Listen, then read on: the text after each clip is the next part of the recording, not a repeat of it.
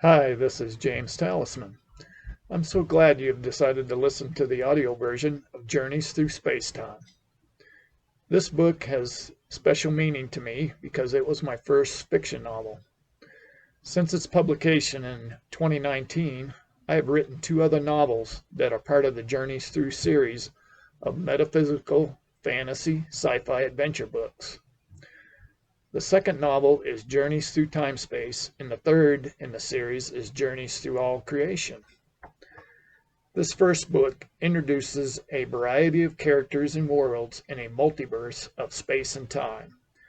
The other novels will feature some of the characters from Journeys Through Space-Time, along with some new characters and worlds. While not wanting to give away too much, I just want to say that because this first book introduces the concept of the multiverse, there is an array of interesting characters. These characters have wonderful stories who also share a unique connection to each other. You will be introduced to sometimes vastly different worlds as well, but you should also see a certain theme unfold as we move forward in the book. Well, some have wondered if they were reading a combination of unique stories. I believe you will be pleasantly surprised by how it all ties together by the time the novel is finished. Here is a brief synopsis for Journeys Through Space-Time. A mysterious being of immense power and wisdom appears in the minds of inhabitants across the vast multiverse of space and time to provide both warning and encouragement to fellow souls. An exciting journey of adventure and discovery developed for these inhabitants as a swordmaster's son, a powerfully enlightened queen, a skilled warrior, an ordinary college student from Earth, a reptilian humanoid scientist, and a wise and beautiful leader of a utopian world use newly acquired knowledge and skills to battle evil forces intent on ensuring reality forms as they intend. Puzzlement ensues as special mentors appear and seem to defy what reality means. Wielding godlike powers, these teachers help illuminate the secrets of all creation. The following follow the amazing stories and unity of our heroes across diverse worlds as they fight for victory. Even their powerful inner mentor must fight for continued existence in this ancient battle of ideals on how reality should form. With the fate of the entire multiverse at stake, which side will become the victor in the end? Due to the number of characters and worlds experienced throughout Journeys Through Space-Time, a brief description of the characters will be given before we start the grand adventure through space and time. I hope you enjoy the ride through the multiverse. A character list for Journeys Through Space-Time. The Krytonian Empire world. Cassius, an elite guardsman for the Krytonian army. Brutus, an elite guardsman and Cassius' best friend. Master Jetovan, Cassius' mentor of ancient wisdom traditions. Earthverse world. Matt Larson, a college student from Colorado. Julia Harper, a college student from Colorado and Matt's girlfriend. Dan Alderson, a college student from Colorado and Matt's longtime friend. Thomas Holloway IV, a student at Yale University, majoring in politics. Master Kenji-san, Matt's mentor of ancient wisdom traditions. The Isonian Empire world. Queen Nepherides, a beautiful and intelligent queen of the Isonian Empire. Amon, Queen Nepherides' brother. Thoron, Queen Nepherides' longtime warrior friend. Master Amati, Queen Nepherides' mentor of ancient wisdom traditions. The United Commons of Eurotopia world. Rochella, a wise and beautiful co-counselor for the UCE. Cicero, a roboticist and Rochella's husband. Rachel, Rochella's strikingly beautiful mentor. Captain Pikinson, captain of Starship One. The Hidosido Prefecture and Daimian Province world. Hiratio, guardsman for Shogun Laishido and son of a master swordsmith. Tazon, a master shinobi warrior. Shogun Laishido, supreme commander of Hidosio Prefecture. Master Lyricus, Horatio's mentor of ancient wisdom traditions. The Harrison faction of the Elysian world. Tyson, a junior-level scientist and engineer for the Space Command Research Center. Lyzon, Tyson's friend and co-worker. Captain Krydos' son, captain of the Ellipson starship Drago Kryton. The world of the Central Universe. Xenon, primary universal and master geneticist from the world. Hadison, an elder member of the Central race from the world. Tanon, a younger member of the first world of So there is a brief description of the story and the many characters who embody it. I hope you enjoy this book as much as I did writing it. Take care, and may your life always be full of peace, happiness, and joy. Prologue, The Teachers. All the attendees sat in anticipation for the wonderful event about to unfold. For most of the entities sitting in the grand auditorium, multiple lifetimes of experience had finally brought them to this special time and place. As each one sat waiting in their plush seat, they marveled at the massive room they were privileged to be in. Beautiful granite and marble walls inlaid with gold and silver symbols surrounded them on all sides. The luminous lighting that shone from above provided both perfect illumination and a soothing effect. From the amphitheater, adorned with elaborate and plush seats, those present looked ahead to the magnificent wooden stage before them. Made of the finest woods found throughout the multiverse, the stage with its wooden adornments and marble pillars was truly spectacular to observe.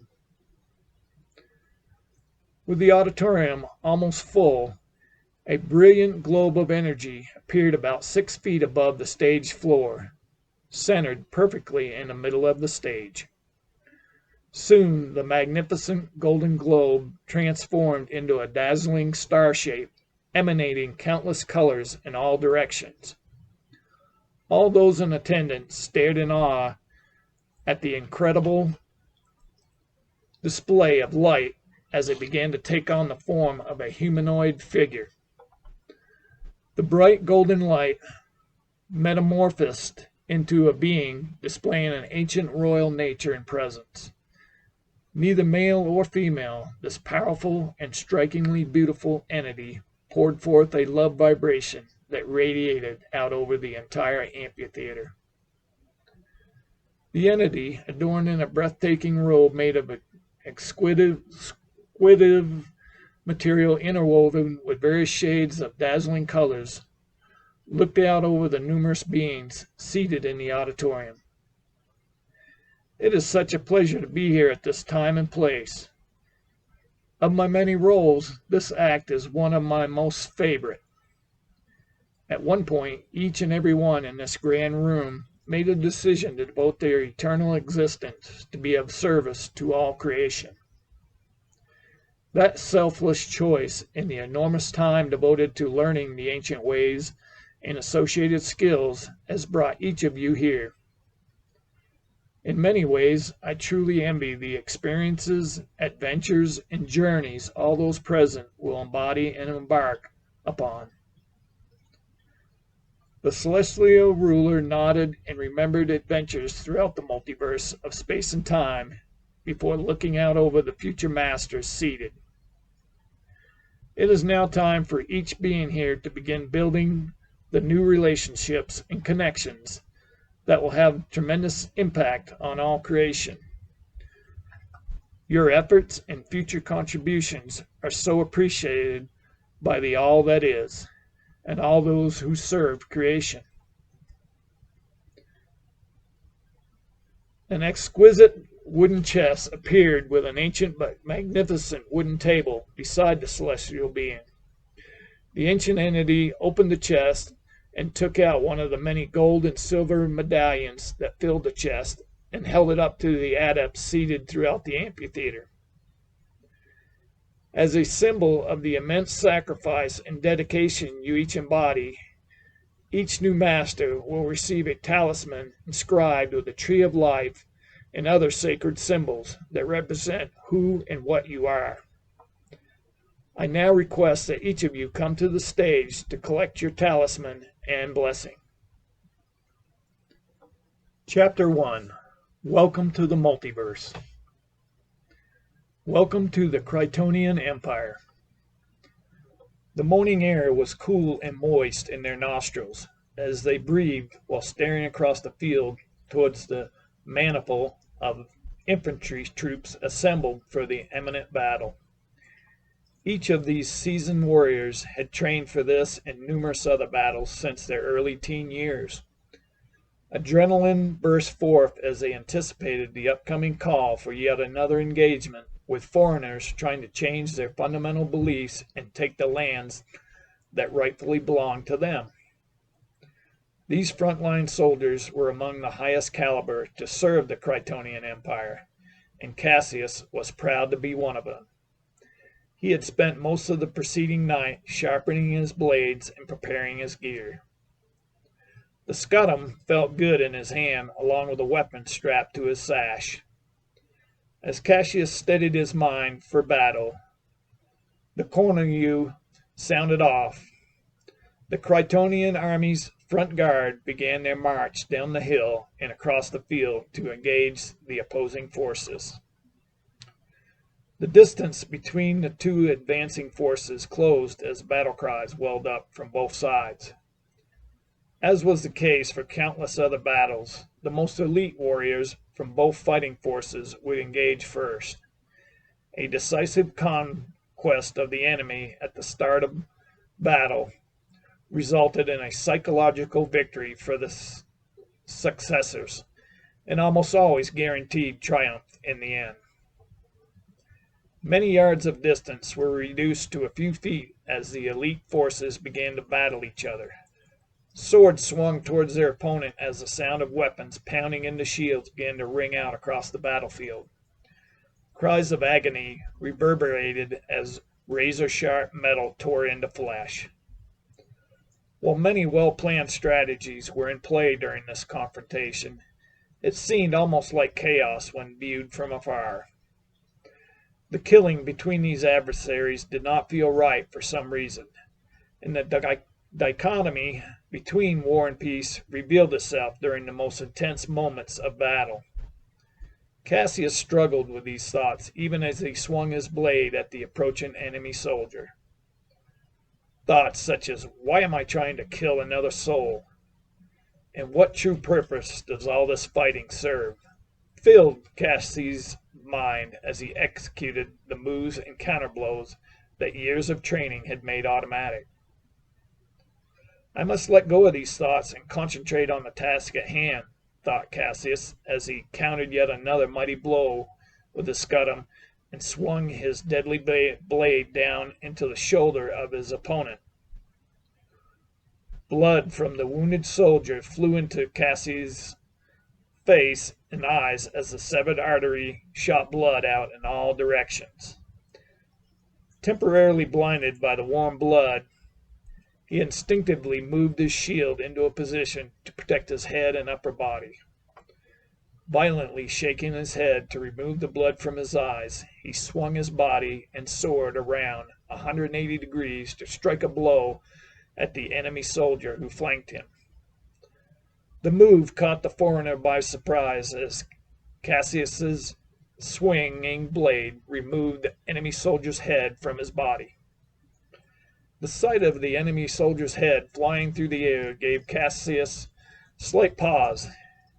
He quickly regained composure and once again began the next advance on the oncoming forces. As Cassius ran towards the enemy, a paralyzing ring echoed in his head, while an all-encompassing dizziness took over and made him drop to the ground. For a moment, the frantic sound of battle left Cassius's head as blackness and silence took over. Now, in the void of his inner mind, Cassius saw a bright light and heard a voice say, "I am sorry, but I must leave you for a while. Please do not forget what you have learned. You will survive this." Cassius opened his eyes to find his friend and fellow combatant standing above him with his hand stretched out to help him off the ground. Brutus yelled, "Rise quickly, my friend. There is still a battle to finish." With the helping hand, Cassius quickly got back to his feet. The sound and sight of battle once again filled his senses. Teaming up, Cassius and Brutus made a swath through the advancing soldiers, leaving a bloody trail of dead and wounded bodies in their wake. The superb fighting skills of the Krytonian army's front guard was helping secure victory over these foreigners. Seeing the devastation of their elite soldiers lying about the battlefield, the rear line Thespon soldiers began to instinctively move back. A barrage of arrows coming from the Krytonian army's archers descended upon the retreating soldiers like a torrential downpour of rain. Razor-sharp blades from these airborne weapons ripped through the troops as screams of agony rang out, and bodies dropped to the ground. Soon after the second round of devastation riddled the second line of defense with lethal arrow penetrations, the sound of retreat was given by the Thespon command. The foreign troops began a full withdrawal back to the lands they had come from. After cheers of victory sounded from the Krytonian soldiers, the task of retrieving their wounded and dead began. "Thank you so much, brother, for saving me out there," a grateful Cassius spoke as he slapped his best friend on the back. "Who would I have to celebrate this victory with if I had not?" laughed Brutus as he walked away to help with the cleanup. Welcome to the Earthverse. The strike was solid and powerful as Matt's forearm and back fist hit the training pad, held by his training partner, Dan. "Damn, you can hit hard, dude," Dan exclaimed as he grunted and moved backwards from the force of Matt's blow. A slight grin came over Matt's face as he prepared his next 180-degree back fist into the pad. At 5'11" and a solid 180 pounds, Matt was indeed a posing figure, but his strength seemed almost unnatural at times. A grunt and groan escaped Dan's mouth again as the next powerful back fist swing landed on the training pad he was holding. At 6'2" and 240 pounds, Dan was a huge presence. "Let's prepare for some calisthenics," yelled the Krav Maga instructor. With the training equipment stored away, everyone lined up in rows and columns to begin the grueling exercises that were a main staple at the training facility. Moans and groans could be heard throughout the room as each intensive exercise was performed. Within 15 minutes, every member was drenched in sweat from the exercise routines that strengthened the muscle groups associated with hand-to-hand combat. Along with basic knee strikes, palm heel strikes, and front kick movements, the group performed knuckle push-ups, bear crawls in place, burpees, and jumping jacks. With everyone breathing hard from the intensive workout, the instructor yelled out, "Time for a few laps around the complex before we call it quits for the night." With that, all the members filed out the door to begin to run around the building complex the Krav Maga training center was part of. Winded from the workout, Matt was still feeling in prime condition as he ran out the door into the parking lot outside. Inhaling and exhaling the cool Colorado mountain air, Matt surged ahead towards the group of runners in the lead. As Matt closed in on the lead runners, he started to feel very dizzy. A loud ringing began in his head as blackness took over and he dropped to the ground. Drifting off into the black void of unconsciousness, he saw a bright light in his mind. "I'm sorry. I must leave you for a while. Please remember your lessons from the past. It is very important that you do," rang through Matt's mind as he struggled to regain consciousness. "Hey, you all right, man?" said Dan as he helped Matt get up from the ground. "Yeah, I think I'm okay now, thanks," Matt assured his friend as he got back up on his feet. "What the hell happened?"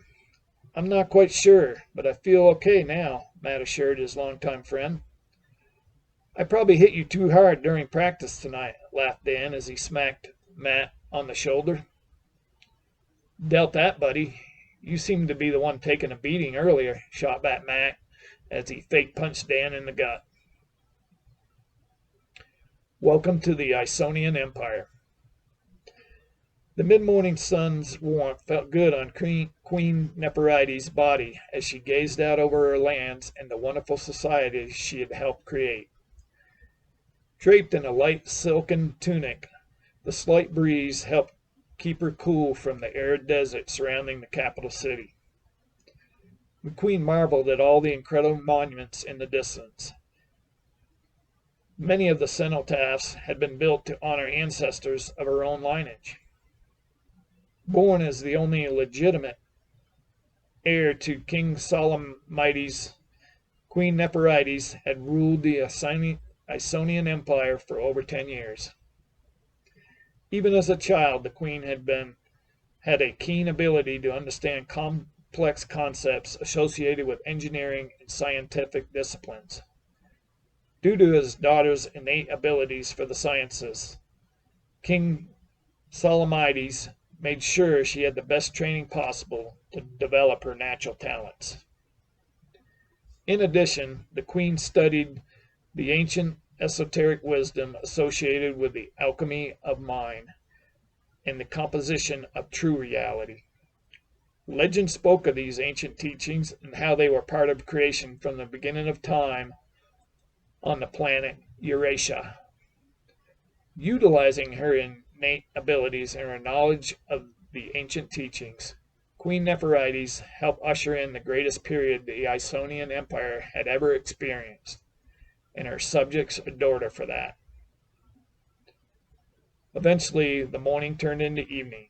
After consultation with her many advisors and a wonderful meal, Queen Neperides bid her guests good night. The queen retired to the main palace terrace to meditate and ponder her plans for the next day.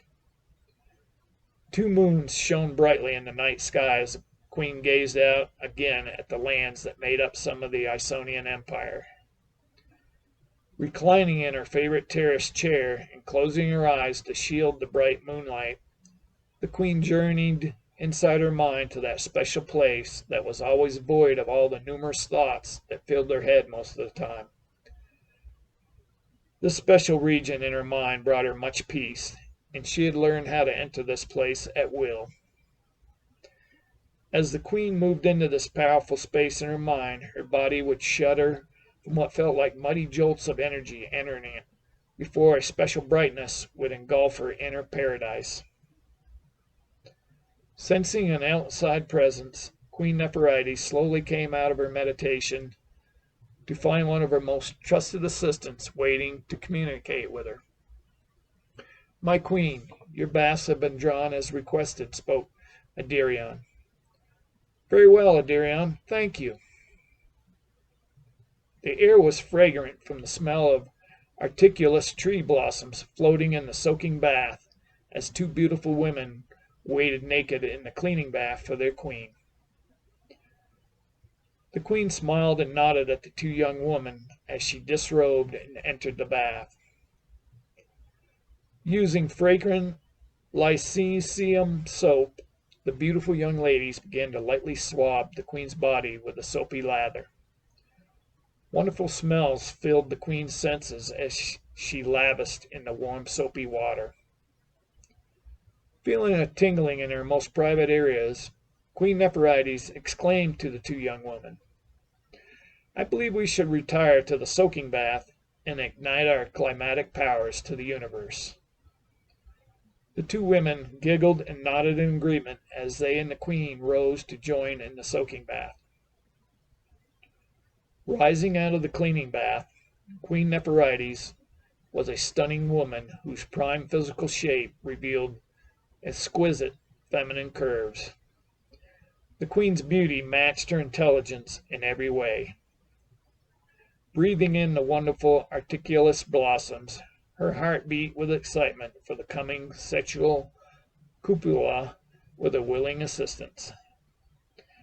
As the three beautiful women began kissing each other's bodies, the Queen suddenly felt a dizziness and ringing in her head. The sounds got louder as blackness overtook her mind before she went unconscious and floated to the bottom of the bath. As she had encountered in many of her meditations, Queen Nepherides experienced a black void. Soon a bright light shone in her mind, and a voice inside her head spoke. "I am sorry. I must leave you for a while. Please continue exploring the teachings you learned so long ago. These teachings will help you fight the coming evil you will face." Frantically, the young women raised their Queen from the bottom of the bath. One of the young assistants cried out, "My Queen, are you all right?" Jolted from the inner plane of her mind, the Queen looked dazedly at her helpers before responding, "Yes, I am fine now, thank you." Queen Nepherides rose from the bath to be dried off and escorted to her sleeping chambers. Lying in bed that night, the Queen pondered the inner voice in her head as she contemplated what possible evil could be coming. Welcome to the UCE.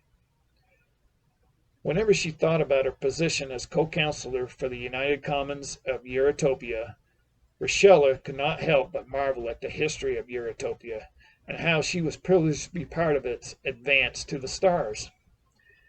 It had been a few short years since the Utopian people made contact with the off-world species. The peaceful spacefaring Endosian race intercepted transmissions from Euritopia indicating the Euritopian people were already traveling within their own solar system, and current technologies would soon give them the ability to transverse across the galaxy. Realizing they would be a new spacefaring race in their home galaxy, the Endosians initiated first contact with the Euritopians to welcome them to the greater universe of space travelers. Rochella's thoughts returned to the present in a meeting scheduled between the Endosian delegation and the co-counselors for the UCE the next morning. This important meeting was planned to discuss progress on the starships being developed for both Euritopia and the Endosian race. The collaboration between the UCE and the Endosians on these starships benefited both races. Euritopia and its surrounding solar system was rich with the vital material needed for the ship's hulls and power for the FTL drive. The Andosians could provide the valuable navigation technologies required to maneuver the ships while in FTL. While Rochella was hopeful the meeting would go well, she was concerned there might be some resistance concerning some aspects of the starship builds. Adding weapon technologies to these starships is a huge concern for me, exclaimed Co-Counselor Marduk, and I feel this goes directly against the mandates our council has upheld from the very beginning of its inception. I understand your concern, Counselor. Our experience has shown us that there are races out there that are not as benign as our races are, interjected Tolis from the Andosian delegation. Our shielding technologies have withstood direct solar bursts from close orbits to our sun. I'm sure they could withstand weapons fire from an aggressive race we might encounter, added Co-Counselor Larden. I'm not interested in starting conflicts with any race we may encounter, but having some kind of defensive weapons seems prudent to me, said Rochella as she looked towards her fellow counselors. As a former engineer and current technology liaison for the UCE Council, Rochella had already been pre-warned that the topic of weaponizing the starships would be brought up.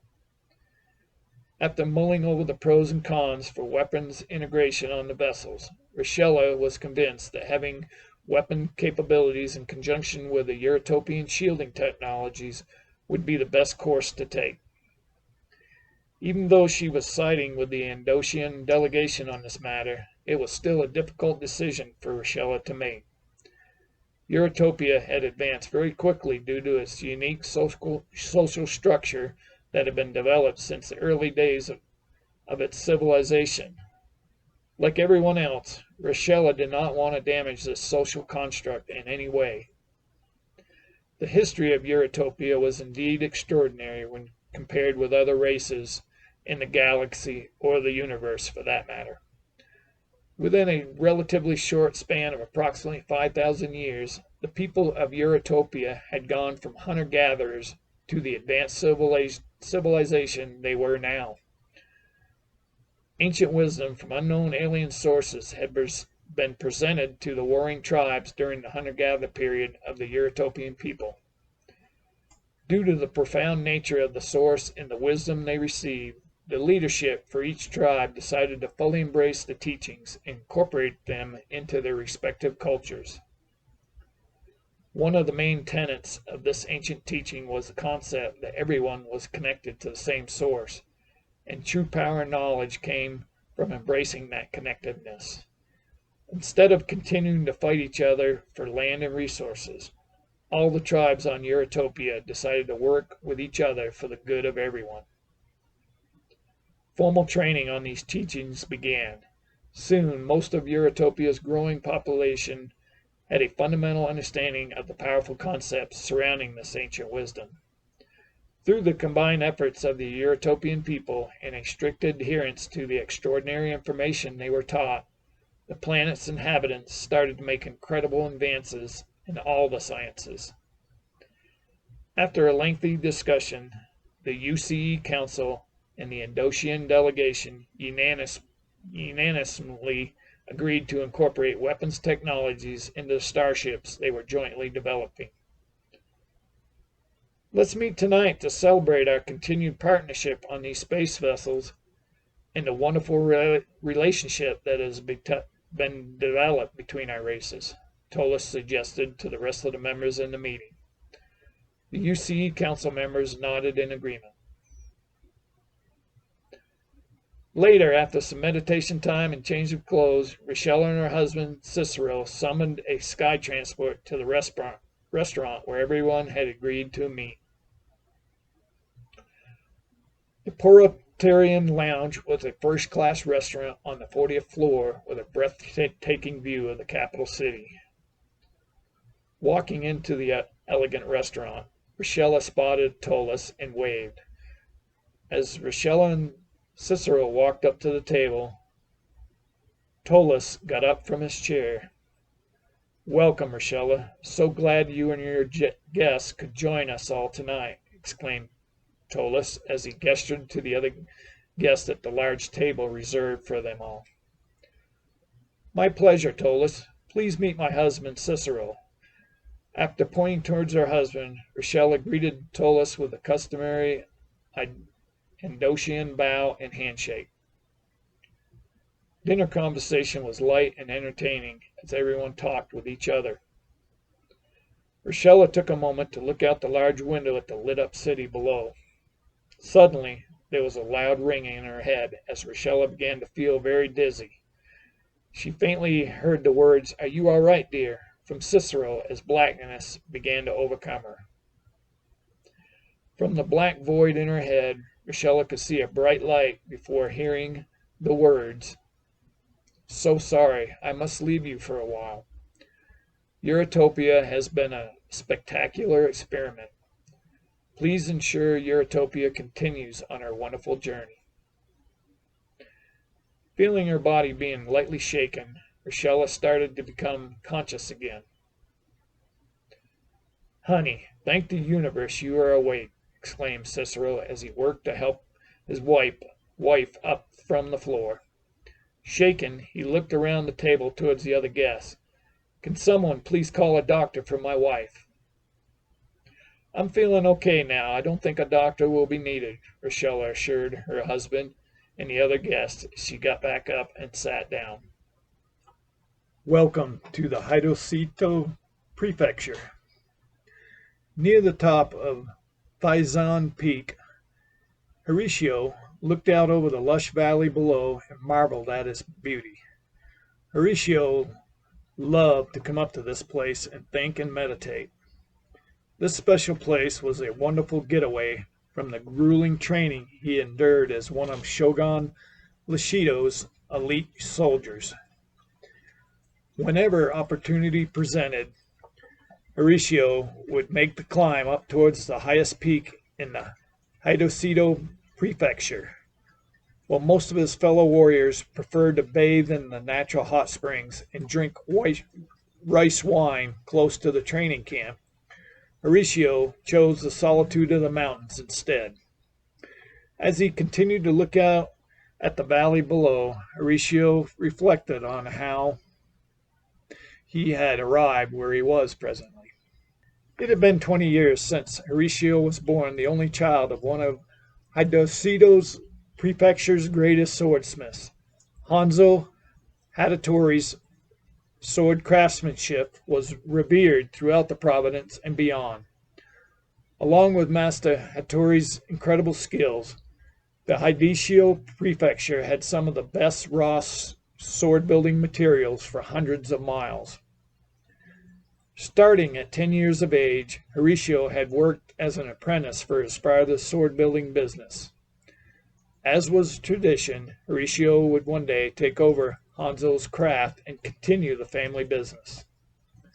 Soon after Horatio's 18th birthday, the village leader contacted Hanzo Hattori to inform him that Shogun Lashido would be visiting the village and would like to meet Master Hattori and witness an exhibition of the Hattori sword's legendary capabilities. This was a huge honor for Master Hattori, and he quickly began preparations. "Horatio, you are the best swordsman and archer we have in the village. I would like you to perform the demonstration for our shogun," pronounced Hanzo as he put his hand on his son's shoulder. Soon the shogun's arrival came. After a wonderful play performed by some of the village artists and a huge feast, the village prepared for the sword demonstration. Master Hattori walked over to the powerful warrior lord seated at the table with the village leadership. "It is such an honor to meet you, Shogun Lashido," exclaimed Hanzo Hattori as he bowed deeply towards the shogun. The shogun rose from his seat. "As am I to meet you, Master Hattori." The shogun gestured for Hanzo to rise so that they could see each other eye to eye. "I was told you have a demonstration planned to showcase your incredible weapons," spoke Shogun Bushido respectfully to Master Hattori. "I do indeed, sir," said Hanzo while gesturing towards the many Terosian wood poles in the distance. Master Hanzo clapped his hands loudly 2 times. Horatio came around the corner wielding a magnificent sword as its razor-sharp blade glistened in the afternoon sun. Hanzo clapped twice more. Horatio began upward and downward slashes at the hardened Terosian wood. Each powerful swing of the blade made precise cuts through the hard wood as tops of each pole fell to the ground. For Horatio's part, each sword movement was incredible to observe, as each swing revealed incredible skill. Within a short time, all the Terosian poles had been cut down by Horatio's powerful slashes with the incredible weapon. With the demonstration complete, the Shogun clapped loudly, as did the rest of the village attendees. The Shogun looked at the swordsmith with admiration. As expected, the weapon you crafted did not disappoint. The proud swordmaster bowed before looking the region's warrior leader in the eyes. "Thank you for your appreciation and kind words, Supreme Commander. I do have one question. Who is the young man wielding your magnificent sword?" asked the Shogun. Full of pride, Hanzo enthusiastically exclaimed, "He is my son, Horatio." "I would like to meet you and your son in private later, Master Hattori." "We would be honored, Supreme Commander." As the Shogun and his guards began to leave the village, they stopped at the master's swordsmith's shop. The Shogun got down from his horse and walked over to father and son. "Master Hattori, I once again thank you for the exhibition. And young Horatio, I was very impressed with your swordsmanship today." Both Hanzo and Horatio bowed in response to the Shogun's compliments. The Shogun looked directly at the young swordsmith apprentice. "Horatio, I would like you to come and train to be one of my elite soldiers." Slightly shocked, Horatio could only think of his father at that moment. He respectfully replied, "Supreme Commander, your words honor me much, but I could not leave my father's business, even for such an honor." "Nonsense! I know my son would be greatly honored to serve you, my Shogun," Hanzo quickly interjected. "Then it is settled. I will leave a couple of my guards to escort Horatio to our training camp," said Shogun Bushido before he mounted his horse to start the trip back to the Hidesio province capital city. Horatio slept soundly in his barracks that night after coming back from his latest trip to the Thizan Peak. Tomorrow's training would be exhausting as usual. The sleep would help energize him. After morning breakfast and some warm-up exercises, the core weapons training began. The day's training would focus on using 2-inch diameter Terosian wood poles that were approximately 6 feet in length. These wood sticks were a formidable weapon that were easily adaptable from whatever might be available during combat. Horatio's opponent for the day's training was skilled with the Bokon stick, so Horatio would need his full concentration during this training session. After the instructor went over all the basic moves with everyone, each recruit paired up with their assigned partner to begin practicing the moves just shown. Soon, the sound of wood hitting wood could be heard throughout the training courtyard. Both Horatio and his training partner were evenly matched as they began offensive and defensive moves against each other. Neither soldier seemed to be able to get a hit on their opponent as their hardwood poles struck the others. Suddenly, a deafening ring sounded in Horatio's head, and he began to feel dizzy. The sound made him drop his guard as a hard hit from his opponent's bokken slammed into his side.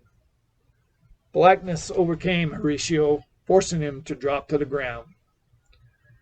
In the black void of his mind, Horatio saw a bright light in the distance. and heard a voice in his head utter the words, "Sorry, I must leave you for a while. You are ready for the next level of teaching. Please continue on this path you have forged." Feeling his body being shaken, Horatio opened his eyes and looked up towards his training partner. Kashido stood over Horatio and reached down a hand to help him back onto his feet. "What happened, Horatio? You started to black out even before the stick struck you." "I'm not exactly sure what happened, but thank you for not bashing my head in with your weapon," Horatio joked to his training partner and friend. Welcome to Ellipse Sun.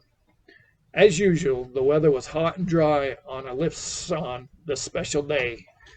Each year, the Ellipse Sun people celebrated the summer solstice and another revolution around their sun.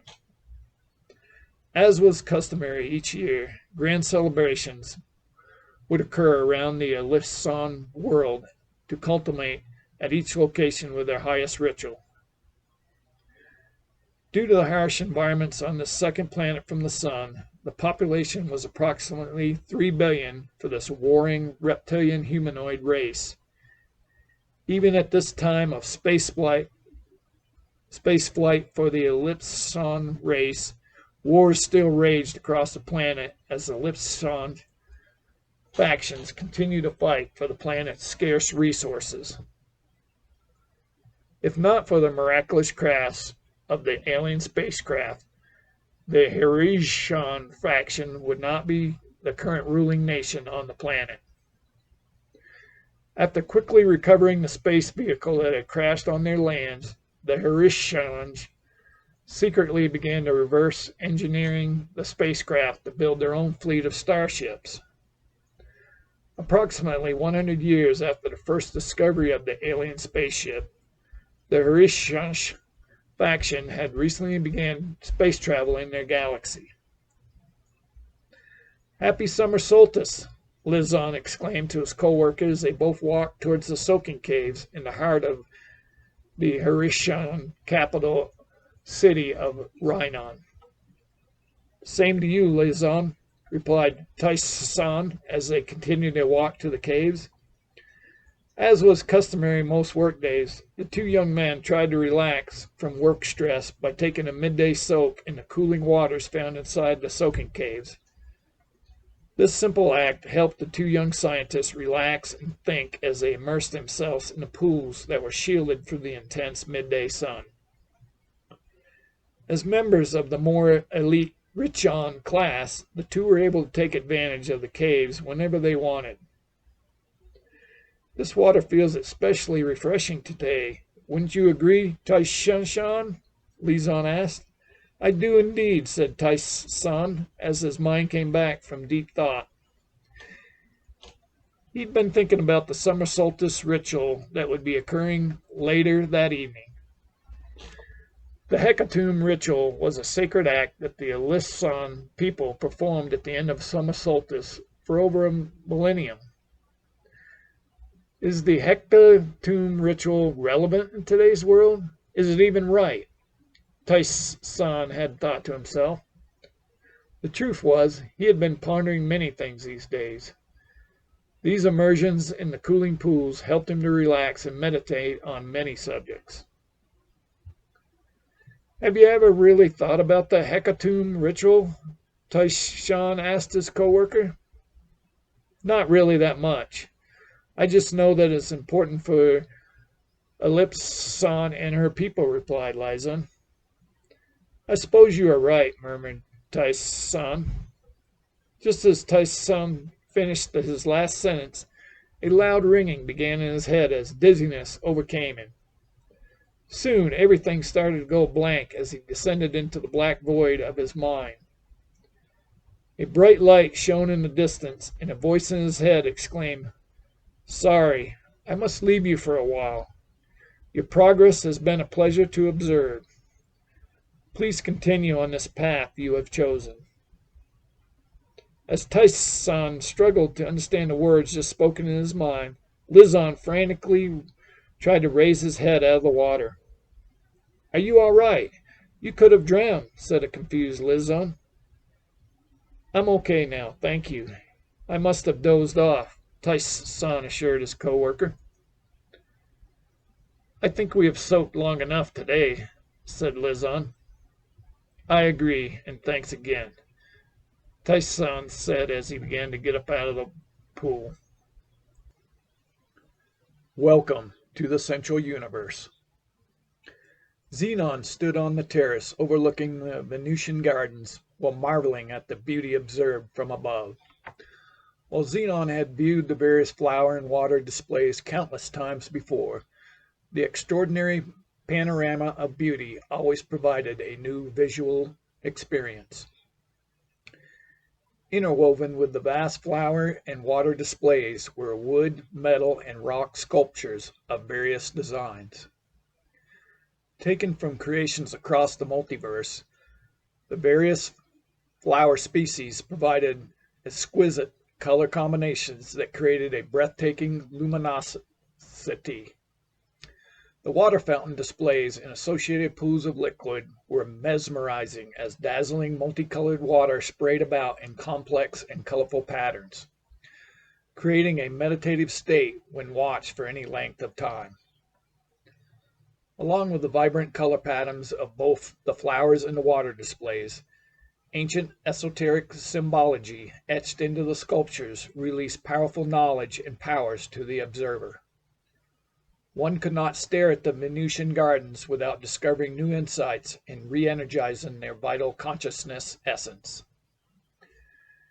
As with any new venture taken, Xenon used the time at the special garden to help create new insights for the upcoming journey to the outer rim of creation. Xenon predominantly inhabited and was a member of what was considered the primary universal race. The world was located in the central or first universe. As attested by the Venusian gardens, was the embodiment of the greatest of all creations. Due to the incredible antiquity of the world, all matter on was very malleable and could take on any shape or form as desired by its primary universal residents. The primary universal race was the oldest race in the multiverse, and they had collectively created to be their home world. Both and its inhabitants were forever consciously connected. While every being that made up this central or primary race were indeed individual consciousnesses, they were also connected to each other through a shared subconscious mind. Due to this shared consciousness, verbal communication was not necessary between members of the first race. In fact, most communication between the beings of the primary universal race involved symbols and images conveyed mind to mind. Each of these primordial beings existed beyond eternity and were all immortal in the sense that they never died.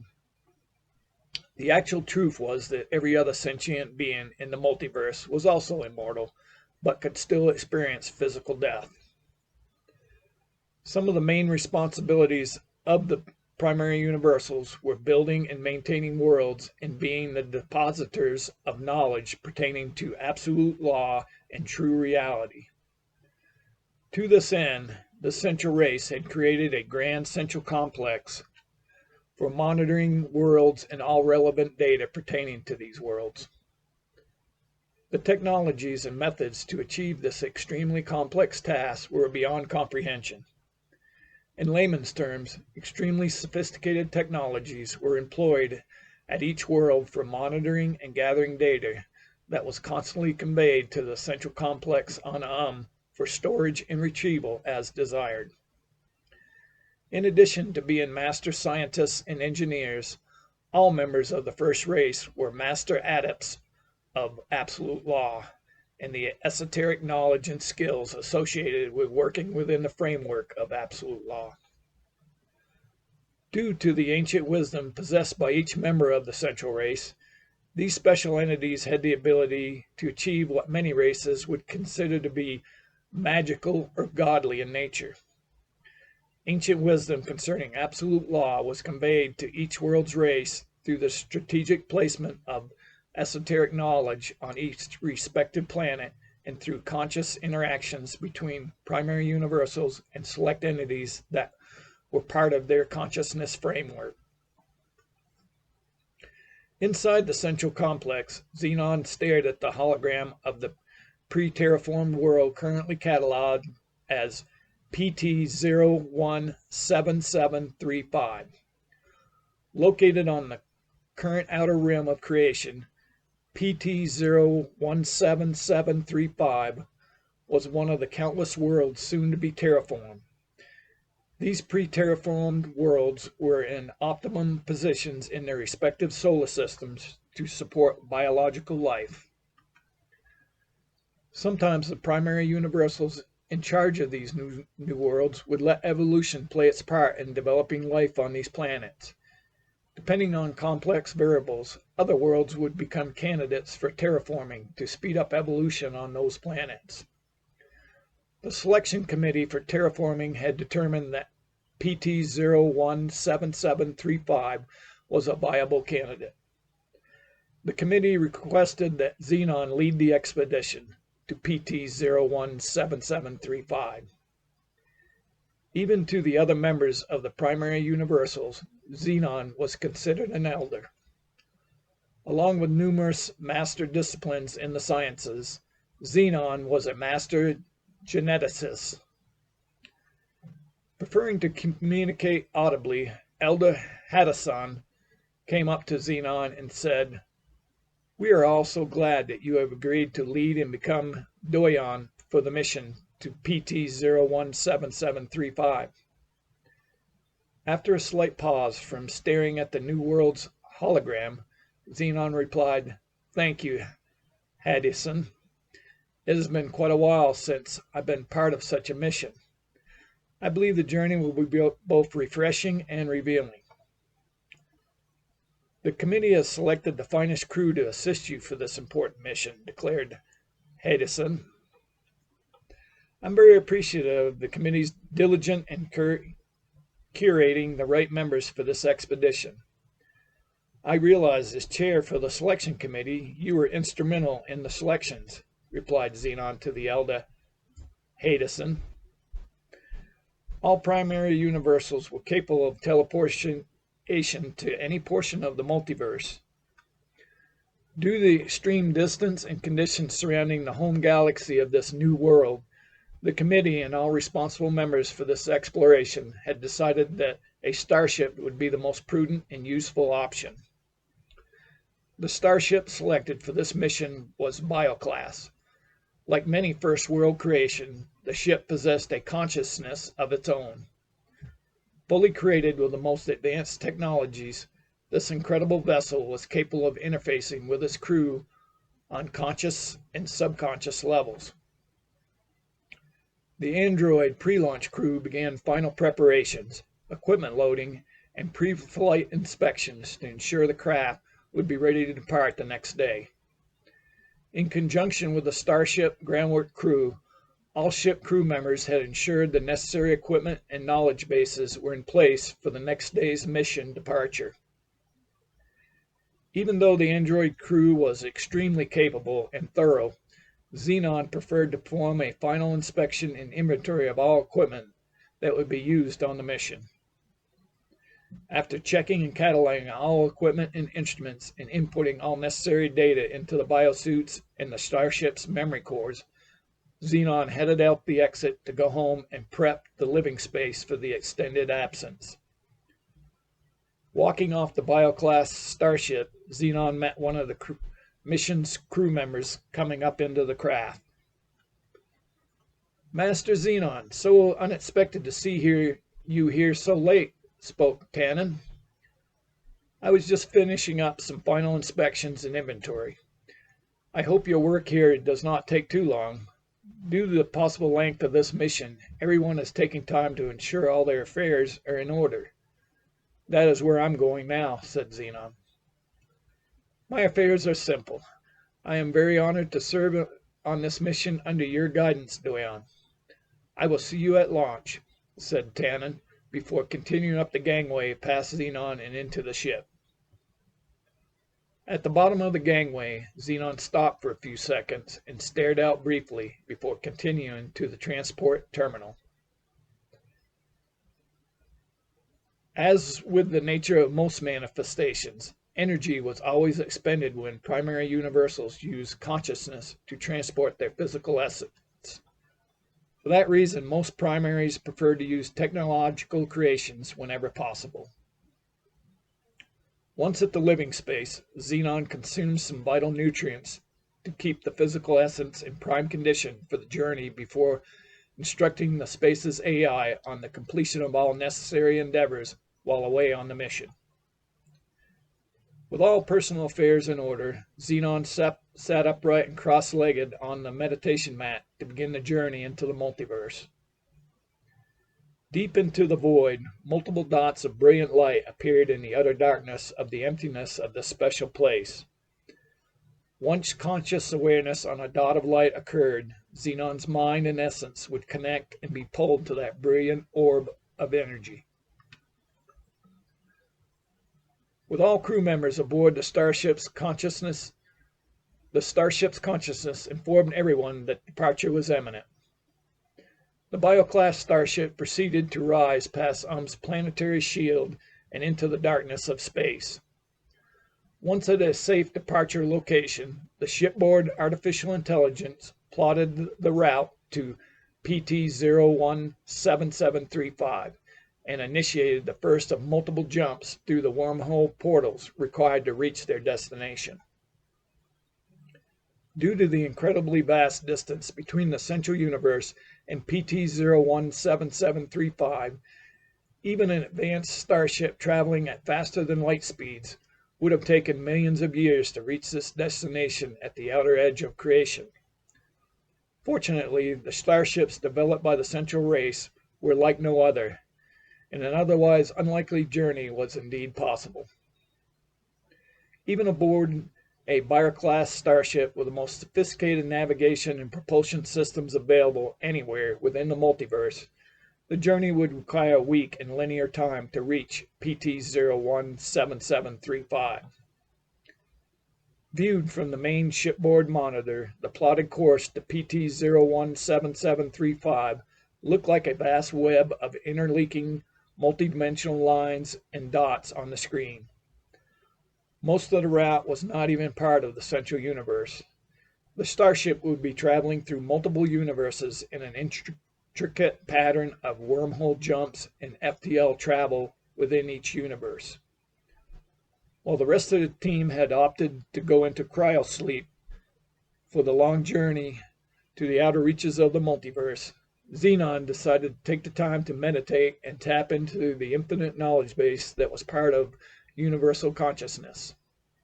As Doyon, he also felt an obligation to be available for anything that might come up during the journey.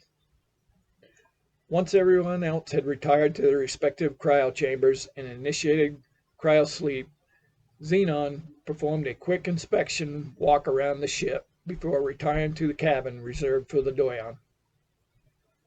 Instructing the AI to dim the lights and initiate the lycium flower fragrance smell, Xenon sat down at the meditation mat to start the journey to all that is and the vast wisdom contained within absolute reality. Whenever he initiated these learning wayfarers, Xenon would first review the fundamentals. Once inside the void, Xenon directed his conscious awareness to locate the fundamental laws of reality. Immediately, Xenon's mind was transported to the vast inner chambers of the Kabbalah-Shan, containing countless tunnels and chambers carved within a small planetary body in the first universe. The Kabbalah-Shan was the archive for all known knowledge in the multiverse. Carved on the granite walls were innumerable ancient texts and symbols that relayed extensive amounts of information concerning absolute reality and the extremely vast and sometimes complex knowledge found throughout the known existence. Along with the stone inscriptions, the Kabbalah-Shan contained boundless physical and etheric volumes of knowledge and information. Exploring the countless chambers and tunnels, Xenon stopped the mind travel at a specific chamber. Displayed on huge slabs of smooth granite were the 7 fundamental principles of truth that made up all relative and absolute law. Xenon started the lesson by reviewing each of the principles displayed. Displayed in brilliant gold inlay were the inscriptions. 1. The principle of mind of all. 2. The principle of conformity. 3. The principle of resonance. 4. The principle of duality. 5. The principle of pattern. 6. The principle of circumstance. And 7. The principle of gender. Under each of the 7 principles were profound words that conveyed powerful truths. Settling the mind to fully embrace the truth set forth, Xenon began to read more from beneath each principle shown in the beautiful granite slabs. Due to the nature of this special place, the writings entered the mind in a way that produced deeper understandings. Under the first principle, words imparted the great truth that all physical matter and the underlying energy that forms this matter are all creations of infinite mind. Those who understood this mighty concept could use this master key to unlock the vast power and knowledge associated with the principle of mind of all. Once the wisdom of the master key principle was fully understood, Xenon moved on to the second principle.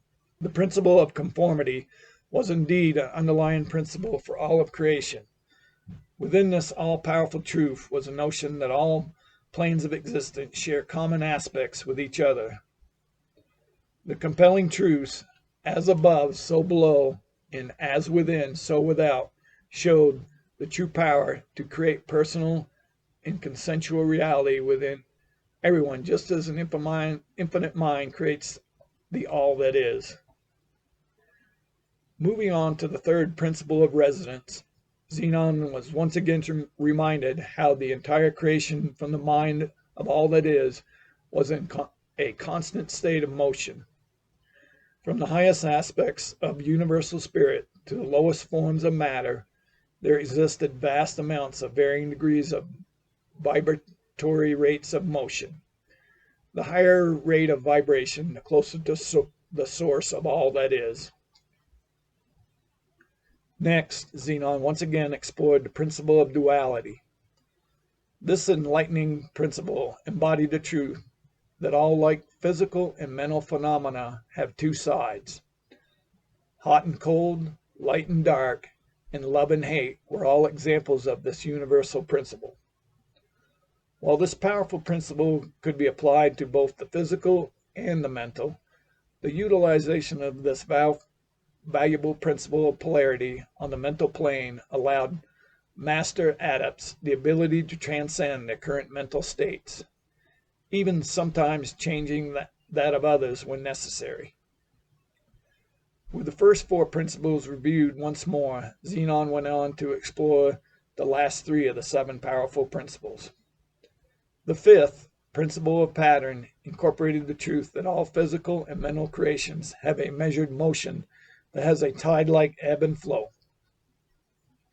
The pendulum-like movement embodied in this principle showed how the relationships between the different states represented by the principle of duality are in constant motion from one state to the other.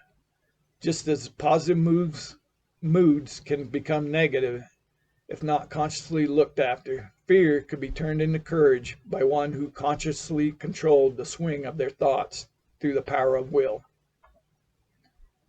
Xenon moved into the 6th principle of circumstance. The powerful principle encapsulated the mighty truth that there was always a cause for every effect, and there was no such thing as chance. Because everything happened in keeping with absolute law, masters of the principle of cause and effect learned how to rise to higher planes of existence to overcome the laws and effects associated with lower planes of existence. Instead of being pulled along by their current environments and the wills of others, true masters learned how to escape the effects of any plane and instead became masters of the game of life by converting themselves to causers of reality. Once through the first 6 principles, Zenon went on to examine the final and 7th principle of gender. Within this truth was the concept that everything was composed of the masculine and feminine, and this powerful truth embodies the physical, mental, and spiritual planes. On the physical plane, this axiom manifests as sex, while the principle of gender takes on other forms in the higher mental and spiritual planes. Using this powerful principle, both male and female masters throughout the ages have been able to use their conscious minds, the masculine, to mentally intend their creative subconscious minds, the feminine, to birth their aspirations and goals into existence. With the study of the 7 fundamental principles complete and fresh in the mind, Zenon explored the Kabbalah further to help with the upcoming issues to be faced on the journey and those that might be encountered in the near future. Between studies within the Kabbalah and work aboard the starship preparing for the terraforming operation on PT-017735, the week's travel across the multiverse went by quickly for Zenon.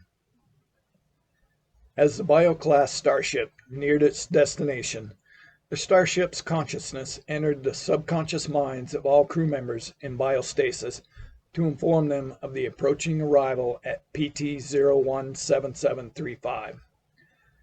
With each crew member's consent, the ship's AI began the process of awakening them from their earlier induced cryosleep. After waking from the extended sleep, each crew member absorbed some vital nutrients to re-energize their physical forms in preparation for the upcoming work on PT-017735. Soon, the starship began its descent through the still forming atmosphere on PT-017735. The first stop would be one of many upper plateau regions located in the northern and southern hemisphere of the newly informed planet system. From the higher elevation of these plateaus, the team would deposit a specially developed genetic mixture into the streams currently running through the upper plateaus and down into the valleys below. Like multiple fingers spreading out over the plateaus, these initial streams would carry the vital, life-producing elementals down across vast landscapes until they reached the planet's oceans. Along its journey to the sea, the specially developed mixture of genetic material would combine with the planet's water system to produce even more of the extremely complex blend of genetic substance. Once the water from the upper plateaus reached the oceans, natural and bioengineered cloud and wind formations would pull some of the ocean's water up into the upper atmosphere to be transported and redeposited as rain throughout the planet's land masses. Mixing with the natural soils of the newly formed planet, this extraordinary combination of extremely advanced bioengineered medium would cause an accelerated growth of various plant and tree life across the globe. Due to the nature of this radically engineered substance, full terraforming of the planet would be accomplished in as little as 6 months. After depositing the initial genetic mixtures into the streams, the team would wait a few weeks before using sophisticated equipment to begin the process of creating the weather patterns needed to pull the newly formed substance out of the oceans and into the upper atmosphere for spreading across the planet's continents. With possible weather extremes in the not fully formed atmosphere on PT-017735, all team members on this mission would wear a biosuit for protection.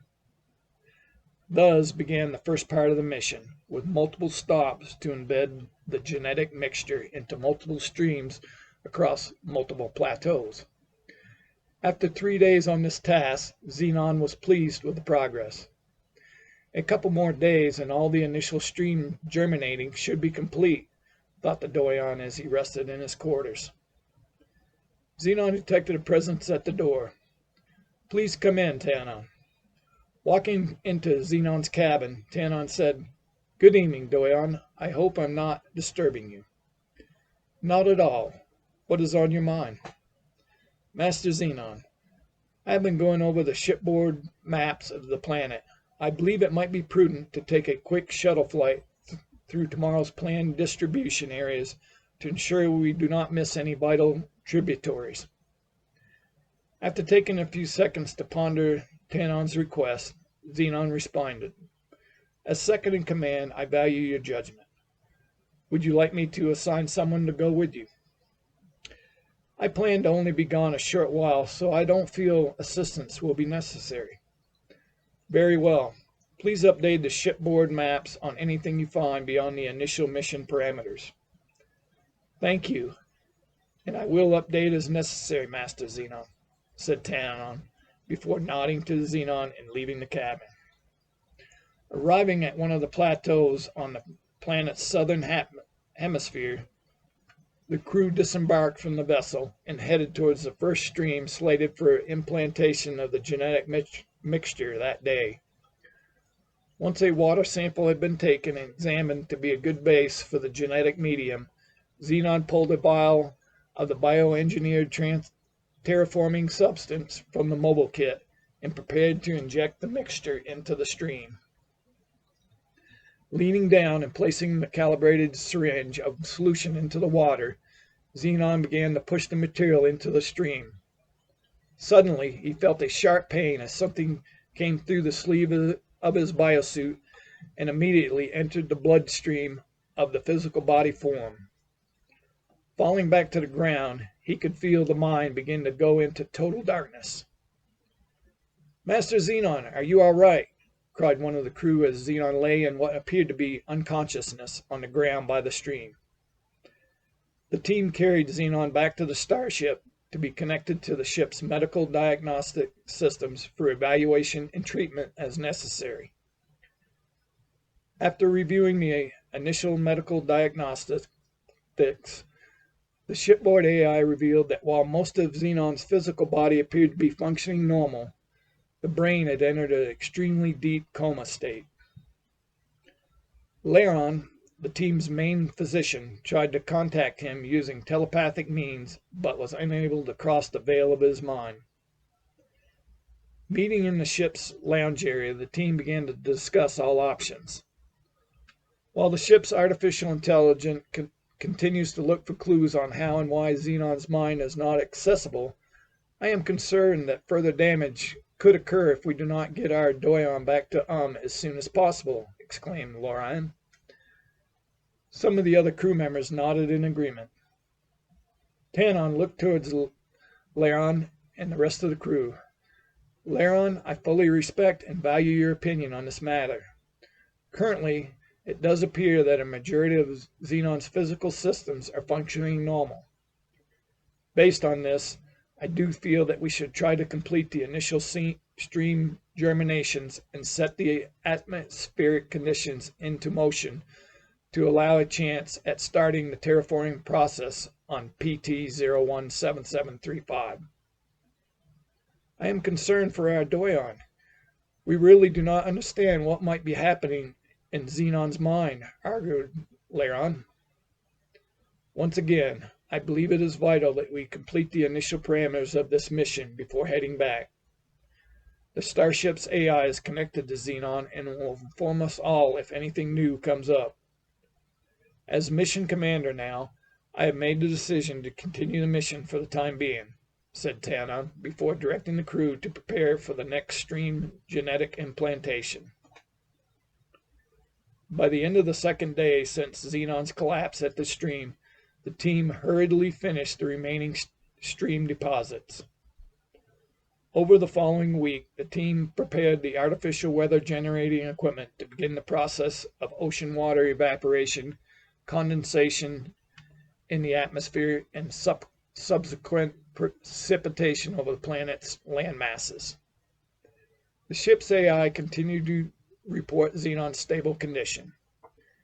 With everything in place, the weather generators and natural biospheric actions began to produce the rain clouds necessary to deposit the terraforming mixture across the planet's surface. With the terraforming process now sufficiently started and Xenon's physical status still indicating stable, Tanon instructed the crew and starship to prepare for the return journey to Earthverse, Contradictions of Thought. Present-day Boulder, Colorado. That was strange. Those words felt so real. What did they mean? Contemplated Matt as he laid looking up at the ceiling. I wish they were here now, so we could talk about this. Matt yearned as thoughts of his parents came to mind. Not particularly religious, Matt said a short prayer for his parents before finally drifting off to sleep. After a restless night pondering the previous event at last night's Krav Maga class, an irritating alarm made Matt jolt awake. Smacking the alarm clock to silence it, Matt saw it read 7 a.m. and groaned to himself. The first class for the day was Advanced Calculus at 8 a.m. Matt quickly jumped out of bed to get ready. Wednesday's schedule was both grueling and fascinating. Along with a math class and general chemistry in the morning, Matt would spend the afternoon doing lab work for his quantum mechanics course. After grabbing some quick coffee and toast, Matt reached for his backpack and bolted out the door. Normally he'd ride his mountain bike to class. Running late, he had ordered an Uber ride. Pulling up to the Colorado University of Boulder front entrance, Matt quickly paid the Uber driver and ran up the steps before going inside. "Glad you could join us, Mr. Larson," laminated Professor Johnson as Matt quickly took a seat. Fortunately, he was a good student, so his lateness would go no further than his public call-out this time. As the professor continued his lecture on the Fubini theorem, Matt sat staring at the overhead in front of him while his mind was elsewhere. What previous lessons should I be remembering? And why is it so important? Pondered Matt as he continued to stare at the overheads. Maybe Julia and Dan can help me figure this out when we meet for lunch, thought Matt as he attempted to refocus his mind on Professor Johnson's lecture. Soon, the math class was over. After an uneventful chemistry class, Matt headed outside to meet Dan and Julia. "Hey there, beautiful," Matt called out as he walked over to Julia and Dan. "Why, thank you, handsome," joked Dan as Matt put his arm around Julia and gave her a big kiss. "Oh, you're beautiful too," Matt teased his longtime friend as he took Julia's hand. Julia looked at her two male companions. "So where should we go for lunch today?" "How about Dione's? Today is 2 for 1 pizza and beer," said Dan while rubbing his stomach. "Pizza sounds great, but no beer for me. I have an important lab later," replied Matt. "Then it's settled, boys," declared Julia before they all started walking towards one of their favorite restaurants. "Damn, this pizza smells good and tastes incredible," exclaimed Dan as he devoured the meat lover's pizza just brought to their table. "So did your morning go okay, Matt? Dan filled me in on last night's incident at Krav Maga," inquired Julia to her boyfriend of 2 years. "Yeah, I'm okay, but I did want to talk with you two about what occurred when I passed out," answered Matt. "No problem, buddy. What's on your mind?" asked Dan before taking a swig from his beer mug. "Well, it's funny you should ask about what's on my mind, because I actually heard a voice in my head after I blacked out last night," replied Matt. "Really? So what did this voice say to you?" Julia asked. "This unknown voice in my head said that I must leave for a while, but I should remember some sort of lessons from the past." The table was silent for a while as everyone pondered the words Matt had heard in his head. Dan looked at Matt and said, "Maybe you're supposed to recall some of your martial arts lessons from before we started training in Krav Maga." "Maybe. but this kind of felt like it was something intellectual that I should remember," replied Matt. "I remember you telling me a few times about the lessons your parents gave you when you were younger," Julia recalled. "Yeah, that might be it," said Matt, as he began to recall the esoteric wisdom his parents had continuously tried to drill into him when he was younger. While Matt's dad had been a physicist and his mom a psychiatrist, both of his parents were avid students of ancient esoteric teachings surrounding the nature of reality. It was Matt's parents who introduced him to meditation during that time. While not remembering most of their earlier teachings, Matt did try to meditate as often as he could. Matt nodded to himself before looking at the attractive and athletic young woman seated next to him. "Thanks for reminding me about those earlier teachings. While it's all still kind of fuzzy, that may be what I'm supposed to remember. I just wish I knew who and what this strange voice was." "You are welcome, babe. Maybe we could get together later at your place and watch some Netflix," Julia coyly suggested as they all got up and headed out of the restaurant. "I would love that," shot back Mac as they walked outside. They all stood just outside the restaurant on the sidewalk. "Well, I'll see you two lovebirds later. I've actually got this cool Python program waiting for me at home," Dan told his two friends before walking off down the street towards his apartment. "See you later, computer geek. Hope you have fun with that tonight," laughed Matt as he and Julia headed back the other direction towards campus. As Matt walked into the quantum mechanics lab, his spirits rose as he pondered what new concept he might learn that day. While pursuing a degree in physics was a grueling task, learning about the underlying structure of matter and energy was interesting to him. Matt and his lab partners would be performing the now famous double slit experiment. The basic premise of the experiment was to show that light and even matter can display characteristics of both waves and particles at the same time. As Matt and his lab partners shined a light at the plate with two slits, a rear screen started to capture particle points behind each slit as expected.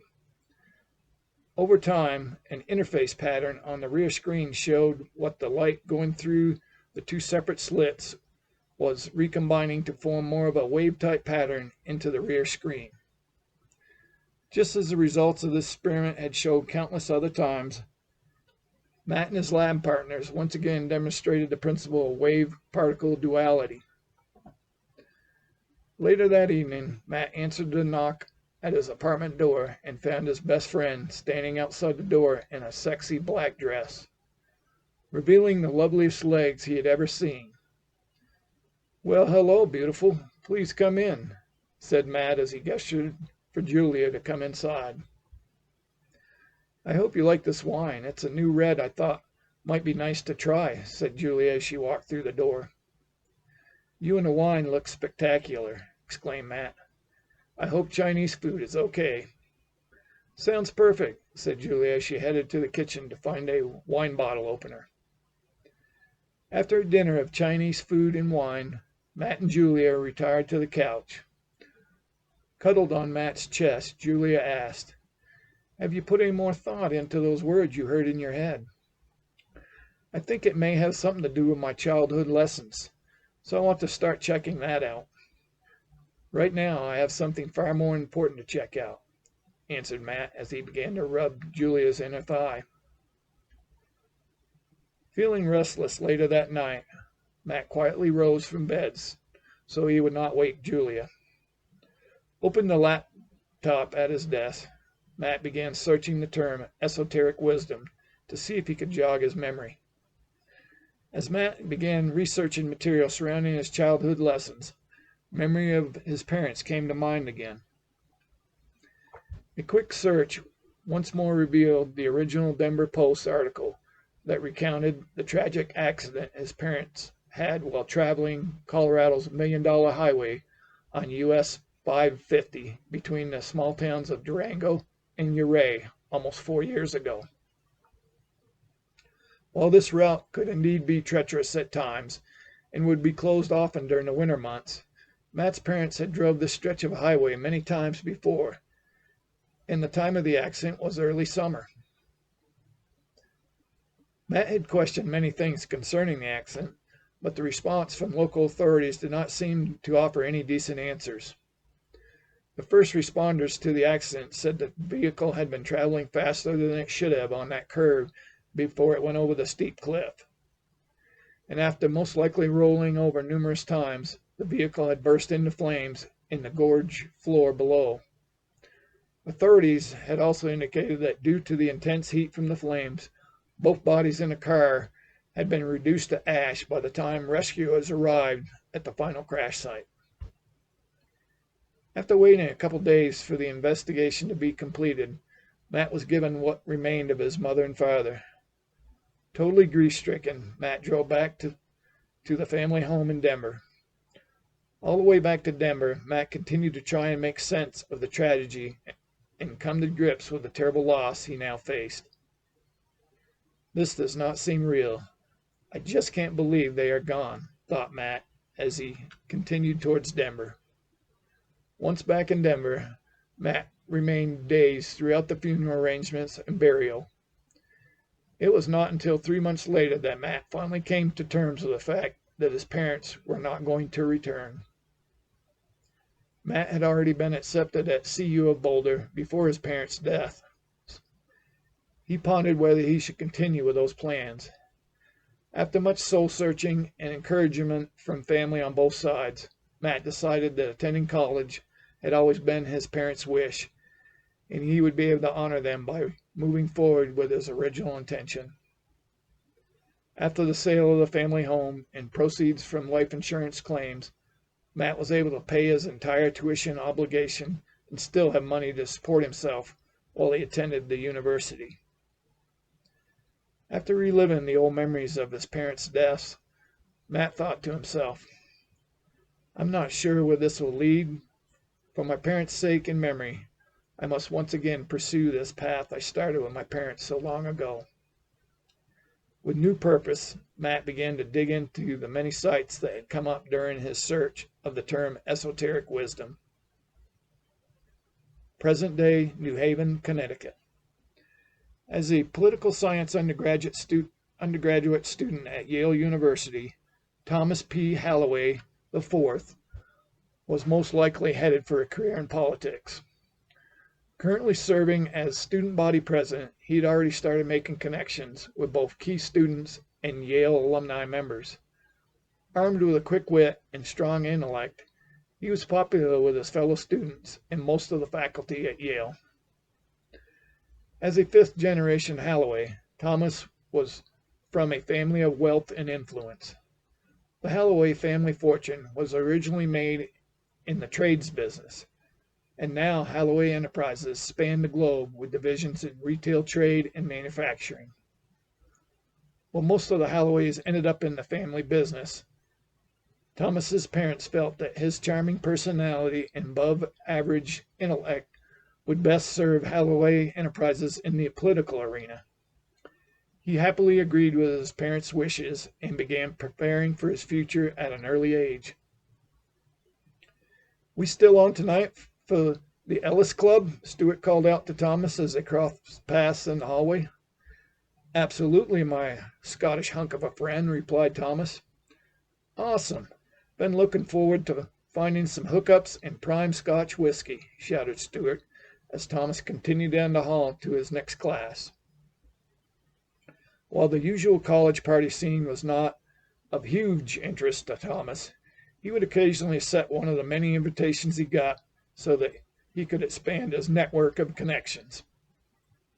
Along with being popular with Yale students, the Ellis Club was also a favorite gathering place for Yale faculty and alumni members.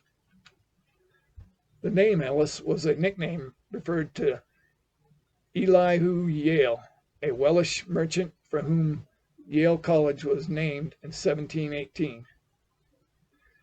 It was of no surprise that the Ellis Club embodied everything that made the Ivy League University what it was. Even for the elite members of society, walking into the Ellis Club was a treat to the senses.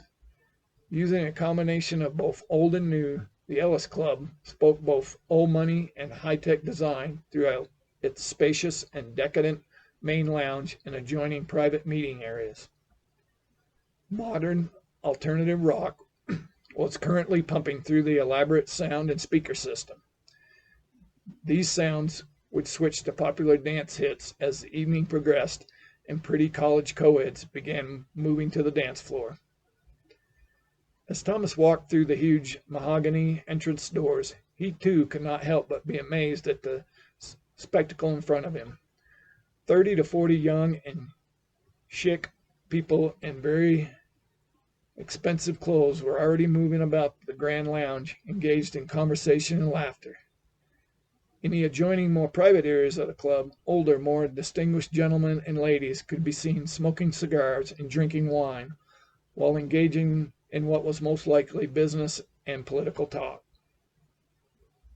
"Hey, Thomas, come on over. I want to introduce you to a couple new friends," exclaimed Stewart as he gestured to two very lovely young college students. Having already downed a couple Macallan single malts, Stewart was already feeling festive and talkative. "Thomas, please meet Catherine and Jessica." "Well, hello, ladies. It's a pleasure to meet you both," said Thomas as he reached out to give each of his fellow Yale students a quick hug.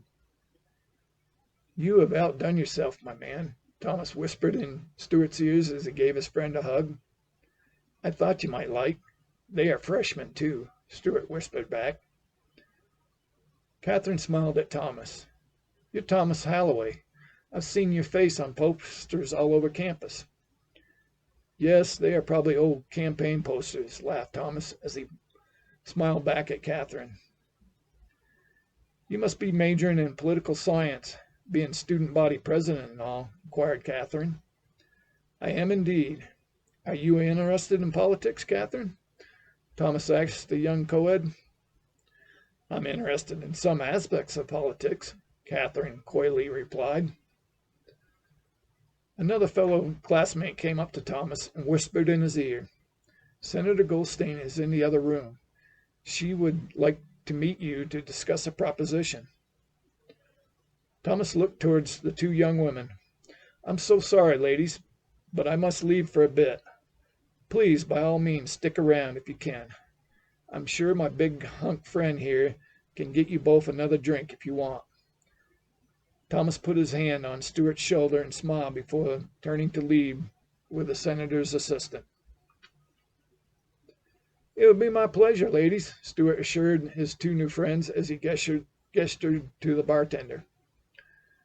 Thomas walked over to Senator Goldstein's table with the senator's assistant. He reached out his hand towards the senator sitting with an entourage of people. "It's such a pleasure to finally meet you, Senator. I'm a huge fan of your work on the Wetlands Environmental Act."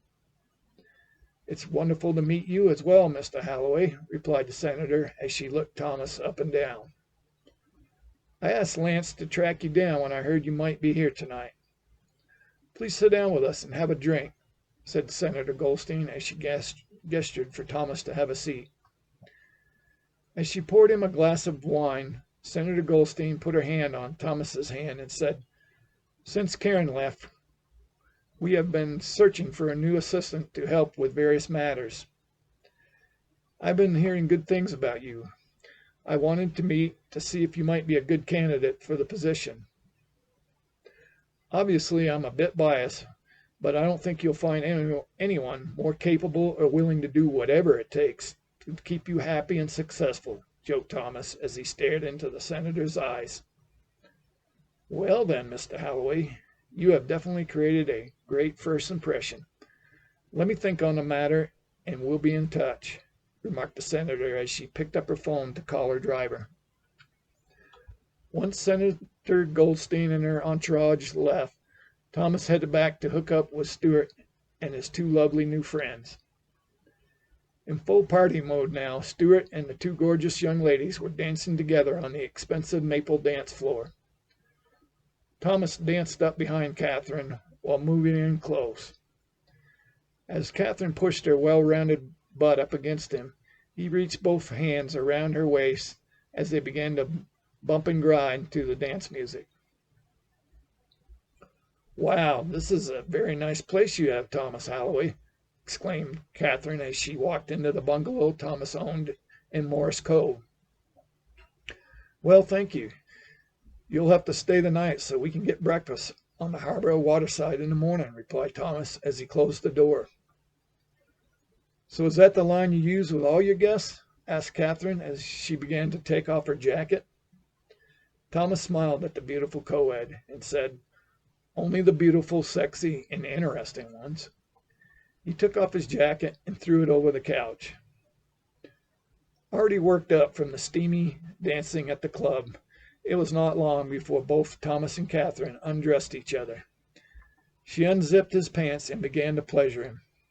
After a short time, Thomas playfully threw Catherine back onto the sofa. After removing her pretty lace panties, he put his head between her legs and gave her the first orgasm of the night. Flipping her onto her stomach, he entered her and began to rhythmically thrust his engorged member inside. Catherine soon succumbed to a strange force that almost made her pass out. While the experience was arousing and made her orgasm, something inside felt strange. As Thomas continued moving inside her, she could hear guttural sounds coming from him until he growled loudly and ejaculated. Finished, Thomas rolled over onto his back and dozed off. As her mind started to clear, Catherine lay beside the young heir to the Holloway fortune, looking up at the ceiling. That was so strange. It felt like someone else was there with us. A short while later, Thomas woke to the sounds of Catherine quietly getting dressed. "Leaving so soon? I thought we were going to get breakfast in the morning." "I have an early class," muttered Catherine as she quickly finished putting on her shoes and started for the door. "Perhaps we can do this again soon?" asked Thomas, as a wicked smile came over his face. Hurrying out the door, Catherine did not respond or look back. She headed out to the street to catch the Uber she had called as the front door slammed shut behind her. Feeling very satisfied, Thomas rolled onto his side and fell back to sleep. Thomas woke to warm morning sun shining into the bedroom. Grabbing some English muffins and orange juice, he went out to the rear deck to take in the harbor and the boats sailing in the distance. "I think today would be a great day to get out there and see things from the other side," he thought as he continued to stare out at the harbor. Soon a bing sounded on his phone. Looking at the new text, Thomas saw the letters and numbers. DOH 830. The cryptic text indicated that he would be going somewhere later that evening. After finishing breakfast, Thomas walked down to the docks until he came upon a small sailing vessel called World's Mind. Climbing aboard, he released the moorings. The boat began to drift away from the dock. He used a small trolling motor to get the vessel aligned with a slight breeze before engaging the sails.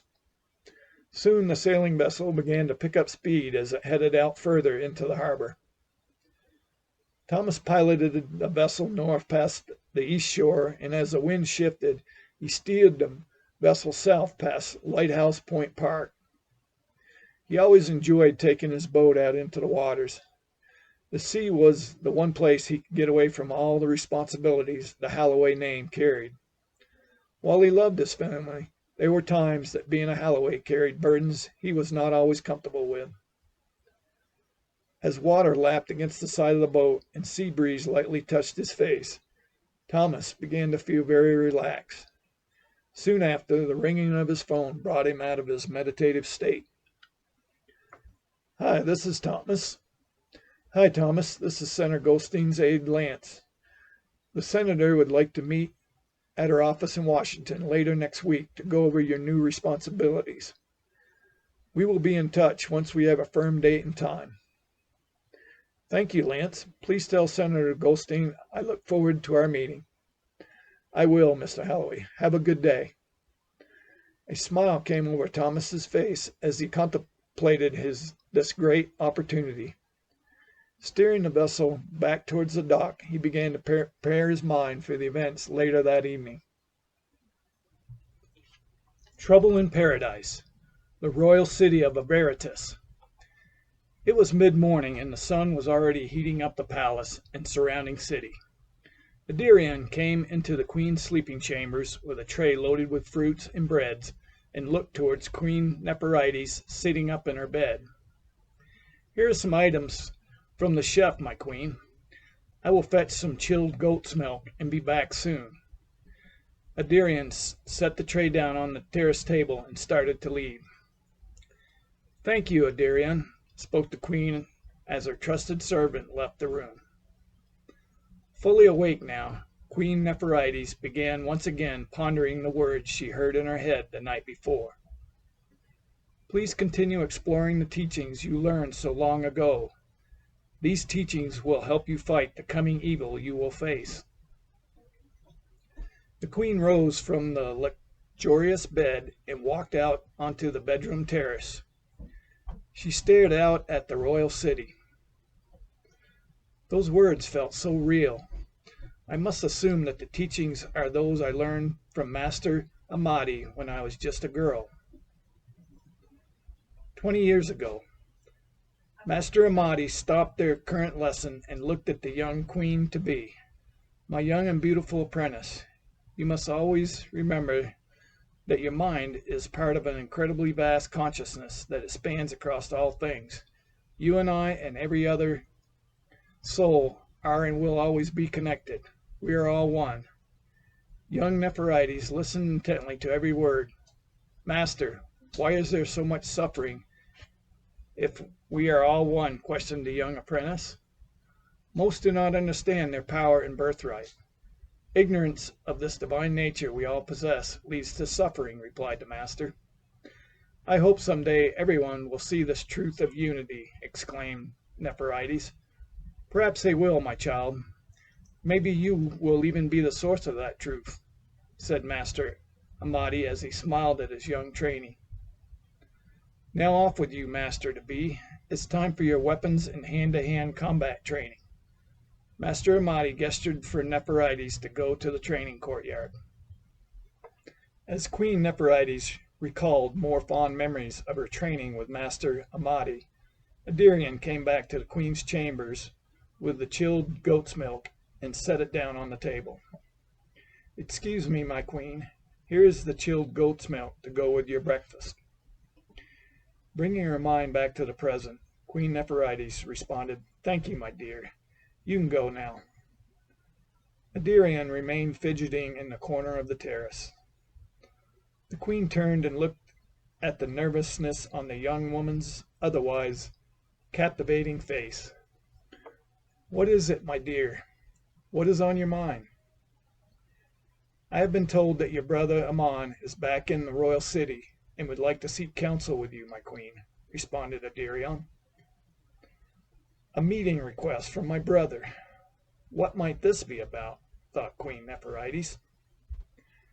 "Very well. Let us schedule something for later this evening, perhaps even for the evening meal," spoke the queen to her most trusted attendant. Queen Nepherides had not heard from her older brother since she had placed Amon in charge of the western border of the Isonian Empire. Almost 5 years ago, while meditating, the queen had received strong intuition that Amon was planning a coup against her and her council. Her spies had confirmed the upcoming attempt for control of the throne. Not wanting to imprison or execute her brother, Queen Nepherides decided to station Amon as security and liaison leader at the western border. She had also sent one of her most trusted lieutenants to be second in command at the border post. Once breakfast was done, Queen Nepherides called for her chariot and guards. After a visit to the royal city's restoration project at the inlet canal to the great Euphrates River, she met with her council to discuss the various refurbishment projects occurring throughout the royal city of Averitus and the ongoing monument constructions east of the royal city. With the council meeting adjourned, Queen Nepherites returned to the palace to meditate and prepare for her brother's arrival. Relaxing once more in her favorite chair on the main terrace, she closed her eyes and mind to all distractions. In the silence of her mind, she went to the inner vortex to seek assistance for the upcoming meeting. Queen Nepherites always felt the most secure in the void of her mind. For her, the inner mind was the place of tranquility where anything was possible, and the whole cosmos was there to assist her. She remained in this peaceful state for a while before turning her thoughts to her brother Amon. For some reason, the Queen's intuition concerning her brother failed to give her a strong signal on how to proceed with him. I will need to see and talk with my brother to try and discern his intent. Then I can meditate further on this matter, thought the Queen as she rose from her seat to get ready for the evening meal and meeting with her brother. Later, walking into the main dining area, Queen Nepherites saw her brother Amon and her trusted lieutenant, Thoron, seated at the table with the other guests invited that evening. Jumping up from his seat to greet the Queen, Amon exclaimed, "It's so wonderful to see you, sister. I have missed you so very much." Amon wrapped his arms around Queen Nepherites in a tight embrace. Due to the circumstances surrounding their last time together, the Queen was somewhat taken back from Amon's brotherly affection.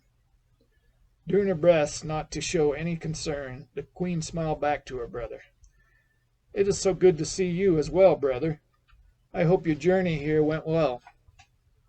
"Oh, Thorin and I actually made very good time, and the weather was excellent," remarked Amon as he escorted Queen Nepherites to her seat.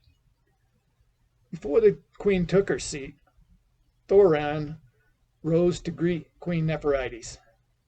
"I am so honored to see you once again, my Queen."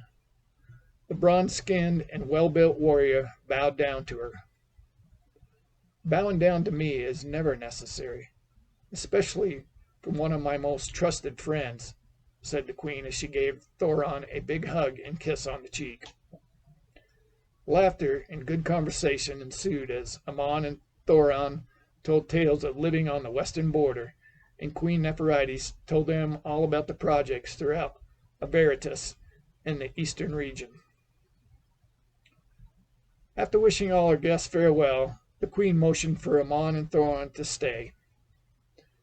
Once all the guests had left and the servants had cleared the table, the Queen asked for more wine so they could all drink and conversate together in private. "So, brother, you requested we meet. Was there more you wanted to talk about besides the excellent conversations we had during the meal?" "Yes, in fact there was, my dear sister," Amon replied. After a brief pause, he spoke again. "I feel I have served you and the Ausonian Empire well these last years stationed on the western border. I would like to request a transfer back to the royal city and possibly even become a member of your famous royal council." Slightly taken aback from the recent turn of events, the Queen replied, "I would like some time to think about your request. I will ask Adirion to arrange accommodations for you and Thoron while I spend a few days pondering your entreaty." "That sounds wonderful. I believe I'll go outside now and take in the always splendid evenings here in Averitus," said Amon before hugging the Queen and heading outside. Just as Thoron was about to also take leave, the Queen grabbed his hand and said, "Thoron, I would love to talk with an old friend further if that is fine with you." "It would be a pleasure, my Queen," replied Thoron. Smiling coyly at Thoron, Queen Nepherites said, "Please give me some time to bathe and change into something more comfortable. One of my assistants will show you to my sleeping chambers later, where we can talk and do whatever else might come to mind." Thoron looked at the Queen and smiled broadly. "I am truly looking forward to that, my beautiful Queen." Thoron bowed down once more before raising back up and staring briefly into Queen Nepherites' mesmerizing eyes. When Thoron arrived at the Queen's sleeping chambers, he was immediately enthralled with her beauty. Smelling of articulous blossoms and dressed in a see-through silk nightgown, the queen's extraordinary physique was a wonderful sight to Thoron's eyes. He walked closer to the beautiful bronze-skinned enchantress. "Nepherites, your beauty and presence continue to amaze me." Thoron pulled the queen in for a tight embrace. Soon they were both kissing and fondling each other with immense passion, as Thoron began to quickly remove his outer garments. Within a short time, both lovers were stripped of all their clothing and lying together on the queen's huge bed. As passion continued to rise, the queen mounted Thoron's engorged member as they began to rhythmically move against each other. Looking into the glowing eyes of the most beautiful creature he'd ever seen, Thoron could barely keep from orgasming. There was something special about this woman that Thoron had never truly figured out. She was the only woman who had ever made him feel so alive. After what felt like an eternity for both lovers, Queen Nepherites clutched tightly to Thoron's battle-hardened chest muscles as she flung her head back and began to orgasm. Just as the queen began to scream with joy, Thoron too released in ecstasy. As they climaxed together, the tantric union between them could be felt throughout the entire palace. Walking down the dimly lit street towards his destination, Amon stopped and glanced around before ducking through a wooden gate and into the compound beyond the gate entrance. "Are you not concerned the queen's spies might have spotted you coming in here?" asked a low and deep voice from across the courtyard. After walking across the dimly lit courtyard, Amon stopped at the other side and bowed slightly to the tall figure before him. "So good to see you again, highest one. Our queen knows of my devout faith to the gods and devotion to the Elam religion. I trust the gods have been good to you." "The gods and their subjects have indeed been good to the Elam and its holy servants," replied Zorash, current high priest of the Elum. "I talked with the queen this evening, and while she would like time to ponder my supplication, I feel she will grant my request to return and possibly join the royal council." "Commander, that is excellent news. Those events would very much align with the plans of the Elum. Perhaps we could arrange for some companionship tonight." "That sounds excellent, highest one." With that, the high priest signaled for one of his attendants to go to the royal city and bring back some young male and female consorts for the queen's brother. "Please come inside, Commander. I'll arrange accommodations for the night." "Thank you, highest one." Amon followed the high priest inside. While Amon had always known about the Asonian Empire's main religious organization, he did not truly become involved with the Elum until his exile to the western border. Devastated by the queen's banishment, he started to drink heavily and get into minor altercations with the locals. After yet another rowdy evening at a local drinking establishment, Amon lay on the wooden floor, beaten and bloodied from yet another skirmish. Walking through the front doors of the public drinkery, two individuals dressed in priestly robes spotted Amon on the floor and strode towards him. They looked down at the man dressed in an officer's uniform. Squinting up at the two figures dressed in white robes with red overlay at the collars, Amon asked, "What are you two staring at? I don't want to hurt a priest, but I will if you two do not move on and leave me be." "We are actually here to help you, sir," said one of the young male priests. Struggling to his feet and knocking the dirt off his uniform, Amon looked suspiciously at the two young priests. "I have had nothing to do with the Elum since I was a boy. Why would the Elum want anything to do with me?" "Those who lead the Elum have high regard for you and your unique position.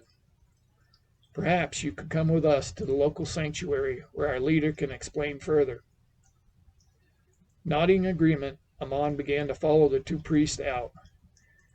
Before the three had reached the door, four local men stepped in front of Amon and the priest to block their passage from the pub. This horse's ass owes the owner of this establishment money. He will not be allowed to leave until he has paid his debt, said one of the four men. Reaching into his satchel, one of the young priests pulled out some local currency and offered it to the man. I suspect this should more than cover this man's debt and any damages he might have caused tonight. If the owner needs more, I can personally guarantee the Alum will provide whatever may be needed. I respect the Alum, but I'm afraid this man will need to pay with a little more blood before he can leave, said the biggest of the four locals as he smiled at the priest and Amon. With that, the young priest put the currency in his hand down on a nearby table and glanced at the other priest. Within seconds, all four of the burly men who had confronted the much smaller priest were lying unconscious on the floor. Amon had never seen such fighting skills before as he witnessed the two small priests dispatch the four huge men like they were mere children. Extremely quick hand and foot strikes rained upon the four locals in a series of moves that ended the encounter before it had even begun. Amazed, Amon stammered at the two priests who showed no signs of even having been in a fight. I have never seen such fighting skills. Can the Alum show me how to fight like that? The Alum can indeed teach you how to defend yourself and even more, answered one of the priests as they all walked out of the tavern and into the street. After their incredible sexual encounter, both Queen Nepherites and Thoron lay snuggled together on the queen's bed. Hearing a noise outside her sleeping chamber, she called out, "Adirian, is that you?" "It is, my queen. I have secured quarters for your brother and the lieutenant. Your brother has not yet returned to the palace. I am sure Amon can find a place to rest his head this night, and the lieutenant can stay here with me this night," called out the queen. "As you wish, my queen. I will make sure there is enough food for 2 in the morning." "Thank you, my dear. Please retire yourself for the night, and I will see you in the morning." Leaning over to kiss Thoran, Queen Nepherites smiled at the powerful warrior lying in her bed and exclaimed, "That brief interlude has recharged my energy. Perhaps we should take up where we left off earlier." "As you wish, my queen," spoke Thoran as he lovingly pulled the queen over and proceeded to position himself on top of Queen Nepherites' tantalizing and willing body. After waking up for an astonishing night, both the queen and Thoran were brought a fabulous breakfast from the kitchen. Sitting at the table on the terrace outside her sleeping chambers, Queen Nepherites smiled at Thoran and said, "I'm going to the northern expanse outside the city today to inspect the progress on one of my personal projects. Perhaps you could escort me there today." "I would enjoy that, my queen," replied Thoran. As the queen's chariot approached the open area north of the royal city, Thoran gazed upon structures he had never witnessed before. Rising over 100 feet in the air, these strangely shaped formations of granite blocks were composed of a large base with 4 triangular sides that all met at a point on top. On one of the triangular sides was a rectangular doorway opening into each of the 4 structures currently built at the site. The queen's chariot stopped near the 4 massive granite structures. Stepping off the chariot, Queen Nepherites motioned for Thoran to follow her inside one of the structures. Walking through the passageway behind the queen, Thoran was amazed at what he witnessed. The inner chamber of this structure had smooth white granite walls on all 4 sides that rose at an angle meeting at the top to form a point in the middle of the vast chamber. Directly below this top point on the floor was a beautifully carved seat made from a darker granite with an intricate pattern of white lines and strange lettering running throughout the stone. Moving towards the seat and running his hands over the smooth granite, Thoran looked towards the queen with eyes wide. "This place is amazing. What is its purpose?" "These structures are called pyramids. Their purpose is for channeling energy. This particular structure was built specifically for me, replied Queen Nepherides. How did you ever learn of these pyramid structures? They were first introduced to me many years ago by my teacher, she answered as she began to recall her first time experiencing the power of the pyramid. 15 years ago. My dear apprentice, your studies have been going very well. I believe it is time to expand upon what you've been learning, spoke Master Amati to his young and beautiful student. Your father, the king, has granted my request to show you something extraordinary. The journey will take a week, but I feel it will be a valuable lesson. We will leave first thing in the morning, so go on and get ready. Yes, master, I will go now, exclaimed the excited Nepherides as she spun around and rushed off to the palace. Due to her extremely curious nature, Nepherides always enjoyed exploring the Isonian Empire and the surrounding lands whenever she was allowed. As she hoped, the journey to these new lands with Master Amati and some of King Solomite's guardsmen had been exciting and enlightening. As they rode their horses and camped along the way, Master Amati continued to teach his young disciple on the structure of reality and how to use the power of the energy that composed this reality to achieve goals and desires, while even manipulating reality itself. After the week's journey, they came upon what was called the Land of the Enlightened. Riding into a valley with huge mountains surrounding it, Nepherides was in awe at the sight before her. Standing over 400 feet in height were two massive pyramidal structures made from local granite stone carved from the surrounding mountains. What are those amazing things, master? Shouted Nepherides as she dismounted from her horse and gazed at the strange but incredible structures. These structures are called pyramids. These particular structures have been built to house very ancient esoteric knowledge. Along with the ancient wisdom they contain, they also have another function. Due to their unique shape, these pyramids can channel the powerful energies we have been talking about on our way here. Motioning for Nepherides to follow him, Master Amati walked inside an opening to one of the pyramids. Following her teacher, Nepherides was enthralled with the sight before her. In the middle of the vast open chamber was a granite chair with tunnels leading off in multiple directions. Where'd all those tunnels go? Asked Nepherides. They lead to other smaller chambers that contain ancient writings on both the chamber walls and on parchments stored in each chamber. We will explore some of those tunnels later, but right now I want you to experience something unique and powerful. The master pointed towards the granite chair. Please take a seat on that chair and close your eyes. Excited to explore a new experience, Nepherides ran over and sat on the huge stone seat. Now with your eyes closed, start to clear your mind of all thought and move your attention to the void of your mind as we have worked on before. Clearing her mind and focusing her attention on the void of her mind, Nepherides suddenly felt an electrifying current run from the floor where her feet rested and then up through her body and out through the top of her head. As this powerful energy ran through her, she was transported into what felt like a whole new reality.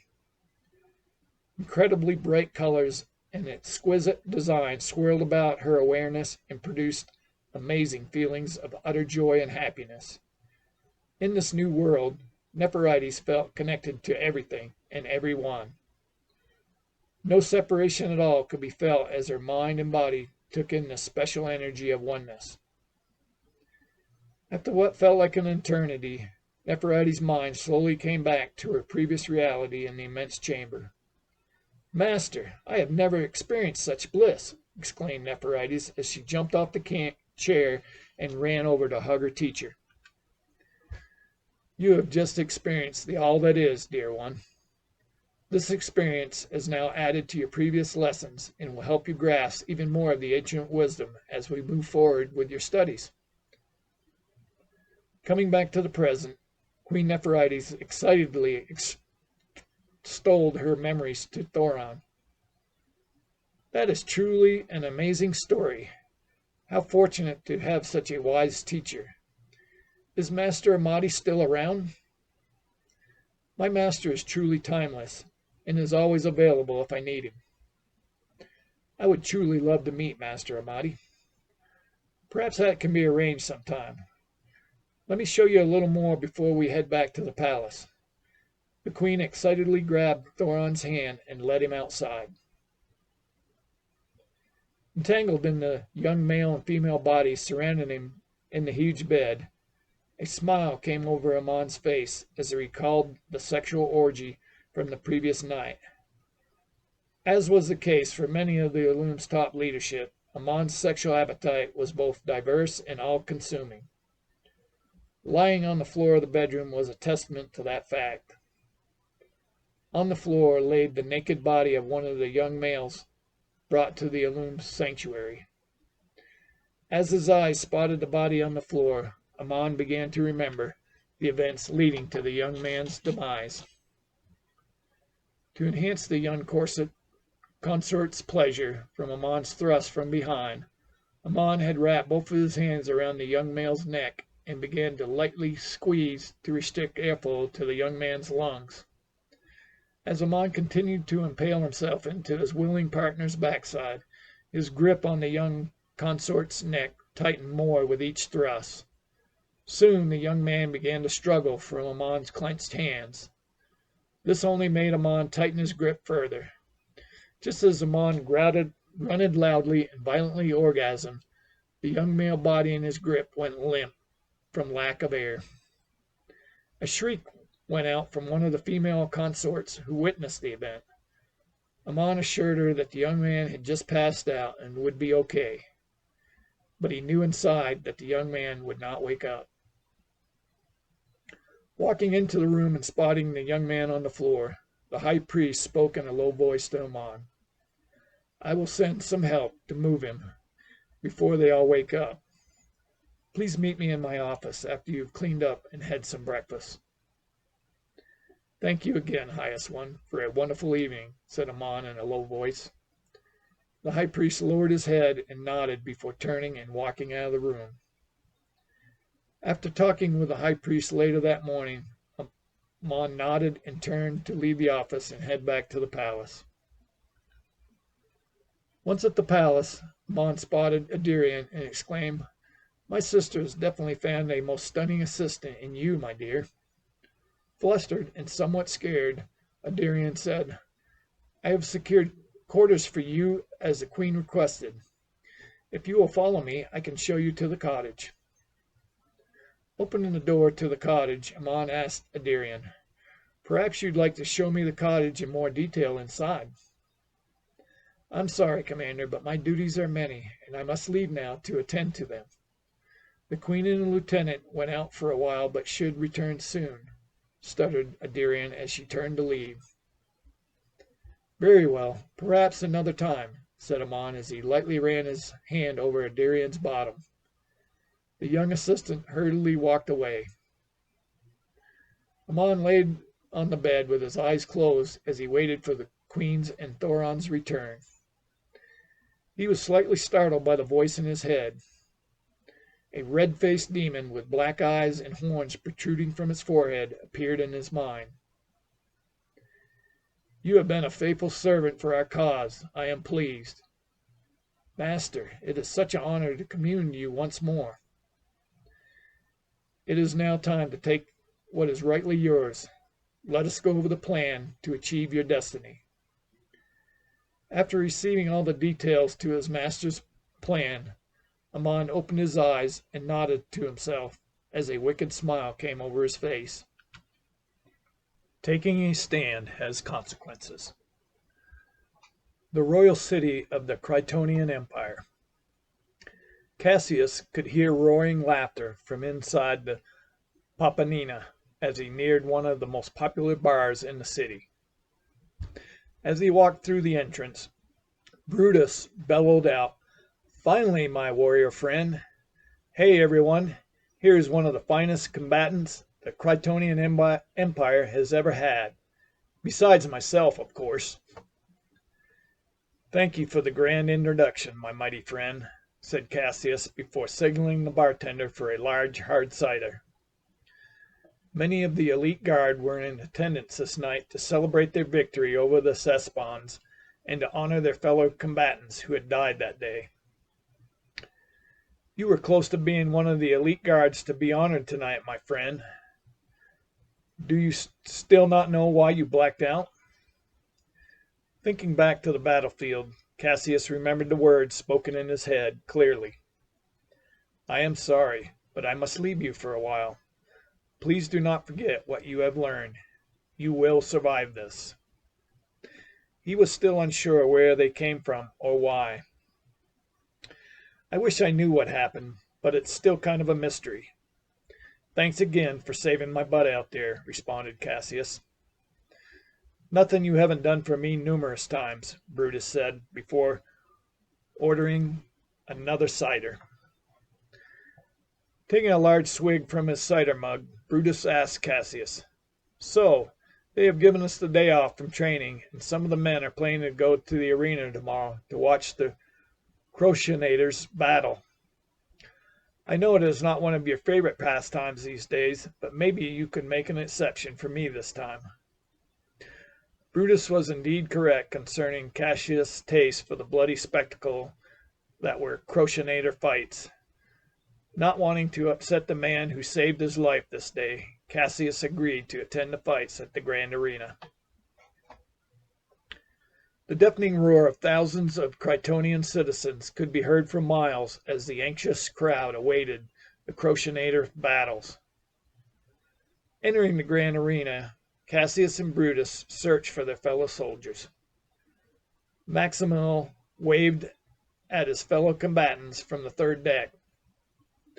So glad you two could join us today, shouted Maximil as he shook hands with Cassius and Brutus upon their arrival. Hand slaps and shakes ensued as the elite guard soldiers greeted each other. Time for some food and drink, bellowed the large and bushy-bearded Brutus. He flagged down one of the many vendors walking through the stands that afternoon. Soon the soldiers had plenty of Croesus legs and Bellenberry wine in their possession, as they awaited the upcoming expositions of blood and mayhem. Within a short time, the loud sound of the cornu announced the beginning of the many battles planned for the afternoon. The first demonstration for the day would be a reenactment of the Battle of Antioch that took place 10 years prior, as the Krytonian army had advanced on the Sidocian lands on the northeastern border of the Krytonian Empire. Wishing to expand the empire to the north, Krytonian leaders had decided to proceed against this formidable enemy. The Sidocians were a mountain people who had some of the most fiercest warriors in all the lands. Growing up and mining in the harsh environment of the Aleutian mountain range, the Sidocian people were hardened and powerful. The Theron metal material mined from the Aleutian mountain region produced some of the best weapons and farming instruments that could be obtained anywhere in the Rhyton continent of Alariton.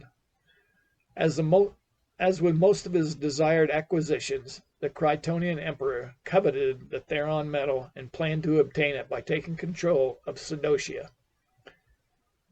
Battle-dressed Crotionator slaves filed out into the battlefield at the center of the grand arena and took their place across from each other.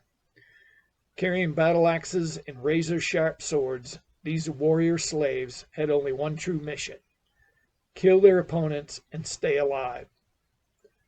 Soon a horn sounded to start the first conflict. Racing towards each other, the slaves began to swing their weapons at each other on the mock battlefield. Most of the men fighting in these first few battles had little combat training. It showed in the haphazard way they were battling each other. The Crotionator slaves, who represented the Krytonian elite guard, were trained slightly more than the opposing slaves. In time, they began to take the advantage of this mock battle. The battleground was growing with blood as the mock battle ensued. By the time the first engagement was finished, there were only 3 Crotionator slaves who remained alive. The crowd roared as these remaining Criterion Guard victors raised their weapons to the huge mob of screaming spectators. Two more battle sequences were played out before the crowd as cheers sounded each time a slave was cut down and lay bloody on the ground. "Those battles were a sight to observe, don't you agree, Cassius?" Maximilian asked. Before he could stop himself, Cassius replied, "I feel those famous battles were not honored by this horrible spectacle. Do we truly pay homage to our former guardsmen by this ghastly display we all observed?" After Cassius spoke these words, grumbling could be heard from his fellow soldiers. "I don't think your words were going over well. It might be best to keep those thoughts to yourself," said Brutus in a low voice. The final event for the day would be between two of the finest and most ferocious Crotionators to ever fight. A Sidonian warrior would face off against the reigning champion, Hulkutan, from the Theslucian province. Standing nearly 8 feet tall, Hulkutan was one of the most imposing figures Cassius had ever observed. Battle scars zigzagged all over Hulkutan's huge muscular physique and face as he stared savagely at his Sidonian opponent. At 6½ feet and 300 pounds of pure muscle, the Sidonian was indeed a true warrior as well. A loud roar came from the crowd as they anticipated blood and death. The final horn sounded to begin the death match between the two warriors. Armed with steel-cutting weapons, the two giants of men walked toward each other on the arena's battlefield. Even with his formidable stature, the Sidonian looked small as he stood head-to-head with the beast called the barbarian from Theslucia. Due to natural strength gained from living in the Aleutian Mountains, the Sidonian used his powerful legs to sprint around the massive brute and jump high in the air for a mighty swing towards Hulkutan's massive neck. Pivoting slightly at the last second, Hulkutan was able to avoid a killing blow as the sword's razor-sharp steel sliced down into the brute's thick shoulder muscles. Violently, Hulkutan ripped the sword from his body and flung it away like a small toy. Having fallen to the ground after his attack at the beast's neck, the Sidonian scrambled to get back up onto his feet. Just as the Sidonian warrior had regained his footing, the gargantuan monster swung his huge leg at the warrior and knocked him back to the ground. Stunned and injured from the powerful kick to his side, the Sidonian tried desperately to regain his breath. Before the Sidonian could fully recover from the vicious and brutal attack, Hulkutan swung his gleaming titanium blade down across the Sidonian's neck to sever his head from his body. The humongous barbarian raised his sword in victory as the whole arena of spectators jumped to their feet to cheer on the still undefeated Crotionator. "More drink and merriment tonight, my friend?" asked Brutus as they began to head out of the stadium. "I need to take care of some personal business, but I'll try my best to come by the Papanina later," replied Cassius. "Very well, my noble friend. If I don't see you tonight, I'll see you tomorrow during training," said Brutus as he and Cassius began to go their separate ways outside the arena. Truthfully, Cassius had no plans to go to the bar that night. After the recent battle and the spectacle seen at the stadium, he needed to spend some time alone and meditate. He headed towards one of his favorite quiet spots in the foothills east of the city. As Cassius sat on a huge flat rock overlooking the city below, he watched as the sun slowly dropped behind the mountains on the eastern slope. Soon dusk turned to dark as he closed his eyes to meditate. With just the sound of a slight breeze and a few bird songs, Cassius began to turn off his thoughts and settle his mind. Soon peace came to Cassius as he dropped his mindful thoughts and began to enter the void, just as he had been taught by Master Jedoban. Once in the vortex of his mind, Cassius tried to analyze the words spoken in his mind at the battlefield. Who or what was this voice in my head, and why was it leaving? Thought Cassius as he continued to meditate on the words spoken in his head. Please do not forget what you have learned, rang through his mind as Cassius continued to ponder the battlefield event from just the day before. I assume the lessons I should remember are those I've been learning from Master Jetovan approximately 1 year prior. You are learning these lessons quickly, my young warrior, Master Jetovan said to Cassius as they both sat on the large flat rock overlooking the city. Thank you, Master Jetovan.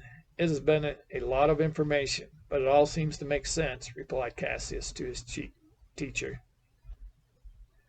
It is because the knowledge you have been learning has always been there. You just needed to find the peace required to allow it in, spoke Master to student. Whenever your mind has turmoil, always remember to find that peace within. Once your mind is at peace, it will allow the infinite mind to guide your thoughts and actions. Master Jetovan got up from his seat on the rock. Thank you once again for taking the time to teach me your wisdom, Master, replied Cassius as he too rose from the rock. It was now dark. Master Jetovan asked Cassius, Do you remember the lesson on navigating the darkness? With those words from the master, Cassius began to settle his mind and internally command his eyes to see like the nocturnal creatures that roam the night. Soon the darkness faded as his eyes started to see the surrounding area and the trail leading back to the city. After remembering his earlier lessons with Master Jetovan and meditating a while longer, Cassius decided to head back to the barracks for some much-needed sleep. Using what he had learned from that earlier time, he was able to enhance his vision once again and navigate the darkness back to the battalion camp. Cassius woke full of energy after a good night's sleep. The act of quieting his mind and meditating always brought him the peacefulness he needed to allow his mind and body to rest properly. After a hearty breakfast at the battalion mess hall, Cassius and the rest of the elite guard filed out to begin their combat training for that day. Training started with heavy calisthenics to build up stamina, muscles, and the flexibility needed to be successful on the battlefield. Once the initial calisthenics were complete, the guardsmen broke up into pairs to begin weapons training. This day's weapon would be the wooden sword. The instructor went over all the basic sword offensive and defensive movements with the soldiers, and then told them all to practice the moves against each other. Cassius paired up with Maximilian. As they squared off from each other, Maximilian quickly charged after Cassius with anger in his eyes. Waiting for the usual acknowledgment from each combatant before starting, Cassius was caught off guard by Maximilian's advance. Even though caught off guard, his quick reflexes allowed him to counter the hard wooden sword slightly with his own as it came crashing down towards his shoulder. The powerful blow hit his leg instead of the shoulder area. Running from the pain in his leg, Cassius instinctively countered the second blow aimed at his head and quickly moved back into a better defensive position. From his new defensive position, Cassius calmed his mind and sought peace within, just as Master Jetovan had taught him. Time seemed to stand still for him as his mind gave him a sequence of moves to use against his aggressor. With his mind and body fully alert, Cassius quickly countered the next sword swing from Maximilian and began a series of sword moves that struck Maximilian numerous times before Cassius' aggressor succumbed to the onslaught of powerful hits and crumbled to the ground. While Cassius had some regret for knocking Maximilian to the ground, he also knew that he could have easily killed Maximilian if desired. Just then, a horn sounded to signal a 10-minute break for the training soldiers. Getting a drink from the outdoor well, Cassius allowed his breathing to return to normal. What just happened between you and Maximilian? Asked Brutus as he came over for a drink of water. You should ask him, replied Cassius.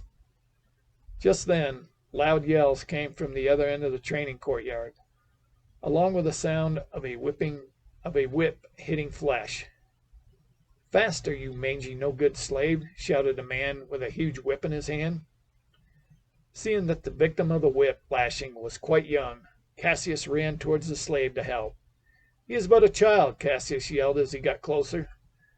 "Mind your own business, guardsmen," shouted back the man with the whip as he drew back to hit the young child again. Before the whip swung down on the victim once more, Cassius sprinted across the remaining distance and jump-kicked the man in the chest with both feet. The slave master, whip, and Cassius all fell to the ground from the kick. The slave master gasped for breath. "You will pay for this, soldier. Lord Sorotan will not be pleased with your action," grumbled the slave master as he worked to pick himself up from the ground. Soon the instructor came over to inquire on what had happened. Upon hearing the details from both men, the training instructor ordered Cassius to go back to the barracks and wait for further instruction. As Cassius sat in the barracks, he thought to himself, "Should I have stepped in for that slave boy?" Normally, Cassius' intuition would have given him the answer, but now he did not seem to be getting in a direction either way. "I just do not understand this world anymore. Why do we even have slaves? What is the purpose of all these wars I am constantly a part of?" Cassius thought to himself as he sat on his bunk. He tried to go back to his peaceful state, but too many concerns were making his mind restless. "I wished I was at my favorite meditation place right now," Cassius thought as he frantically sought refuge in his mind. Later, Cassius' commanding officer came to his bunk. Guardsman, that was an unwise choice you made today. That choice could have cost you a court-martial or even death." "I fully understand, sir. Seeing that boy being whipped did not sit well with me. I felt I should intervene," replied Cassius. "Fortunately, your record up until today has been impeccable. The battalion commander ensured Lord Sorotan that nothing like this will ever happen again. For your part in this, you will serve extra watch duty for the next 6 months. Now get yourself some food because guard duty starts tonight." The night was cool as Cassius made his rounds throughout the battalion complex. As he walked the southwest perimeter, he heard crying come from cells that were normally used for confining war prisoners until they were sent to the main prison north of the capital city. Coming over to the cells, Cassius found a dozen young boys and girls locked up in the cells. "Why are you all locked up in this cell?" "Our village to the south was ransacked. Most of the adults were killed. We were captured by slave traders. We are now to be sold as slaves," cried out one of the older boys.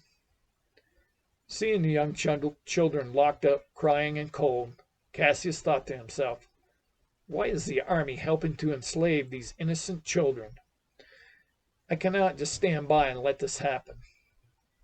As had happened earlier with the young boy being whipped, Cassius instinctively decided to do the right thing and release the children from the cell. With one mighty swing at the lock with his sword, he broke the lock and opened the cell door. "You must all quickly head south and never turn back," he said to the children as he pointed south with his finger.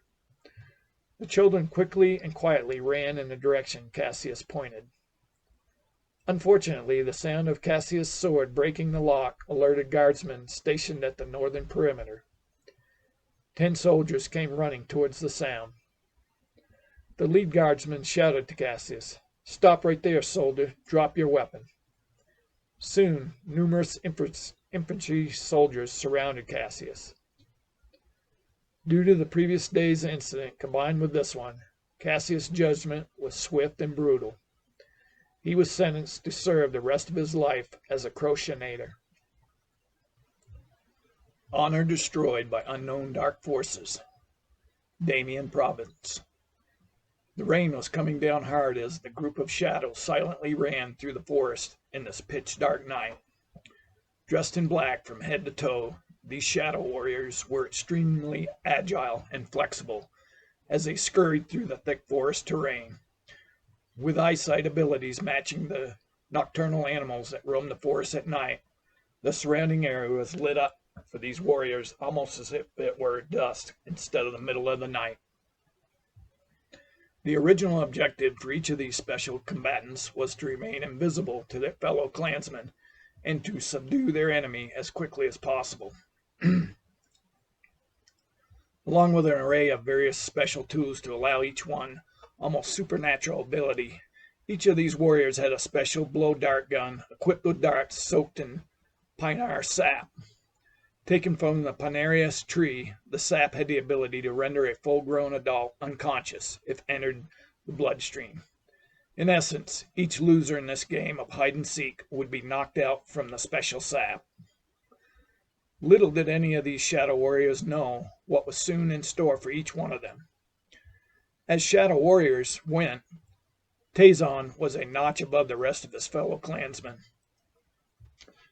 The rest of this elite community of warriors knew they would have to subdue Tazon first to have any chance of winning this game of stealth.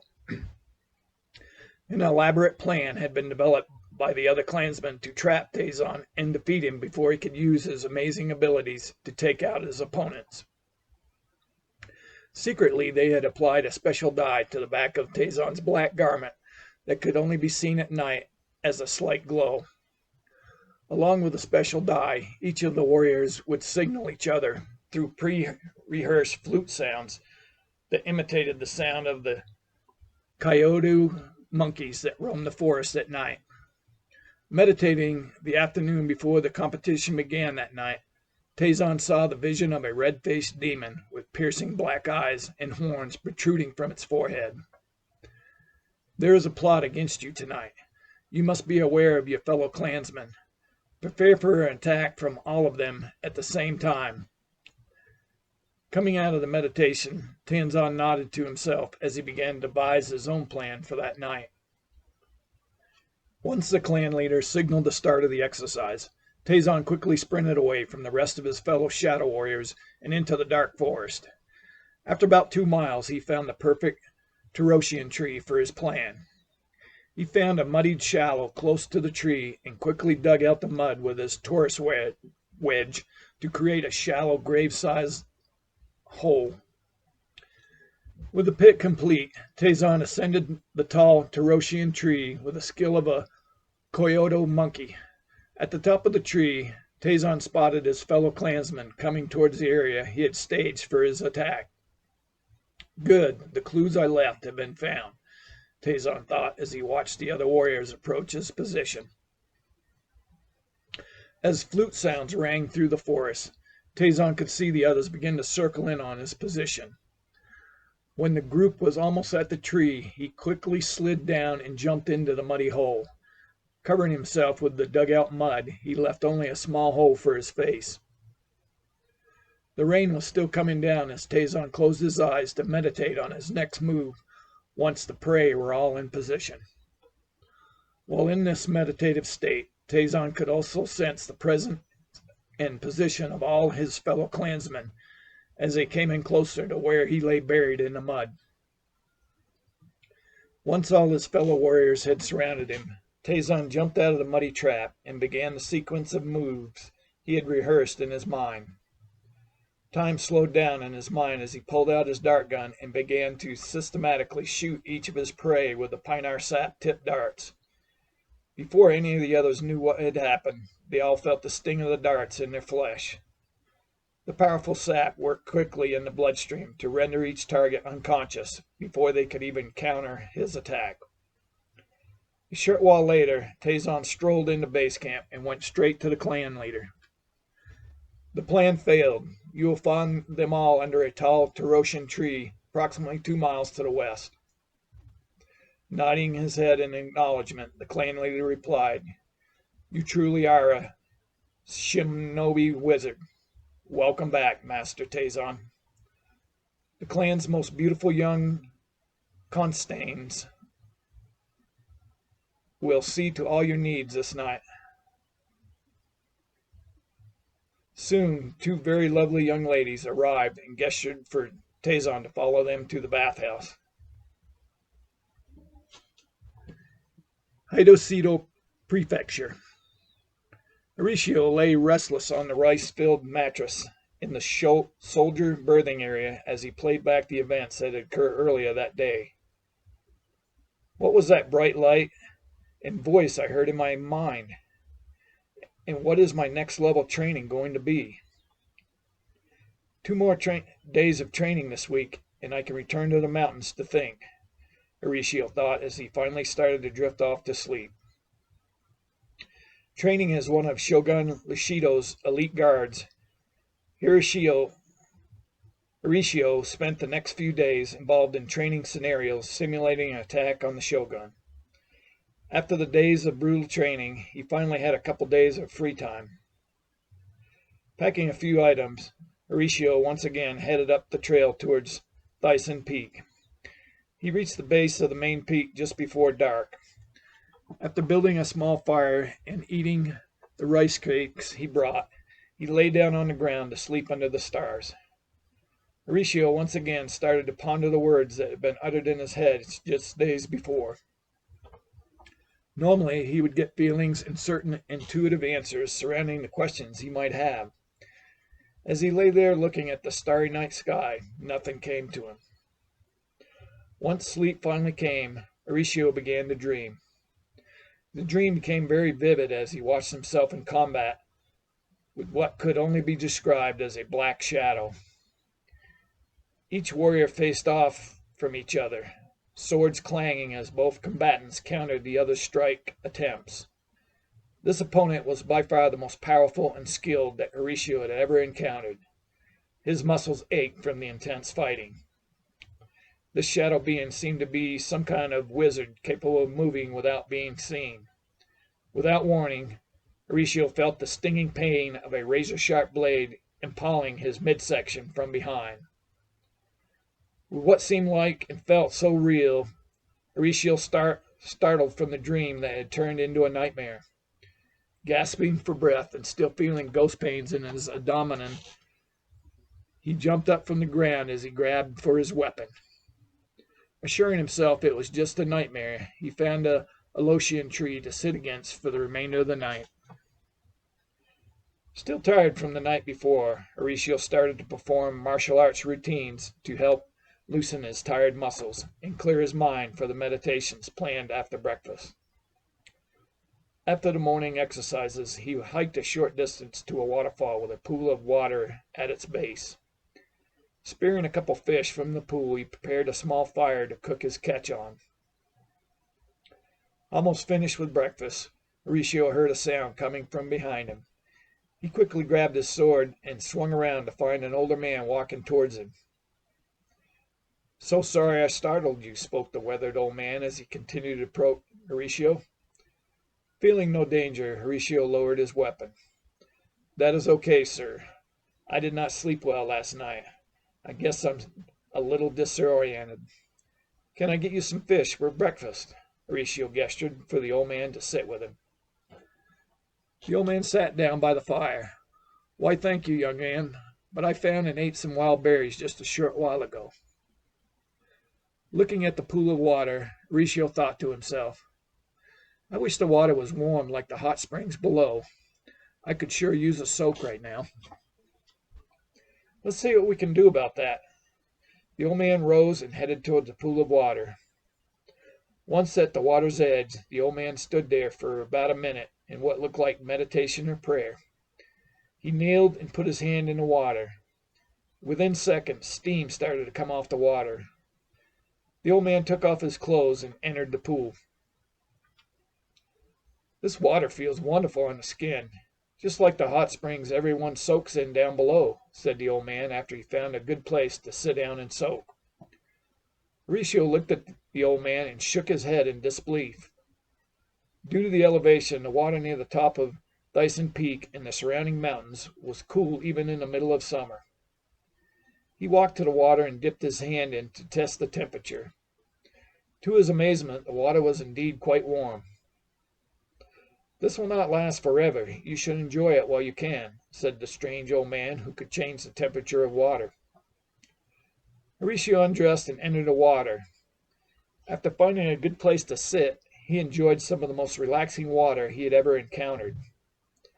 The water seemed to tingle on his skin. It immediately relaxed and repaired his tired muscles. "Who and what are you?" Horatio asked the old man as he sat in the magical water. "You can call me Master Lyricus. I'm just someone who travels the land to help where I can," replied the elder master. After a while of silence in the water pool, both Horatio and Master Lyricus rose to get dressed.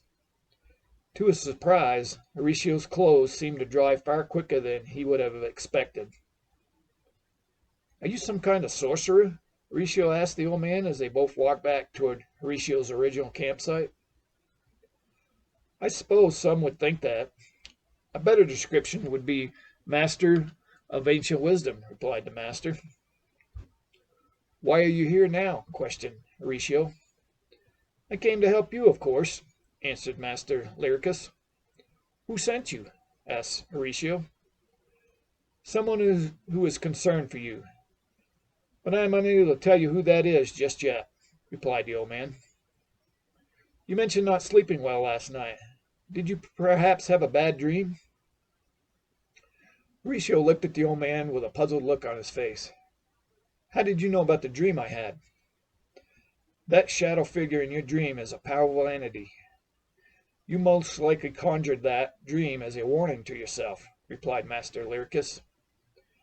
"There are forces in play that underlie reality itself, and you are going to need to learn how to work to avoid possible physical death.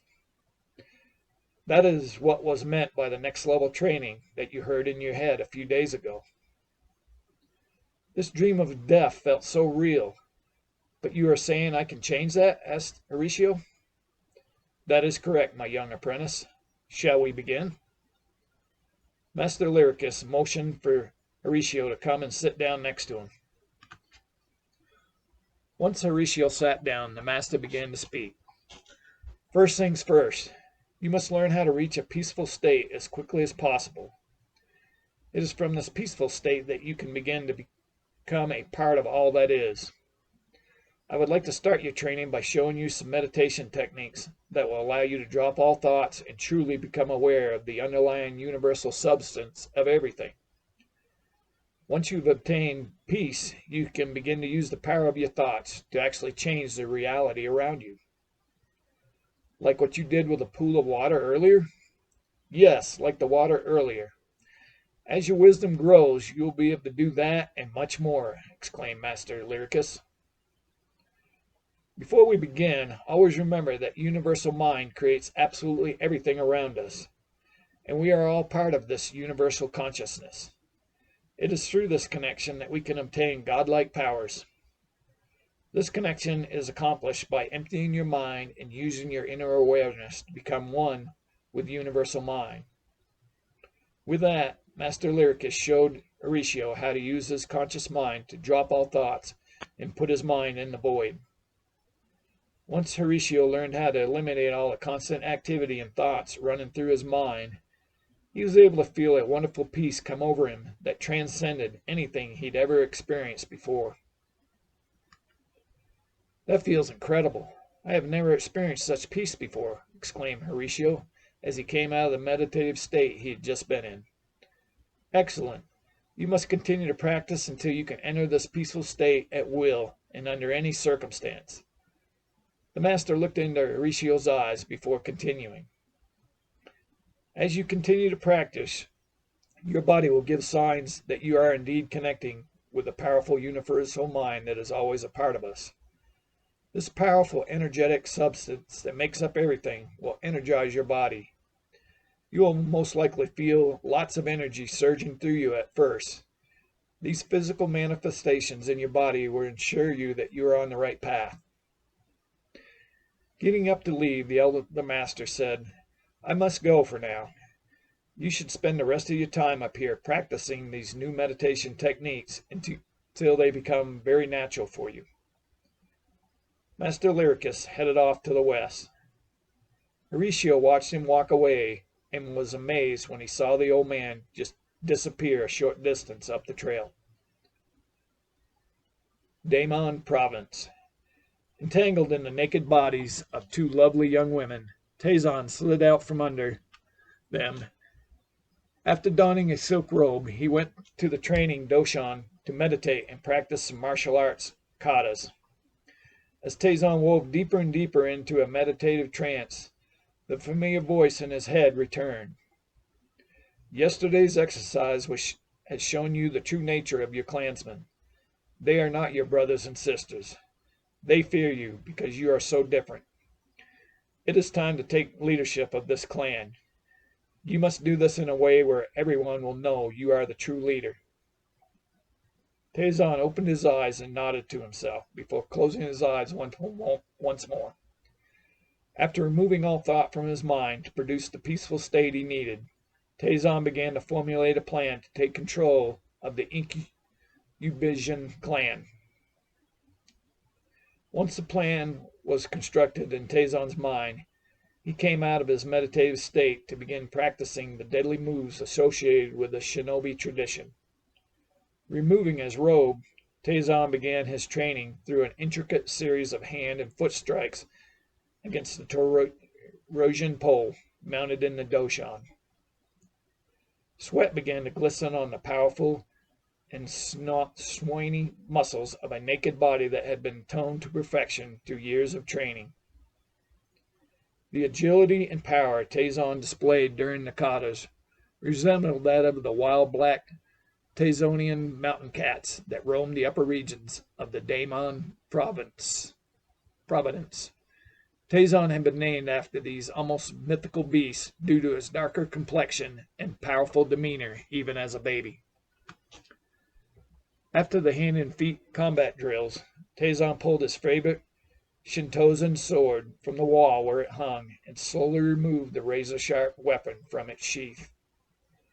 Lightning-quick moves with the superb fighting instrument ensued as Tazon practiced various strikes and counter-strikes through the air in what could only be recognized as the finest display of sword skills ever witnessed. Even while practicing with no clothes, Tazon looked truly deadly as each powerful swing of the sword produced an eerie whistling sound when the weapon sliced through the air.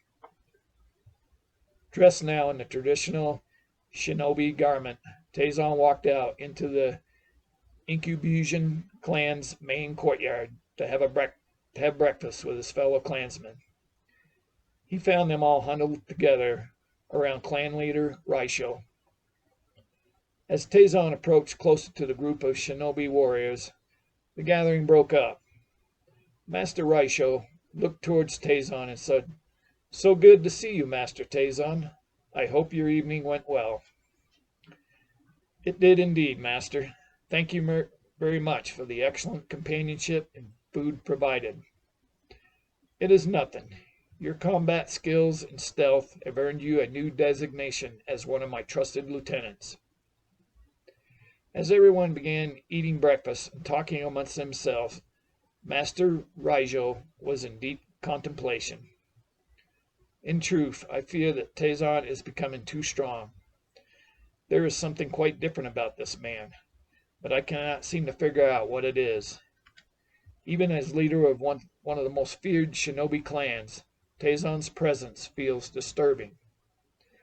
I must find a way to vanquish Tazon before he corrupts the rest of the clan," thought Master Raisho as he nibbled on the fish and rice in his bowl.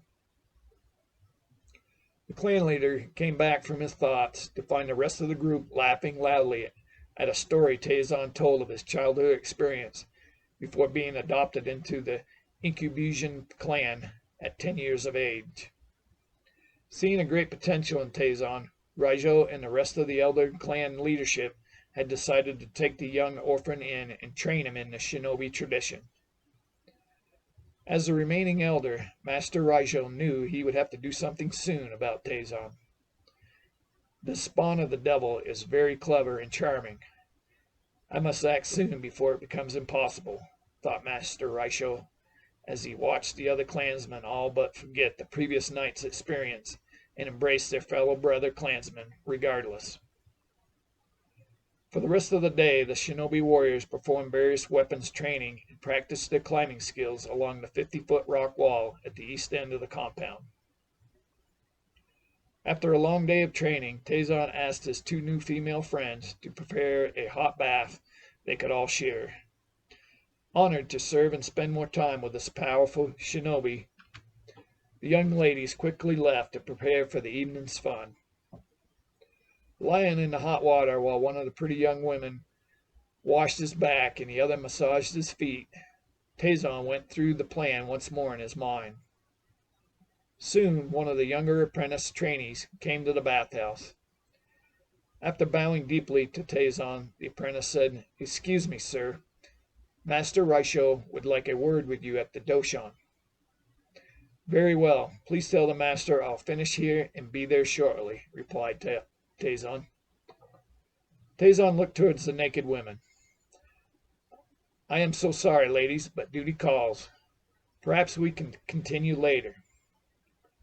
He rose from the bath and began to get dressed. Arriving at the doshan, Tazon saw the clan leader sitting in meditation. He waited silently as Master Raisho finished and rose to greet him. "Thank you for coming so quickly, Master Tazon," spoke the elder master. "You honor me by your words, master. What can I do for you?" Tazon asked as they bowed to each other in greeting. Walking to the south wall of the doshan, Master Raisho reached for a sword in an elaborately designed case of leather with velvet wrappings. This beautiful and powerful weapon has been part of the Incubusion clan for generations. Bestowed upon the original Incubusion clan leader over 200 years ago, this superb instrument has produced special powers for each clan leader who has wielded it, said Master Raisho as he unsheathed the magnificent blade. "I have admired that sword since I was but a boy," remarked Tazon. He watched the elder master finish removing the sword from its case and place the case on the table. "So what does this mighty sword produce for you, master?" "It shows me the true nature of anyone I think about," spoke Master Raisho as he swung the razor-sharp blade sword in an arc towards Tazon's neck. As the blade swung violently at the spot where Tazon's neck should have been, Master Raisho felt the presence of Tazon behind him before feeling a very sharp pain in his back. Using a 6-inch Tylic needle weapon, Tazon struck the elder master's Liberian nerve. After the vital nerve was severed with the needle's sharp point, Master Raisho immediately dropped to the wooden floor of the doshan, completely paralyzed. As Master Raisho looked at Tazon in shock, Tazon quickly produced another needle and plunged it into the clan leader's neck. The second needle had been soaked in a special mixture of herbs that, when combined in this manner, had the ability to stop the heart and lung function of its intended victim. Tazon waited patiently for the elder master to draw his last breath. He removed the ancient sword from the floor and resheathed the beautiful weapon, and then placed it back on the wall mount where it was always kept. "Soon you will be mine," exclaimed Tazon to himself as he stared at the treasured Incubusion artifact. Once Tazon had secured the sword, he went back to Master Raisho's body and kneeled. After centering himself with a quick meditation, he ran his hand over the tiny needle wound holes as they closed and disappeared. On his knees at the elder master's side, Tazon yelled out to his fellow clansmen, "Please come quickly, everyone. Something has happened to Master Raisho." Rushing into the doshan, the other shinobi warriors were shocked to see their master dead on the floor. "What happened here?" asked one of Master Raisho's most trusted lieutenants. "I'm not sure, Taishin. Master Raisho requested my presence. When I arrived, he was already lying on the floor," replied Tazon. Checking the deceased leader's body for any signs of struggle or wounds from a confrontation, and finding nothing to indicate either, Taishan had to conclude that Tazon was telling the truth. Summoning two Constance, Taishan told them to take Master Raisho's body and begin preparations for the departure ceremony. Returning to his quarters, Taizan gazed upon the two beautiful women laying in his bed. "So glad you two lovelies stayed." "We hoped you would be back soon," giggled one of the naked young ladies as Taizan removed his garments and slid into the bed.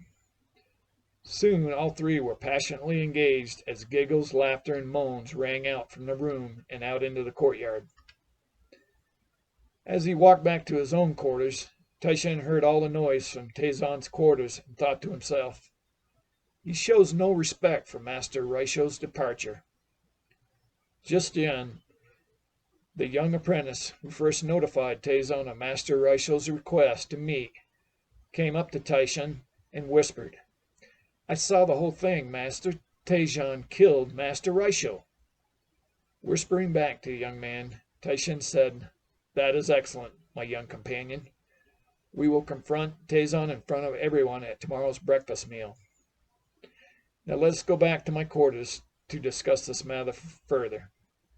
Putting his arm around the young man, Taishan led the young lover back to his quarters. After another night of ecstasy with his two new companions, Taizan strolled into the courtyard to find his fellow warriors huddled together once more. "Should I be concerned about all these clandestine meetings?" Taizan called out as he neared his fellow clansmen. "There is some suspicion surrounding Master Raisho's death, and you are the most likely cause," spoke Taishan as he walked towards Taizan. "I believe your young friend can verify I was summoned by Master Raisho," Taizan replied as he stopped to assess the situation. Pointing to the young apprentice, Taishan exclaimed, "Unisho told us that he witnessed you killing Master Raisho." Taizan had already sensed the young man's presence during the whole confrontation with the Elder Master.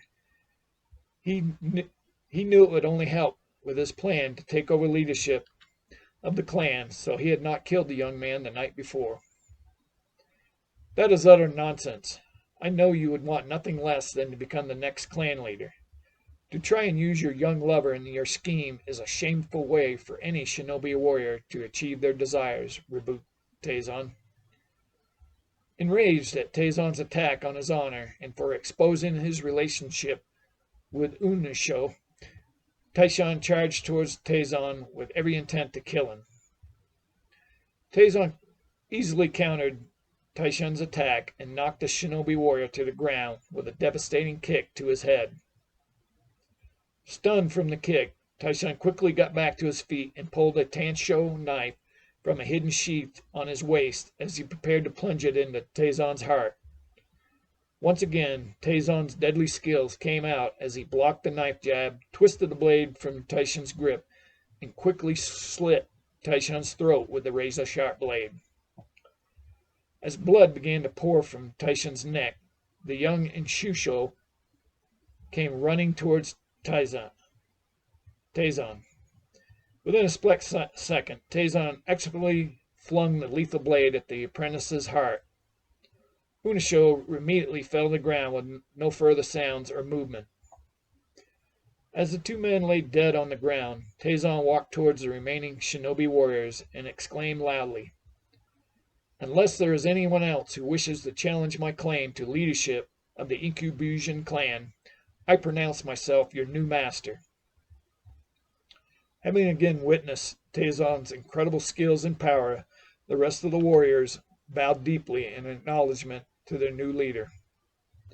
Taizan walked towards the doshan as he ordered the dead bodies to be disposed of. Even before the bodies in the courtyard had been completely removed, a messenger rode up to the gate requesting a meeting with the Inkubusion clan leader. Hidosido Prefecture. Horatio could barely sleep after returning to the training compound. The many meditations Horatio performed after Master Lyricus disappeared into the mist had truly energized his mind and body. He could now reach a state of peace very quickly, when he focused his awareness on the inner void of his mind. Along with how vibrant he now felt, Horatio's mind was restless from the experiences from his dream, Master Lyricus, and the mysterious voices he heard in his mind just days before. Something profound is happening with me and how I view the world now. I do not yet understand it all, but it feels right to me. I must continue this path and see where it leads, Horatio thought to himself as he lay in his bunk. Horatio woke the next morning to the sound of roosters crowing outside. After donning all his training gear, he headed out to meet up with the other guardsmen at the dining hall. After breakfast, Horatio and his fellow soldiers assembled in the training courtyard for more weapons and defensive drills. For the rest of the week, mornings consisted of calisthenics, various hand-to-hand and weapons skills training, with the afternoons devoted to drills designed to ensure Shogun Lashido's security in the event of an attack. Already in great shape, Horatio was amazed how even better his mind and body felt as he practiced and drilled over the next few days. Master Lyricus said I would create energy and power within as I meditated. I can feel my vitality growing inside, he thought, as he easily countered the incoming wooden sword swing and immediately landed a powerful cut to his training partner's shoulder pads.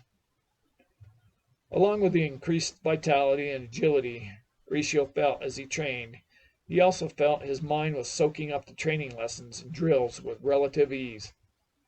In fact, even the instructors were impressed with Horatio's progress as they watched him practice. That one is bound for greatness if he continues with his training in this manner, remarked Commander Shyshin to one of his lieutenants while watching Horatio dispatch yet another opponent in bow and stick training. Finally, the grueling days of training had come to an end for now. To celebrate, the guardsmen agreed to meet after the evening meal and drink some rice wine together. As laughing and talking ensued among the soldiers, Horatio asked some of his fellow combatants why they were drilling so much as of late. Rumor has it that the Shogun spies have found out that assassins might have been hired to kill Shogun Lashido, answered one of the soldiers. Horatio had a lot of respect for Shogun Lashido, so this revelation did not sit well with the young warrior. I very much wanted to train more with Master Lyricus on the mountaintop the next couple days, but I should not go far should an attack occur. I will go to the hibiscus tree on the other end of the western rice field in the morning, and hopefully I can reach Master Lyricus with my inner thoughts, he contemplated before bidding his fellow guardsmen good night. Rising early, Horatio dressed and packed a light bag with food rations and a blanket. He felt the sun's warmth on his back as he walked west towards the huge hibiscus tree. The tree had been around for over 100 years, and it provided both shade and protection from the elements. Whenever Horatio could not get up into the mountains, the hibiscus tree was his second favorite place for solitude. Once he arrived at the tree, Horatio put down his bag and found a flat rock nearby to sit and meditate on. Sitting quietly with his eyes closed, Horatio began to empty his mind of all thoughts and focused his awareness on the inner void of his mind. Soon a jolt of energy surged through Horatio's body as the inner void of his mind began to shine brightly inside his head. Feeling totally at peace, he began to visualize Master Lyricus being there with him at this place of solitude. After a short while of meditating, Horatio detected someone walking in his direction. Turning around from his perch on the rock, he saw Master Lyricus coming towards him as if he was almost floating through the air. Once Master Lyricus got to the rock, Horatio asked the elder master, "Are you truly real, or are you just someone from my imagination?" True reality is a huge concept to consider. Is there any difference between what you perceive and what you imagine? Perhaps this will help, replied Master Lyricus as he pinched Horatio's arm. That definitely felt real, exclaimed Horatio. Now that we have that out of the way, perhaps we can begin today's lessons. Walking away, the master gestured for Horatio to join him by the hibiscus tree. When Horatio got to the tree, he found the elder master staring at the huge tree with more branches than could be counted, extending in all directions to form an almost perfect dome. "Is there something special about this tree?" Horatio asked. "This tree resembles many others I have encountered across multiple worlds. In most places it's called the tree of life and knowledge, and it represents many things," responded Master Lyricus. "I guess I picked a good spot to meditate at," remarked Horatio. "That you did, my young apprentice," spoke the elder master as he continued to admire the beautiful tree for a while longer. "So how did the meditation go after I left last week?" asked Master Lyricus. Suspecting the master already knew the answer, Horatio responded, "I continued to perform the meditations you taught until I could find peace instantly every time. As you indicated, my mind and body have been energized beyond anything I have known before. My training went very well this week. I believe the meditations helped with that." "That is excellent to hear. You are becoming a good student. I believe we should expand on your initial training," spoke Master Lyricus. "As with any other event or manifestation, time is also part of the infinite consciousness that makes up all things. Due to the similarity to everything else, time can be manipulated by the act of conscious thought. In truth, time can be sped up or slowed down through conscious effort." "That is amazing, Master. How is this done?" Horatio asked as his mind began to contemplate this new concept. "You must once again reach the peaceful state of nothingness and then direct your intention for faster or slower time. As long as you remain in this inner state of peace, you will experience time as you desire," explained the elder master. Wishing to experience this new abstract idea, Horatio asked if he could attempt to slow time down in his mind. Master Lyricus nodded his approval. Horatio began to center his mind in meditation. Once he had reached inner peace, Horatio affirmed his intention to slow down time. Horatio opened his eyes to a strange sight. Everything around him seemed to be moving in slow motion. He was amazed as he watched a hummingbird flying very slowly from one branch to the next in search of nectar in the flower blossoms that adorned the huge tree. Rotating his hands in front of his eyes, he saw each hand moving in slow arcs that produced multiple images of his hands and arms as they completed each circular motion. As his attention waned, Horatio saw his hands moving at normal speed again. Horatio looked at Master Lyricus with eyes wide. "That was incredible." "That was impressive. You were able to achieve time control on your first try. You are picking up the concepts quickly. You should continue to practice this new skill until it becomes very natural for you," said Master Lyricus. "I will, Master," replied a grateful and humble Horatio as he began to center himself once more. Master Lyricus remained a few more hours to ensure Horatio fully grasped the time control concept and had made it a new part of his mental makeup of what was possible. As the elder master began to leave, Horatio asked him, "Master, you mentioned earlier that the hibiscus tree was represented on many worlds. What does that mean?" "That is a discussion for another time, my young trainee. I'll leave you with this thought. Reality encompasses far more than you can imagine right now. Once you become enlightened, you will find there is not much you cannot experience or do," answered Master Lyricus. He started walking away and soon disappeared into the light of day. As darkness came over the valley, Horatio ate some rice cakes and retired for the night under the huge hibiscus tree. Halfway through the night he awoke to the sound of loud pounding coming from the artesian drums at the training compound. Grabbing his sword, Horatio raced back towards the compound. "We could be under attack," he thought as he ran across the rice field. Entering the sleeping quarters, Horatio found 3 of his fellow guardsmen slain in their beds while they slept.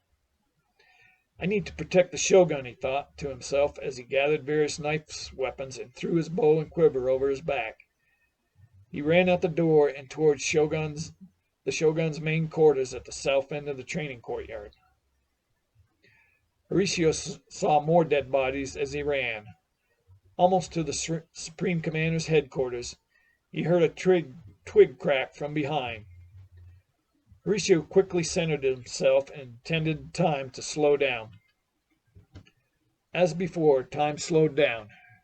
Horatio turned around in slow motion and saw the black figure swing a sword down towards his neck. Seeing everything in slow motion, Horatio was able to counter the incoming enemy's sword with his own. He watched in his mind as his body and sword swung around and sliced through the assailant's neck. Still observing everything in slow motion, he saw a second attacker coming in from his left side. He pulled back his sword and watched as the sword drove into the second black-clothed enemy warrior's heart. As his eyes began to see in normal speed again, Horatio spotted another black figure at the top of the south wall of the training courtyard, pulling back his bow to take a shot. Once again, he quickly centered himself and in slow motion pulled his bow and an arrow from the quiver on his back. He watched the arrow fly in perfect slow motion toward the shinobi warrior's heart.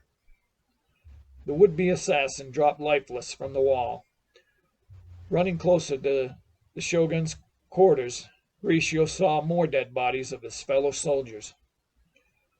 Shogun Lashido stood with his sword drawn by a couple dead shinobi assassins. "Supreme Commander, are you okay?" asked Horatio as he ran up to the Shogun. "I am indeed, young man.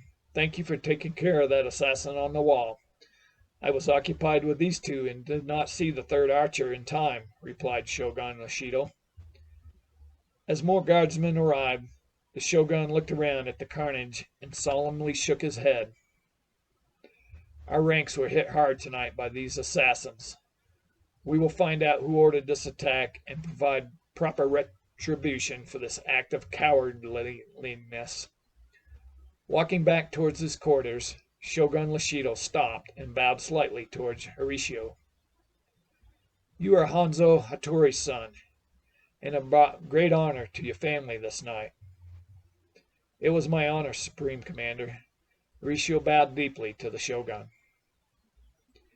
Daimon Province, next day. Taizan was furious when he heard the news. "You and the others have dishonored the Incubusion clan. I should end your life right now." He struck the lone survivor of the failed assassination attempt on Shogun Lashido. "I am so sorry, Master Taizan. One of the Shogun's guardsmen displayed incredible talent. He did things I've only ever seen from you," said the shinobi warrior as he rubbed his face from intense pain. "Nonsense! These guardsmen have never been trained in the shinobi warrior arts, and I find it unbelievable one could have acquired the training I personally have had," shouted Taizan. Taizan started to walk away. "I need to go and meditate on this matter. Update Hashin on all details of the attack and leave nothing out." The clan leader headed towards the doshan to perform some katas and center his mind before meditating. Entering the doshan, Taizan pulled the Incubusion clan sword off the wall and once again studied every detail of the magnificent weapon.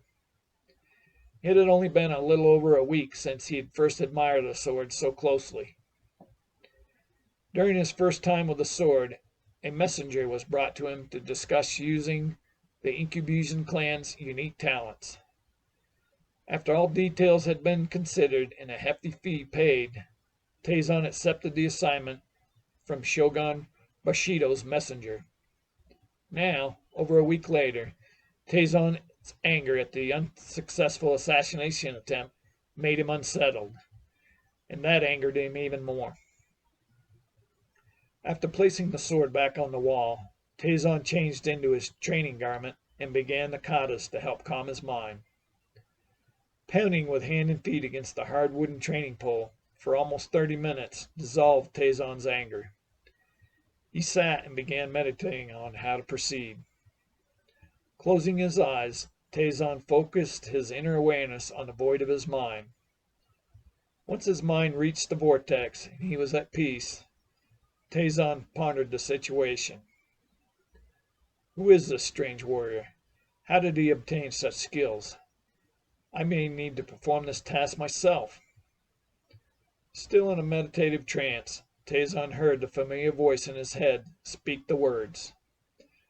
This one you think about has been receiving special training from a powerful and ancient master. This warrior has special talents, but is not indestructible. Then I must go and destroy him and the Shogun, thought Tazon to the voice in his head. You will eventually bring death to this soldier and his Shogun, but first you need to disgrace this guardsman and his family. Let us go over the plan, spoke the voice in Tazon's head. Hidoshido Prefecture. Horatio was tired, sad, and angry after spending the last few days helping to remove and bury all the dead bodies. He knew he needed to return to a peaceful state, but his emotions and lack of the usual inner guidance was making it extremely hard to meditate and reach the inner void of his mind. I must dampen all these bad thoughts if I ever hope to reach peace again.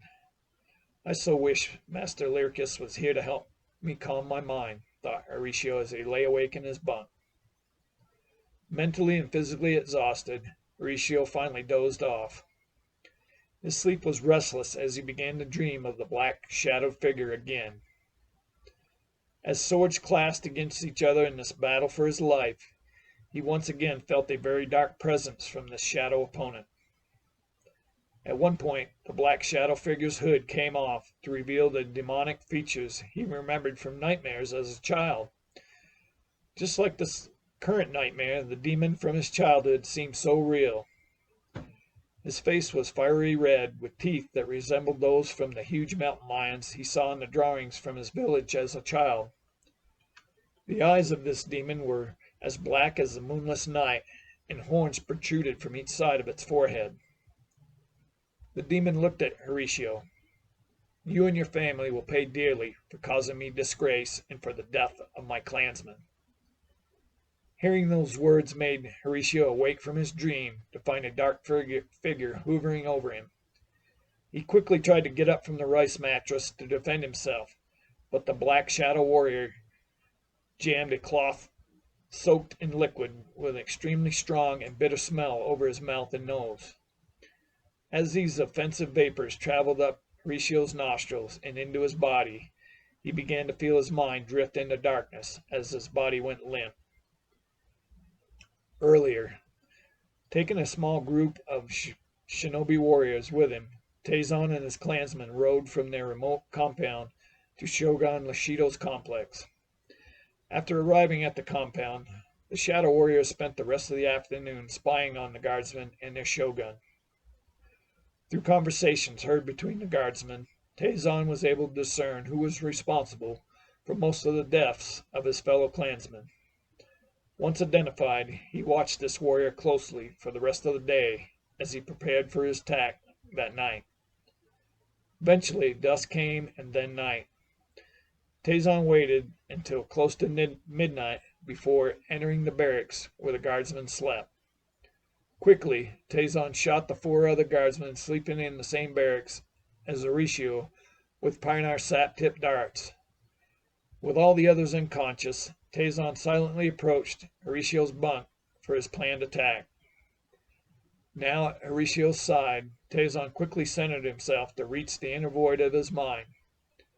Using the ancient art of Kaijin mind telepathy taught to him by his master, Tazon created visualizations from his own mind to invade Horatio's mind. He implanted the demonic image of the Shadow Warrior into Horatio's mind as he slept. Back to the present.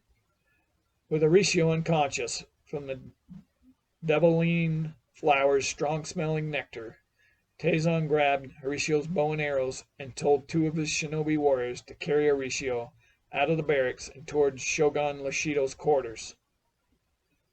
Once at the Shogun's dwelling, Taizan quickly scaled the wall at the rear of the sleeping quarters. Before they knew what had occurred, Taizan shot the two guardsmen on watch with arrows from Horatio's quiver. The shinobi warriors lifted Horatio's unconscious body over the wall and onto the grounds behind the Shogun's sleeping quarters. Taking a special needle from his pouch, Taizan jabbed the needle into Horatio's neck before quickly climbing back over the wall with his fellow shinobi warriors. The pain from the needle poke made Horatio awake from the blackness of his mind. While he was now partially awake, the mixture of herbs the needle tip had been soaked with was now fully in Horatio's bloodstream. This specialized substance created hallucinations in the mind of its victims. Rising from the ground, Horatio was very groggy and disoriented. Seeing his bow and quiver on the ground, Horatio tried to hurriedly reach down and grab his weapons. By this time, the sounds outside the sleeping quarters woke Shogun Lashido. Quickly rising from his bed, the Shogun slung his bow and quiver over his shoulder and grabbed his sword to confront whatever was making the sounds outside his dwelling. Coming out of the back of his sleeping quarters, Shogun Lashido made out the figure of the special warrior who had saved his life just days before, with bow and arrow in hand and aimed at his chest. With the effects of both the drug in his bloodstream and Kaishin mind projections coming from Taizan, Horatio could only see the demon shadow figure in front of him. Still groggy from all the drugs in his system, Horatio centered himself as best as he could before taking aim and shooting the deadly arrow at the demon before him. Fortunately, Shogun Lashido anticipated the shot and was able to move just enough to avoid the fatal shot to his heart as the razor-sharp arrow sliced across his side. Not wanting to kill the guardsman who had saved his life, the Shogun quickly notched an arrow and fired a non-lethal shot into Horatio's shoulder. The impact of the arrow made Horatio reel from the blow and fall to the ground. Other guardsmen arrived at the scene and removed Horatio's weapons. Walking up to Horatio, who was now being shackled by his fellow guardsmen, Shogun Lashido shook his head in disbelief. "Why would you do this? Your father will be as disappointed as I am when he hears of this." Disappointed that Shogun Lashido was not dead yet, Taizan was happy to see that the guardsman who had dishonored him was now dishonored himself. Riding off into the night, Taizan and his fellow warriors headed back to the Inquisition clan's remote compound. Back at the Shogun's training complex, the soldiers searched Horatio's barracks and found a small bag of gold coins stashed under his mattress. Further investigation revealed that the two guardsmen who had been killed outside the Shogun's residence were shot with arrows with the same markings that were on arrows in Horatio's quiver, including the arrow that had barely missed killing Shogun Lashido. Sitting in the cell, Horatio frantically tried to understand how and why this terrible turn of events had happened. "I cannot make any sense of this. I would never harm Shogun Lashido. The black shadow demon that was in my mind must be responsible somehow." The next day, Horatio was taken from his cell and presented in front of Shogun Lashido. Still shaken and angry from the previous night's attack on his life yet again, the Shogun looked at Horatio.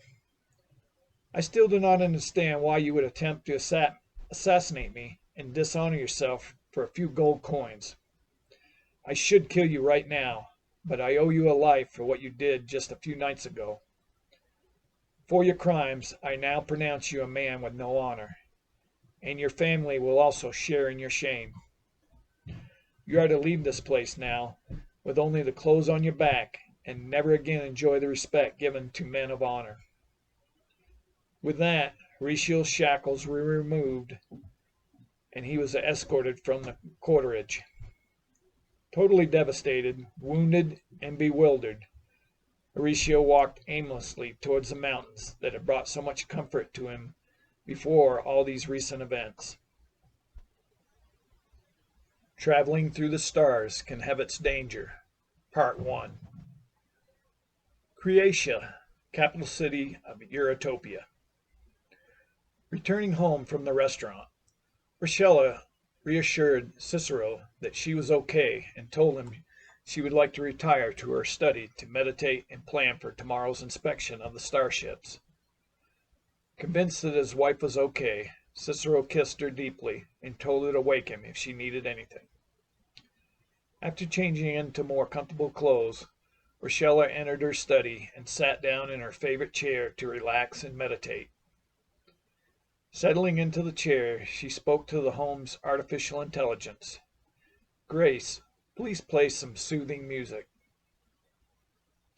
As calming music played from the surrounding speakers, Rochella began to let her mind drift and all her outside thoughts dissipate. Once her mind was at peace, she began to ponder the words spoken earlier that evening. That voice seemed so real and so familiar. I have heard that voice in my mind before. It usually comes whenever I have important questions. I wonder what was meant concerning Eurotopia being an experiment. This time, the usual inner voice did not respond to her questions. Slowly coming out of the deep meditation, Rochella felt peaceful and energized at the same time. I should review the ancient wisdom texts again. Those sacred texts may help me better understand what was spoken in my mind and how to ensure Eurotopia stays on the correct path. She got up and walked over to her desk. "Grace, please display the original ancient esoteric wisdom volumes and all the accompanying relevant information." Rochella began to peruse the vast amount of information currently displayed on the three-dimensional screens in front of her. She spent the next couple hours engrossed in the ancient wisdom given to the early Eurotopian ancestors. As fatigue crept in, Rochella quickly reviewed the next day's schedule before retiring to the bedroom for much-needed rest. Rochella woke up the next day feeling refreshed from a restful night's sleep. As usual, her dreams were wonderful experiences of interactive and pleasant environments. While seeming somewhat familiar to her own world's surroundings, they were also slightly different, a place where ancient and modern seemed to be intertwined. "Grace, please run my favorite breakfast recipe," asked Rochella as she entered the kitchen. Soon the RMO turned on and began materializing her favorite breakfast, consisting of fresh fruit, Trevelyan berry yogurt, and a tall glass of milk. Soon the door of the reality matrix organizer opened to present a perfectly made breakfast. The RMO was a recent invention. The industrial versions were an enormously valuable tool in the building of the starships. Based on their understanding of quantum physics and the ancient wisdom concerning reality's actual structure, Eurotopia's greatest minds developed a system that can manipulate and recombine elemental energy to produce practically any matter desired. Basic food combinations and raw building materials had been the easiest to reproduce.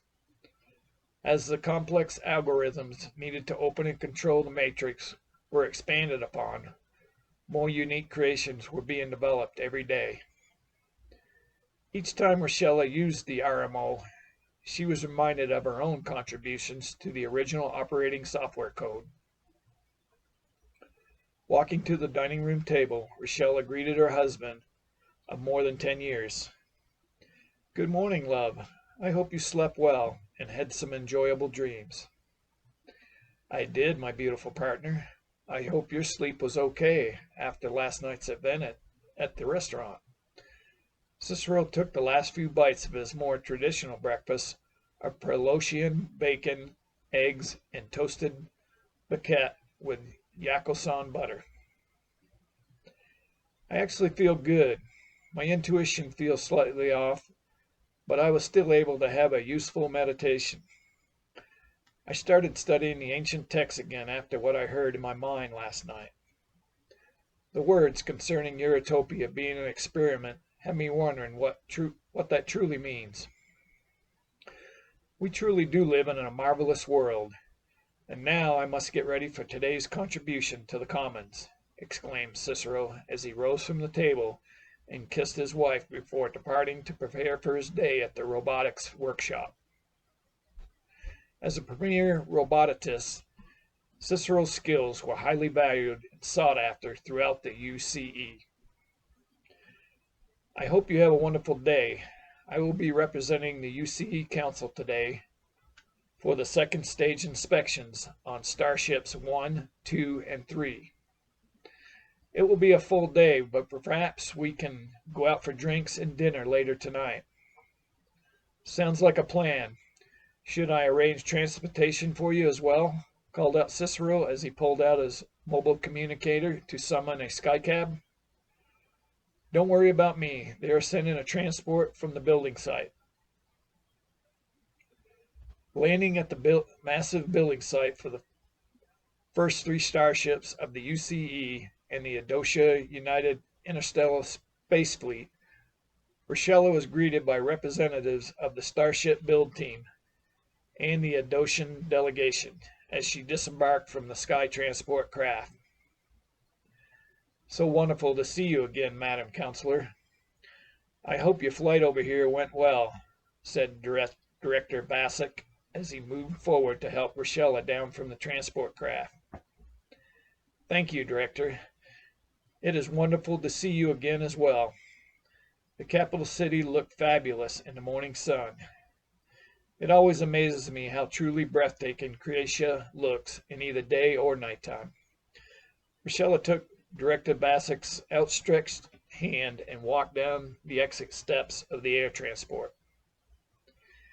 It has been a little while since you last observed the progress on these starships, Madam Counselor. I believe you last saw them after the initial outer shells had been built. Much has advanced since your last visit, said the director as they all walked towards the main hangars. I've been studying the construction schematics and drawings the whole time. I'm excited to see the actual builds at this juncture, replied Rochella. Walking through the door to the skywalk overlooking the spacecraft, Rochella was impressed with the 3 starships parked below on the hangar bay floor. The way the highly impenetrable dimension element used for the ship's hulls glistened under the hangar lights, and the size of these magnificent crafts amazed Rochella as she gazed at the spaceships below. Rochella's engineering side began to think about all the wonderful designs she would get to experience once they boarded the craft for the preliminary inspections.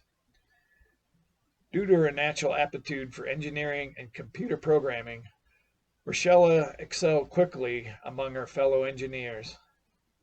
Along with her amazing engineering skills, she also had natural abilities to see the big picture and convey her thoughts in a manner that put everyone at ease.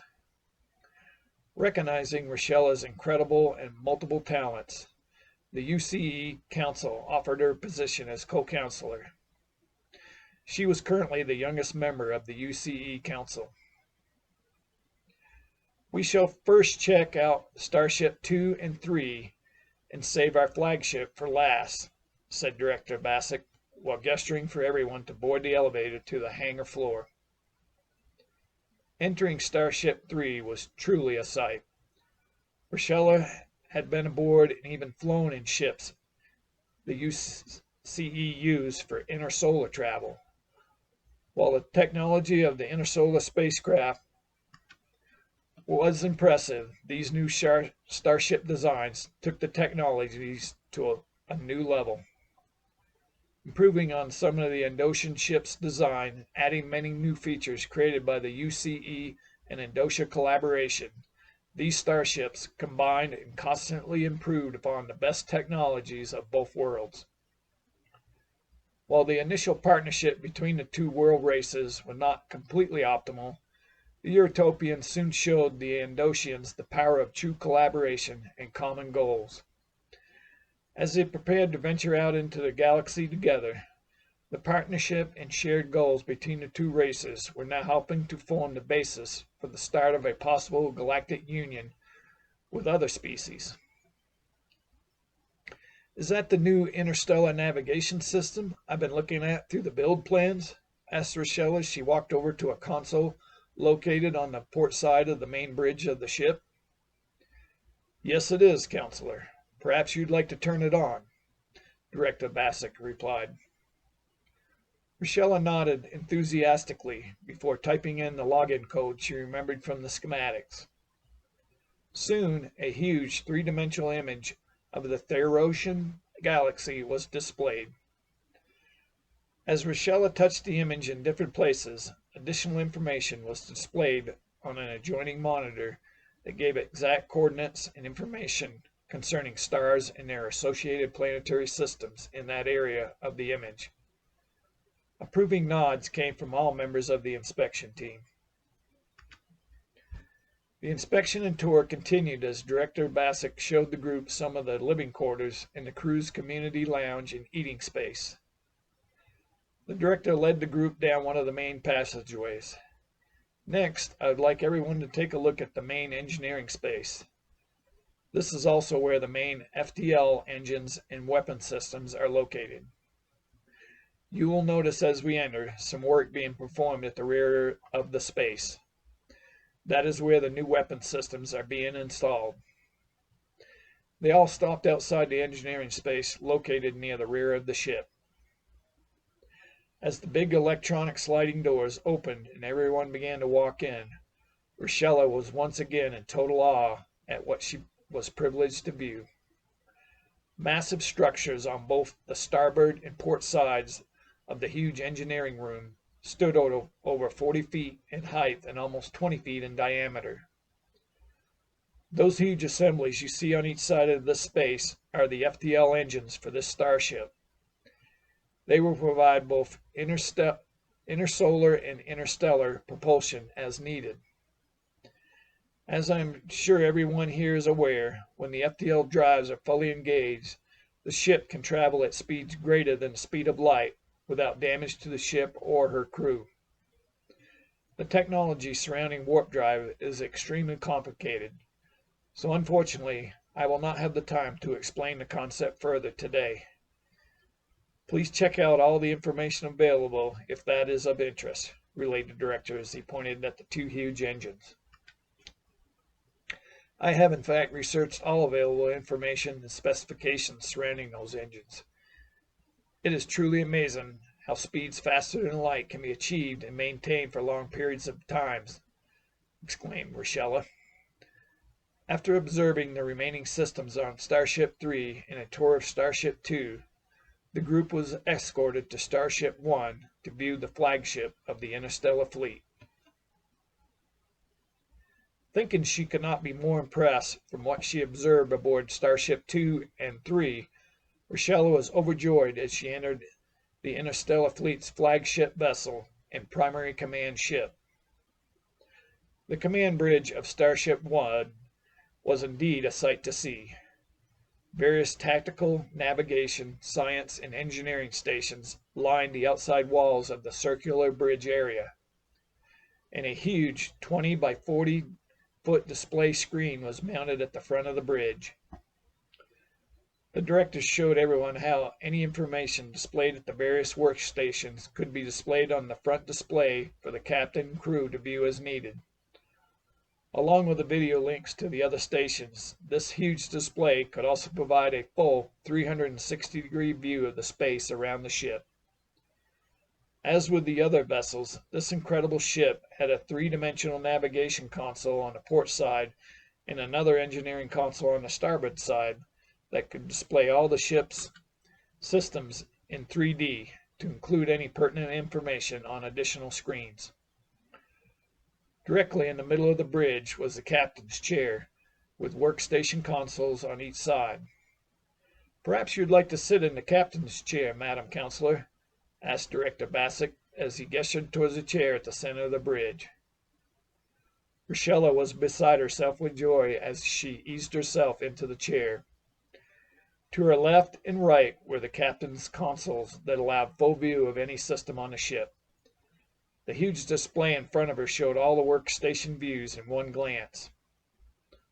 As everyone in the group was admiring all the technologies, the door to the bridge opened, and there stood Captain Pikeson, Starship One's commanding officer and leader of the maiden test voyage scheduled to occur in 3 short weeks. "You look very good in that seat, Madam Counselor," Captain Pikeson said as he walked into the bridge.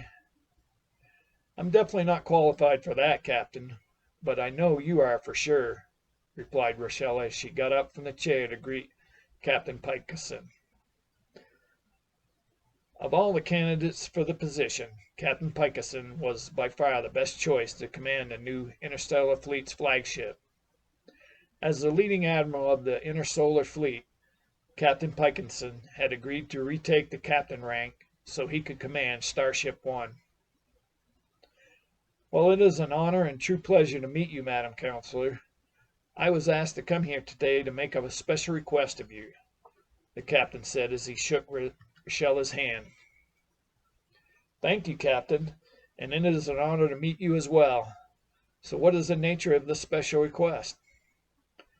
"After consultations between Fleet Command, the Adocian delegation, myself, and your own co-counselors, a unanimous decision was made to offer you a ride aboard Starship One on her maiden voyage. I realize there is only a short time to prepare, but we would all be very honored if you accepted," said Captain Pikeson as he looked into Rochella's eyes and smiled. "My good Captain, I am stunned right now. I'll have to discuss this with my husband, but this is a great honor indeed." The rest of the inspection and tour of Starship One was as amazing as the others. Rochella had a little problem concentrating as she contemplated being part of this spectacular event in Eurotopia's incredible journey. Rhinon, capital city of Hirschon on the planet Ellipsion. Feeling slightly dazed from the strange experience at the soaking pool, Tice-san requested to take the rest of the day off from his duties at the Space Command research facilities. As Tice-san rode the transport shuttle from SCR back to the inner city where his apartment flat was located, he pondered what happened earlier.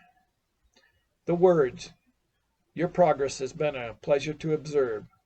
Please continue this path you have chosen," echoed in Tice-san's mind as he thought about the experience. Who was that voice I heard in my head?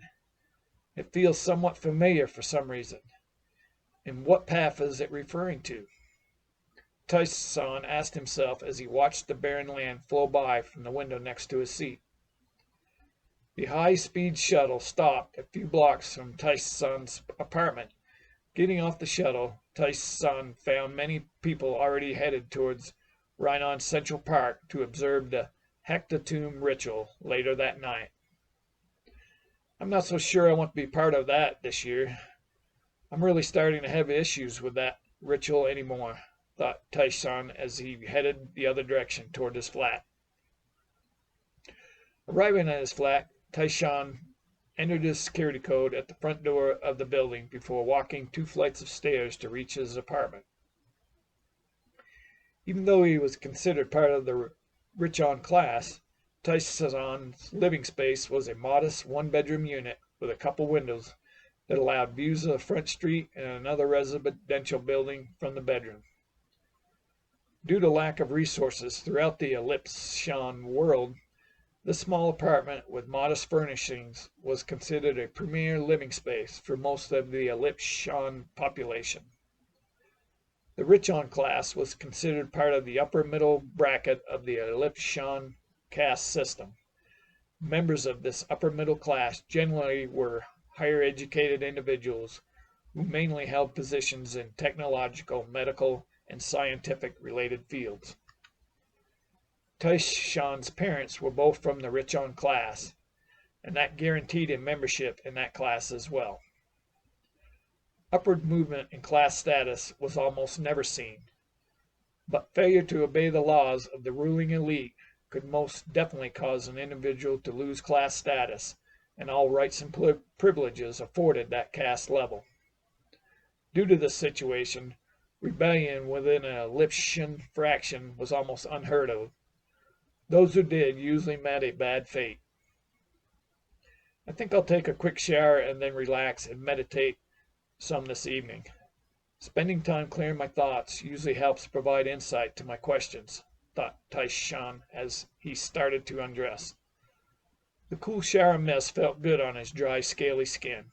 Taishan always wished there would be more water for the shower, but he knew that was basically impossible for his station in life.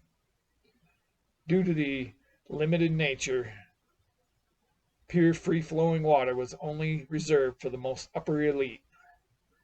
The poorest Sabon class were forced to bathe in dirty rivers or the leftover pools generated from the central cave drain outflows. As Taishan sat to meditate, he found that while he was able to clear his thoughts as he had learned, the familiar inner intuition seemed to be non-existent. Finally feeling at peace, he was pulled out of a relaxed meditative state by ringing on his intercom. Taishan opened his eyes and got up to answer the unwelcome call from the outside on the street. "Yes, how can I help you?" asked Taishan as he toggled the intercom's output button. "Hey, my good friend, there is a bunch of us heading to the Hectatomb ritual. I wanted to see if you would join us," replied Taishan's old friend and former classmate, Kishan. Well, Taishan had no desire to experience the ritual this year. He knew if he declined the offer to join, there would be all kinds of questions from his friend and the others in the group. "Give me a minute and I'll be down," said Taishan through the intercom. Coming outside, Taishan nodded towards his former classmate while trying not to show his annoyance. "So glad you came down. This group of crazy lizards work with me at the hospital," said Kishan as he gestured to the group of young male and female reptilian humanoids. As they all walked towards Rhinon Central Park, Kishan smiled and whispered in Taishan's ear, "These females are in prime incubation and are ready for some male companionship, if you know what I mean." Taishan shook his head in amusement as he smiled back at his friend. With twilight settling in over the city, the crowd of Ellipsonians heading to the ceremony had grown immensely from what Taishan had observed earlier. Entering the park, the group tried to get as close to the main platform as possible. The drinking of Heresian blood wine and consumption of the highly psychedelic Rykolshan mushrooms had already started in this massive crowd of Elliptians. The real party would occur after the ceremony was complete. One of Kishan's workmates pushed herself in close to Taishan and seductively looked up into his eyes as she growled softly. Aroused from this overt gesture, Taishan tried his best to subdue his inner animalistic impulses. High shrieking and hissing sounds came from near the main platform area as the huge ceremonial bonfire was lit and huge flames began to dance in the air. A loud roar sounded from the crowd as everyone anticipated what was coming next. A short while later, a young female came out onto the main stage above and behind the roaring bonfire. As the young female from the Sabon class walked towards the high priest standing at the middle of the upper stage, the massive crowd began to make loud growling noises and sharp shrieking sounds. Feeling detached from all this crazy activity, Taishan was amazed at how out of control the Herosian faction's citizens got at these yearly events. Once the young female reached center stage, she stopped close to the stage's edge and bowed her head. There was total silence as the high priest, dressed in an elaborate ceremonial gown of red with gold trim, pulled a long staff outfitted with a glistening blade out from behind his back. He raised the weapon up over his head. Within seconds, the razor-sharp instrument swung down towards the neck of the young female dressed in a white robe. Her head was swiftly detached from her body. The head and body of this young sacrifice to the Elliptian gods dropped into the huge fire as roars and shrieks from the crowd erupted at even higher decibels than before. Feeling shocked from the same display he had witnessed countless times, Tyshawn shouted out over the noise of the crowd to Keyshawn that he did not feel well and was going back to his flat. "But the real fun is just about to start, and she is ready to mate," Keyshawn yelled out as Tyshawn weaved his way out through the throng of bloodthirsty spectators. Almost to the street, Tyshawn stopped to observe two male Heresian citizens squaring off with knives drawn on each other, and mouths open wide, showing the natural razor-sharp teeth common to all Elliptionians. Soon, loud growling from each of the males rang out as the crowd around them created a circle of open space for them to attack each other in. Knowing that another death was most likely tonight, Tyshawn veered around the mob in the ensuing fight that would most likely end in the demise of one of the combatants. Finally reaching the street, Tyshawn heard the crowd's bloodthirsty screams from behind as they cheered on the fighters. The Hiktam ritual always brings out our animalistic nature. I used to be one of those screaming, insane spectators. Perhaps the new path I'm on is related to these new thoughts I have about all the senseless violence my people seem to enjoy. Maybe this began when I started reading those old texts, Tyson contemplated as he continued to walk back to the apartment.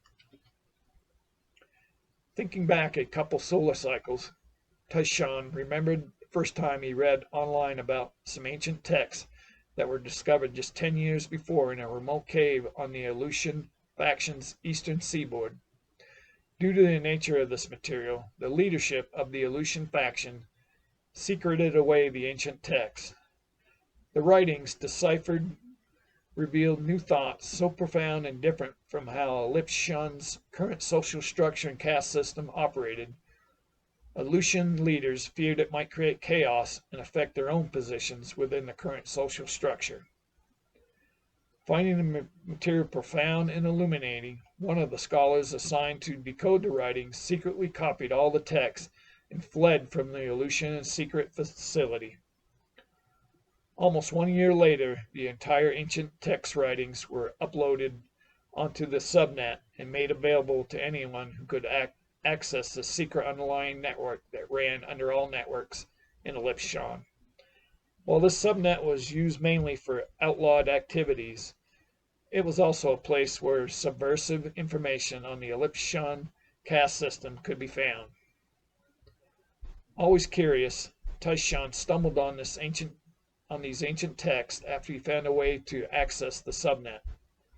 While his intent was just to see what was on this secret online network, Tyshawn came across the Mystic Docs purely by accident. Briefly reading through the introduction, he was about to move on with his searchings when something inside him told him to read further. After reading the ancient writings for another 30 minutes, something clicked, and he was hooked on the enlightening information before him. Over the next 6 months, Tyshawn studied the Mystic Docs and began to meditate as was explained in the powerful scripts. Now, 2 solar cycles later, he was finding it harder and harder to agree with the current social structure on Elliptian. With all the memories and thoughts swirling around inside his head, Tyshawn almost walked by the main door to his flat. Why does that spectacle bother me so much anymore? I need to do something to take my mind off what I saw tonight, thought Tyshawn as he walked into his apartment. Soon Tyshawn was logged into the subnet. I don't feel like studying the text tonight. What else can I check out? Ran through his mind as he typed alternatives for caste system in the search engine. At the top of the search engine page was a link called the United Commons Project. Even though he is logged into one of the most secure networks on Ellipse Sean, Taishan still hesitated for a moment before clicking on the link. He knew with certainty that if anyone found out about this search, he could face prison or worse. Soon the UCP site loaded and came up on his screen.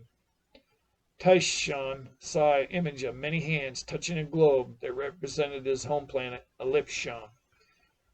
Under the image were the words, "Hey, fellow truth seeker, you have stopped at the right place. Follow us down the angular hole and see where it might lead. Is it possible to counter an unfair system that caters to the elite born? Can the rest of us matter and thrive, or are we all just destined to die as we were born?" The United Commons Project was created out of the minds of individuals who have thirsted for fairness and hope for a better united future that values everyone regardless of their status in this world. If this sounds like you, please keep reading. Intrigued, Taishan continued reading the information presented on the unique and interesting site. After reading most of the material shown on the first few pages, he decided to join the online forum so he could interact with other like-minded souls. Once he had signed up for the UCP group, he realized how late it was getting, so he logged off the subnet and prepared for bed. Lying in bed, Taishan's mind was running wild as he pondered all the new thoughts presented on the UCP site. Those concepts are amazing. I will dig into them further tomorrow night and maybe even interact with others on the forum. It will be morning soon and I need to get some rest before work, Taishan thought as he worked to clear his mind using the techniques he'd learned from the Mystic Docs. The loud ringing of the alarm jarred Taishan's awake. "Fusing alarm," he cussed as he frantically worked to shut it off. Going to work on just 3 hours of sleep is going to be torture, thought Taishan as he started to get ready. After a quick breakfast of cricket hash and Dinarius eggs, Taishan finished getting his things together before dashing out the door to get to the shuttle stop on time. The jarring movement forward as the shuttle came to a quick stop at the Space Command Research Facility woke the young reptilian humanoid up from a deep sleep. Disembarking with the rest of his co-workers, Taishan made his way to the Weapons Research and Development branch of SCR. While still just a junior-level engineer, Taishan started to make a name for himself at the Weapons branch. Over the last couple solar cycles, he had really begun to tap into his inner creativity and problem-solving skills, and upper management was beginning to recognize this. Just a week before, his direct superior came up to Taishan and slapped him on the back. "If you continue this good work we are seeing, you are in line to make mid-level engineer in a couple more solar cycles." Taishan loved working with technology, but he wished he could use his talents for something more beneficial than just finding better ways to destroy things.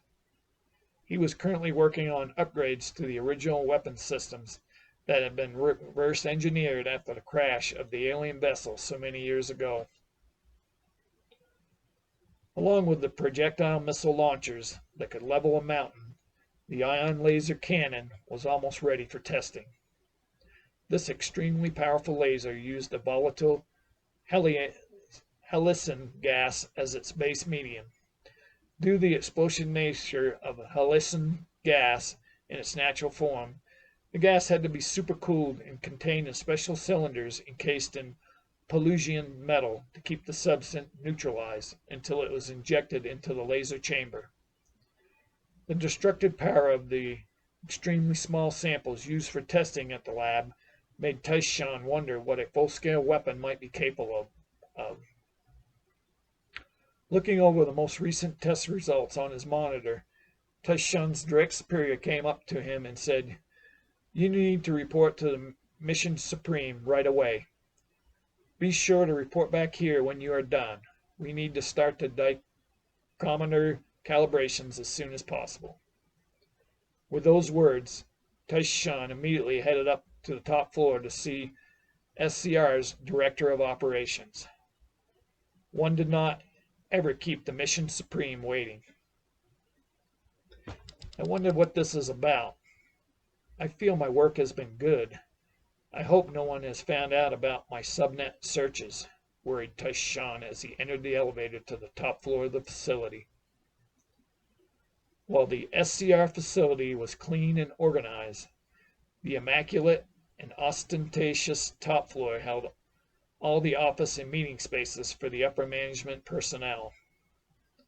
Hesitantly, walking over to the receptionist area, he managed to squeak out, "I am Taishan Ida. The Mission Supreme called for my presence." "Yes, sit over there.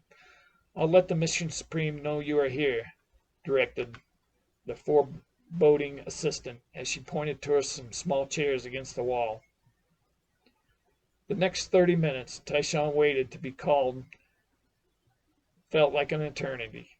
He was truly worried at this point, and feared guards showing up any minute to escort him from the facility and into the arms of the Hirotian authorities. "Miss Aida, you may enter the Mission Supreme's office now," called out the receptionist. Knocking on the large Aleutian wood door, Taishan heard the loud, gruff words, "Come in," from behind the door. As was the case for most of the upper elite, the Mission Supreme was large and powerful looking. "Sit down. I have an assignment for you," spoke the Director of Operations as he motioned for Taishan to sit in a small chair across from his huge desk. Feeling somewhat relieved, Taishan immediately took a seat in the small and uncomfortable chair. "Well, you are a young reptile. I've been hearing good things concerning your work in the weapons branch. As you know, we're almost ready for final testing of the ion laser cannon. Due to your good work, young age, and growing talents, I would like you to be part of our next deep orbit mission to complete final testing on the ILC. Go back to your direct report and inform him of my order, then immediately report to Mission Control to start deep space training protocols.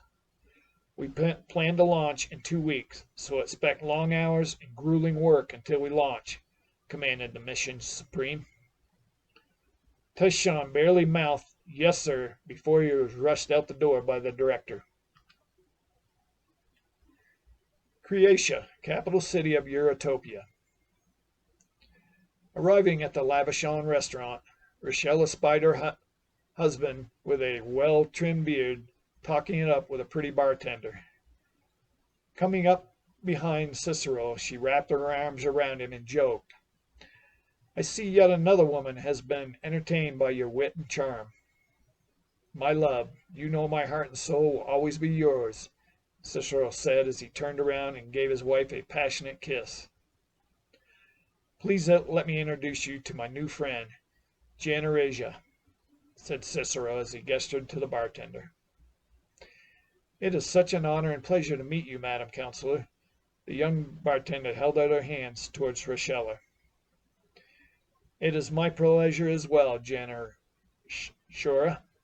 My husband is selective on who he calls a friend, so I know you must be special," Rochelle said as she smiled at the bartender and shook her hand. Just then the head waiter came over to Rochelle and Cicero and informed them that their table was ready. Rochelle could barely contain her excitement as they both ordered drinks and their favorite entrees. "I've seen that look before.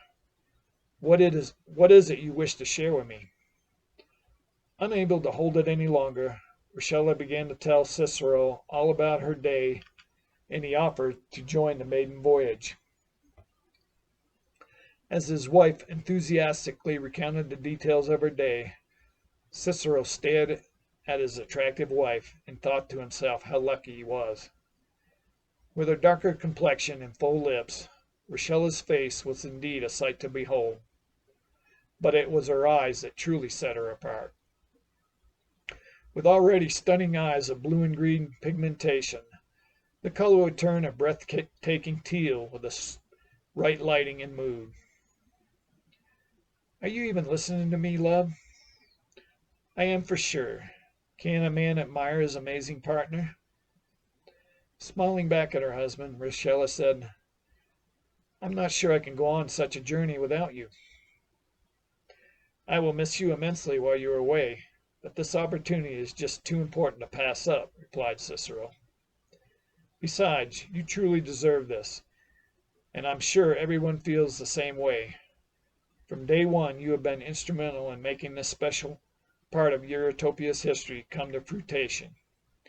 Your endearing personality and natural charm have been vital in ensuring all parties continue to work together harmoniously on this massive project for both the Andosian and Eurotopian people. Not to mention, you're extremely intelligent and beautiful. Flattery will get you everything, said Rochella as she put her hands on top of Cicero's and gave him a flirtatious look. Thank you for being so supportive. Let's eat quickly so we can go home and expand upon this already fabulous evening. No argument here, replied Cicero. Smiling to herself as she awoke next to her partner and lover, Rochella rose from another restful night's sleep. A wonderful feeling came over her as she remembered the ecstasy of last night's union with Cicero. Like what had occurred many other times in their lovemaking, their mutual passion resulted in a simultaneous orgasm between them that created a mind-to-mind connection with themselves and the universal mind of all that is. The love felt during this connection was deeper and stronger than either of them could ever experience on their own, and it created a bond of love with all creation. As she looked down at her sleeping lover, Rochella began to remember her childhood and the incredible bond she developed with another special love in her life. As she was told later by her adopted parents, baby Rochella had been left in the reception area of the Child Foster Care Organization headquarters for the UCE. With no parents found through DNA records, she was placed with a special couple who truly loved her and always treated her as their own. When Rochella turned 10 years of age, she was introduced to a strikingly beautiful woman who called herself Rochelle.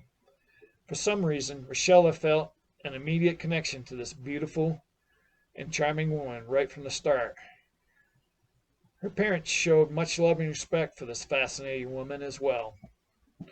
While Rochelle usually only stayed for short periods of time, she almost always stayed with Rochella and her parents at their home when she came. With her parents' approval, Rochelle began to teach Rochella from the ancient wisdom texts that had originally been found by Eurotopia's early inhabitants. While most of these esoteric writings were explained to the original tribes of Eurotopia, there were some writings that were not translated or explained. More will be shown when the time is right, was the reply from the ancient ones when these secret teachings were asked about by the tribal leaders at the time. As Rochella entered her teen years and showed a great grasp of the ancient wisdom handed down to her ancestors, Rochelle began to instruct Rochella from the secret teachings. Along with her tutelage surrounding the ancient wisdom, Rochelle also began to teach Rochella how to use her body as a weapon and as a platform for utilizing the advanced knowledge she was learning. By the time Rochella turned 18, she had grown so fond of Rochelle that she considered her a second mother. It was extremely upsetting to Rochella when Rochelle told her she must leave for an extended period of time. Please don't leave, exclaimed Rochella after hearing the news. We will see each other again, dear one, assured Rochelle as she held the crying Rochella in her arms.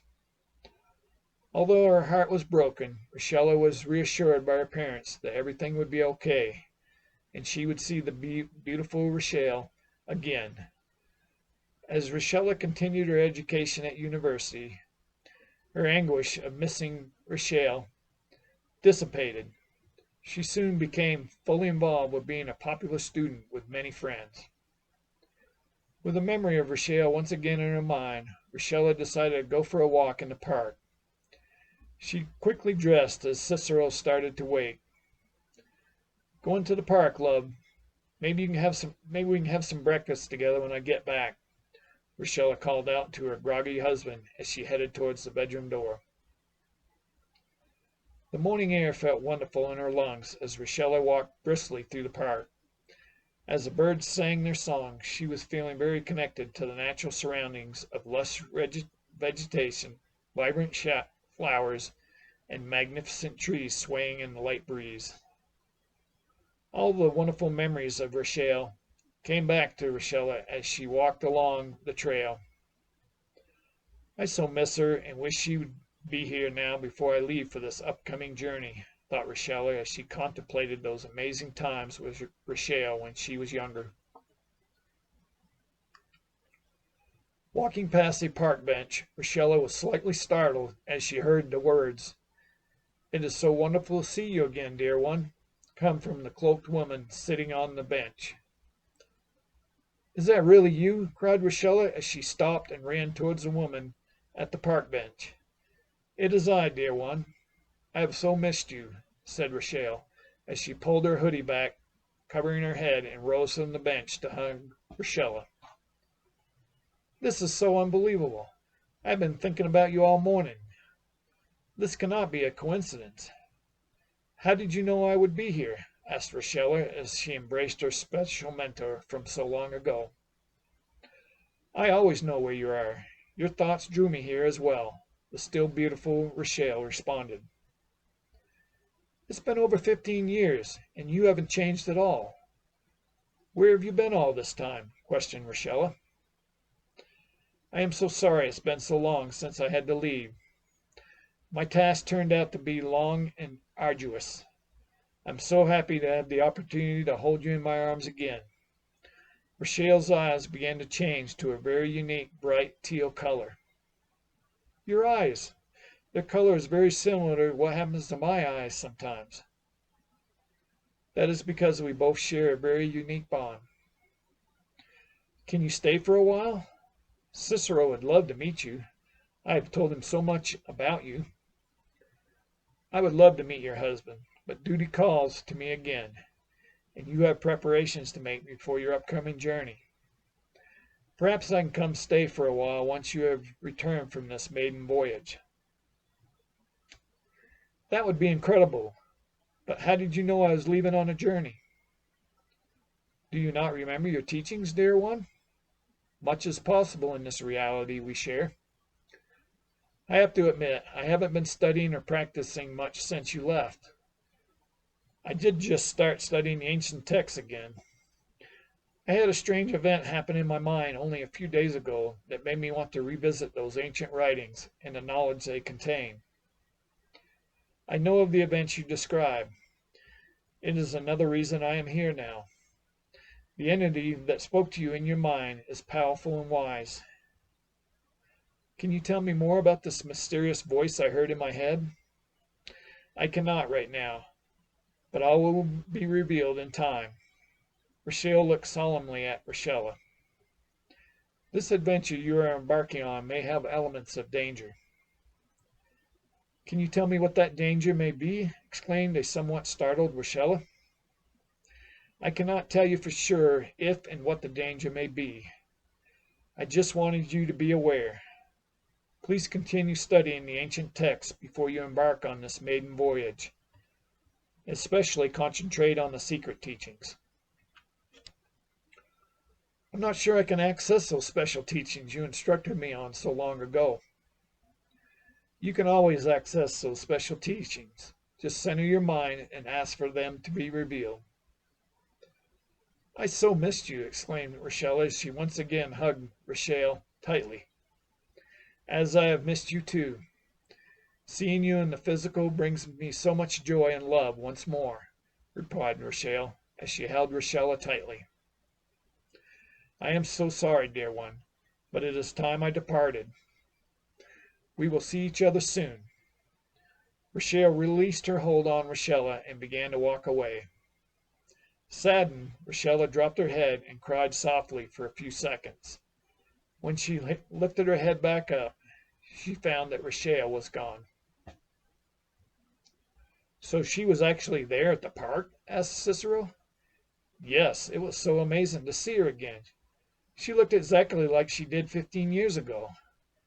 She may stay with us for a while once I'm back from this maiden voyage." "That would be wonderful. I know how much you have missed her." "Let us spend as much time together as possible in the next couple days. My pre-flight training starts in 2 days, and there will be so much to learn and do for the next few weeks." "That sounds like a wonderful plan. Perhaps we can even spend some nights together like last night," Cicero said as he smiled alluringly at his attractive wife. The next couple days went by quickly as Rochella and Cicero experienced all their favorite sights and activities together in the great city of Creatia. As the crown jewel of the United Commons of Eurotopia, Creatia had it all. Home to numerous centers for higher learning and creative pursuits, the creative endeavors of its inhabitants shone brightly throughout the great city. Incredible displays of amazing works of art adorned the city, and the technologies enjoyed by its people were unmatched anywhere on Eurotopia.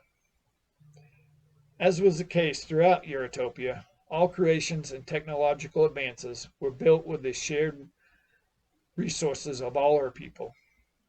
In place from early in its development, mediums of exchange did not exist on Eurotopia. Using the knowledge of the ancient wisdom writings and their own ingenuity, the Eurotopian people had created a united commons that shared all resources on the planet and gave all Eurotopians a very high standard of living. Without the need to work to survive, each Eurotopian could choose to spend their time doing the activities that best suited their talents and desires.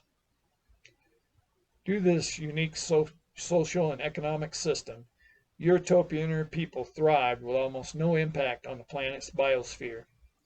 Incorporating systems to track all resources, long-term plans and developments were always in line with what was best for the planet and its inhabitants.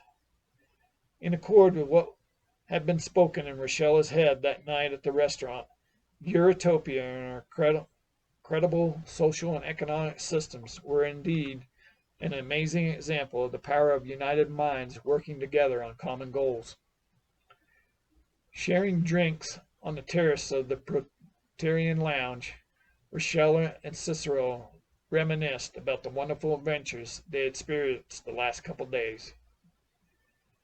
"Every time we do something like this, I am reminded again how amazing the Eurotopian people are," exclaimed Rochella as she looked out upon the dazzling city below. "As do I, my dear," said Cicero while lovingly touching his wife's luscious black hair. This newest event in Eurotopia's astounding history will become yet another chapter in a long line of accomplishments for this world we call home. "I feel so honored to be part of that," Rochella said as she continued to admire the city below. "It is so heartwarming to experience this special time with you, and I can't wait to experience the tales you will share when you return," Cicero said as he too looked out over the lit-up city from the 40th floor terrace. Rhinon, capital city of Hirashon. The mission supreme had been correct when he told Taishan the next 2 weeks were going to be grueling.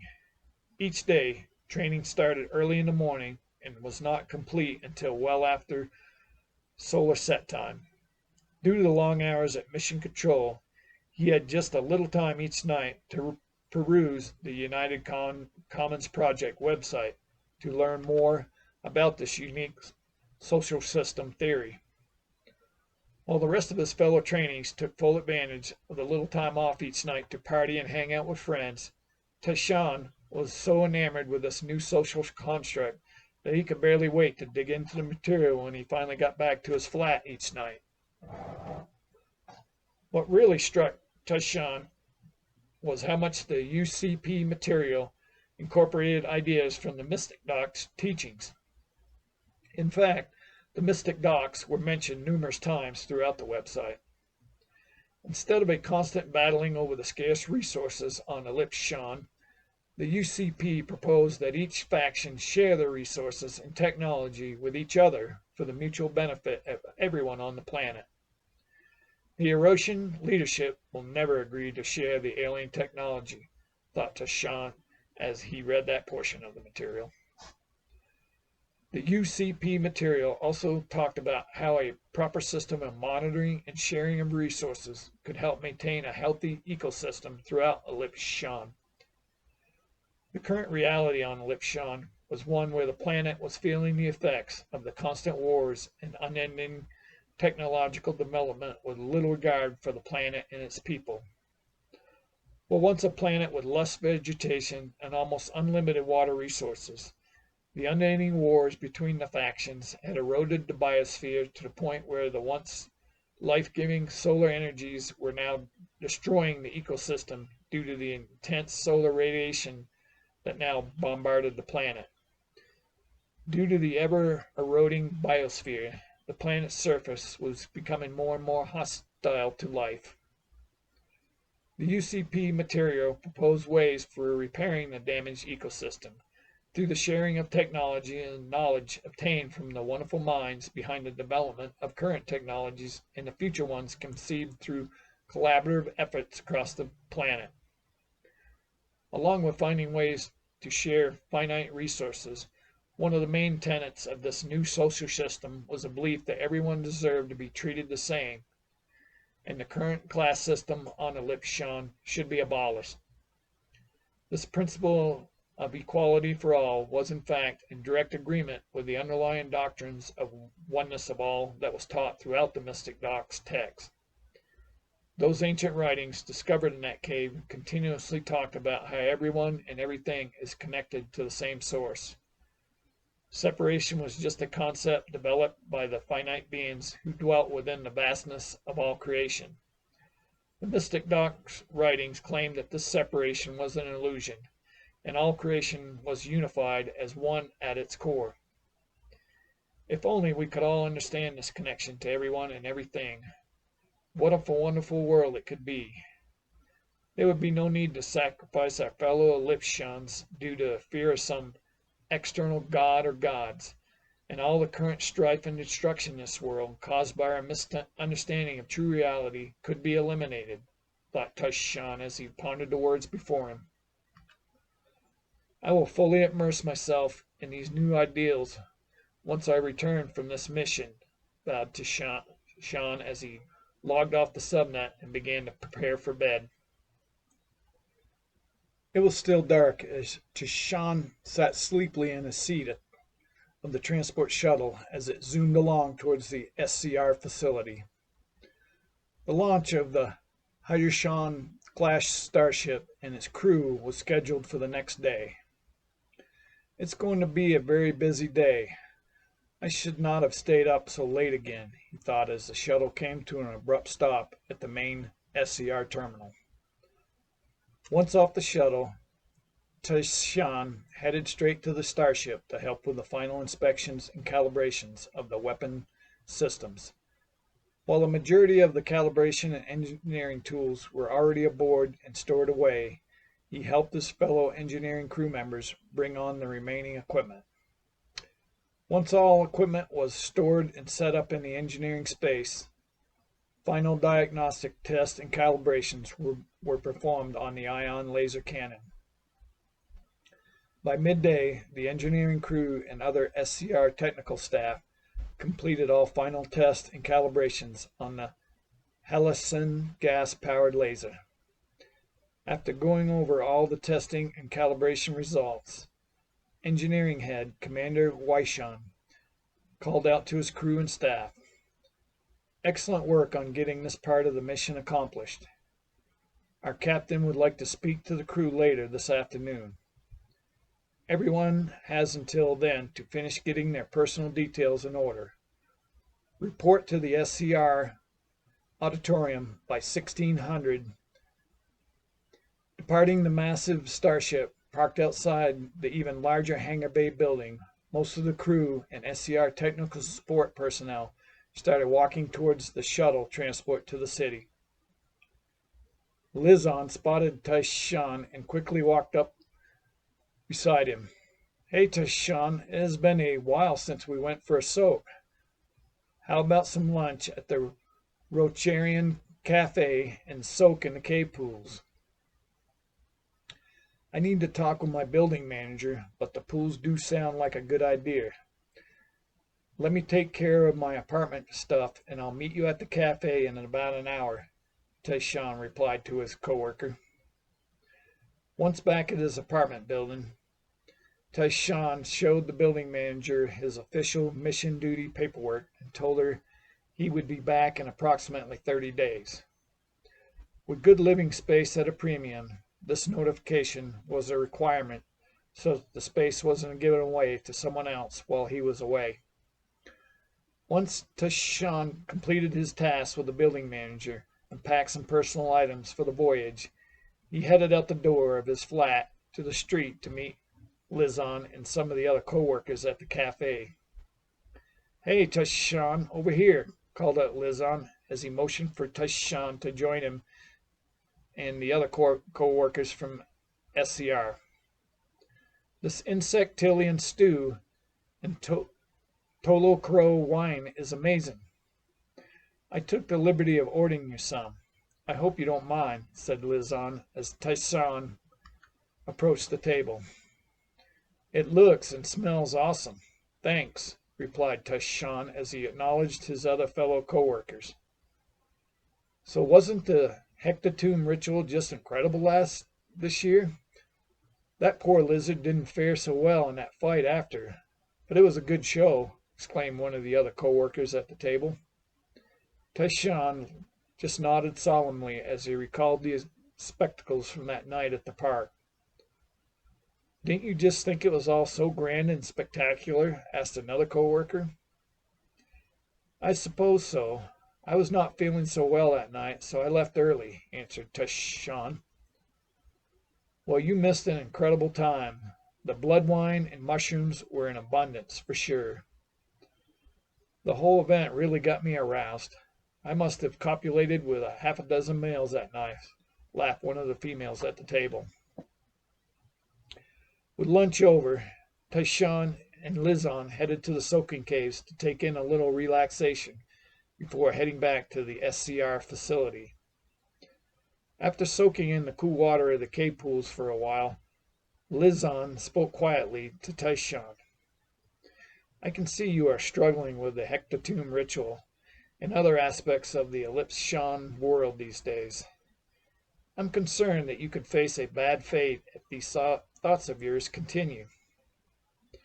"I appreciate your concern, Lizon, and I hope I can count on you to not say anything." "You are more than just a co-worker to me. I really care about you," said Lizon as he gently put his hand on Taishan's leg. While the feeling of Lizon's touch felt somewhat strange to Taishan, he could not ignore how aroused he became as well. "This is indeed a surprising feeling I'm having. I may need to pursue this further when I get back," thought Taishan as he put his hand on top of Lizon's hand. Not wanting to engage any further at that time, Taishan got up from the pool and said, "Well, I believe we should probably start heading back to work."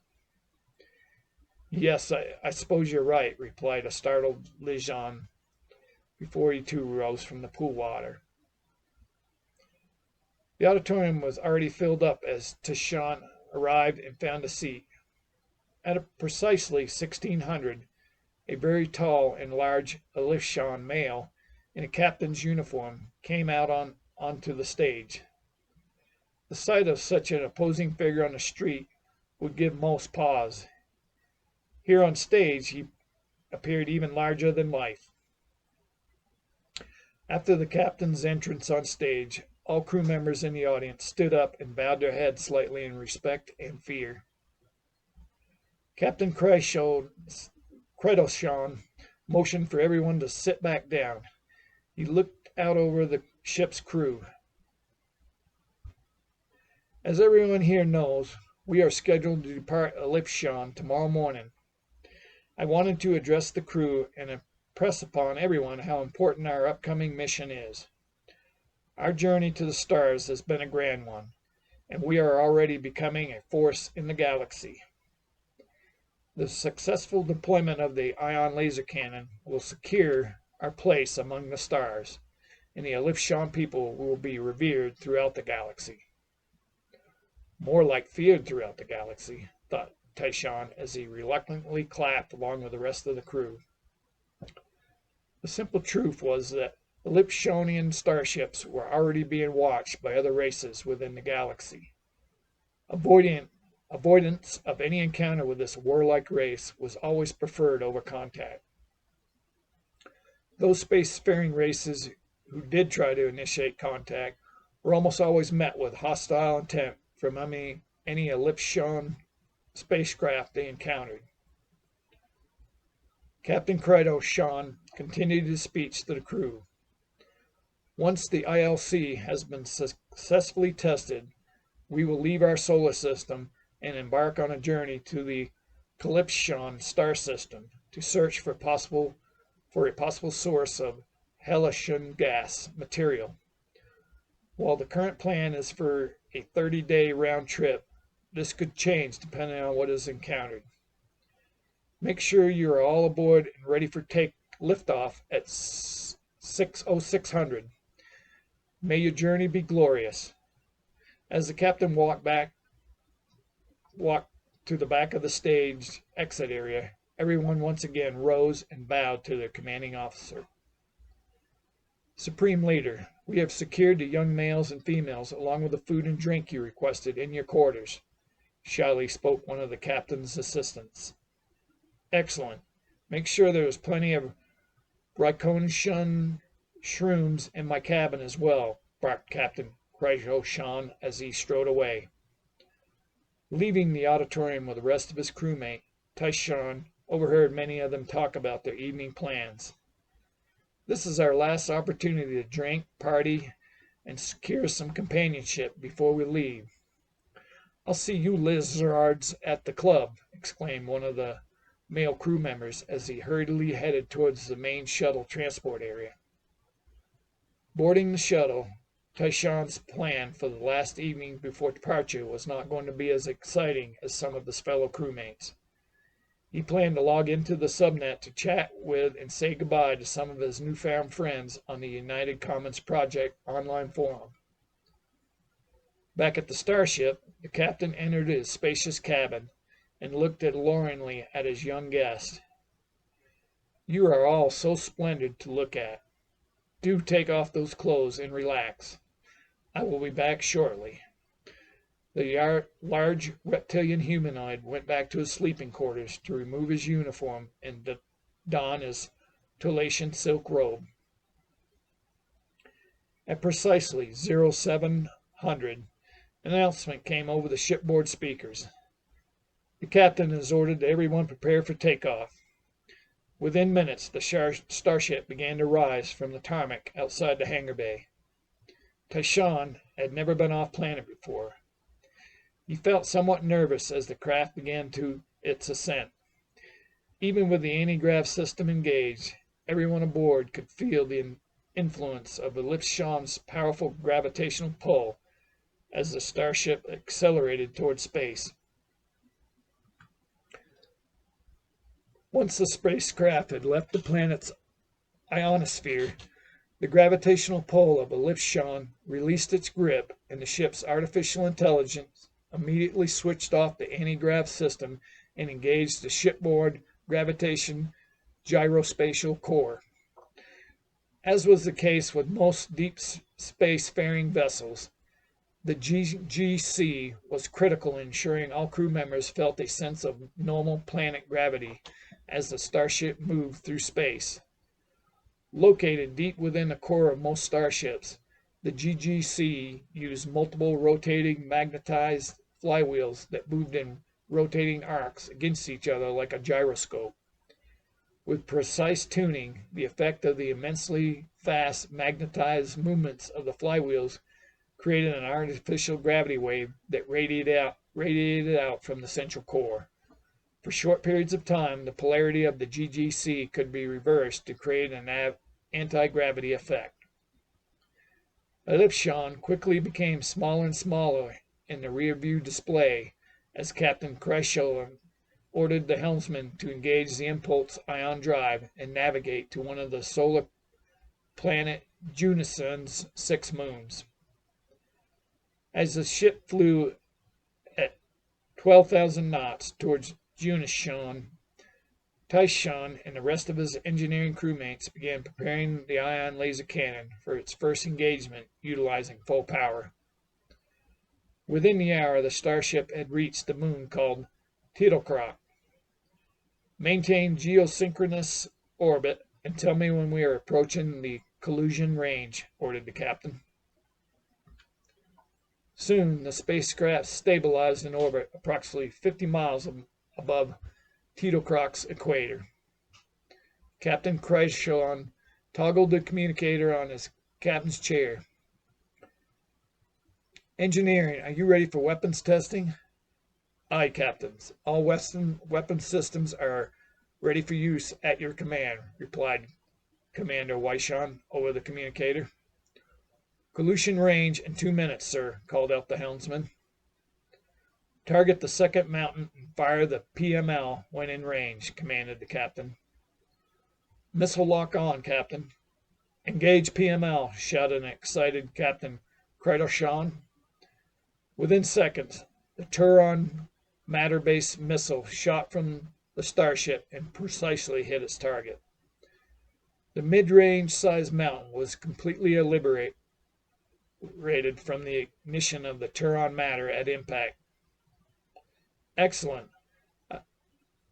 I so much like to see and feel the power of our weapons, exclaimed the captain as he gleefully watched the destruction. The captain got up from his seat and stared towards the main display. Prepare the ILC. We will engage once we are in position. As the spacecraft orbited the moon's equator, the engineering crew once again ensured all weapon diagnostics on the ion laser cannon were normal and the halcyon fuel cells were fully loaded. In range in 2 minutes, Captain, sounded the helmsman as the starship once again approached the collision range. Target the entire mountain range and fire the ILC on my command, shouted the captain. As soon as the giant view screen showed target lock, Captain Kreidelshawn issued the command to fire the weapon. Violent blue and white light shot out of the weapons bay of the starship. The destruction was massive as the laser raced across the collision mountain range. Within seconds, the entire collision range was completely disintegrated by the incredible power of the laser cannon.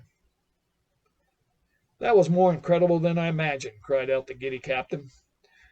I must let Central Command know about the results. I'm going to my quarters.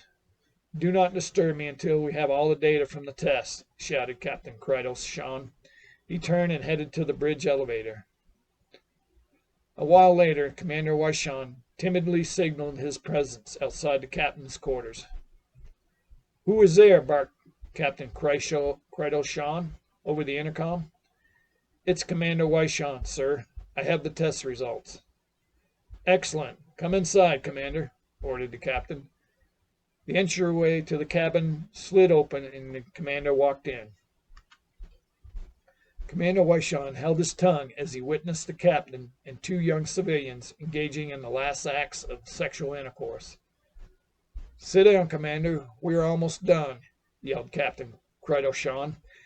He started grunting from his final thrust in the backside of the male while the naked female stroked her private area and dug sharp fingernails into the captain's back with her other hand. Trying to ignore the spectacle he was observing, the commander heard screams and grunts from the threesome, then sighs as they all laid back on the floor. After what seemed like an infinity of time for the commander, the captain got up from the floor and put on his robe. So, Commander, what were the test results? asked Captain Cridleshaw as he sat down next to the commander. The devastation from the laser strike was greater than anticipated, sir. Most of the mountain range has been completely atomized from the heat and power of the laser. Sensing something more, the captain asked his chief engineer, "What is it, Commander? What are you not You're not telling me everything." Fearing the captain's wrath from any bad news, Commander Wyshon began to dreadfully speak. The Hellition fuel used was more than anticipated. Based on the rate of consumption seen during this test, we will deplete most of our current fuel stores in a short amount of time. That is unacceptable. This weapon will make us the most feared race in the galaxy. But that will not matter if we can't use it, yelled the captain as he threw his wine glass against the wall. While our access to Hellition is limited in our own solar system, recent scans from some of our scouting vessels indicate a possible source of Hellition in the Damian Quadrant, spoke Commander Wyshon as he winced from the captain's rampage. Very well. I will have navigation bring up the results from those scans and plot a course towards that destination. In the meantime, have your crew begin to build a larger containment cylinder for any Hellition we might find. The captain got up and headed toward his sleeping chambers. He said over his shoulder, "You can go now, Commander." Commander Wyshon nodded before hurriedly leaving the captain's cabin and heading back to engineering. Traveling through the stars can have its danger. Part 2. Meanwhile, back on Eurotopia. Rochella enjoyed the training she received in preparation for Starship One's maiden voyage. With her background in technology, she reveled in learning all about the shipboard systems.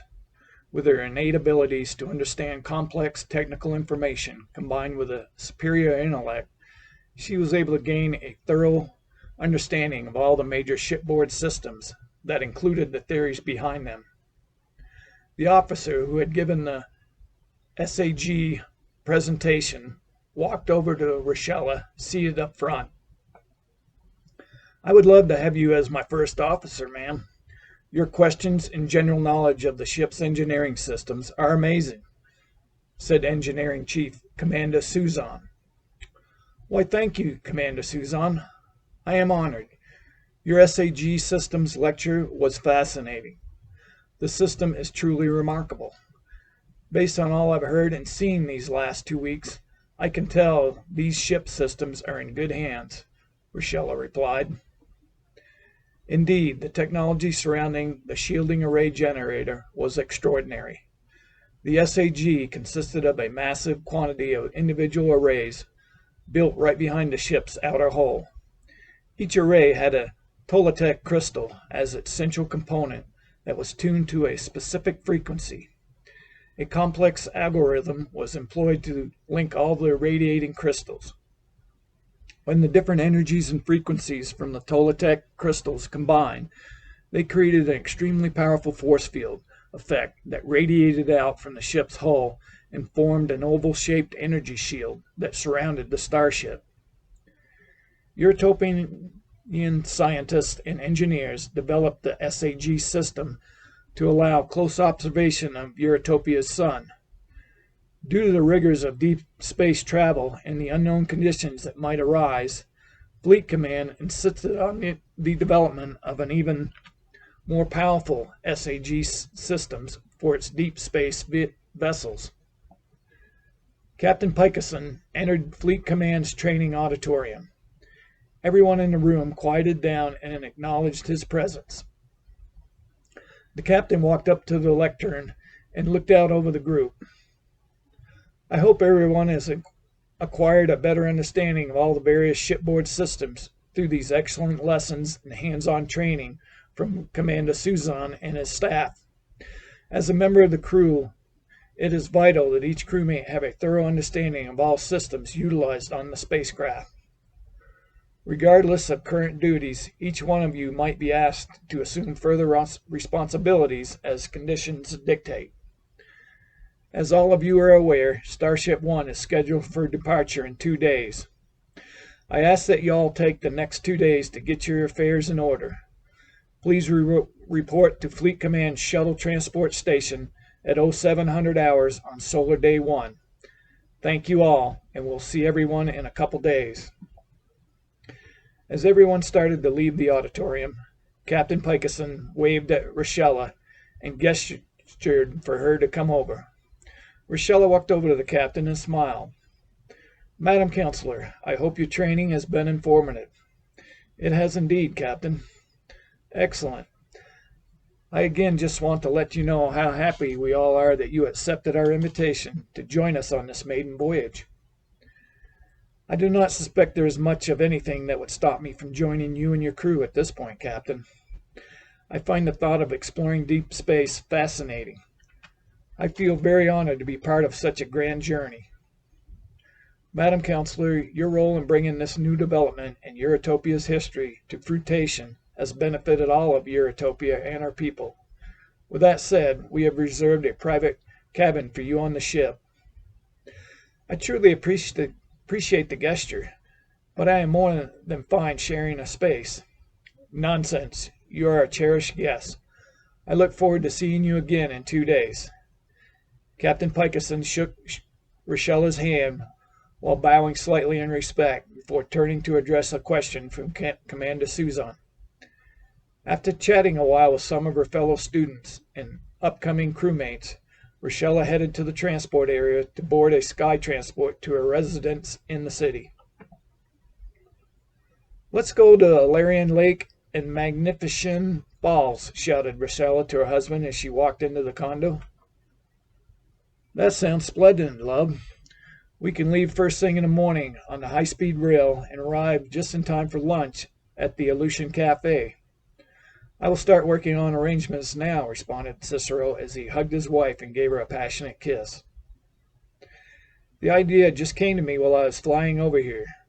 What better place to spend our last couple days together for a while? I couldn't agree more. I will book us a suite in the Royalton Hotel. Then we'll be walking distance from the lake and falls. You are so good to me. I have some last-minute details to take care of. Maybe we can watch some virtual theater later, said Rochella as she headed into the bedroom to change into more comfortable clothes. Walking into her study, Rochella called out to her AI assistant. Grace, please message all co-counselors my notes and suggestions concerning the Space Commons Initiative, and inform them that I'd like to schedule a time to discuss possible implementation of this action when I return. Also, please bring up all volumes of the sacred text and all my notes and thoughts from current research on it. As Rochella perused the information on the desk monitors, she began to have a memory flashback of a special time with Rochelle. Today, dear one, I would like to introduce you to some special powers that are possible with practice and dedication, said Rochelle, as she placed a white crystal on the glass table in the backyard of Rochella's childhood home. Both Rochella and Rochelle stood about 20 feet from the table. Rochelle closed her eyes briefly before opening them to stare at the crystal. Within seconds, the crystal started to change colors and radiate light in all directions. Soon the crystal's color changed to a magnificent shade of violet and white light. The vibrations within created an almost angelic choir of sounds.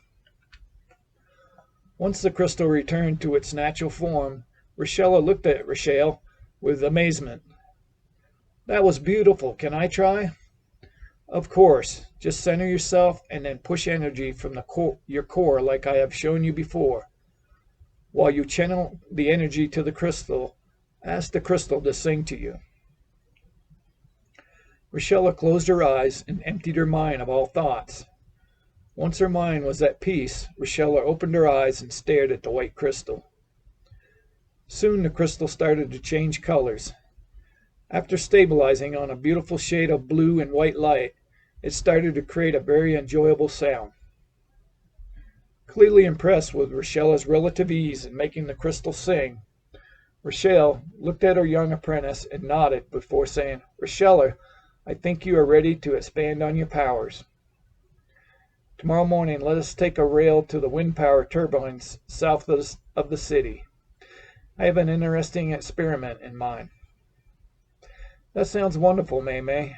I can hardly wait to go," exclaimed Rochella. Riding towards the wind turbines, Rochella felt very content.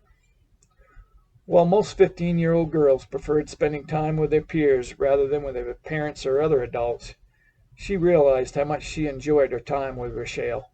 She cherished the loving bond that had formed between them. Just then, Rochelle gave Rochella a big smile as she lovingly touched her arm. Within a short time, they arrived at the wind farm. Disembarking from the train, Rochella took in the fresh morning air as she admired the huge wind turbines in the distance. Standing over 100 feet in the air, these windmills had four 30-foot blades connected to the main shaft coming out horizontally towards the top portion of the turbine's vertical platform. Walking hand in hand, Rochella and Rochelle made their way towards one of the wind turbines.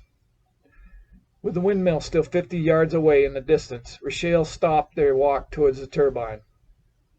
"Dear one, as you well know, the power of these spinning blades is quite strong. I would like you to use your natural energy inside to stop the turning blades and make them change direction. One hint for success would be to ask the wind for help as you visualize the blades stopping and turning backwards." Excited to see if she could do it, Rochella quickly centered her mind and began to visualize the huge blades stopping their movement. Within minutes, the massive turbine's blades started to slow down. While all the other wind turbines in the area continued spinning powerfully in a clockwise direction, the slow turbine was now completely stopped. With her mind still centered and at peace, Rochella began to visualize the huge blades turning in a counterclockwise motion. Along with her visualization, she also began to calmly ask the wind for help in moving the blades. Within minutes, this giant wind turbine was rotating counterclockwise, while all the others still spun in a clockwise direction. Wrapping her arm around Rochella's shoulders, Rochelle said, "Excellent. You are a natural at harnessing your powers. Let's head back to the city and get one of your favorite Portarian dishes to share." "I would love that, May May," said Rochella as she looked up at her mentor and smiled deeply. With her thoughts returning to the present, Rochella thought to herself, "It's going to be so wonderful to spend time with May May when I get back from the voyage." Riding north out of the city and through the rolling countryside, flush with various crops grown for Croatia and the surrounding areas, Rochella marveled at the lush vegetation and trees that displayed themselves in all their beauty from the electric train's cabin window. Nestled against Cicero's chest while sitting in the plush seats of the train, Rochella felt comfortable and extremely loved. Their destination this day was a special place for both Rochella and Cicero. The small village of Davinia was home to Alarian Lake and the grand magnificent falls that kept the lake full year-round. This popular haven in the northern Appalachian Mountains was where Rochella and Cicero had spent their honeymoon. After a couple hours, the Appalachian mountain range started to come into view out of their cabin window. Some of these spectacular mountains rose from close to sea level to almost 20,000 feet in height. Looking at their wondrous creations, Rochella was once again in awe at their beauty and sheer magnificence as the snow-covered peaks glistened in the sunlight. While most Eurotopians were not religious in the normal sense, each person did feel a deep sense of connection with each other and all life on the planet. For most Eurotopians, all things in existence came from the same source. So the normal separation felt by those in most other races was not how Eurotopians viewed reality. A majority of Eurotopians felt connected to even the smallest creatures or elements they shared their world with. All Eurotopians were taught these truths from an early age, and they were foundational principles that most Eurotopians embraced and upheld. While Eurotopian society was not perfect, the tenets of this all-in-one philosophy created an almost utopian world for the planet's residents. Watching the breathtaking scenic view of one glorious mountain peak after another go by the window for almost an hour, both Rochella and Cicero became anxious at the prospect of reaching Divinia shortly. Soon the train's conductor announced the impending arrival at Divinia Station and asked all passengers to prepare for deboarding. Walking off the train to the wonderful smells and sounds of Divinia, Rochella took in the surroundings with awe once more. In all directions, lush, colorful flowers and other vegetation were in full bloom. The Chilucian trees were covered in their annual pink and white blossoms. The effervescence gave the surrounding air in Divinia a special fragrant quality.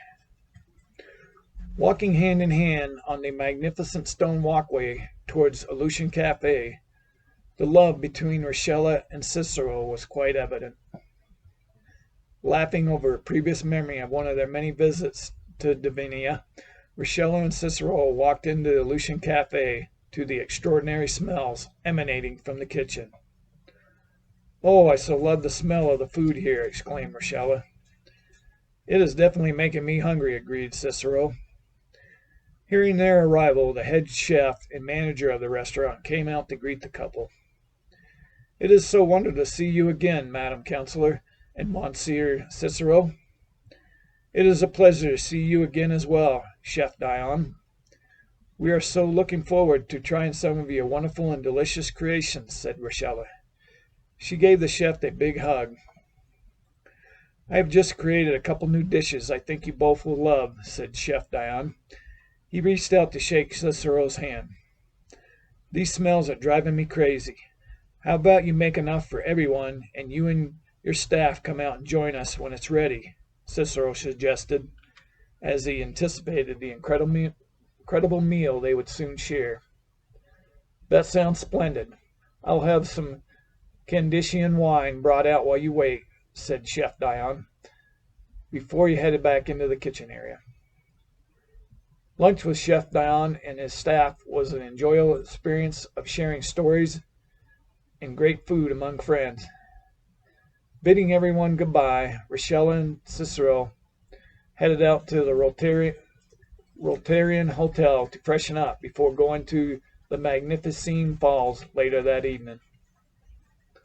A slight warm breeze came from the balmy turquoise waters of Larian Lake. Even though cold mountain water came pouring down into the lake from Magnificine Falls, a subterranean flow of heated water bubbled up into the lake from fissures at the bottom of the rock crust. Due to this unique geological feature, Larian Lake and the surrounding hot springs in the area provided a relaxing adventure for many Eurotopians through even the colder seasons. As they walked into the front lobby of the Rotarian Hotel, the hotelier came over to the couple to greet them. "So good to see you both again. As with everyone who comes to Divinia, your luggage was brought over from the train and delivered to your suite." "Thank you, Mary Shan. You look lovely as always. It is so good to see you again as well. Perhaps we can all get together for drinks later," Rochella said as she shook the hotelier's hand. "My wife is correct. You do look as lovely as ever," agreed Cicero as he kissed the hotelier on her cheek. Their favorite suite had been prepared as Cicero requested when he booked the room.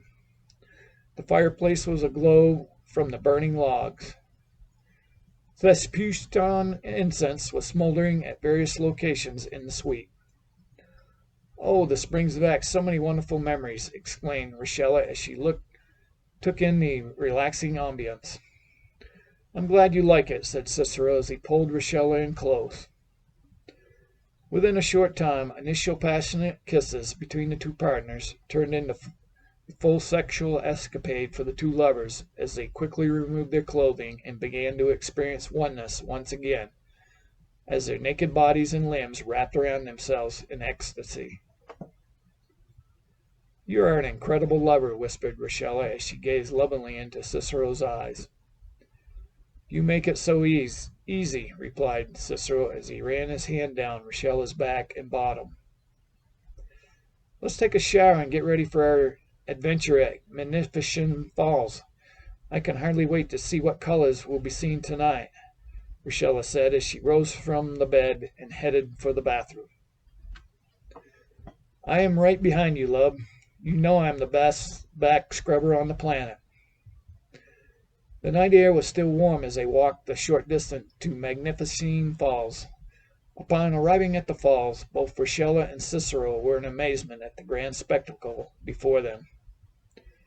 Due to some creative bioengineering, various luminous-colored algae had been bred to cover the smooth, glistening Grantesian rock in unique patterns that spanned the falls from the very top all the way to the bottom, just before it emptied into Alarian Lake. The colorful, glowing nature of the special algae created a spectacular and mesmerizing effect for all who gazed upon it. I so wish Richelle could be here to see this. I miss her and can't wait to see her soon, Richella said as she gazed at the immense beauty before her. Just after she spoke, a brilliant, radiating globe of shimmering violet and white light began to shine 20 feet away to the right of where they were standing on the walkway.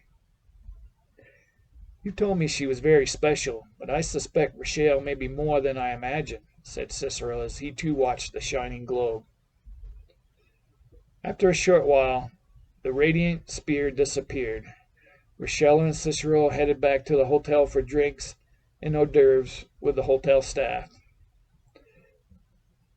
Next morning, waking up to the sunlight streaming in from the balcony window, the two lovers once again shared themselves with each other in the all that is as their bodies intertwined together on the huge bed. After some wonderful hiking on the beautiful trails that ran around the lake and into the foothills beside it, the couple headed back to the high-speed rail to return to Croatia. I am so going to miss you, said Richella as she hugged Cicero. As will I, said Cicero, before giving his beautiful wife a long kiss goodbye. Richella headed up to the skyport on the roof of their building to catch an early morning flight to Fleet Command. While riding the sky transport over the beautiful city below, her thoughts of last night's romantic rapture with Cicero flashed back to her. The smell of her lover as he kissed down her body towards her private area still lingered in her memory. The true love she saw in her husband's eyes as he stared at her while pushing up against her as she thrust down onto his manhood with legs pushed tightly at his sides made Richella shudder all over again. Almost at the brink of orgasm from their intense lovemaking, Richella remembered one of her final lessons from Richelle.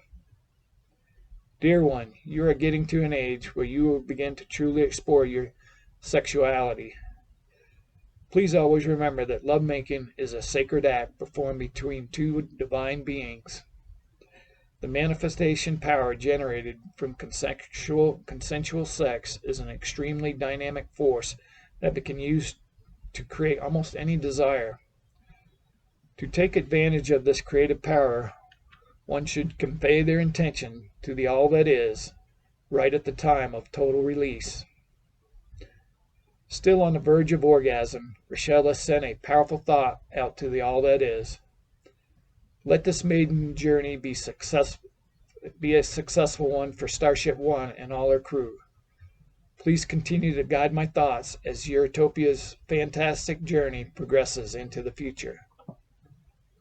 With those last intentions conveyed, Richella and Cicero began to orgasm together. A smile came to Rochella as she remembered that final release and how special that moment felt. Within minutes, the transport landed at Fleet Command. Rochella was escorted to Starship One's shuttle transport for boarding. Soon, Rochella and other members of Starship One's crew were lifted off the tarmac and flown through the atmosphere into orbit above Euritopia. The small craft quickly came upon Starship One parked inside the space dock and proceeded to maneuver towards the massive ship's shuttle bay area. After the shuttle docked and all passengers deboarded the craft, Rochella was greeted by one of the current onboard crew members and escorted to her private cabin. "We will be departing space dock soon, Madam Counselor. Please remain in your quarters until the captain indicates otherwise." "Is there anything I can get for you?" asked Ensign Rishin before gesturing for Rochella to enter the cabin. "Thank you, Ensign. I know you must have plenty to do right now, and I will be fine," said Rochella as she entered her new quarters.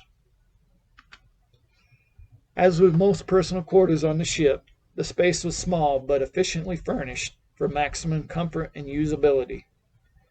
She stored her personal belongings away and changed into the one-piece outfit that had been provided for her. Along with the normal living items such as a small bed, closet with storage space, and a small bathroom space, each cabin was also equipped with a desk and console linked to all relevant shipboard systems. Sitting down at the desk, Rochella asked the shipboard artificial intelligence to display the 360-degree view from outside the starship as it began to slowly maneuver out of the docking station in orbit above Euritopia. Once the ship had completely moved out of the space dock, the starboard side view revealed an amazing vantage point of Euritopia from the approximately 70 miles above its surface. Lush blue, green, and brown colors shone brightly as the sun hit Euritopia's surface. As with most life-giving planets, over 70% of Euritopia's surface was covered in ocean. Due to constant efforts to keep Euritopia's atmosphere and oceans clean, this view from over 70 miles above was breathtaking to experience. Amazing shades of blue ocean waters were met with the lush green and brown hues associated with each landmass. Rochella's skin tingled as she watched the magnificent sight of Euritopia slowly move away on the display. Soon, the giant craft gained speed as the impulse drives engaged and propelled the ship towards some of the solar system's outer planets. Within minutes, Starship One was approaching one of Euritopia's fellow planets called Glorishane. While Glorishane could not naturally support life like Euritopia, it was still an enchanting sight to observe. 4 huge, multicolored gaseous and rock-littered rings circled Glorishane, with each succeeding ring circling the previous ring at approximately a 90-degree angle. The result of this natural phenomenon gave Glorishane a gyroscopic effect when viewed from a distance. "This is truly extraordinary to watch. I'm so blessed to be part of this," thought Rochella as she continued to observe the incredible views shown on her display. Just as Glorishane started to go out of view, Captain Pikeson came over the shipboard speakers and announced that Starship One would be heading back towards the sun to perform some tests of the recent upgrades to the ship's shielding array generator. As the ship flew towards the sun, Rochella was notified by the AI in her cabin that someone was at her door. "Please open the door," Rochella called out to the AI. "I hope I'm not disturbing you, Madam Counselor.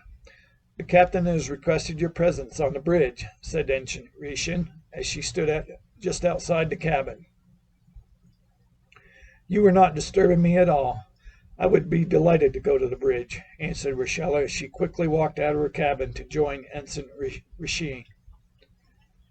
As the door opened onto the bridge, Rochella was enthralled at the sight before her. Unlike what she had experienced during her training and recent inspection tour, the bridge was in full operation, with much activity from the crew members present. The huge display screen at the front of the bridge showed the sun as it became larger and larger in view. "Madam Counselor, so good of you to come. I thought you might like to observe the test from here on the bridge," said Captain Pikeson. "Thank you so much for inviting me here, Captain. I would truly enjoy watching the SAG test," Rochelle replied enthusiastically. "We are 14,000 kilometers from the sun, sir. Hull temperature is 1,000 degrees Celsius," announced Lieutenant Lashun from his navigation post. "Very well, Lieutenant. Let's come to full stop. Engineering, please ready the shielding array generator," commanded the captain. "Aye, Captain. We are ready when you are," replied Commander Sushon. "Let's set shield strength at 50%. Engage the SAG," instructed Captain Pikeson to his engineering chief. Soon, a slightly detectable green haze could be seen wrapping itself around the ship's hull. Rochelle watched the force field fully enclose itself around the ship in an oblong shape as it turned a greenish-blue color. "Captain, hull temperature is at 400 degrees Celsius and dropping." "Excellent, Lieutenant. Let's navigate the ship closer. Please let me know when the hull temperature starts to rise." "Ship is 1,000 kilometers out. Hull temperature is 500 degrees Celsius." "Thank you, Lieutenant. Let's increase shield strength to 70%. Hull temperature at 300 degrees Celsius and dropping." Satisfied with the SAG testing results so far, Captain Pikeson asked navigation to increase shield strength to 100% and navigate the ship to within 500 kilometers. "Hull temperature is at 100 degrees Celsius. Sensors indicate an imminent solar flare at classified level in approximately 2 minutes, sir." "Let's maintain position, Lieutenant. I am confident the shield will hold." After hearing about the solar flare, Rochelle tensed up slightly. She looked towards the captain seated a short distance away from where she sat. Captain Pikeson's confidence gave her reassurance that everything would be okay. "1 minute before solar eruption," announced the helmsman. "Brace for impact, everyone," called out the captain from his chair on the bridge. The bridge crew grew silent as everyone waited for the massive solar flare that would slam into the ship's shield in less than a minute. Suddenly, the huge display showed an enormous eruption coming off the sun's surface and heading straight towards the ship. Within seconds, a Class 5 solar flare blasted against the force field surrounding the ship. The massive energy surge from the sun pounding into the shield caused the entire ship to jolt sideways as everyone on the bridge held on to keep from falling over. "Ship's hull temperature at 200 degrees, Captain." "Excellent. Let's drop shields and navigate back to 24,000 kilometers. Once at 25,000 kilometers, send out one of our probes to get a temperature reading." "Aye, sir." Everyone on the bridge began to clap at the successful results of the SAG's first test since its recent upgrade. After a short while, Lieutenant Lashun announced the probe temperature results. Temperature reading was 500 million degrees Celsius before the probe burned up at 400 kilometers, Captain. "Thank you all for a successful test. Engineering, please perform a diagnostic on the shielding array generator and let me know the results when it's completed," spoke the captain as he rose from his chair. "So, Madam Counselor, what did you think?" spoke Captain Pikeson as he walked towards Rochelle. "It was a little intense for me, Captain, but it was also amazing to observe," replied Rochelle. "I will be taking dinner in about an hour. Perhaps you could join me?" asked the captain. "I would be honored." "Excellent. I will see you in the cafeteria around 1800. The captain smiled and nodded at Rochella before heading over to the science station to review some recent data from the probe. Walking into the crew's mess area, Rochella spied the captain sitting with Commander Suzan at the table towards the rear of the room. Upon seeing Rochella approach the table, both men stood up to greet her. "Glad you could make it, Madam Counselor," said the captain as he shook Rochella's hand. "So good to see my star student again," spoke Commander Suzan as he too reached out to shake Rochella's hand. "Thank you, gentlemen. I hope I'm not interrupting anything." "No, not at all, Madam Counselor. The commander was just updating me on the SAG diagnostic results." Captain Parkinson pulled out a seat for Rochella. "I hope the results were good," said Rochella before nodding thanks to the captain and taking her seat. "They were indeed, ma'am. All tests came out at 100%, said Commander Suzan as he sat back down. "I am so thrilled to hear that, Commander. And you both can call me Rochella if you like." "Perhaps in these informal settings, Madam Counselor, that would be okay. But we all have a huge amount of respect for you and what you have done for Fleet Command in Eurotopia," said Captain Pickerson as he smiled at Rochella. "Well, thank you, Captain. It has been a true honor to serve the Utopian people in any capacity that I can." Rising from the table, Commander Suzan nodded to Captain Pickerson and Rochella and said, "Well, I need to return to engineering. It was a pleasure to see you again, Madam Counselor. Please come by engineering when you get the chance." "It was wonderful to see you again as well, Commander.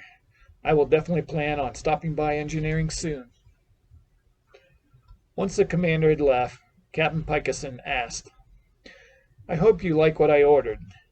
It is shipboard food, but the chefs can still whip up some pretty tasty meals." "Thank you, Captain. I am sure it'll be wonderful," replied Rochella. "I am so glad the SAG performed as expected." "As am I. Unfortunately, not every race in this galaxy is as charming as the Eurotopians. Having a good defensive system will help ensure our safety as we begin to explore our galaxy. I have seen reports concerning the aggression from what has been described as a warlike race. I am also glad we have upgraded the shielding array generator system and added the weapon systems recommended by the Endosians," Rochella said just before one of the crew came over with their food. "Excuse me, Captain and Madam Counselor. Here is the food you ordered." "Thank you, Airman," the captain said as the crew members set the food down. "So what are the plans now, Captain?" asked Rochella before taking a bite of her food. "We will make some short runs around our solar system through the night to check on various mining operations, and tomorrow morning we will plot a course to Sector 4 and prepare to take the ship into FDL." "That sounds wonderful, Captain. Seeing a whole new part of our galaxy will be so exciting." After getting to know each other a little better, the captain and Rochella talked more about the mission and their thoughts on Eurotopia's future. Just as they were both getting ready to leave, the Endosian who was second in command to Captain Pickerson came over to the table with a somewhat stern look. After the first officer had finished whispering in the captain's ear, the captain excused himself and left with the commander. The captain appeared somewhat disturbed when he excused himself. "I do hope everything is all right," thought Rochella as she walked back to her quarters. Within the hour, the captain's voice came over the shipboard speakers.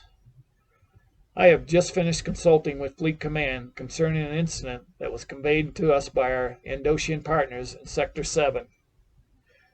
Our current mission has changed. We will be navigating to Sector 7 within the hour. All crew members, please report to your duty stations." Soon, the cabin AI told Rochella someone was at the door. Opening the door, Rochella was greeted by Ensign Rayshon. "The captain has asked me to inform you that he would like you to stay in your quarters for the time being. If there is anything you need, please ask the AI to contact me." "Thank you, Ensign. I will," spoke a shaken Rochella. After the door closed, she walked over her desk to find out as much as she could about this warlike race the Endosians had warned Fleet Command about. Unable to explain why, her intuition was telling her that they were going to be somehow involved in this incident that the captain had just conveyed to the crew. 100 miles above the planet Terran in the Ellipsion vessel Drago Crichton. The delegation to Terran was unsuccessful in securing an agreement with the inhabitants of the planet. Scans indicate advanced weapons capability, but nothing our shields and weapons could not defend and counter, spoke second in command, Lorisham, to the captain as he came on the bridge. I do not understand why they would reject our generous offer. Did you explain to them that aligning with us would be in their best interest? Exclaimed Captain Krydoshan to his first officer. I did, sir. It almost seemed like they were apprehensive about partnering with us. Even implied threats did not seem to deter their intent to not collaborate with us, replied Captain Lorisham. Well, regardless, this Hellish substance is too important for Ellipsion and our space fleet. After a short pause, the captain toggled his personal intercom. Engineering, begin preparing our weapon systems. I believe a demonstration is in order, barked the captain as he strode back and forth on the bridge. As with many of the advanced races in the galaxy, the Terrans had already heard about this new aggressive race that had begun to cause turmoil throughout the galaxy. While getting plans for some of the Ellipsion technologies would benefit the Terrans in their own space program, they also knew that aligning with this reptilian humanoid race would not endear the Terrans to many of the other advanced races in the galaxy. Intuitively, the Terrans also felt that any collaboration with this race would be short-lived at best. This became even more apparent after Terran representatives met with the Ellipsion delegation sent down from the giant spacecraft orbiting their planet. Well, the Terrans were an intellectual-based race who prided themselves on their ability to use reason to solve problems and to develop the technologies that allowed their society to flourish. The Ellipsion delegation they encountered seemed barbaric in both appearance and mannerisms. Standing almost 7 feet tall, the large and muscular Ellipsion delegation members, who all wore body armor and various weapons strapped to their belts, were indeed an imposing presence, and their leader was even larger than the rest of the delegation. As the Ellipsion leader spoke, his huge razor-sharp teeth could not be missed. Seeing the talks were not going as planned, the leader of the delegation of large humanoid reptilians spoke to the other members in a language that resembled hissing sounds of various tones. Speaking one last time to the Terran representatives to try and secure agreement, the leader's tone and implied threats did not go over well with the Terrans at all. I believe this discussion is not in the best interests of the Terran people and should come to an end. Please convey our regret in not being able to secure an agreement between our peoples, spoke the female leader of the Terran representatives. With that, the reptilian leader spoke quickly to the others. They all looked at the Terran delegation with disdain before turning and leaving the meeting place to head back to their transport vessel. As soon as the Ellipsion craft lifted off the ground, the Terrans sent out a distress call to the Endosians, who had recently visited their planet to inquire about a possible alliance. Back on the ship, Captain Krydoshan prepared his next move. Find me a formidable target with the least amount of Terran casualties, commanded the captain to his bridge crew. The science officer spoke timidly to the captain. The largest mountain on the third quadrant looks to be the least inhabited, sir. Very well. Let's prepare the missile launch on the next orbit over Quadrant 3, commanded the captain to his helmsman. Aye, sir. PML weapon is ready for deployment in 1 minute, replied the helmsman. With the mountain now in sight, the helmsman said, Missile lock is engaged and ready at your command. Fire the weapon at the target, commanded the captain. As before, the Tiron-based matter-based missile precisely struck the mountain. After a blinding light and incredibly loud explosion, the spot where the huge mountain once was located was now an enormous hole in the ground. Upon hearing the news of the mountain's destruction and resulting casualties, the Terran leadership sent out a second distress call in the hopes that some spacefaring race would intercept it. Aboard Starship 1, en route to planet Terran. As Starship 1 continued to navigate at FTL speed towards the threat in Sector 7, Rochelle reviewed all the reports surrounding the warlike race, creating chaos at various sectors of the galaxy. How could such a primitive acting race even achieve spaceflight capabilities? Wondered Rochelle as she read the reports. Based on Eurotopia's history and what she had learned about the Indosian race, Rochelle had just assumed that a majority of spacefaring races in the galaxy would be more benign like her own. While their theory might have been mostly correct, there were races out there that could pose a threat to her world now and in the future. I will need to discuss this with the Council when I return, she thought as she prepared to meditate on the upcoming threat. Relaxing her mind and body while sitting upright in the reading chair in her cabin, Rochelle closed her eyes and began to quiet her mind of all thought as she allowed her mind to enter the void. From this divine place in her mind, she began to ponder the current situation with the special detachment she had been taught by Rochelle. I so wish she was here right now. Within a short time, Rochelle heard Rochelle speak to her in her mind. Dear one, as I am always connected to you, you are about to be part of something that is not entirely set right now. There is a chaotic aspect to your future that has not been fully formed in the universal substance. This unexpected event is just now unfolding. It is vital that you fully embrace all that you have learned and try to retain a detachment from this situation as much as possible. The universal mind is always available for all who seek its unfathomable wisdom. Always remember that you are with all that is, and the sum of all knowledge and wisdom is forever available to you. I must leave you now so you can create your desired future. Remember that all you have been taught and use it wisely. With those words echoing in her mind, Rochelle came out of her meditative state. As she became fully conscious, a thought came to her. What is the best way to shut down aggressive behavior? Immediately, Rochelle asked her AI to contact Ensign Rishan. Soon, the voice of Ensign Rishan came over her cabin speakers. How can I help you, Madam Counselor? I need to speak with the captain as soon as possible, exclaimed Rochelle. After about a minute, Ensign Rishan's voice came over the cabin speakers.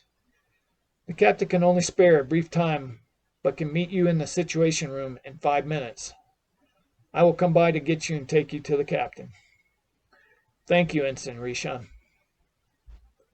Sitting across the table from Captain Pikeson, Rochelle told him how her intuition had given her insight that this current threat was most likely due to this warlike race that had been creating havoc throughout the galaxy. Staring at Rochelle, Captain Pikeson pondered her words before responding. I'm not exactly sure how your intuition is giving you accurate information concerning our current situation. I'm also not sure how you'll be able to assist us with this matter.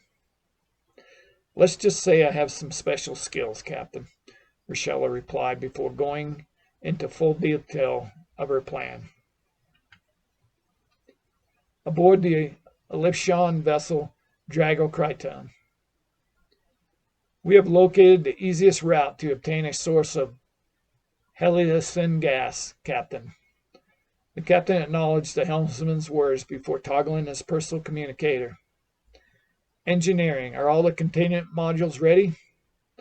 Aye, Captain. The modules are prepped and ready to take down to the surface, replied Commander Wyshan. Turning to his first officer, the captain commanded, Commander, prep a landing party to help with a hallucination-based substance extraction and infusion into the containers. In the meantime, we will prepare the area for your arrival. Aye, Captain. I will inform you when we are ready to launch to the surface. With that, Captain Kreitelshaw commanded his engineering officer to prepare the ion laser cannon. Once in position, the captain ordered a 50-mile square pattern be blazed with the ILC around the area the Hellition had been located. The Terran Council watched the satellite video showing the power and precise nature of the laser cannon's blinding destruction. Lead member Krenos of the Terran Council exclaimed, I fear we cannot defeat these aggressors without assistance. Their weapons technology is unmatched in this sector. If we try to interfere, I'm afraid they may target one or more of our cities. I hope our message has been received. Back on the ship, Commander Lorashan informed the captain they were ready to depart for the surface. Excellent, Commander. We will monitor your progress from here. After this last ILC demonstration, I do not believe the Terrans will make any attempt to interfere with your mission. If they do, I will make sure they regret that decision. Aye, sir. Then we will be on our way. Once on the surface of the extraction site, Commander Lorashan and his team began the process of removing hallucination substance from below the surface, so it could be infused into the containment modules for transport and storage on the ship. Inside the Terran solar system. As soon as Starship 1 came out of FTL, Captain Pikeson ordered the helm to immediately navigate behind one of the moons of a giant gas planet at the outer edge of the solar system. With the spacecraft sufficiently camouflaged behind the moon, Captain Pikeson notified engineering to ready the FTL drive for a quick burst to the Terran planet. Madam Counselor, are you ready to implement your idea? Came the captain's voice over Rochelle's cabin speakers. I am, Captain. As she sat in the cabin chair, Rochelle closed her eyes and sought the void of all possibilities. Still somewhat skeptical concerning Rochelle's plan, Captain Pikeson did feel that her plan might just give them the time needed to disable the huge battlecraft above Terran. Rochelle's small demonstration in the Situation Room had given the captain a little more confidence in the plan's success. Sitting across the table the previous night, Rochelle smiled and told the captain, Reality is only an elaborate illusion, and it is possible to even create an illusion within the illusion. With that, 10 small replicas of Starship 1 appeared in front of Captain Pikeson's face. Somewhat startled by this illusion that looked so real, Captain Pikeson asked incredulously, Can you make them larger? I believe that should not be a problem, Captain. After receiving confirmation from Rochelle that she was ready, Captain Pikeson commanded the helmsman to set course for orbit above Terran that would put Starship 1 in proximity to the alien vessel.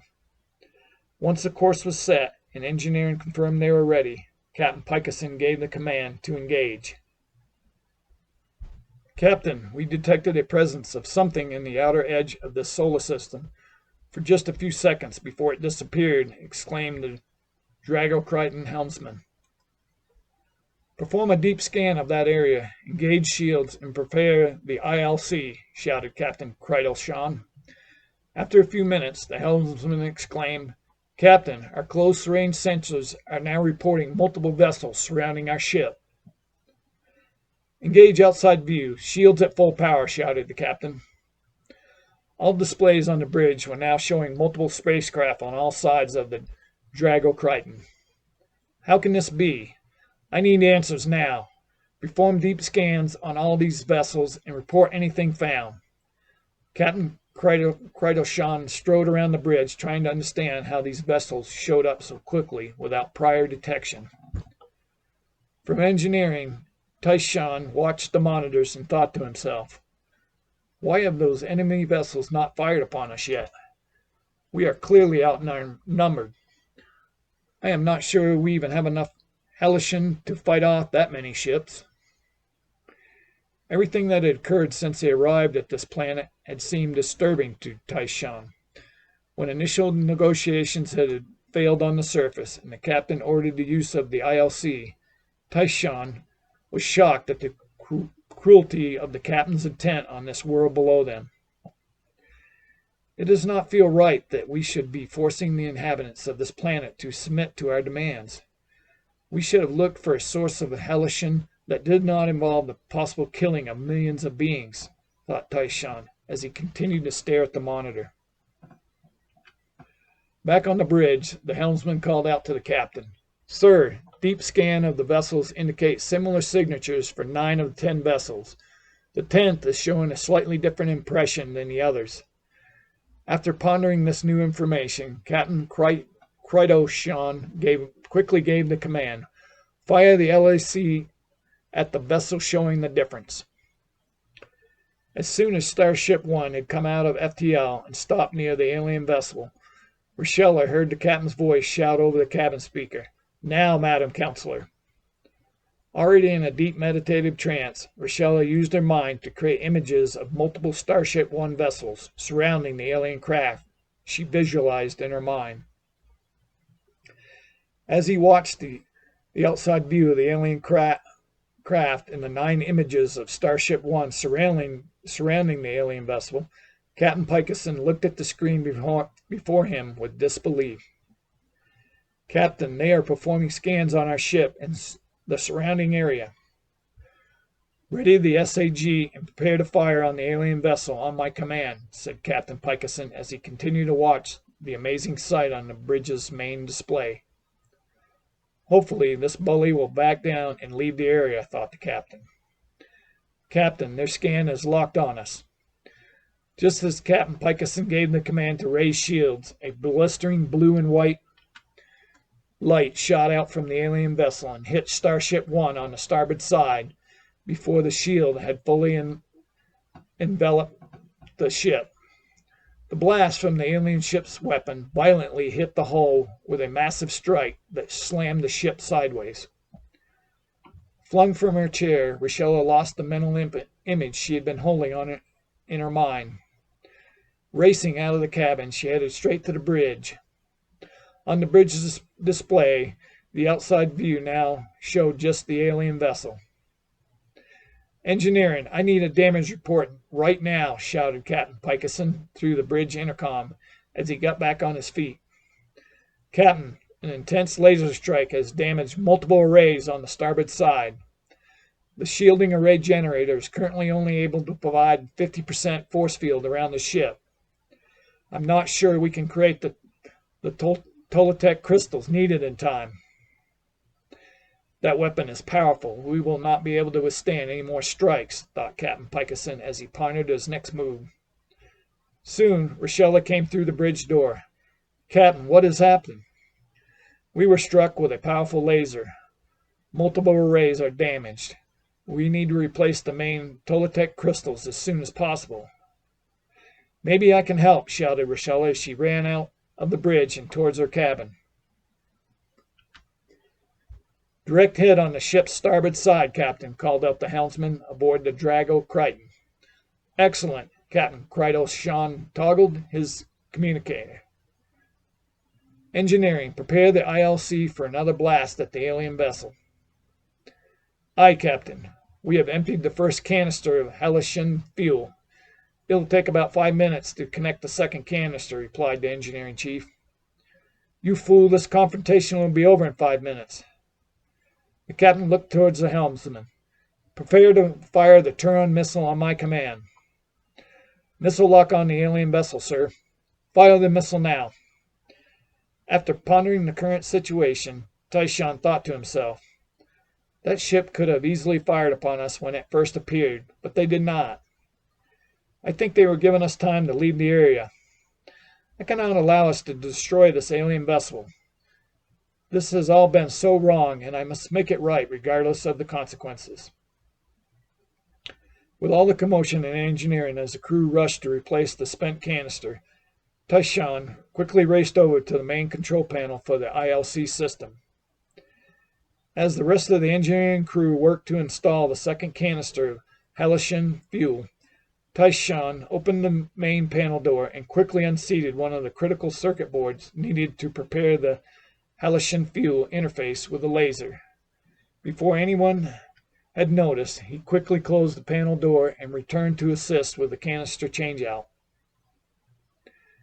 Now, back in her cabin, Rochella was knocked out of the chair and to the floor due to yet another hit from the alien vessel. The missile fired from the alien ship struck the force field and exploded on impact.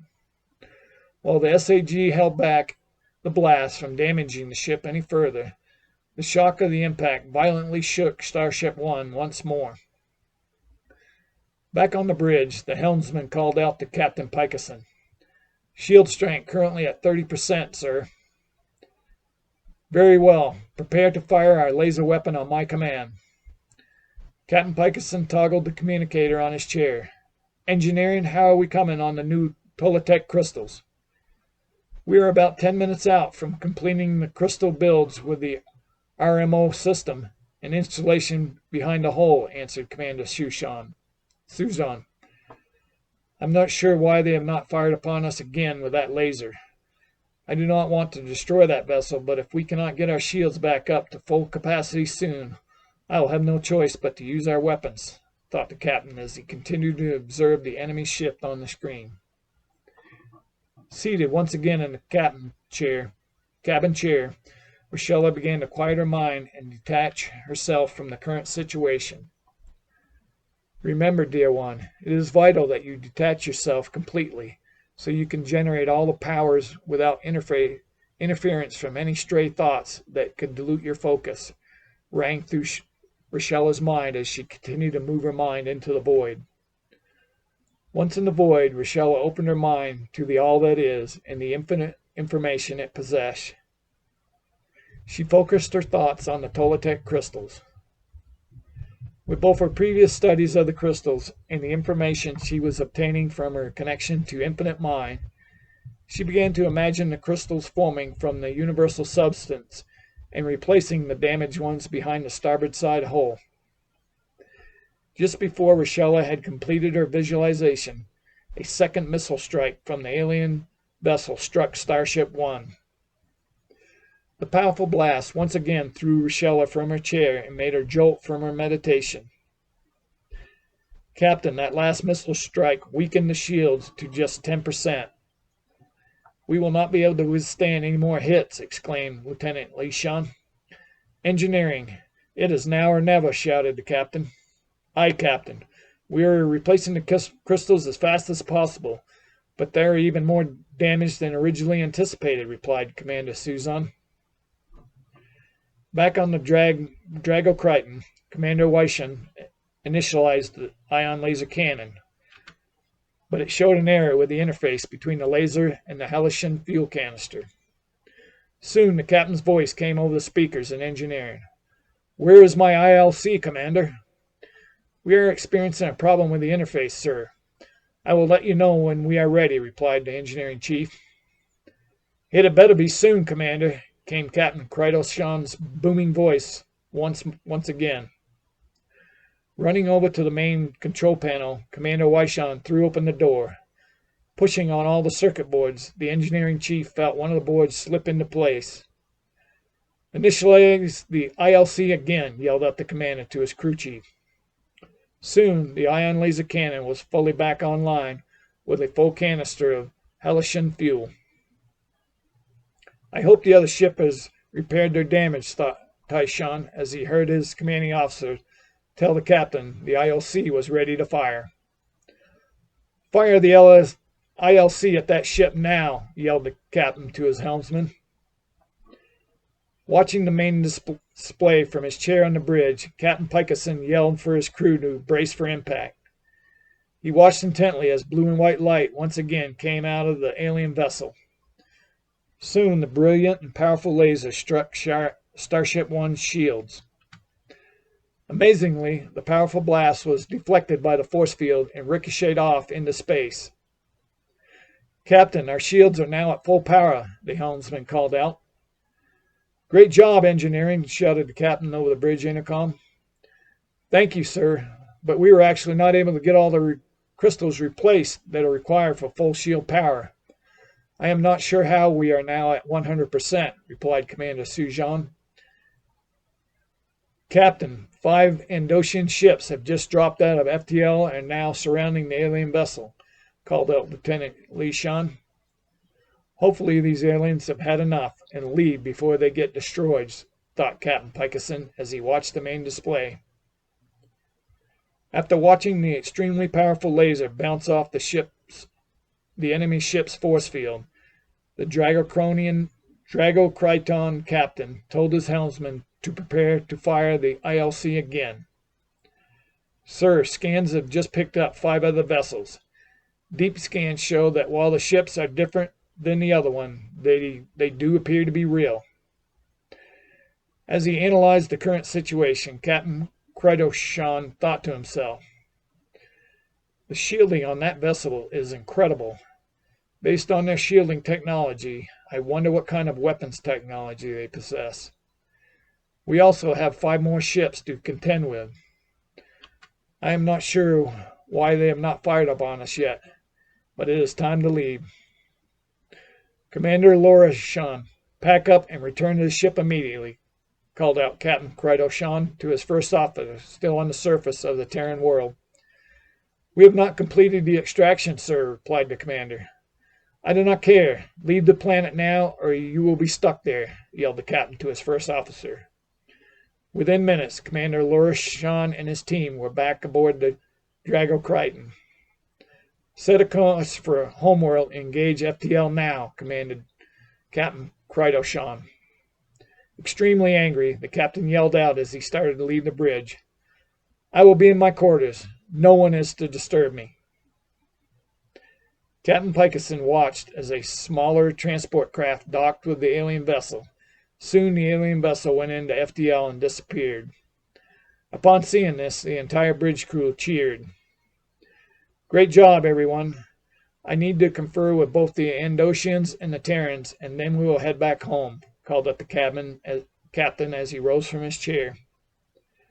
After discussions with the Andosians and the Terrans, and all parties had left Starship One, Captain Pikeson told his helmsman to plot a route back to Euritopia and engage FTL. Relaxing in her cabin, Richella heard the AI communicate that someone was at the door. Opening the door, Richella saw the captain standing outside in the passageway. "May I come in, Madam Counselor?" "Of course, Captain. Please come in." "So, I am not exactly sure what completely happened today, but perhaps you could help explain some of the details over dinner tonight. How does 1900 in the cafeteria sound?" "That sounds good, Captain. I will see you in about an hour." With that, Captain Pikeson nodded and smiled at Richella before turning around and leaving the cabin. "This is going to be an interesting discussion," thought Richella as she began to freshen up for dinner. Trouble in Paradise, Part 2. The Isonian Empire. Queen Nepherites and Thoron returned from the new pyramid structures north of the city. Adirian came out to greet them and informed the queen of her brother's arrival. "Excellent, dear. Please inform my brother that I will meet him later for dinner to discuss his request." "Very well, my queen," said Adirian as she nervously contemplated another encounter with Amon. "There is something odd about that man. He is not what he wants everyone to think. I should tell the queen my feelings on this matter, but I am not sure the best way to do that." Once at the cottage, Adirian Dirian relayed the queen's message to her brother. "Thank you. My offer still stands if you'd like to stay for a while," said Amon as he winked at the beautiful young assistant. Dirian lowered her head slightly before responding. "Thank you for the offer, Commander, but I really must go and prepare for tonight's dinner." Walking into the dining area later that evening, Amon spied Queen Nepherites and Thoron engaged in conversation and laughter at the table. "So, I see you two have become reacquainted. I remember how close you both were when we were growing up," said Amon as he came over to his sister and gave her a hug. "It has indeed been wonderful to spend some time with one of my dearest friends again. I even took Thoron out to see one of the projects we are developing north of the city." The queen looked towards her brother questioningly. "So, where were you off to last night, brother?" "As you are probably aware, I took up the Illum religion again while I have been stationed at the western border. I stopped by the Illum sanctuary last night to pay tribute to the gods. After talking with the high priest, I accepted his offer to stay for the night. When I returned to the palace earlier this afternoon, your lovely assistant showed me the cottage. Thank you, sister, for allowing me to stay on the palace grounds and for considering my request." Having already received details of Amon's stop at the sanctuary last night, the queen pondered her brother's words. "I wonder what this connection with the Illum high priest is all about." "I am glad to hear you have found a connection for your spiritual side, brother. I am also glad to hear you like the accommodations Adirion arranged for you. Please sit down with us, and perhaps you can tell me more about your experiences on the western border and those you have established with the Illum religion." Soon a feast of Taenarian quail and Rotarian vegetables was brought to the table for everyone to enjoy. Servers brought pitchers of wine over to the table to go with the delicious food. Queen Nepherites looked towards her brother. "So, Amon, please share how you came back to the Illum religion of your youth." "Well, there is not much to say about that. When I first arrived on the western border, I was feeling homesick and lonely. I thought that the Illum religion might be a way to remind me of home and help me overcome my loneliness. The Illum way has indeed helped me see the world in a new manner and has made me a better man." Amon looked at his sister with curiosity. "With no disrespect, I am a little surprised by your interests. I seem to recall that structured religion was never really for you." "You are correct, brother. The Illum religion never really appealed to me, and I am grateful that Father saw that and arranged for my private lessons with Master Amati." In truth, Queen Nepherites despised the Illum religion, and more specifically the Illum leadership. In her youth, the queen observed the piety of the Illum priests and how they seemed to look down upon the common people of the Isonian Empire. Even with this disdain for the commoners, the Illum leaders constantly sought ways to use the resources of these peasants to fill their coffers. The young Nepherites had even mentioned her concerns to Master Amati once and received this response: "Your insights into this matter are indeed correct, dear one. But it is best that you ignore this pious organization for now. One day you will have the power and resources to make a change. Until then, continue your studies and battle training."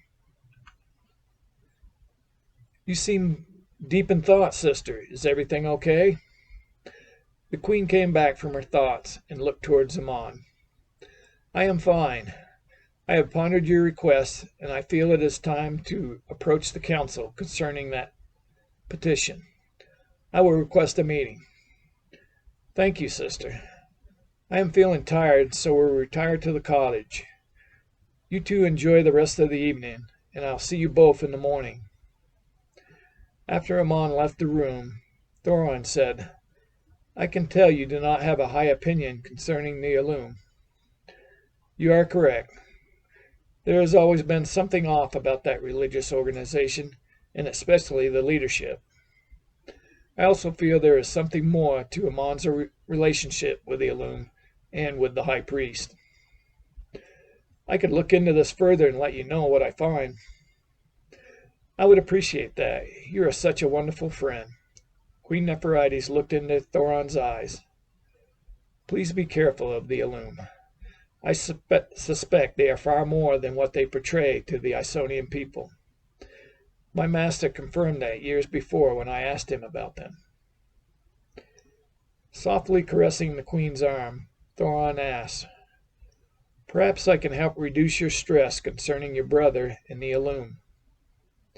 Smiling at her friend, the queen responded, "That sounds very intriguing and satisfying, but I do need to meditate on all that is going on and with the council meeting I will schedule for the near future.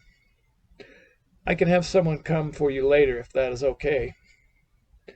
"Waiting for you is never a bother, my beautiful queen." The queen walked out onto her favorite terrace as the warm night breeze caressed her skin. She sat down to meditate. Soon all worrying thoughts left her mind as she immersed herself deeper and deeper into the void of her mind. Once in the void, she sought her soul connection to universal consciousness.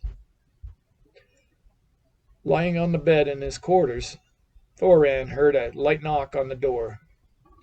"Who goes there?" he asked. "It is I, Adirian, sir," whispered Adirian through the door. "Please come in." Shyly, Adirian opened the door and entered Thoron's quarters. "What can I do for you, dear? Is the queen done with her meditations already?" "No, the queen is still on the terrace meditating. I was hoping to talk with you, sir." "Of course, but please call me Thoron." Thoron got up off the bed and motioned for Adirian to sit down. "So what is on your mind this night?" "It is the queen's brother that I wish to discuss." Adirian then went on to tell Thoron of Amon's overt advances and of her suspicions that something was not quite right concerning Amon. "Well, I can understand Amon's attraction towards you. You are indeed beautiful." Thoron smiled at Adirian before continuing. "The queen also believes something is not right concerning Amon and his relationship with the Illum. That is part of why she is meditating right now. Between us, I can tell you that I plan to investigate Amon's affairs as well. My number one priority is to ensure the queen's protection and safety, and that will always be the case." Feeling slightly relieved, Adirian said, "I am glad to learn that the queen has suspicions too, and that you will be looking into things as well." Before turning to leave, she said, "I am glad the queen has such a good and loyal friend. I know she is happy to have you around. Our queen carries so much on her shoulders, and her position can be a lonely one at times." "Thank you, Adirian. I know our queen speaks highly of you and is glad you are always here for her. And thank you for bringing your concerns to me. I will find a good way to let her know those concerns." Back on the terrace, Queen Nepherides came out of her meditation. The insights gained from the meditation seemed somewhat vague, but she could feel in her heart that something was not right. "I need to continue letting this reality unfold, but remain aware." Calling for one of her servants, the queen asked the young woman to prepare the baths and to let Thoron know that she would meet him in her bedroom chambers in 1 hour. Entering the dining area the next morning, Amon looked around before sitting down at the table. He made his breakfast request to the male attendant who came over to the table. The young server came back with some chilled goat's milk. Amon smiled seductively at the young man and said, Thank you very much, you handsome young thing. Are the Queen and Thoron sleeping in this morning? Somewhat startled by Amon's advances, the young server replied, I am not sure of the Queen's plans, but I can try to find out, sir. Thank you, but that will not be necessary. Very well, sir. I will be back with your food right away. The young man nodded and turned to get the commander's breakfast. Amon admired the young attendant's backside as he walked away. Just as Amon was finishing his breakfast, Queen Nepherites and Thoron walked into the dining area laughing and holding hands. Good morning, sister. You look radiant this morning. I wonder why, spoke a smiling Amon as he winked at the Queen. Good morning, brother, and yes, I am very happy, replied the Queen as Thoron pulled her chair out. Why, thank you, love, said the Queen as she sat down. Anything for my beautiful Queen. Thoron sat down and looked at his childhood friend. Amon, my friend, I have not seen you much the last few days. How has your return to the royal city been? It has been wonderful to be back where I grew up. It brings back marvelous memories of our boyhood days tramping about the city and trying to stay out of trouble. Perhaps you and I can go out to one of the local drinking establishments soon and have a couple ales together as we reminisce on the good times of our youth. That sounds like a good plan, replied Thoron. So, sister, are you still planning to meet the council soon? Yes, I will arrange for the council to come to the palace in 2 days. We will go over some city plans, then we will discuss the possibility of you joining the council. Excellent, sister, and thank you again for agreeing to entertain my request to join the council. I will take my leave now. Amon rose from his seat and headed towards the dining area doorway. So, do you think Amon has a chance of joining the council? Asked Thoron as he began to eat the wonderful breakfast brought over for the Queen and himself. I did not at first. After last night's meditation, I am now not completely sure what the outcome will be. I will keep an eye on Amon and let you know if I see any foul play. Thank you. I am so happy you are back, and I have such a loyal friend in my life again. These last few days have been spectacular, and I look forward to many more together. The Queen smiled lovingly at the handsome warrior. Later that morning, Amon looked around before entering the gate to the illumined sanctuary. The highest one will be glad to hear of the master's plan. There is much to prepare, he thought as he walked towards the sanctuary on the other side of the courtyard. 2 days later, walking up to the large table in the palace meeting room, Queen Nepherites smiled at the group of advisors seated. Thank you all for coming on short notice. As always, the council's opinion and direction concerning matters important to the Isonian Empire have much value to me. Let us go over some of the current projects. Then we can discuss my brother's request. Due to what the Queen learned from her lessons with Master Amati, her words to the council spoke her truth. From the young Nepherites' earliest lessons, Master Amati had always spoke of how everyone was connected, and this connection was how truly great things could be accomplished. The Master's words, from the beginning of creation, we have all been connected to the source of all things. This divine bond between us all has been the plan from the start, and when we follow this plan, our creative abilities are truly endless. Rang through the Queen's mind once again as she contemplated the meeting in progress. With the city plan discussions almost over, Queen Nepherites signaled to one of her assistants to retrieve her brother. Soon, Amon walked into the room. The Queen put her hand on his shoulder. Everyone, this is my brother Amon. He has recently returned from the western border where he has been stationed for the last 5 years. As a member of the royal family, he has requested a seat on this council. The queen looked at Amon. Brother, would you like to say anything before we discuss your request and vote on the matter? Amon looked at his sister and smiled. Thank you, my queen. He looked out at the queen's council. I recognize some of you from when my father was king. I am so glad to see you are still able to counsel my sister as you had my father. While others of you are not as familiar, I still feel we too share a bond. Gazing keenly at some of the younger members of the council, Amon continued to talk as the newer council members seemed to fidget in their seats. I believe everyone here today loves Isonia and only wants what is best for the magnificent empire that its citizens have built.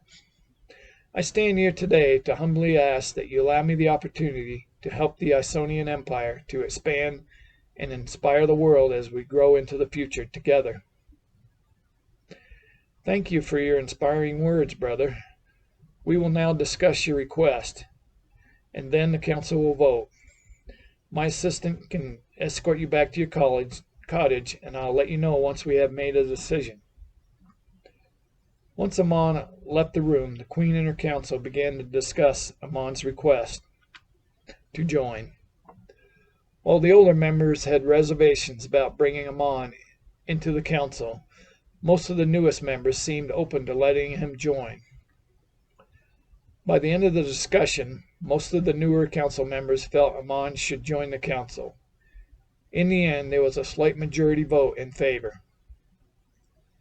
As with all council decisions, Queen Nepherides still had the final say. My insights from last night seem to be playing out as I foresaw. I still feel there is something more to all of this, but I must let this play out. As I have indicated many times, I truly value this council's insight and direction. With that said, I will agree with the majority decision made today. I will see that my brother is informed of the results of the vote. Thank you all for coming today. The chef has prepared some wonderful food and drink for all who wish to partake. Waiting in the cottage, Amon heard a knock on the door. The assistant who had escorted Amon to the council meeting earlier came to inform him of the council's decision. That is wonderful news. Thank you. Once the queen's assistant had left, Amon thought to himself, so, our master's plan is working. I will go tell the high priest tonight of the voting results. I must prepare for the next stage of the plan. At dinner that night, Amon thanked the queen for allowing him the opportunity to present his case to the council. I promise to serve the Isonian Empire well, sister. I hope you will, my brother. I think our father would be glad, replied Queen Nepherides, as she contemplated her and the council's decision. The truth was, she knew her father, the king, had always been apprehensive about allowing Amon any authority concerning royal affairs. The king had mentioned his concern to Nepherides. I know, as firstborn, your brother feels he should be the next ruler of the Isonian Empire, but I have concerns. Your brother's ambition and nature leads me to feel that he may not be the best choice to succeed me once I'm gone from this world. I know from observing you that you see the Isonian people the same as I do. As I have watched your brother's action towards the palace staff and the commoners, I feel his rulership would not be in the best interests of the Isonian people. Once dinner was done, Amon said, I feel it is best that I go to the illumined sanctuary tonight to give thanks to the gods. Please do not wait up for me, and I will see you both tomorrow. Once Amon had left the dining area, Thoron got up to follow his old friend. Queen Nepherides said in a low voice, Please be careful. Thoron kissed the queen on the cheek and nodded acknowledgment. Please do not stay up worrying, my queen. I will be fine, and will wake you when I return, Thoron promised before leaving. With no moon shining the way, a torchlight was the only illumination as Amon walked towards the sanctuary. Thoron silently kept a distance behind. Once Amon was at the sanctuary gate, Thoron moved behind a tree. Amon glanced back and forth before opening the gate and entering the courtyard. After waiting a while, Thoron walked up to the gate and entered as well. From the semi-darkness of the dimly lit courtyard, Thoron watched Amon speak to one of the younger priests before he was escorted inside through a rear door. Thoron ran up to the sanctuary's main building and silently moved around the building's outer walls until he spotted a light shining from an inner room. Coming up close to the window opening, Thoron began to hear the conversation that was just unfolding between the high priest and Amon. "That is excellent news, Amon. Our efforts to sway the council's vote have succeeded. The next phase of the master's plan lies in your hands. Have you thought about how you will eliminate the queen? And is there anything the Illum can do to help you with that matter?" "Thank you again, Highest One, for your assistance in my appointment to the council. Those council members looked terrified when I gazed into their eyes today. I do have a plan in mind for my sister, and I will implement it soon." After hearing the conversation between the Illum high priest and Amon, Thoron knew he must report what he heard to the queen at once. Just as Thoron turned to leave for the palace, a sharp blow struck his head. Falling to the ground from the impact of the wooden stick strike to his head, he could make out the figures of 4 individuals dressed in white robes. While most men would have gone unconscious from such a hard hit, Thoron was a powerful warrior who had fought in numerous battles over the years. Jumping back up to his feet, he began to engage the 4 young men before him. As Thoron quickly struck down the stick-wielding priest, with a powerful slice from his sword, the other 3 priests were able to come in close. A precise hand strike to nerves in Thoron's right arm made him drop the sword. Thoron had never fought such skillful fighters, as each strike from the smaller priest began to wear him down. While fighting back with all his strength and will, one of the young priests was able to jump on Thoron's back and get his arms wrapped around his neck. Due to the excruciating pressure being applied to his neck and the continuous blows coming from the other 2 priests, Thoron started to feel his brain shut down from lack of oxygen and the immense pain his body was experiencing. Just before passing out, Thoron thought to himself, "I have let down my queen in true love." Groggy and in pain, Thoron found that each of his wrists were bound with iron bands attached to iron chains bolted to the stone wall of the dank and dimly lit cell. Down the passageway outside the cell, he could hear the groans and wails of others. Some of the crying he heard sounded like children. "The guard just informed me you were awake," said Amon as he walked into the cell. "You need to release me now, and the queen might have mercy on your soul." "Oh, I am planning to release you, old friend. But I am afraid my sister will not be able to save either of our souls. Her fate has already been determined." "This is craziness, Amon. What do you hope to accomplish? And who are those people I hear close by?" "I plan to take back that which was my birthright. Unfortunately, the Queen's and your death are the price that will need to be paid to make that happen. As for those prisoners you hear, they are here to ensure that my and the Illum's wills are done. Then they'll be returned to their loved ones." In truth, the council members' families currently in the other cells under the Illum sanctuary would never reunite with the council members who had voted in Amon's favor just the day before. In fact, Amon and the Illum leadership planned to eliminate the council and its members completely once he became king. "Let me loose, And we'll see whose death will unfold today, you coward. Your actions cannot go unpunished, threatened Thoron as he yanked at the chains binding him to the wall. As you wish. Amon motioned for the guard to unlock the wristbands. Thoron waited for the guard to finish releasing the iron bands before violently striking the guard down with a powerful back fist. As the guard dropped unconscious to the dirt floor, Thoron immediately lunged towards Amon at the other side of the cell. Amon swiftly moved his body to the side and struck Thoron with a huge hand strike at Thoron's shoulder and neck area. Due to the critical nerve strike, immense pain ran through Thoron's body as he groaned loudly from the hit. Dazed from the blow and the acute nerve pain generated from the precise strike, Thoron was caught off guard as Amon performed a sequence of meticulous hand and foot strikes to his body, damaging vital nerves with each hit. The intense onslaught of attacks soon made Thoron drop to the floor in agonizing pain.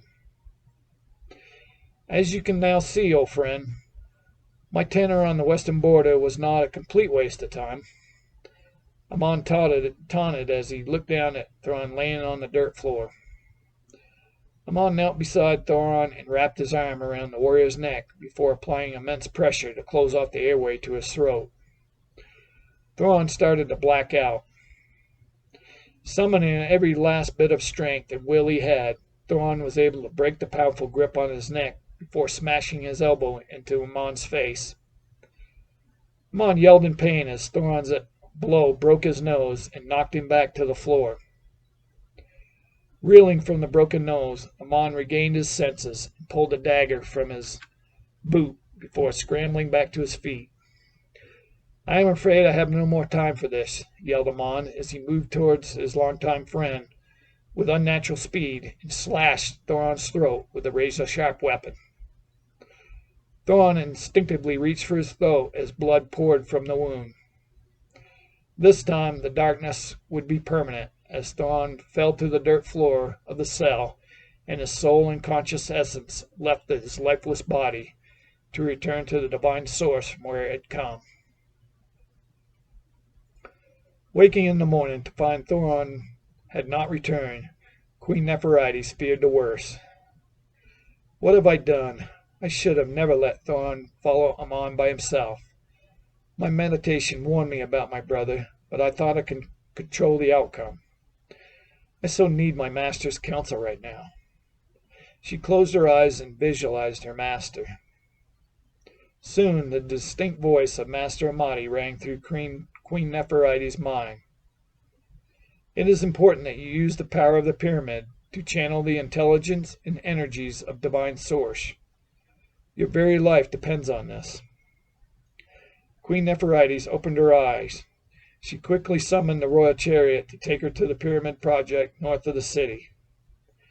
If Thoron returns to the palace, please inform him that I am at the pyramids, instructed the queen to Adirian just before the chariot took off. Once at the pyramids, the queen instructed her guards to watch for anything suspicious and to inform her if Thoron or Amon showed up. She walked inside the special pyramid built just for her.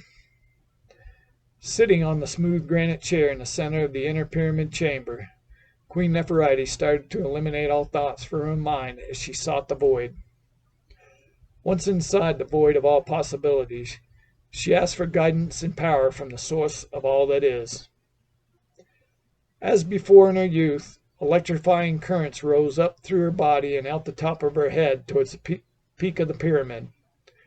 Her mind experienced a new and powerful reality of bright colors and exquisite design swirling about. From this new reality she now bathed in, Queen Nepherites focused her mind and intent on becoming one with the sum of all intelligence and energy that composed the universal substance surrounding everything. Once the connection with divine source was made, powerful energetic waves began to envelop her body from all sides. In all of her previous meditations, Queen Nepherites had never felt this level of energy surge through her mind and body. After what felt like an eternity of lifetimes and experiences, she came back to the present moment. She once again could feel the hard granite chair against her skin. With the newfound knowledge obtained, Queen Nefertiti realized the immense power available to anyone who explored their true nature and birthright. Deep down, the queen also knew that she would not see her dear friend again in this lifetime. While the sacrifice of her dearest friend made her sad, Queen Nefertiti now understood that every soul was eternal and all loss was never permanent. Fully understanding her brother's intentions, the queen remained relaxed in her seat as she waited for destiny to unfold. After arranging for the removal and disposal of Thorin's body, Amon returned to the palace. Seeing Adirian walking in the courtyard, Amon asked, "My dear, can you tell me where the queen and Thorin might be?" Not wanting to expose the queen's whereabouts, Adirian told Amon she did not know where the two might be at this moment. Sensing a lie, Amon grabbed Adirian's arm. "The matter I wish to discuss with them is very important, and could mean life or death for one or even both of them. The queen will be very disappointed when she learns you would not reveal her current whereabouts." Unsure what to do, Adirian finally told Amon the queen was at the pyramids. Back at the pyramids, Queen Nefertiti continued to wait for the upcoming events foretold in her most recent meditation mystical experience. Standing up from her seat on the granite chair, the queen marveled at how keen all her physical senses had become. A short while later, she heard the sounds of fighting outside the chamber opening. "He is here. My guards are some of the best warriors the Iconian Empire has. They should be able to stop Amon before this goes too far." It grew silent outside. Amon strode into the inner chamber of the pyramid and looked towards Queen Nefertiti as she stood at the other side of the chamber with a wooden staff in her hand. "Well, well, my dear sister. I am afraid one of your guards gave up your hiding place before I slit his throat." "I have not been hiding, brother. I have been waiting for you." "So, you are ready to die and relinquish the throne to me?" "My meditations have revealed Thorin's fate, the kidnapping of the council members' families, and your plan for me," replied the queen. "Actually, I will need to alter my plan and just eliminate you now. My original strategy was to have you, Thorin, and the council members assassinated just before our next meeting. Obviously, I would have been delayed for that meeting. With the help of the Illum, adequate evidence of a coup from the Empire's partners in the East would be planted to ensure no foul play from me. In fact, both you and Thorin would be considered casualties of this conspiracy from the East." Hearing her brother's plans, the queen looked at her brother and shook her head. "You will have to pay for all your devious deeds, brother." "Nonsense, sister. I will lead this kingdom in the proper manner, and all Iconian citizens will bow down to their new king," yelled Amon as he pulled his sword and advanced towards the queen. With super-heightened senses and her past battle training, Queen Nefertiti was able to swiftly counter her brother's attack and land a powerful hit to his arm with the wooden staff she currently wielded. The hit made Amon drop the sword he was holding. With the weapon removed from Amon's hand, Queen Nefertiti smashed the wooden weapon against Amon's side with all her might. Even with all that had happened, the queen still hesitated in becoming the cause of her brother's death. "You should have struck me in the head, sister," admonished Amon as he quickly moved in close and began to systematically attack numerous locations on Queen Nefertiti's body with powerful hand and foot strikes. The sudden attack from her brother made the stunned queen drop her wooden staff and wince in intense pain as numerous nerve locations were struck throughout her body. The pain and blows from Amon made her drop to her knees. Seizing the moment, Amon quickly retrieved his sword and advanced towards the queen to execute a legal strike to her neck. Although her body and mind ached greatly from the intense onslaught, Queen Nepherides quickly quieted her mind and used the stored energy in her body to create a shield against the sword's downward swing towards her neck. The force from hitting the shield around the queen's body made Amon lose his grip. The sword bounced off the shield and flew across the chamber. Filled with intense emotion from the previous attacks to her body and Thrawn's death at her brother's hands, Queen Nepherides made a pushing movement with her hands. Intense energy came out of her hands and pushed Amon off his feet and backwards towards the pyramid's wall on the other side of the chamber. Slamming against the wall, Amon dropped to the floor unconscious. Shortly after the fight with her brother finished, the queen heard more of her palace guards outside. Fearing for her queen's safety, Adirian had requested more guards go out to the pyramid project to ensure Queen Nepherides was okay. Queen Nepherides asked her guards to apprehend her brother and lock him up in the Isonian army's brig. Once back at the palace, she instructed her most trusted general to raid the Illum sanctuary and release the family members locked up, and to apprehend all Illum leadership for trial and sentencing. Taking a stand has consequences. Part 2. Royal City of the Krytonian Empire. What have I done? Did I make the right choices? Perhaps I should have just let things be as they were. What makes me react so swiftly without considering the consequences when I see injustice? Pondered Cassius as he sat in the cell that night with the other slaves. I need to quiet my mind like Master Jedovan taught me, so I can try to get the answers I seek. It has been difficult to do that these last few days, but I must try, thought Cassius as he worked to clear his mind of all thoughts and find a peace within.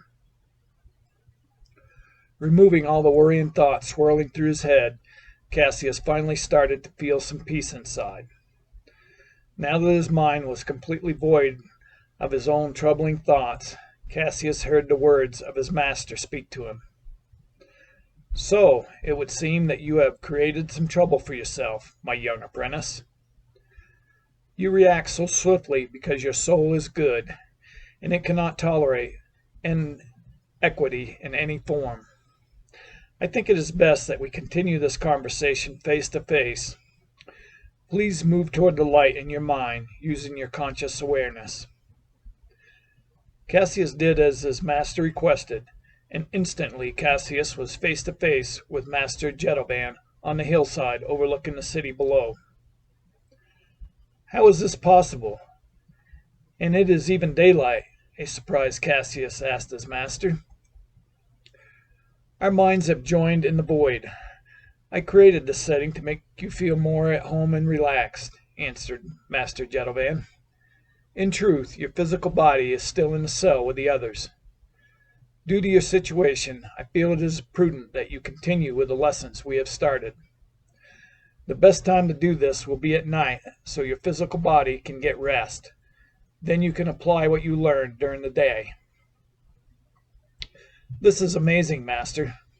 I was starting to get very concerned, but I feel better now that I'm here with you. You will have some tough trials and decisions to face in the near future. We should begin your next lesson now, spoke Master Jedovan. After what felt like days of training with Master Jedovan, Cassius awoke in the cell just as the sun was starting to shine some light into the opening above. Wake up, you mangy slaves. There is much work to get done this day. The guards will bring some gruel to eat. Then you all will be escorted to the arena for training, growled the training master through the opening. Cassius and the rest of the slaves had to quickly eat the soggy, tasteless mixture in the wooden bowls with their fingers as the guards yelled for them to get ready for training. The sun was already high in the sky as Cassius and the rest were escorted out to the arena's main battlegrounds. The smell of blood still lingered in the air from the mock battles and fights performed a couple days before. You all are the newest slaves and will fight each other to the death as we reenact our proudest battles. Only a few of you will survive the training in the first battles. Those who survive these first battles can then call themselves Crochenators, for as long as you remain alive. Now each of you grab one of those wooden swords and pair up. We will begin the initial sword training exercises before we proceed with ability testing, yelled the training master. As a former member of the Kryptonian Empire's elite guard, Cassius's sword skills were already far above most of his fellow slave warriors. Even most of the captured foreign fighters from recent battles could not match the fighting prowess of Cassius as he defeated each warrior pitted against him. At midday, the training master told the slaves to go get some water. As Cassius and the others took turns drawing water from the cistern, he spotted the training master speaking with someone wearing the clothing of the upper elite. My lord has a great interest in the slave called Cassius. Do you know of the one I speak of? Asked the man dressed in a clean red robe with the insignia of the House of Sorotan stitched into the fabric just above his heart. I know of whom you speak of. What do you want of this slave? Growled the training master. This slave has caused financial problems for Lord Sorotan. He would like the slave to pay for his transgressions. Lord Sorotan will pay a large tribute to anyone willing to make this happen, spoke the robed man. I can make that happen, but payment must be discreet, said the training master in a low voice. The robed man nodded to the training master before turning and leaving the Colosseum's battlefield. I wonder who that man was, and what was he discussing with the training master, thought Cassius as he watched the man walk away. Still looking towards the training master, Cassius watched as he walked over to a group of foreign soldier slaves and began talking with them. Soon a horn sounded, and all the slaves began to assemble around the training master to start the afternoon's training session. After some initial training demonstrations, the slaves again paired up to practice the most recent lessons. The current slave paired with Cassius was not a warrior, and his sword skills showed that. Concerned the slave would get slaughtered during his first real battle in the stadium, Cassius began to try and teach the slaves some defensive and offensive moves with the wooden sword. Grateful for the help, Cassius's opponent nodded his thanks to Cassius and spoke quietly the words, "Thank you, sir, for sharing your knowledge. There are others like myself who could benefit from your command of the fighting arts. I will do what I can to help, but you all must learn these skills being taught as well as possible. Your very lives will depend on that," whispered Cassius to the man. A short while later, one of the foreign soldiers came up to Cassius' opponent and pushed him out of the way. "The training master wants me to take this spot now," growled the former soldier as he prepared to attack Cassius. Cassius quickly countered the blow coming at his shoulder, and as Cassius spun around, his wooden weapon struck the soldier's side with a solid strike. The foreign fighter groaned loudly as the wooden sword struck him. "I should teach this one a lesson," thought Cassius as he prepared to deliver another blow to his opponent. Just as he was about to deliver another strike, Cassius saw out of the corner of his eye 5 more of the foreign soldier former troop members running toward him with their wooden swords drawn. Seeing the others coming to him made Cassius halt his next strike and move back into a defensive position. His current opponent and 2 of the other foreign soldiers immediately charged. Cassius was able to counter the first 2 sword strikes at his body, but the third strike landed hard against his shoulder. As immense pain ran through his shoulder muscles, he felt another blow strike his back. By this point, the other 2 fighters had flanked Cassius and were swinging hard wooden swords against his back and side. Cassius valiantly defended against the 6 attackers, but their powerful strikes on his body were making it almost impossible to concentrate. Dropping to the ground from the onslaught of strikes, Cassius knew he would need to do something fast before he was knocked unconscious or worse. Time seemed to stand still as Cassius calmed his thoughts and entered the void of his mind. Once in the void, he reviewed the important lesson Master Jetovan had just taught him during the training session the night before. "You have been learning well, young apprentice. Remember how I've been teaching that everything is part of the one that is all? This important concept means that even time itself can be controlled from within. Once you have reached the void of your mind and have connected with the energy of the universal substance, you can intend for time to either slow down or speed up."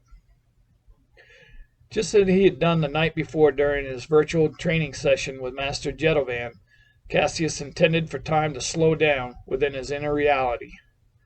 While the outside time remained normal, he saw everything in slow motion. Observing both his own body and those of the 6 foreign warriors about to attack once again, Cassius watched as his other self started to counter the wooden swords with his own weapon and then systematically strike each of the foreign soldiers in vital areas throughout their bodies. In amazement, Cassius continued to watch as each attacker was subdued and quickly knocked out from the vicious blows raining down on each one of them. While observing the fight between himself and the 6 attackers in slow motion, Cassius was able to watch as each precise strike hit its target. On the outside of Cassius' mind, the fight between the former elite guardsmen and the 6 former foreign soldiers only lasted 20 seconds at most. The training master and the other slave watched in amazement as Cassius and his sword vanquished the opposing attackers in mere seconds. Bringing his mind back to normal reality, he looked around to see 6 bodies lying unconscious on the ground. Still in awe of what had just occurred, the other slave warriors began to clap for Cassius. "Stop that, you mangy slaves, or there'll be no food tonight. Guards, escort these slaves back to their cells, and see that those other worthless slaves get dragged back to their cells as well," growled the training master as he began to turn and walk away. Even though he was bruised and bleeding from the fight, Cassius was both amazed and thankful that the master's lesson had saved his life this day. Later, as he walked from the dining hall to his quarters, the training master sensed a presence in the shadows. Pulling his weapon, he growled, "Show yourself, you maggot, or I will chase you down and disembowel you." "Relax, it's just me. I have come to make payment as promised," said the somewhat startled red-robed man from earlier. "He is still alive," said the training master. "My lord is grateful for your effort.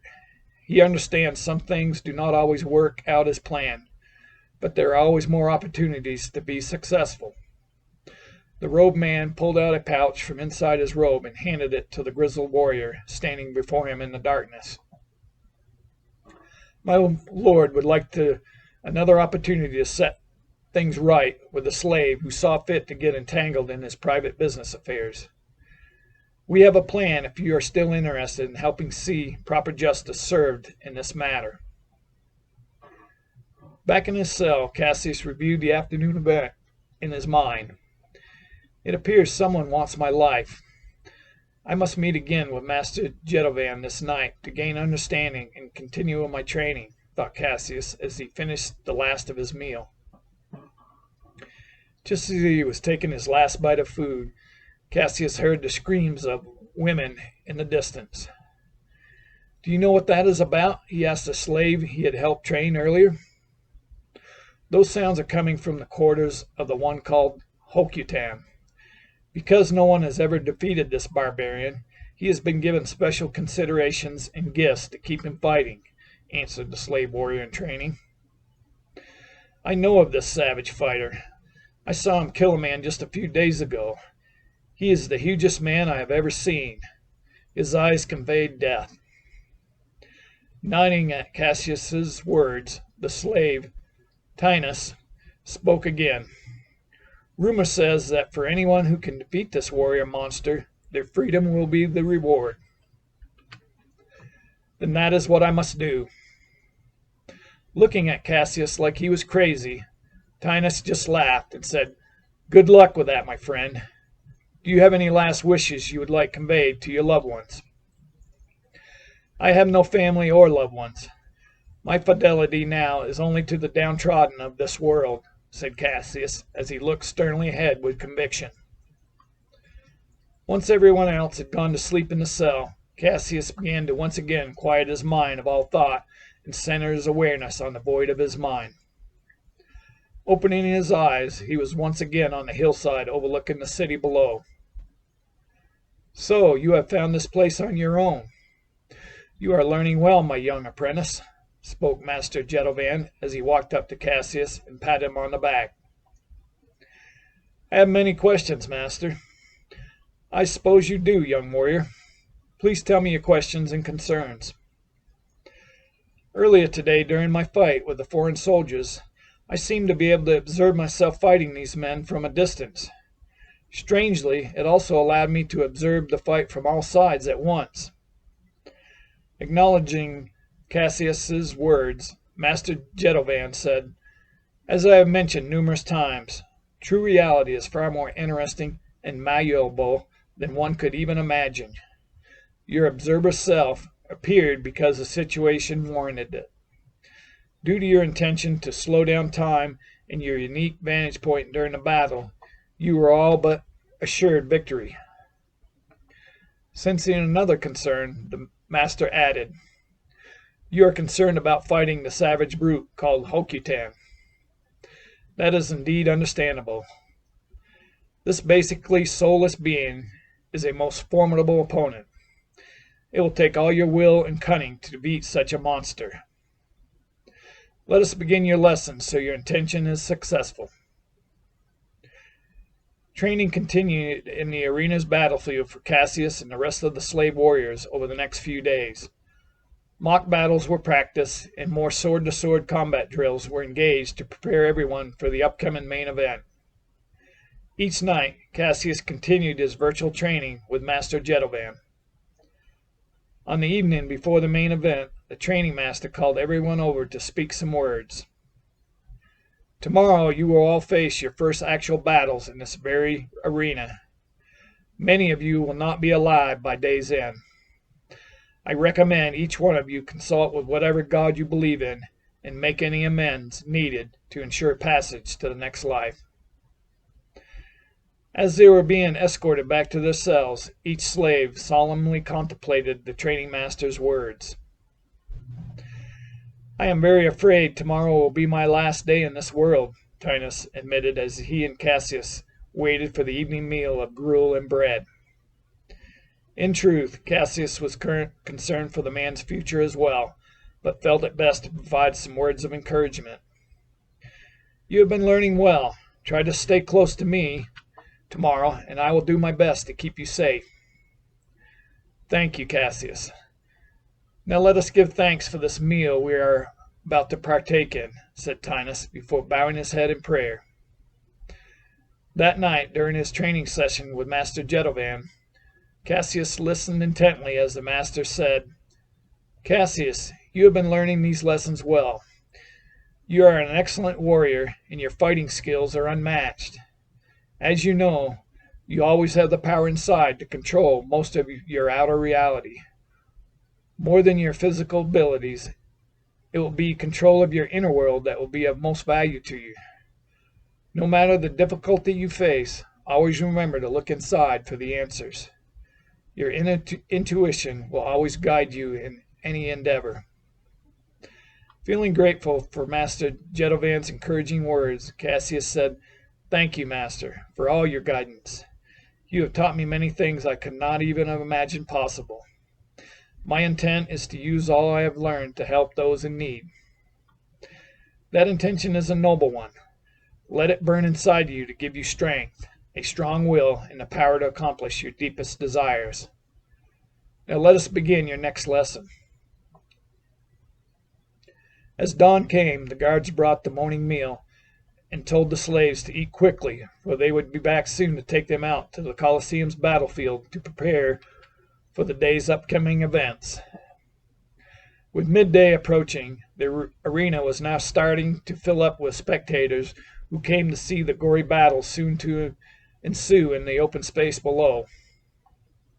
Hearing the roar of the people in the stands grow louder, Cassius calmed his mind and eliminated all thoughts as he prepared to enter the void. Inside the void, he began to see scenes flash by of the day's events as they would most likely unfold. From this vantage point, Cassius knew what to expect and what he must do. After a short while, the horn sounded to let everyone know that the first battle enactment was about to begin. The roar of the crowd began to subside as anticipation for the first bloody battle of the day drifted through the stands. Shortly after, the horn signaling commencement of the first battle sounded.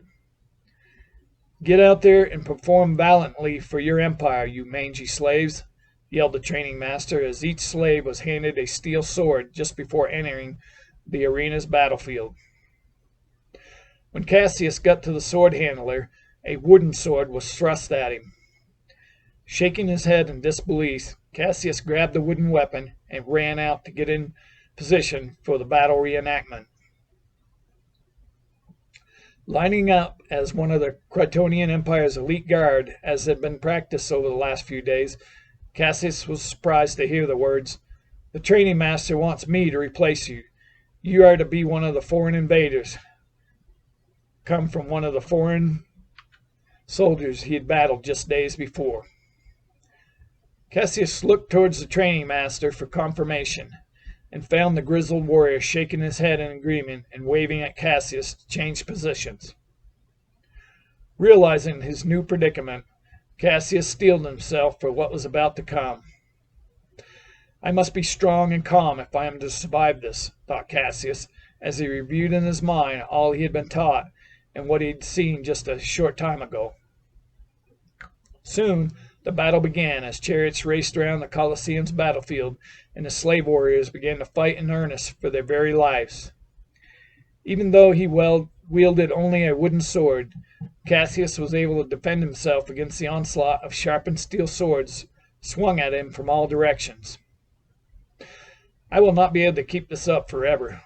I must use what I have been taught to try and overcome these attackers," thought Cassius as he watched the same group of foreign soldiers from the other day advance on his position. Cassius quickly closed his eyes and removed all thoughts from his mind before entering the void of all possibilities. From the void, he made the intention of slowing down time and requested his observer self to appear once more. Immediately, Cassius felt his observer self soar up above the battle like the winged predators of his world. With the acute eyesight of the Hawkarian, he was able to see every detail of the fight between himself and the oncoming soldiers. As his viewpoint continuously changed from his physical self to his observer self, Cassius was able to strike each of his attackers with precise blows to vital nerves and internal organ locations throughout each of the soldiers' bodies, as his enemies soon began to fall to the ground. As before, what seemed like a long time for him was only approximately 30 seconds in normal time. The stadium crowd went wild as they watched this spectacle unfold on the battlefield below. Seeing all the slave warriors lying on the ground, many from the huge crowd in the stands began to chant, "Where is the blood? Where is the blood?" Returning to normal reality, Cassius watched as his fellow foreign soldiers ran over to the 6 men lying on the ground and plunged their sharpened steel swords into each of the attackers. A couple of the 6 men who tried to get up off the ground soon lost their heads as they attempted to get to their feet. As the blood flew in all directions, the crowd of spectators roared in approval.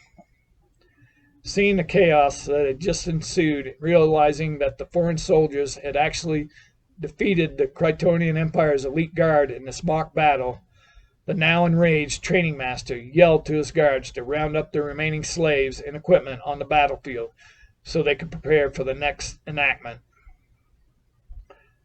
As the remaining slaves waited in the cell for the next battle reenactment, a guard came to the cell and told Cassius the training master had demanded his presence. Cassius stood in front of the former Crotionator and head trainer for the slave fighters. The training master looked at him perplexed. "You have become very hard to kill, slave. What am I to do with you?" Cassius gazed at the old warrior questioningly. "Rumor has it that anyone who defeats the brute called Hokutan will obtain freedom as a reward. Is that true?" The training master's eyes opened wide as he contemplated Cassius's words. "Maybe I can still get this man killed and receive an extra tribute from Lord Sorotan." The former Crotionator nodded. "Then I ask that I get the opportunity to fight the monster this day. I also request that the slave called Tinus be allowed freedom as well if I succeed." "Very well, slave, but if you die, the other slave dies as well. I will make the arrangements now. You and Tinus will be exempt from fighting in any more battles. You will face Hokutan in the final fight of the day." Sitting in the cell with Tinus, Cassius could hear the roars from the bloodthirsty crowd as more slave warriors met death and dismemberment, fighting for their very lives. Tinus looked at Cassius and said, "Thank you, friend, for allowing me at least a little while longer to live in this world. What can I do to help you in this near impossible endeavor you're about to partake in?" "There is nothing you can do for me, but maybe pray to your God for my salvation and possible victory. Now I must prepare my mind for what is to come," replied Cassius. Inside, Tinus felt both his new friend and his own death were imminent, but he nodded and said, "I will indeed pray for you, friend. My God is a powerful God who can help you face this monster." Cassius began to meditate to gain wisdom and strength for the upcoming battle with the savage brute called Hokutan. As the midday sun began to lower in the sky, the final event for the day was coming up fast. "Get up, slaves. It's time to face the savage warrior king," called up the guards as they unlocked the cell to escort Cassius and Tinus to the preparation area. For this grand battle, the fighters could wear some gear to protect vital areas. After Cassius selected the armor he wished to use, Tinus helped his friend put on the protective garments. Soon the horn sounded for the final bloody spectacle of the day. The crowd roared loudly as the humongous beast called Hokutan walked out onto the battlefield below. Once at the center of the battlefield, Hokutan raised both fists in the air and roared a guttural sound that sent chills down the spine of many of the spectators far up in the stands.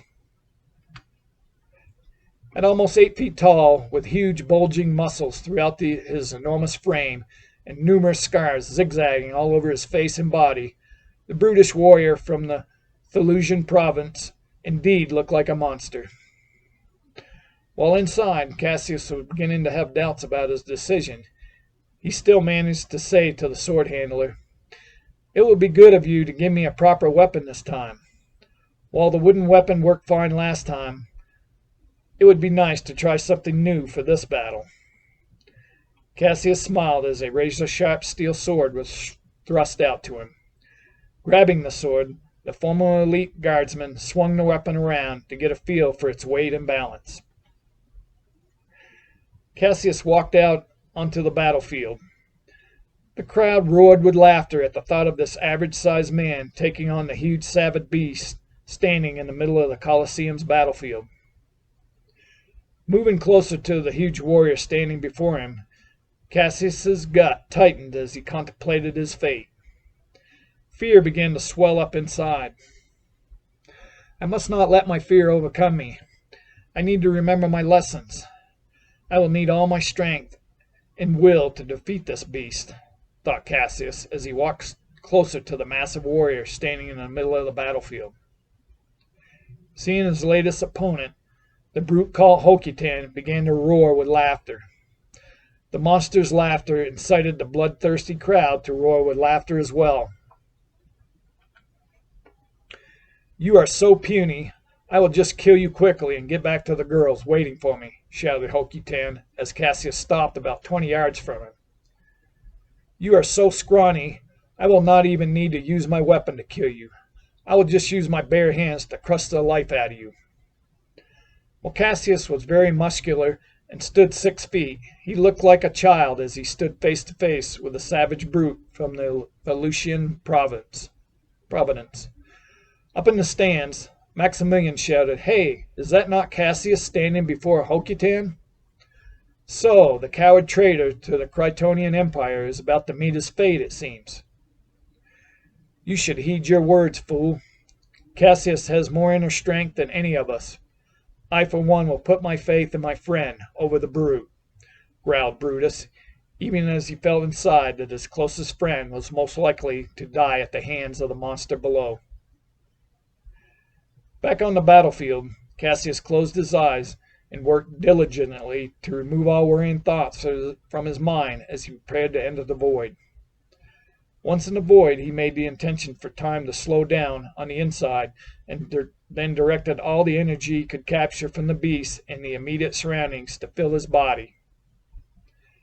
As powerful energy now filled his body and mind, Cassius raced toward the giant to begin the precise moves he had already played out in his mind many times during his recent meditations. Cassius watched in slow motion as each sword strike tore into the massive warrior's flesh at vital areas throughout the giant's body. The incredible onslaught of sword cuts caught the beast by surprise as he dropped to his knees. The huge crowd went silent as they watched the almost unnatural sword display from Cassius bring the huge warrior down. Brutus, too, was stunned as he observed his friend performing almost magical moves against the giant. While the sword cuts were deep, the massive warrior's skin was so thick and hard that the cuts did not go in deep enough to strike vital organs as Cassius intended. Seeing that the monster was shaken but not critically injured, Cassius thought to himself, "I will need to remove this beast's head if I am to survive this." Still viewing the outside world in slow motion, Cassius saw the gigantic warrior get up in slow motion and charge towards him. In the few seconds it took the giant to reach him, he had used the slower time in his mind to make another intention to shield against the huge warrior's attack just before Hokitan's huge and extremely muscular leg slammed into Cassius' side and sent him flying through the air. The Colosseum crowd roared in approval as they watched Cassius sail through the air and hit hard on the battlefield below. Lying on the arena's battlefield, almost unconscious, he could not remember ever being struck so powerfully by anyone or anything.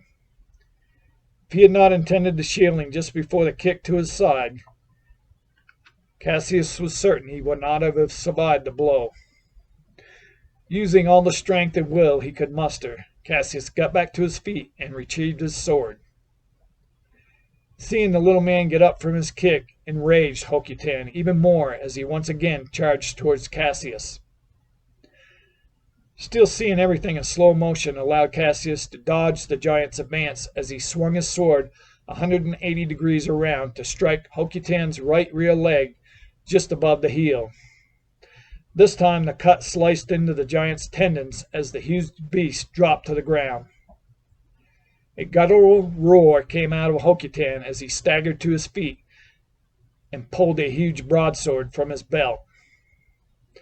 As the huge beast limped towards Cassius with his sword drawn, Cassius closed his eyes once more and intended the crowd's energy to fill his mind and body with all the power it contained. Feeling immense power now overflowing within, Cassius returned his mind to normal speed and jumped with all his might as the massive giant continued to charge towards him. Swinging his body and sword with all the power he could muster, Cassius used his sword to slash through the giant's neck. Hokitan's body crumbled to the ground as his enormous head landed with a thud 20 feet away. The arena's crowd all jumped to their feet and cheered as they watched the huge beast fall to the ground with blood pouring and squirting from where his head once was. Physically and mentally exhausted, Cassius still managed to raise his sword in victory as the crowd began to chant, "Release the Crocinator! Release the Crocinator!" Brutus roared, "Release the Crocinator!" as he watched his friend celebrate his victory below. As promised, Cassius was given his freedom. As he turned from the training master to walk out of the Colosseum, the training master said, "Crocinator, here is something to get you started again." The old warrior threw the bag of coins he had received the other night towards Cassius. "Thank you, and thank you for the life lessons," said Cassius as he caught the heavy bag. Outside the Colosseum, Brutus rushed over when he spotted his friend walking away from the stadium. "You have once again done the impossible, my friend. We should celebrate." "A hard cider does sound really good right now," Cassius agreed as they both walked towards the pub. Honor Destroyed by Unknown Dark Forces, Part 2. The Hidosido Prefecture. Reaching the base of Thizon Peak, Horatio dropped to the ground in anguish over his fate. Honor was very important in his world, and his was now gone. What will my family think when they hear of this? I must find this Shadow Warrior and make things right. But how can I get this demon to confess? How can I defeat this powerful sorcerer? I have never experienced one with such abilities, anguished Horatio as tears welled up from the shame and fear inside. Darkness came over the mountainside as Horatio lay on the ground looking up at the first stars to appear. The stillness of the night and the full moon that shone its comforting light helped calm his troubled mind as he finally drifted off to sleep. Waking at first light, Horatio walked to a small cave entrance in the hillside over the ridge. Sliding through the small opening, he continued about 10 feet through a narrow tunnel that unfolded into an open chamber about 15 feet in diameter and 6 feet in height. Tucked into the rocks on the other side of the chamber was a heavy cloth wrapped around some items. With just the very dim light coming from the opening leading into the small chamber, Horatio was able to see enough to retrieve the wrapped items and push the bundle back through the tunnel he had just arrived in. Back outside the cave, Horatio knocked the dirt off his clothes and carried the wrapped parcel over to a flat rock. Slowly, he unfolded the cloth to reveal a sheathed sword, a bow with a quiver of arrows, and a sheathed knife. Upon his first opportunity after arriving at Shogun Lashido's training compound, Horatio brought these weapons up to the mountain to hide away for safekeeping. Horatio's father, Hanzo Hattori, had crafted both the sword and the knife and had given them to his son as he was ready for departure for the Shogun's soldiers.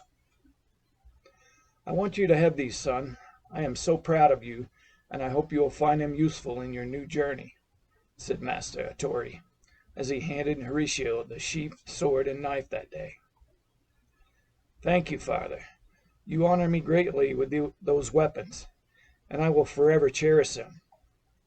Horatio bowed deeply to the greatest man he knew before humbly accepting the gifts.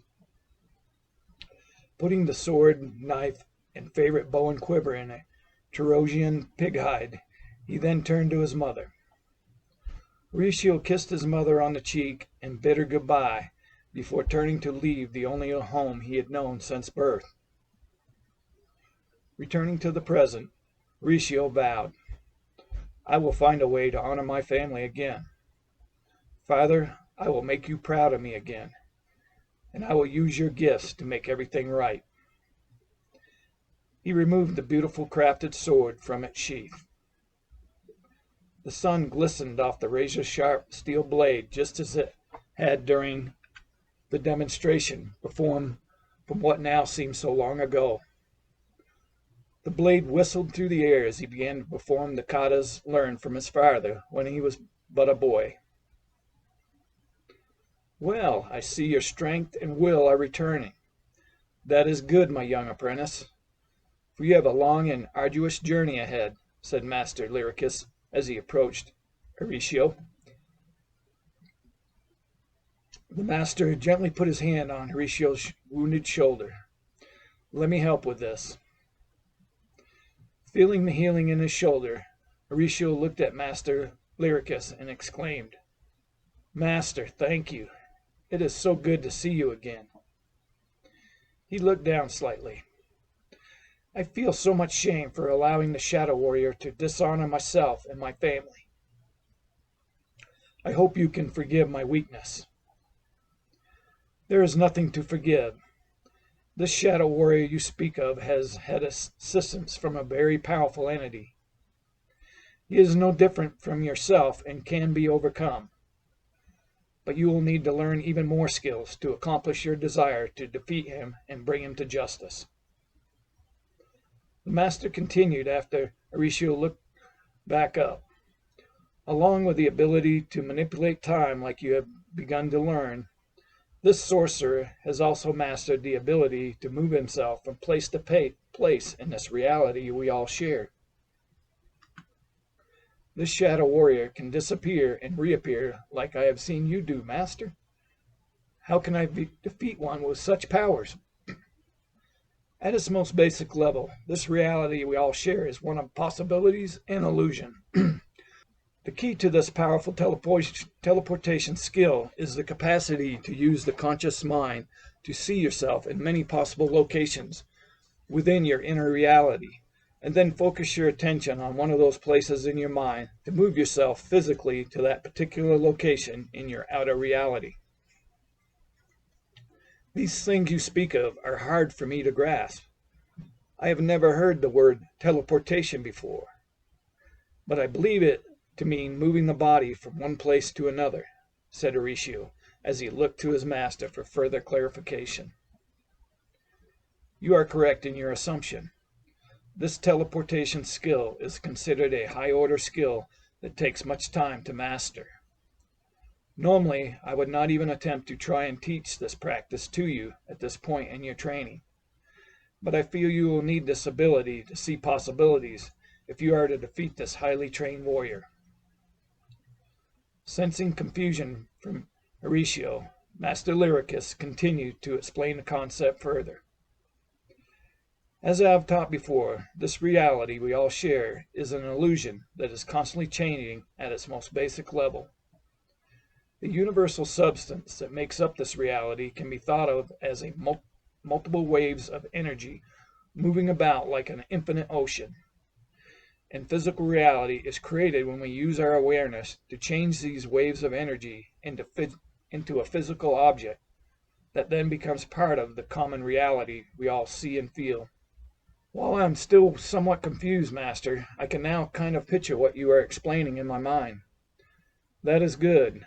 Now, the second part of this concept will be to see others as they move about in this universal substance, and to feel in your mind which possible image will become real in the near future. When you can do this properly, you will be able to know where this person will appear in the consensus reality that you will both share at that time. I think I am ready to explore this ability further, Master." "Very well, let us begin your training." Master Lyricus disappeared right in front of Horatio. Horatio spun around to find Master Lyricus standing 10 feet away. "I could have just as well appeared right behind you with a weapon, and that is exactly what the sorcerer will do when you two battle." "Master, please show me how to see this Shadow Warrior." "Very well. Close all thoughts and focus your awareness on the universal substance that surrounds us all." Horatio shut his eyes and entered the void like he had been practicing. Once in the void, he used his inner awareness to seek out the universal substance.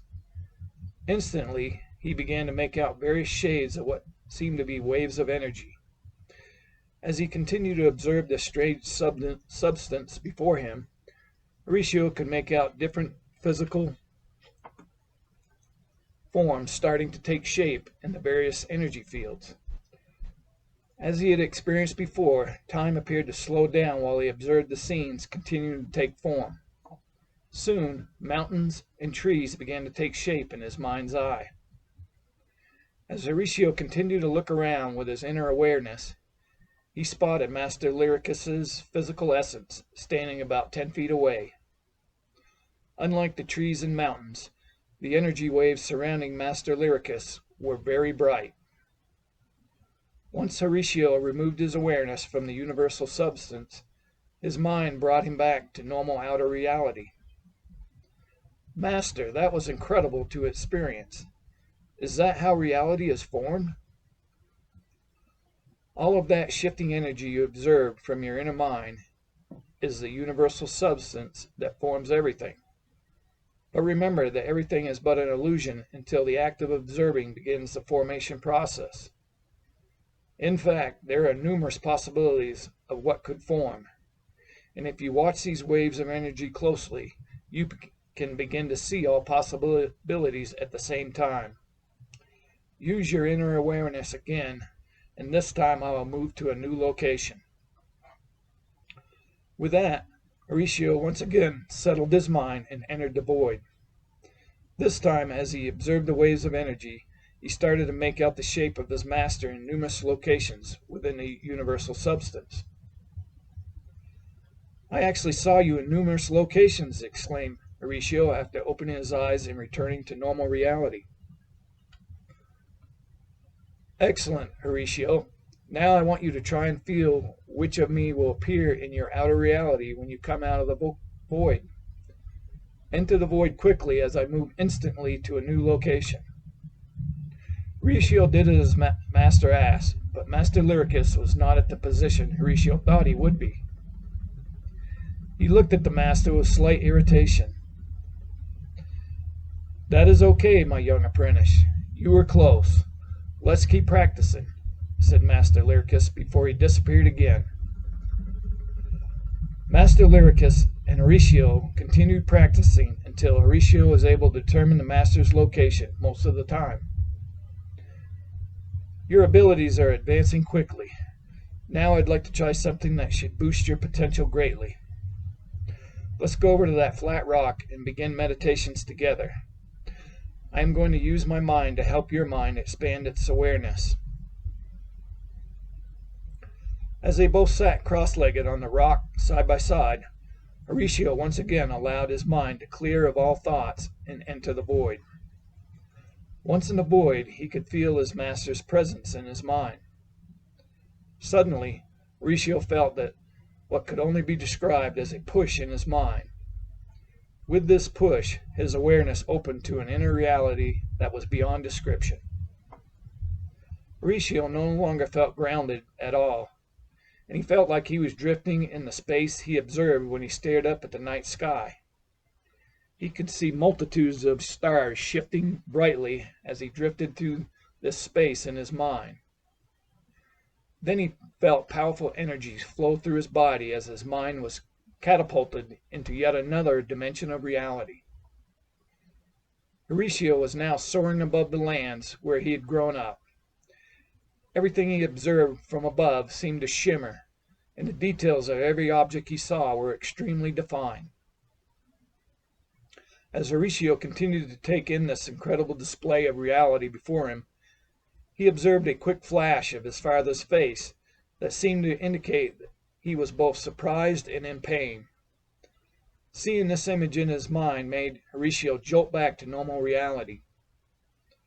Master, I just observed my father in pain. Could something be wrong with him? I too saw what you observed. I used my awareness to observe all the possibilities surrounding that image of Master Hanzo Hattori. I fear that the shadow warrior of your dreams may have ill intentions for your family. You must go back to your village right away. Can you take me there, Master? Asked a very concerned Horatio. I am afraid there is only so much I can do for you in this situation, but I will do what I can to help. Soon, a Horatian beast came over the ridge and ran up to the two men. Normally, these huge and ferocious wild creatures preferred to stay away from people, but this animal stopped right beside Horatio and made gestures and movements indicating Horatio should jump on its back. "Jump on its back. It'll take you where you want to go," called out Master Lyricus. While Horatio was hesitant to be anywhere near such a fierce creature with a huge jaw revealing a mouthful of razor-sharp teeth, the thought of his family in danger made him lose all caution as he grabbed his weapons and jumped upon the animal's back. As soon as he and all his weapons were secure, the Horatian beast took off toward Horatio's homelands. Horatio's home village. Tazon watched the small village below from his perch in the tree on the hillside. Earlier that morning, he snuck into the village to learn more about its inhabitants, and particularly Horatio's family. Through his stealthy observations, Tazon learned that the village's swordsmith, Hanzo Hattori, was indeed his nemesis' father. He began to track the eldest swordsman's movements. Listening to a conversation between Master Hattori and one of the village men talking while they lunched together at the local cafe, Tazon learned that the swordsmith planned to return to his forge later that evening, once the fire had gotten hot enough to begin his work on his latest creation. Obtaining the information he needed, Tazon left his shaded corner spot in the cafe's outside dining area without anyone knowing he'd been there. Back at the tree where he now perched, Tazon thought about the last couple days and what had brought him to this place. After the second failed attempt on Shogun Lashido's life, he left one of his warriors to spy on the Shogun before returning with the rest of his clan members to their compound in the Daimon province. Later the next day, Tazon's spy returned to the incubation compound to inform him of the Shogun's decision to let the young warrior called Horatio go free. Upon hearing of this news, Tazon was full of rage. "Not only have I failed in securing the Shogun's death, but now this nuisance has been allowed to go free." Tazon threw a clay pitcher of water across the doshan. "Leave me now," shouted Tazon to the messenger as the water and pitcher crashed against the wall. The spy bowed deeply and quickly exited the doshan before Tazon's wrath befell him as well. "I must settle my mind and plan my next move," Tazon thought as he began to pound the trading post with intense hand and foot strikes. Once his initial rage subsided, he sat cross-legged on the doshan floor to begin meditations. Eliminating all thoughts, his mind found the void within. Once in the void, Tazon used his intention to seek guidance from his master. The red-faced demon's image filled his inner mind. "I have warned you that this young warrior has been getting special training, and this training may indeed match what I have shown you as well. I know your desire is to kill this man right now, but to obtain the greatest advantage in your imminent battle with this warrior, you should first kill his family members. There is a small village 50 miles west of the Shogun's training complex. That is where you'll find your enemy's family." As the words rang through Tazon's mind, he knew that his master was right. The thought of killing this man's family made Tazon smile to himself. Back in the present, with the sun sinking below the horizon, Tazon came down from his perch in the tree and began the quick trek to the swordsmith's shop.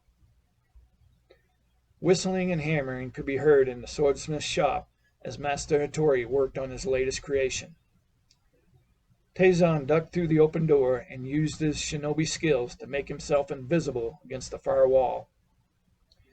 As Hanzo Hattori hammered at the steel that had just come out of the forge, his intuition began to ring in his mind that something was not right. Setting down his hammer and quietly reaching for the weapon he always kept nearby, Master Hattori growled, "Who goes there?" Coming out of the shadows, Tazon responded, "It is I, Tazon. You do not know me, old man, but your son surely does." "What is your business here, stranger?" asked Master Hattori as he prepared for battle. Your son owes me more than he can pay. I have come to take payment for Horatio's debt. Not fully understanding Tazon's words, Master Hattori said, I do not have much, but I can give you enough gold coins to satisfy my son's debt. I do not want your gold, old man. I am here to take the lives of those your son holds most dear. Master Hattori charged and swung his blade towards Tazon's shoulder and torso. While Tazon was able to pull his sword and counter the elder swordsman's strike before causing a critical wound, the power and skill of Master Hattori was unexpected as the elder swordsman's strike ran down Tazon's sword and cut a large slash into his thigh. Stumbling back from the sudden pain in his leg, Tazon quickly prepared for the next attack from Master Hattori. Swords clashed as the two battled each other in the small work area. Your skills are impressive, old man, but I am afraid the end will still be the same, taunted Tazon as he countered Hanzo Hattori's latest attack and spun around 180 degrees to swing his razor-sharp blade through Master Hattori's neck. Blood spurted from the elder swordsman's neck as he dropped his sword and clutched at the large bloody gash across his neck. Unable to breathe, Master Hattori dropped to the dirt floor of the workshop, gasping for air. You fought gallantly, old man, so I will spare your suffering, said Tazon before driving his sword into Master Hattori's heart. With Master Hattori now dead on the floor of the workshop, Tazon secured his wound from further blood loss and limped out the door, heading towards Horatio's childhood home to finish what he had come to do. Arriving at the Hattori home, he quietly slipped inside to find Horatio's mother. A search through the house revealed no one was home. As fate would have it, Horatio's mother had left earlier that evening to bring food and help to take care of one of the village elders. With blood still oozing from the wound on his thigh, Tazon decided it was best to head back to the incubation compound and get the cut treated. It'll be light soon. I will come back later and finish this, he thought as he limped back to the hillside where his horse was waiting in the thick trees. Racing up the ridge, clinging to the back of the powerful beast, Horatio began to recognize familiar countryside in the early morning light. As he and the Horatian neared the only home he had ever known, Horatio's heart felt heavy. I so hope I have arrived in time. That demon has no soul, thought Horatio as he contemplated what this shadow warrior of his dreams might do to his mother and father. Soon, Horatio and the now snorting and puffing beast stopped in front of his childhood home. Climbing off the animal, he ran inside the house in search of his parents. A quick search of the small dwelling revealed no one was home. While not finding anyone home did cause alarm, Horatio also knew his father may be at the workshop. He once again jumped on the back of the Horatian, and the beast took off towards the elder swordsmith's workshop and forge. By now, Horatio's and the beast's bond was set, and the ferocious beast seemed to know what Horatio was thinking. While Horatio suspected his master had possibly created this beast, he did not realize that this animal was now and forever his servitor. In truth, his fierce new ally would do anything he requested. As he approached his father's workshop, Horatio spotted many of the villagers standing outside the forge. Some of the villagers screamed and ran off when they saw Horatio and the ferocious beast stop. Jumping off the servitor, he ran inside. His heart sank as he spotted his mother bent over a body lying on the workshop floor. "Mother, are you okay?" Horatio called out as he came over to her and the body of his dead father. Crying softly, Horatio's mother answered, "Someone has killed your father and my husband. I am so sad, my son." As he helped his mother up, the sight of Master Hattori's lying on the bloody ground gutted him with fury and despair at the same time. With rage continuing to build up inside, Horatio's mind was flooded with anger and guilty thoughts. That shadow coward will pay with his life. I should have been more prepared. This is all my fault. I will leave immediately and kill that demon. Just then, one of Hanzo Hattori's oldest friends came over and put his hand on Horatio's shoulder. Your father was a great man and a blessing for this village. I know you want to avenge his death, but I think it's important you be here for your mother the next few days. Calming the turmoil in his mind, Horatio said, You are right, Hiram. I will stay for a few days to help my mother with all the ceremonial passing arrangements. Then the demon who killed my father must meet his fate. After making the necessary arrangements with the village caretaker, he walked his mother back to their home. As they walked through the village, many of the villagers expressed their condolences to Horatio and his mother, a carrion. Sensing its master's sorrow, the Horatian servitor walked behind the Hattori family and kept guard. The sight of this wild and savage beast of legend frightened many of the villagers, but there was also a sense that it was only there to protect Horatio and his mother. Who would have done such a terrible thing, Horatio? Asked the carrion as they came over the hill towards their home. It was a shadow demon that I have encountered before, mother. I am so sorry that I have brought this on you and father. I will avenge this unjust and cowardly deed, answered Horatio. This is not your fault, son. I am worried that I could lose you as well if you go after this demon. I so need you right now. Please stay here with me. I will be here the next few days, mother, but then I must find this demon and serve him the justice he deserves. This coward killed the greatest man I have ever known. I cannot let that go unpunished. I promise when I am done, I will return here to continue the work my father and your husband has done for this village and this land. Once they reached Horatio's childhood home, he made sure his mother was settled before going out back to the Pygorian pen to retrieve one of the animals. After saying a silent prayer for the animal, Horatio pulled out his knife and slit the Pygorian's throat. Walking over to his servitor standing guard at the home's entrance, Horatio laid the freshly killed animal at the feet of the beast. In his mind, Horatio spoke to the Horatian. Here is some food for your strength, my new friend. Soon we will leave to vanquish our enemy, and I will need your help. Eat well, friend. The beast acknowledged Horatio's thoughts before its huge jaw and razor-sharp teeth began to rip the offering apart.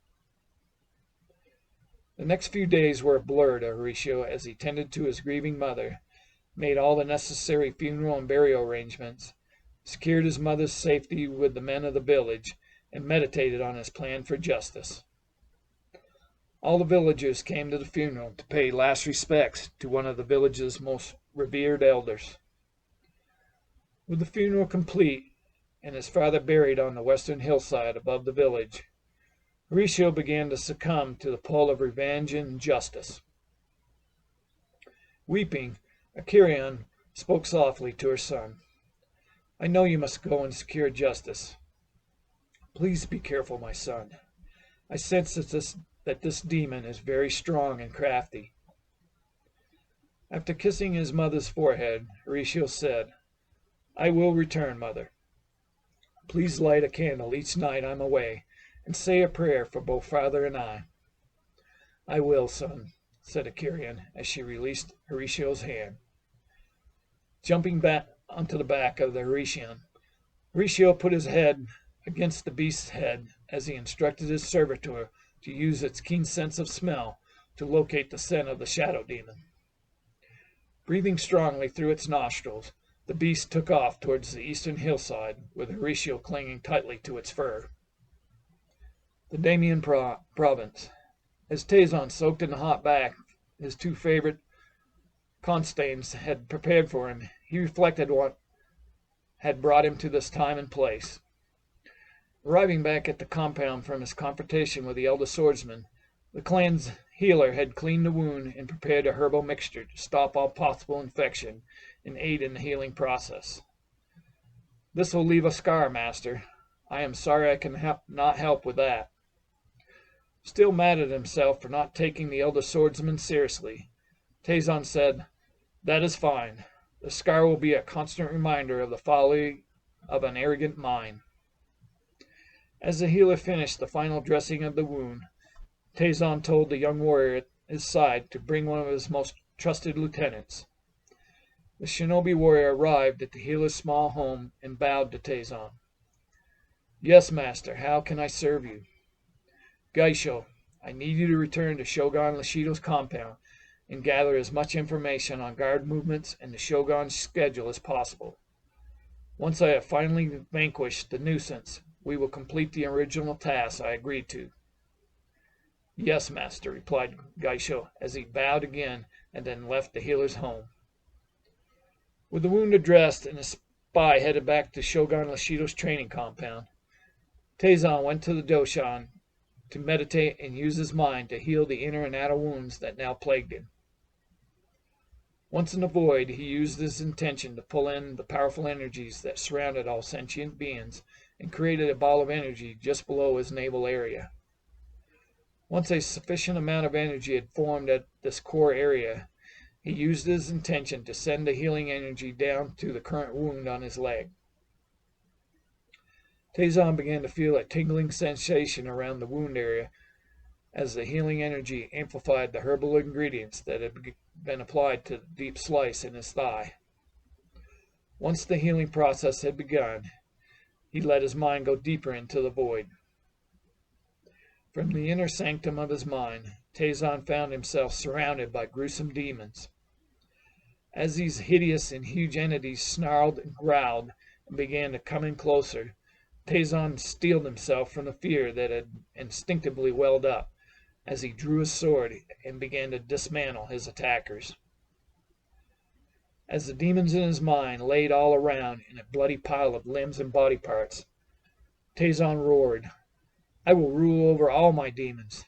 No being is capable of defeating me." After recalling the events from the last few days and feeling satisfied that his mind and purpose were both clear now, Tazon opened his eyes as his mind returned to the present in the bath he now soaked in. With the steam from the hot bath beginning to fade, he rose from the wooden tub, feeling ready for battle once more. As Horatio and the beast followed the shadow demon's scent, he began to recognize features in the land they now traveled in. The mountains they were moving towards were described by some villagers when he was younger.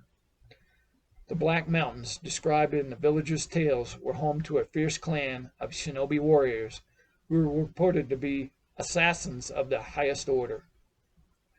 Still reeling from the events of the past few days and feeling an intense rage inside, Horatio decided it would be best to stop for the day and gather his thoughts and prepare his mind for the battle to come.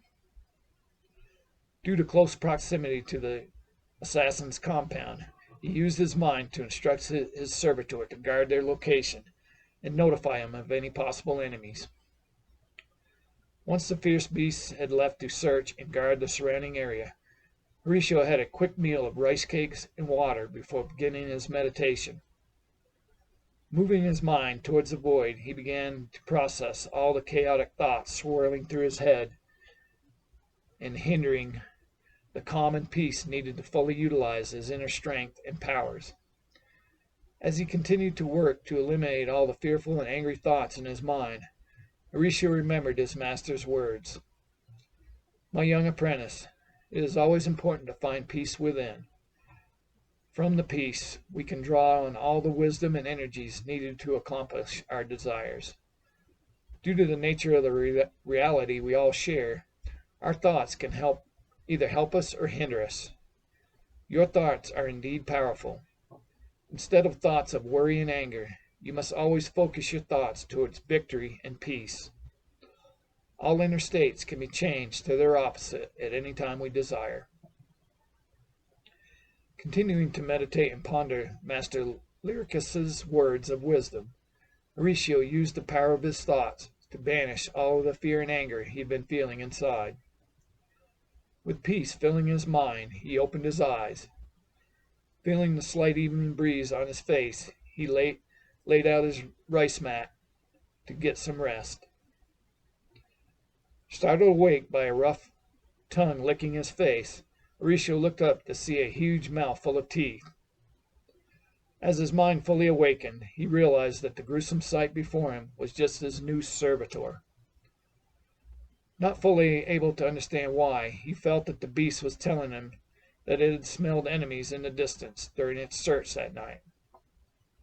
Horatio used his mind to tell the Horatian that he understood.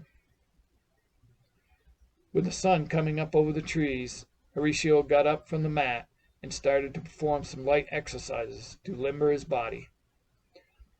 Muscles now loosened, he pulled out his sword and began to execute various moves he had learned from his guardsman training in the intense training he had experienced with Master Lyricus. Satisfied he was both physically and mentally ready to battle the shadow demon, Horatio put everything away and called for the Horatian. Soon Horatio and the beast were racing toward the Black Mountains once again. Spotting a man riding on top of the fierce beast of legend in the distance, the shinobi warrior quickly climbed down from the tree he had been perched in and jumped on his horse to go warn Master Tazon. Riding into the Incufusion clan compound, the young warrior jumped off his horse and headed straight towards Master Tazon's quarters. Running into Tazon's bedroom, the out-of-breath shinobi warrior exclaimed, "Master, the Shogun's former guardsman is almost here. He comes riding on a Horatian." Slightly startled and dazed from just being awakened so abruptly, Tazon growled, "Very well, leave us now, so I can prepare." After bowing to his master, the young warrior quickly left Tazon and the two young women sharing his bed. Tazon got up and dressed for battle before heading towards the doshan. Once inside the doshan, he walked over to where his favorite weapon was and removed the ancient sword from the wall where it hung. Pulling the razor-sharp blade from its sheath, he began to perform katas to loosen up. A few minutes later, warning gongs could be heard from the courtyard. Tazon walked out of the doshan and instructed his archers on the south wall to prepare for attack and shoot the enemies when in sight. As Horatio and the beast continued north towards the Black Mountains, he started to make out a huge stone wall in the distance. This must be the assassin's compound. I need to prepare for attack, thought Horatio. As the wall in the distance got closer, he centered himself and intended for time to slow down. With time now slower in Horatio's mind, he began to make out figures in the surrounding trees, pulling back their bows and taking aim at him and the beast. Due to the time dilation he was experiencing, he was able to pull out his bow and arrows and begin to take careful aim at the shadow warriors.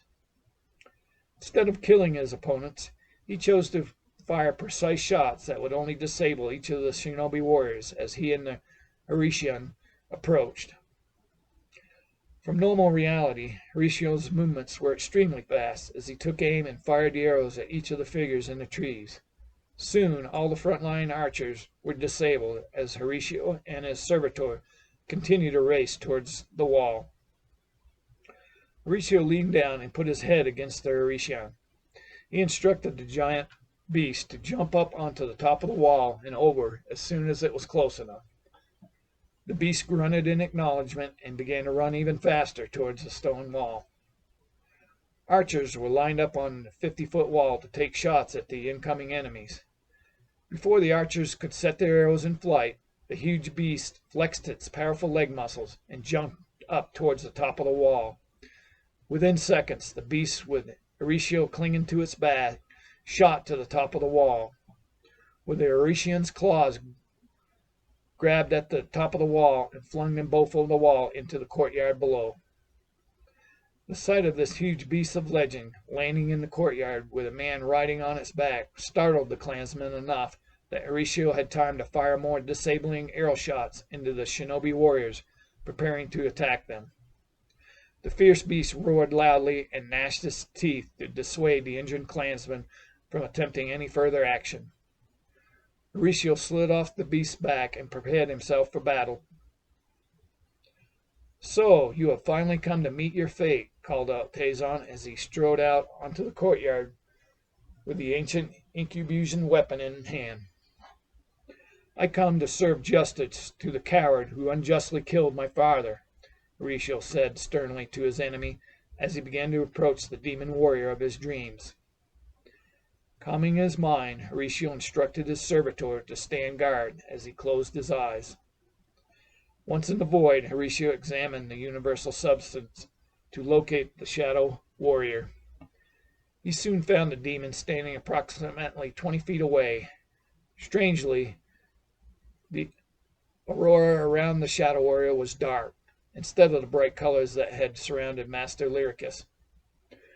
Horatio started to see multiple shadow figures form in the universal substance. Within an instant, 2 figures formed on both his right and left sides. Horatio returned to normal reality and plunged his swords towards the image he felt was the highest possibility. Unfortunately, his selection was wrong as he felt a sharp pain from Tanzel's weapon piercing his abdomen. The intense pain made Horatio drop to the ground. Laughing, Tazon said, "I guess your training was not enough. I will finish this so you can meet your fate and join your father." With that, Tazon raised his sword and swung down to slice Horatio's head from his body. Dirt flew from the ground where Tazon's blade struck. Surprised, he spun around to find Horatio kneeling 20 feet away. With his body in pain, Horatio knew he would need to focus his mind and find peace if he was to survive this battle of his dreams. Seeing the wounded guardsman struggling to get back up, the now enraged Tazon growled, "I tire of your annoyances.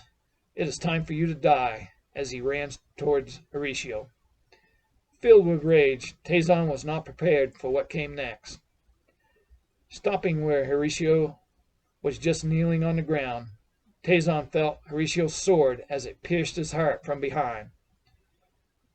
Tazon groaned in agony as Horatio withdrew the blade.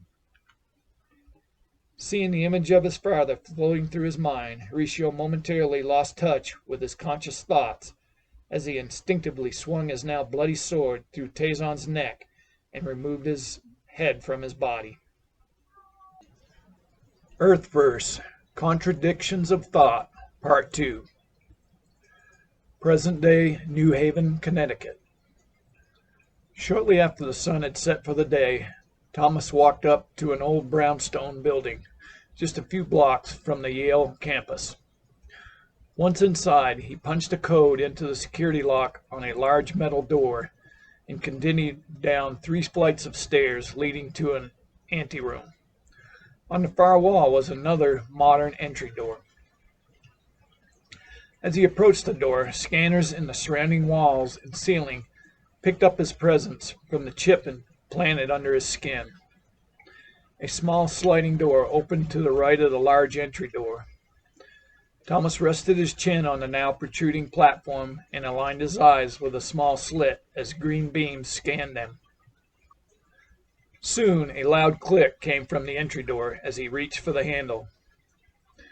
As was the case each time he entered this space, Thomas felt like he had gone back in time 200 years.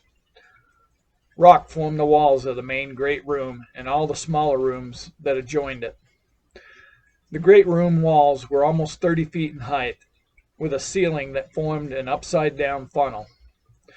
The ceiling funnel emptied up into a chimney stack that ran all the way up to the roof of the old building. Observing hooded figures mingling in the dimly lit great room, Thomas slipped into a side room to put on his own hooded robe. Walking out, he nodded at the others as the familiar smell of burning gas from torches filled his nostrils. While effort was made to clean up after certain rituals, The faint smell of blood always lingered in the air. While everyone else was dressed in black robes, one person wore a red robe with gold trim and displayed a demeanor indicating leadership of the group. Soon the red-robed figure spoke. "Let us all gather and give praise to our master. Master Hades is always within us. Perhaps the Exalted One will speak to us all tonight as well." With those words, everyone in the room gathered in a circle around the red-robed figure as he placed a baby goat upon the marble altar in the middle of the great room. The little goat began to bleat as the group's leader secured it to the top of the marble slab with leather straps designed for that purpose. The slab was large enough to hold a full-size human, and Thomas always wondered if it had ever been used for that. These rituals seemed so arcane. Are they necessary? He thought as he continued to ponder the spectacle before him. The red-robed leader began to chant in what appeared to be an ancient language that Thomas did not understand. While most of the participants in the room did not understand what was being chanted either, they all began to chant the words their leader was saying. Thomas reluctantly joined in. After a few minutes, the chanting stopped. The red-robed figure pulled a large ancient dagger from inside his robe, with which he used to slice the neck of the small animal. The goat's bleating stopped as it gave its last breath. "We give this blood sacrifice to our exalted master Hades. May our master share with us if that is our exalted one's desire," called out the red-robed man as he placed the blood-laden knife on the marble slab beside the freshly killed goat. Everyone bowed in silence as they waited. After a short while, a slight breeze could be felt through the great room as the torches on the walls began to flame brightly. Thomas could feel the room begin to heat up from the flaming torches as a pile of wood and a second altar trough made from granite seemed to ignite on its own. With the room now quite warm, a face could be made out hovering above the burning pile of wood. This huge red face had sharp gnashing teeth, black eyes, and horns protruding from each side of its forehead. While Thomas had experienced this demon's presence before, it still gave him chills every time. Soon a very deep voice began to emanate from the floating demon face. "It is so good to see all my disciples here tonight. Each of you has been selected by my divine providence, and therefore we all share a special bond. Just as we share a connection, the entire creation shares a connection as well.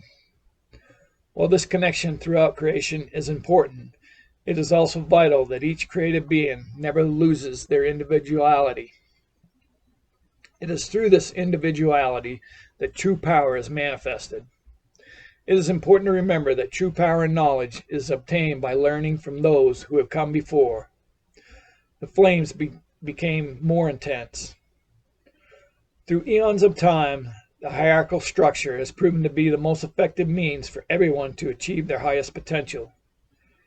Due to our unique bond, I will always be available to answer whatever questions might occur during your journey towards obtaining more power and knowledge. I must leave now, but never forget your bond with myself and your fellow brothers. "Praise be to the Exalted One," rang out from everyone in the room as the demonic face began to dissipate from above the burning logs. Before Master Hades fully departed, each member in the room felt a tingling sensation as energy from the demonic's presence flowed through each disciple. It was such an honor to be in the presence of Master Hades and to hear the Master's words of wisdom and receive the Exalted One's energy.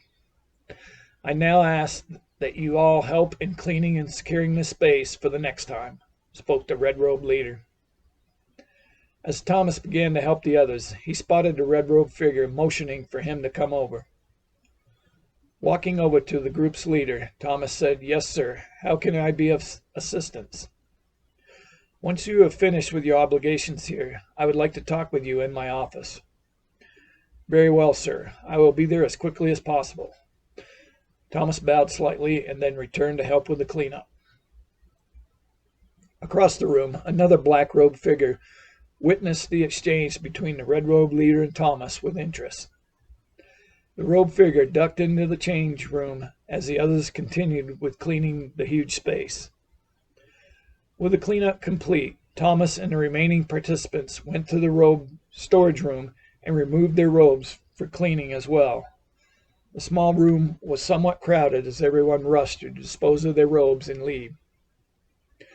As each of the Disciples of Hades members began to file out of the building and onto the street, Thomas went up the stairs toward the director's office.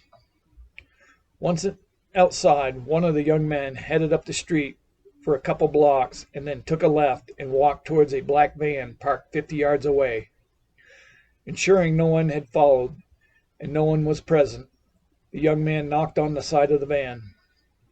Soon the van's door slid open as the young man climbed inside. A slightly older man looked at the young man and nodded. Excellent work, Andrew. I assume the monitoring device has been planted? Yes, I put it in Holloway's pants pocket. You should be able to turn it on now. Once again, your services to the Lightworkers Collective has been extraordinary. It is prudent that you return to headquarters and work on purging tonight's experience from your mind. We'll take it from here, said the team leader. Nodding acknowledgement, Andrew quickly left the van and headed towards his vehicle parked a few blocks away. Please come in, Mr. Holloway, said the director after hearing Thomas's knock on the door. As he entered the large, elaborate office, Thomas bowed his head slightly. Good evening, sir. How can I be of service to you and the DOH? I have a task for you, Thomas. It comes directly from our master. Feeling slightly startled that Master Hades would require Thomas's assistance with something, he said, It would be my honor to serve our master. How might be of service, sir? Our master has indicated that there is an upcoming event in Colorado that he would like you to attend. Master Hades feels your particular skills could come in handy. No problem, sir. What is this particular event? The event is called Builders of the New Paradigm.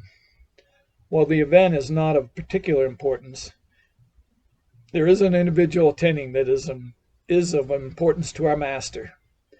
Master Hades has indicated that the young man by the name of Matthew Larson will be attending the event, and he is soon to be of utmost importance to our enemies. Our master would like to begin gathering information on this young man, so we can perhaps use this Matthew Larson to uncover our enemies and thwart any plans they may have. Rising from his chair, Thomas says, I will begin preparations right away. Excellent, Mr. Holloway. I fully agreed with our master's decision to use you for this assignment. In other matters, I understand you will be joining Senator Goldstein's team. That is excellent to hear. Once your current assignment for the DOH is complete, we can work on securing your political future. I look forward to that, sir. Getting up from his chair, the director walked over to Thomas and shook his hand. I must return to Washington to head a meeting in the morning. Look forward to seeing you there soon. Thomas nodded to the director and left. Back at the black van parked a few blocks away, the team leader said, Use the encrypted channel to inform Central Command of what was just discussed. It looks like Mr. Larson may be joining the team sooner than expected. Boulder, Colorado. Slowly waking up from a deep sleep, Matt heard the shower running in the bathroom down the hall. A smile came over his face as he pictured the lovely and sexy body of Julia showering just a short distance away. I should go join her, he thought as he began to get up from the bed. Just then, Matt heard the shower shut off. Damn, I waited too long.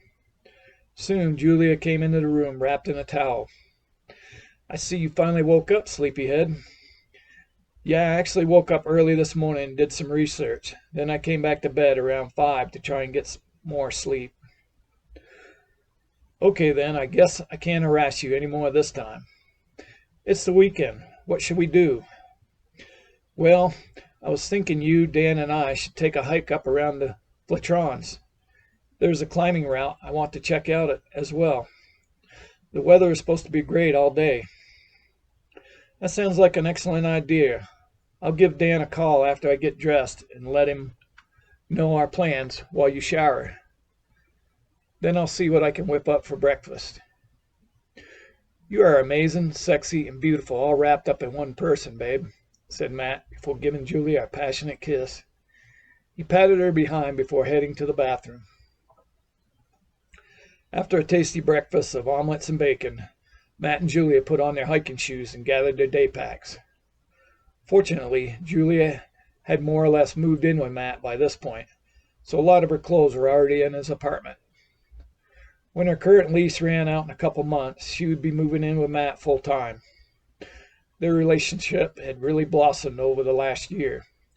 Julia and Matt knew in their hearts that they had found their soulmate. They had each found their soulmate.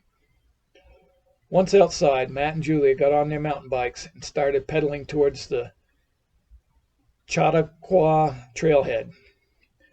"Dan said he would meet us at the trailhead around 10 a.m., said Julia as they continued to bike the 5 miles to the trailhead. "Yeah, I bet he'll be coming on his moped," laughed Matt. As Matt and Julia neared the Chautauqua trailhead, they spotted Dan standing beside a moped. "No mountain bike?" yelled Matt as they got closer. "You know those seats are hard on my ass, and you know what," Dan shouted back. Matt and Julia laughed hard at Dan's words as they pulled up to a stop beside him. After chaining the bikes and moped together, the three headed to the trailhead to begin their adventure. Heading up the trail, the spring morning was particularly nice as a slight breeze washed across their faces, and the sky was a bright hue of blue with not a cloud to be seen. Having lived in Colorado his whole life, Matt still marveled at the incredible blue skies that were commonplace in Colorado.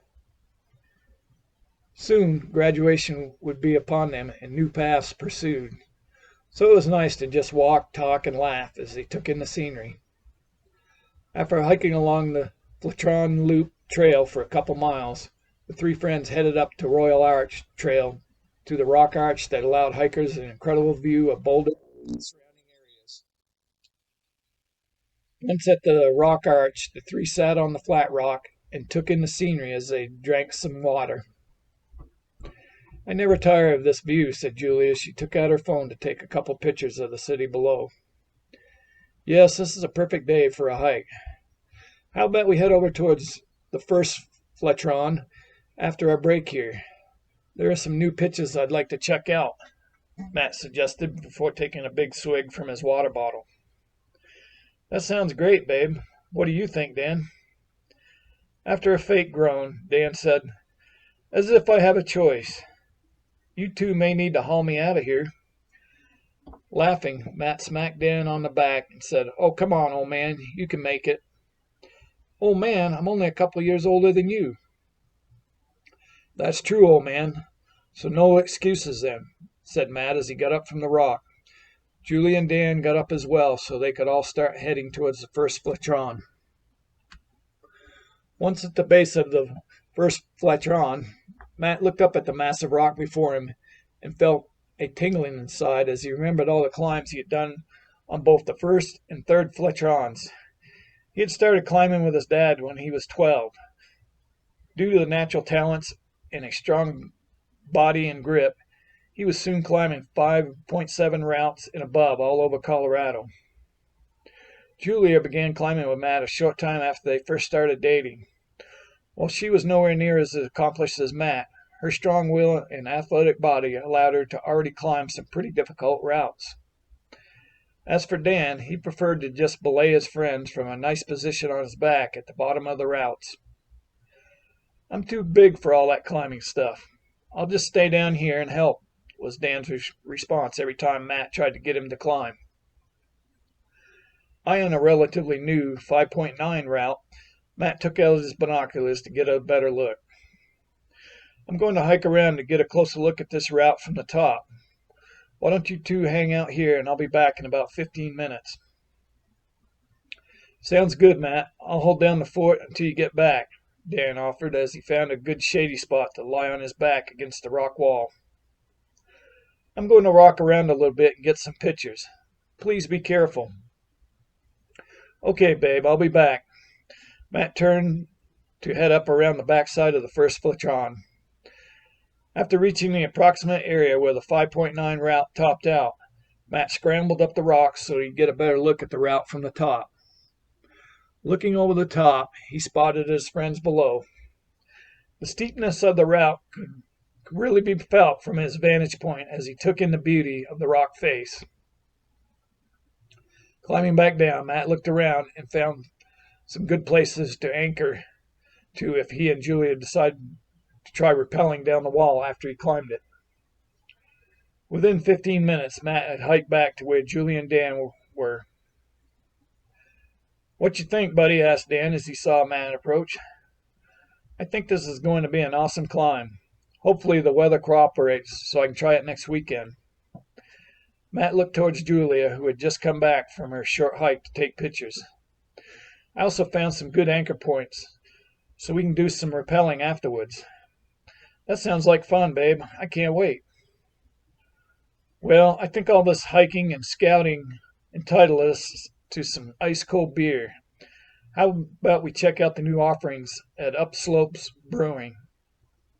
said a smiling Dan as he got up from the ground. Smiling, Matt said, "I like your thinking, friend. Shall we head on down?" Once they had arrived at the Upslope Brewing Company, Matt, Julia, and Dan grabbed some food at the food trucks outside before going inside to find the cold beer. The weather was still nice, so they grabbed their food and beers and found a table outside to listen to one of the local bands playing some alternative rocks. "That was so much fun. Great idea, babe," said Julia just before taking a bite of her food. "Yeah, I'm glad the weather cooperated today. Springtime in Colorado can be unpredictable sometimes." "So, are we still on for Wednesday in Denver?" asked Dan. "Yes, Julia and I talked about it, and we would both like to see what the builders of the new paradigm is all about. I've done a little research on them, and I think they have some great ideas." "Yeah, I've been talking with some of my fellow programmers, and they all think BNP might have the potential to really create some great change in the world," said Dan before taking a big swig of his beer. Soon the three friends were talking about all the wonderful things that could occur if the world would become more united and less nationalistic. They also talked about how their generation seemed to be more naturally inclined towards a more unified social and economic structure. After a couple more beers and some great stories and laughter, the three decided to call it a night. With darkness approaching, Matt and Julia got on their bikes and headed back to Matt's apartment. Dan waved at the two as he climbed on his moped and drove off towards his own apartment. As Matt and Julia continued to pedal towards the apartment, Matt could not help thinking that someone was following them. Each time he looked behind, he was unable to see anything unusual. "That's weird. Not sure why I feel someone is following us. Maybe the upcoming darkness is making me a little nervous. Oh well, we'll be home soon." After an uneventful week, Matt, Julie, and Dan piled into Matt's Jeep for the trip to Denver and the Builders of the New Paradigm event. Once at the hotel, the three walked inside and headed in the direction the huge sign in the lobby pointed to. As they entered the conference room, one of the event organizers, dressed in a T-shirt with a BNP logo, greeted them. "We are so happy you came. I think you will find our presentation enlightening. Thank you for putting on this event. What you all are trying to accomplish will be the positive change the world needs," replied Matt as he shook the young lady's hand. After shaking hands with Julie and Dan, the young lady said, "Please find a seat. We will begin the presentation around 6. Then there will be some refreshments and time to mingle with the other participants after the presentation." Once settled in their seats, Mac looked around the room and noticed that seats were filling up fast. "I'm happy to see such a good turnout for this event." Soon, a young man went up to the front and turned on a laptop to reveal the first slide that read, "Welcome to the Builders of the New Paradigm event." Waiting a couple minutes for everyone to get their seats, the young man announced, "Hi, everyone. My name is Rick. I will be showing you all a little bit on what we are about and what we are trying to accomplish." For the next 40 minutes, Rick presented various slides and went on to explain BNP's mission and how they hope to build a more equitable world that would bring communities and nations together around common goals rather than continuing the separation paradigm experienced around most of the world at that time. At the end of the presentation, Rick opened it up for questions. "The ideas presented tonight was great. I was just curious how we would finance these changes that need to happen," asked one of the participants. As I stated earlier in the presentation, one of the main goals for the builders of the new paradigm is to change our current social and economic structures. Other organizations such as the Zeitgeist Movement and the Venus Project have already proposed incorporating a resource-based economy, and BNP plans to work with these organizations to build the best social and economic systems possible. These new structures will require new technologies and infrastructure to successfully integrate. BNP is already recruiting individuals to help with these necessary technologies. We will also work with the existing political system to encourage our representatives to support the infrastructure changes needed. After taking a quick sip of his water, Rick continued, "Along with working to integrate new infrastructure changes, BNP will also work with our representatives in D.C. to try and divert the current income tax and Social Security payments into an investment fund that could help finance the technology and infrastructure changes needed to build a more resource-based economy. The added benefit to the financing plan proposed by BNP would be a better retirement plan for those currently paying into Social Security system." Soon, another audience member asked the question, "I feel BNP's plan is a good one, but getting entire nations on board might prove difficult." I agree with that assessment. Fortunately, Builders of the New Paradigm is gaining new members every day in countries around the world. As we continue to utilize the skills of our members to work on the technologies and infrastructure changes, we will also use the power of numbers to create political influence around the world. We feel that great changes always come from the inside first, so we will continue to recruit and teach new members as we move forward with our mission. After answering a couple more questions, Rick told everyone that there were refreshments available at the rear of the room. Getting up from his chair, Thomas Holloway looked around the room. "That was an incredible presentation, don't you two agree?" exclaimed Dan to his friends as they all headed towards the refreshments at the back of the room. "Absolutely. They have some excellent ideas and plans to implement them," agreed Matt. "I just love how they wish to build a more united world," said Julia, as she grabbed a paper plate to partake in the refreshments offered by the builders of the new paradigm. "Yeah, I'm really considering joining BNP after graduation. I think my coding skills could really come in handy." "I think that's awesome, buddy, and you are definitely one of the best software developers I know." As the three continued to talk about the presentation, a well-dressed young man walked up to them and said, "Hi, my name is Thomas. That presentation was amazing, and the concepts discussed seem doable to me. What do you all think?" Reaching out his hand to shake Thomas's hand, Matt responded, "Hi, Thomas, I'm Matt. We were all just talking about the presentation, and we also feel that the time is right for these new changes." As the conversation continued between the four, Thomas suggested that they all head over to a brewery close to the hotel and continue the discussion over some local brews. "I'm always up for drinking some good beer. What do you say, you two?" exclaimed Dan. Both Matt and Julie nodded in agreement, so the four headed out of the hotel and towards the brewery down the street. After getting their beers, the four continued their discussion. "So, Thomas, are you a college student as well?" Matt asked their new friend.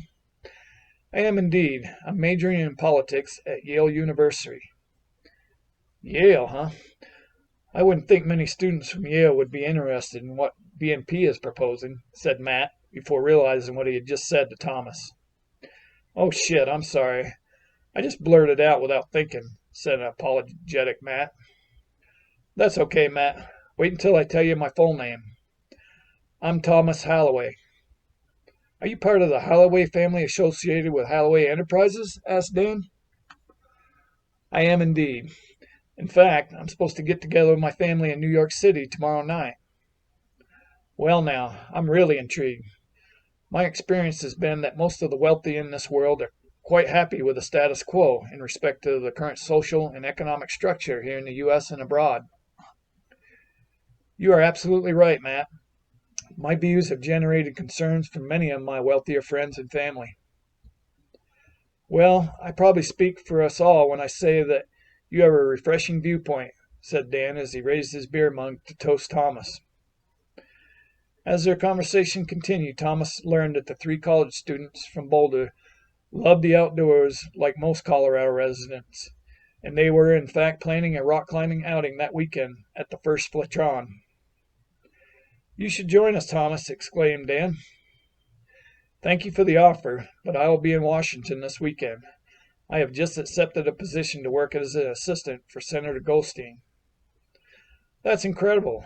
Perhaps you might be able to help BNP in the political arena down the road, suggested Dan. Perhaps that might be a possibility, agreed Thomas. After talking a while longer, the four agreed to get together again soon, as they all left the brewery to head back to their cars. New York City, New York.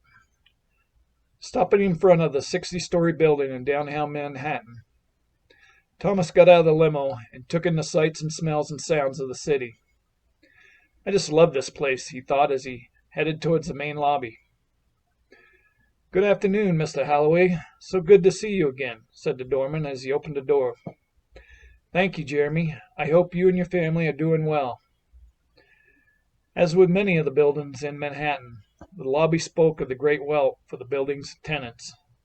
Fine glass and stone sculptures adorned the lobby as Thomas walked across the elaborate tiled floors towards the private elevator. Thomas entered the elevator and pressed the large P on the elevator's keypad. The high-speed elevator whisked him to the top floor of the building. Once out of the elevator, Thomas walked towards the huge mahogany door at the end of the hall. Scanners in the walls and ceiling detected a chip under Thomas's skin. A click could be heard as the massive door unlocked. Walking into the living room, Thomas was greeted by his mother.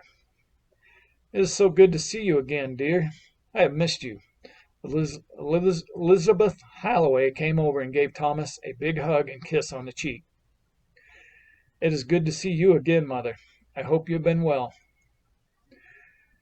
Your father and I have been busy as usual, but we are trying to take in some relaxation time as well during this latest New York visit.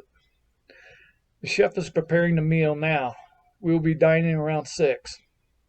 That sounds splendid, Mother. Where is Father? Your father is working in his study. We've been attending meetings all week. He is preparing for tomorrow's meeting to finalize the Mylarcom acquisition. Okay, I will not disturb him now. We can all catch up at dinner. I'll go and freshen up. As Thomas walked into the elegant dining area, Thomas Halloway III rose from his seat at the head of the table and came over to greet his son. It is so good to see you again, son. Congratulations on the new position with Senator Goldstein. Thomas's father shook Thomas's hand and gave him a hug. Thank you, Father. It's really nice to visit again. Once Thomas and his father finished embracing, he walked over to his mother and gave her a hug before looking towards the young man seated next to his mother. Hello, brother. I hope life has been treating you well. Rising from his seat, Darren Halloway shook his brother's hand and said, Life is always good for a Halloway. You are getting ready to enter the real world soon, I hear. Yes, I will graduate in a few weeks, and then it's off to Washington. You are always the smartest of us all. I know you will do us proud, brother. Thank you, Darren. That means a lot coming from you. Thomas looked at one of the empty chairs. So where is our sister off to these days? She just finished her first year at Columbia and wanted to unwind at the island home in the Bahamas. Not sure why, it's so hot down there in the summer. Probably working on her tan, said Thomas as he and Darren started to sit down. Dinner conversation went well as Thomas talked about his new opportunity in Washington, and his parents talked about their recent cruise to some of the islands in the Caribbean. Darren had come on the cruise as well to try and get more comfortable with the huge yacht's systems and learn more about some of the trading activities that Holloway Enterprises still performed in the area. Having graduated college a couple years ago, Darren was now working to learn all the nuts and bolts of the family business. While Darren was learning a lot of skills that made him more valuable every day, he knew deep inside that his parents still favored their youngest son, Thomas. For reasons Darren still did not understand, the name Thomas was given to his younger brother instead of himself. Thomas knew in his heart that his parents favored him over Darren, but he still admired Darren's many natural talents and always looked up to his older brother. With dinner complete, Thomas Sr. asked Thomas to join him out on the terrace. As father and son looked out over the city, Thomas Sr. said, "So, Senator Rochester informed me of the task he has assigned you. How is that going?" "I just interfaced with Matt Larson last night. I guess I don't quite understand his importance. He appears pretty normal to me. Matt and his friends invited me to join them on a rock climb in the Flatrons this coming weekend. I guess Matt wants to try a new 5.9 pitch on the first Flatron. I won't be able to join him, but I plan to visit Matt and his friends in Boulder soon." "Very well, son. Just remember, if Master Hades feels he is important, I assure you he is. You must continue to try and find out what his role is. From what I understand, Matt Larson is a threat to the DOH and will need to be eliminated in the future." "That seems pretty extreme, but whatever the master says," said Thomas as he continued to look out at all the city lights below. Standing behind the curtain of the partially opened door leading out to the terrace, Darren heard the entire conversation between Thomas and his father. "This is my opportunity to prove my worth and value to this family," thought Darren, before pondering his next moves. Boulder, Colorado. Matt, Julia, and Dan talked excitedly about what they had learned at the Builders of the New Paradigm event as they drove back to Boulder. "I sure hope BNP's goals can be achieved. This world so needs a new direction." "I agree 100%, babe. Once we finish up the semester and graduate, maybe there'll be something each of us can do to contribute to the cause." "I'm really considering joining BNP once I graduate," said Dan, before adding, "Boy, that Thomas Holloway is quite the well-spoken and charming character. Don't you agree, Matt?" Matt hesitated slightly before nodding. Inside, Matt's intuition was telling him that something was not quite adding up concerning Thomas Holloway. "I just can't shake the feeling that some of Thomas's words may not have been as sincere as portrayed." After dropping off Dan, Matt and Julia headed back to Matt's apartment. As he drove the short distance back to the apartment, he once again had the feeling they were being followed. Glancing multiple times at the rearview mirrors, Matt still was unable to recognize the tail. "Is everything okay?" Not wanting to alarm her, Matt responded, "Yes, everything is fine, babe. I guess I'm just a little tired from the night's activities and drive back from Denver." Soon they were parked in front of the apartment building. Julia jumped out of the Jeep. "I'm going to take a quick shower before bed. Maybe you could join me." "That sounds great, babe. I'll be right there." As Julia headed towards the apartment, Matt stayed behind to take a quick walk around the block. Satisfied nothing unusual was lurking in the shadows, he headed back home. As he sat in his first class of the day, Matt's mind wandered towards the upcoming weekend and the climbs planned on the first Flatron. With finals coming, this may be my last opportunity to do some climbing for a while. Saturday can't come soon enough, thought Matt as the math instructor finished explaining how the Fibonacci sequence of numbers could be seen throughout nature. This amazing sequence of numbers is obtained by adding the two previous numbers in the sequence to each successive number, with the graph result showing spiraling patterns that are readily seen throughout nature.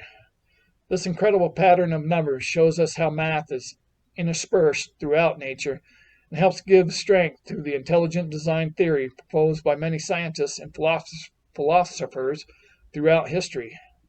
Please try to ponder this as you all go out to enjoy the rest of your day and the upcoming weekend, said Professor Johnson before dismissing the class. After what felt like an eternity for Matt, the weekend finally came.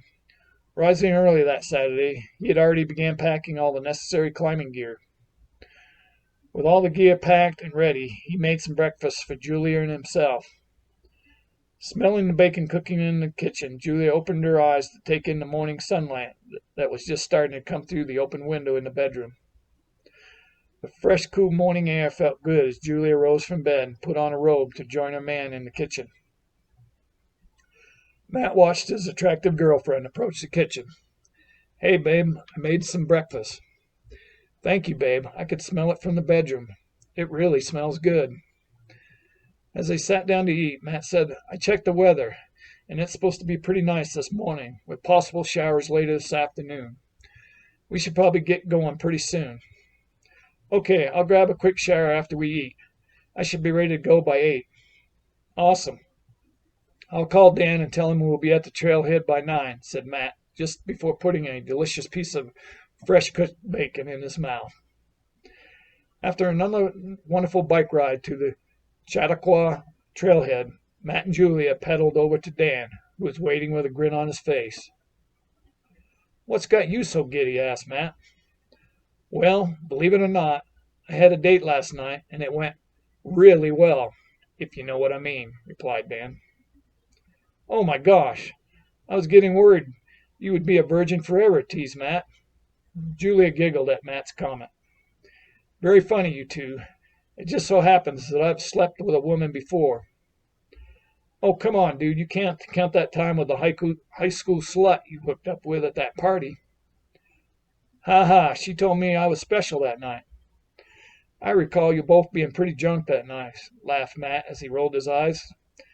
The three secured the bikes to the moped and started walking up the trail towards the first splitch-on. Once at the base of the rock face, Matt scanned the routes he was planning to scale that day.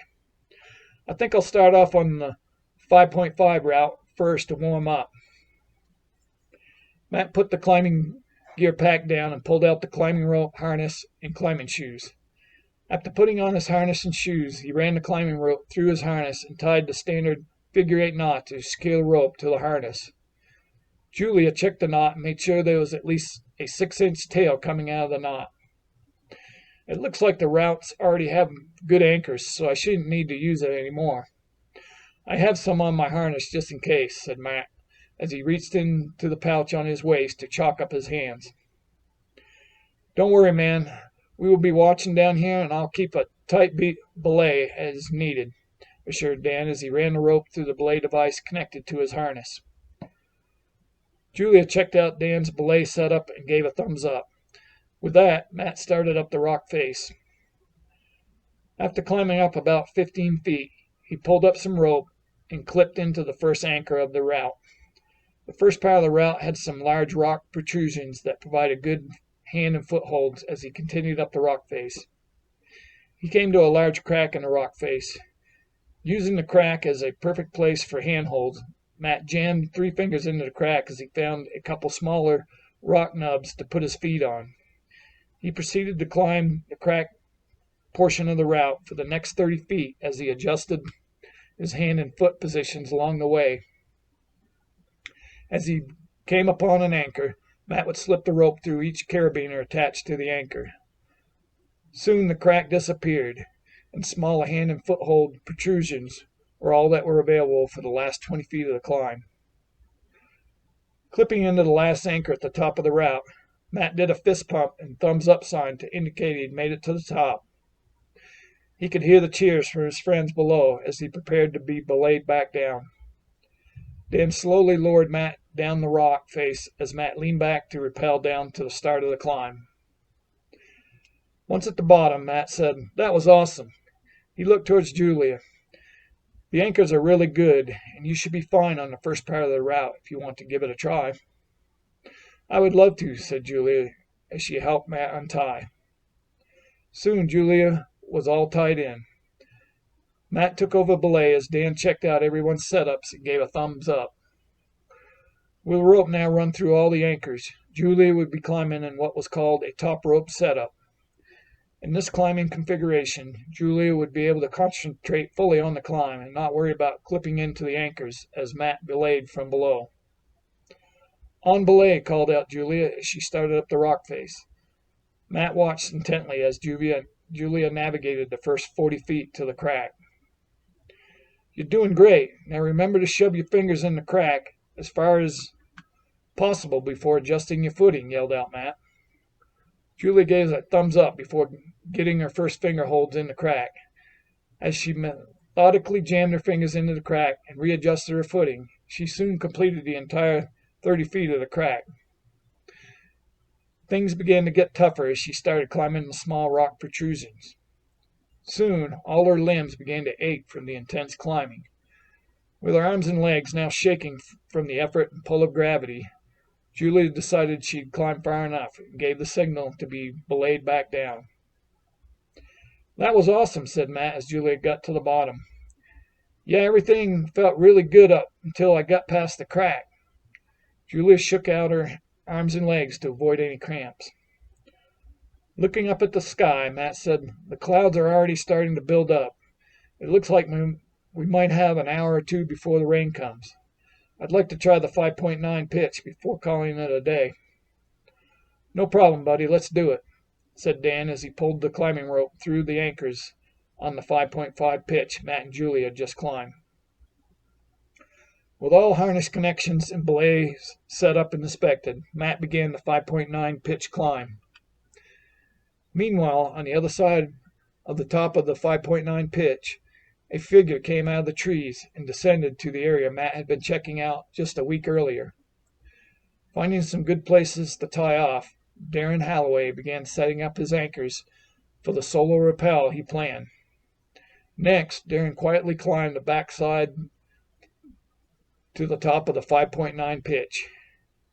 Peering over the top, Darren could make out the tiny figure of Matt just starting up the rock face. Hurriedly, he climbed back down to tie the rope into his harness so he could begin rappelling down once Matt had climbed up about halfway. Earlier that week, after hearing the conversation between his father and brother, Darren had done some research to find out more about this new 5.9 route on the first Fletron. Coming into the park early that morning so as not to be seen by anyone, Darren hiked up to the trees behind the 5.9 pitch so that he would be ready when Matt attempted that climb. His plan was to rappel down while Matt was climbing up and knock Matt off the rock before using his ratchet system to climb back to the top and escape down the backside of the Fletrons. As Matt methodically climbed the route, Dan yelled up, "You're doing great, man. Let's hurry up so we can get some beers before the rain comes." Matt gave a thumbs up before continuing up the challenging rock face. As his friend approached the halfway point, Dan saw someone come over the top of the pitch and proceed to rappel down the rock face towards Matt. "What the hell?" exclaimed Dan as he watched a collision on the rock face about to happen. "Hey, Matt, watch out. Some idiot is rappelling down towards you," yelled out Dan from the base at the 5.9 pitch. Looking at some mountain flowers, Julia turned around and looked up to see someone rappelling right down towards Matt. "Honey, you should come down now," yelled up Julia. After hearing Dan and Julia's shout, Matt looked up to see a figure rappelling straight down towards him.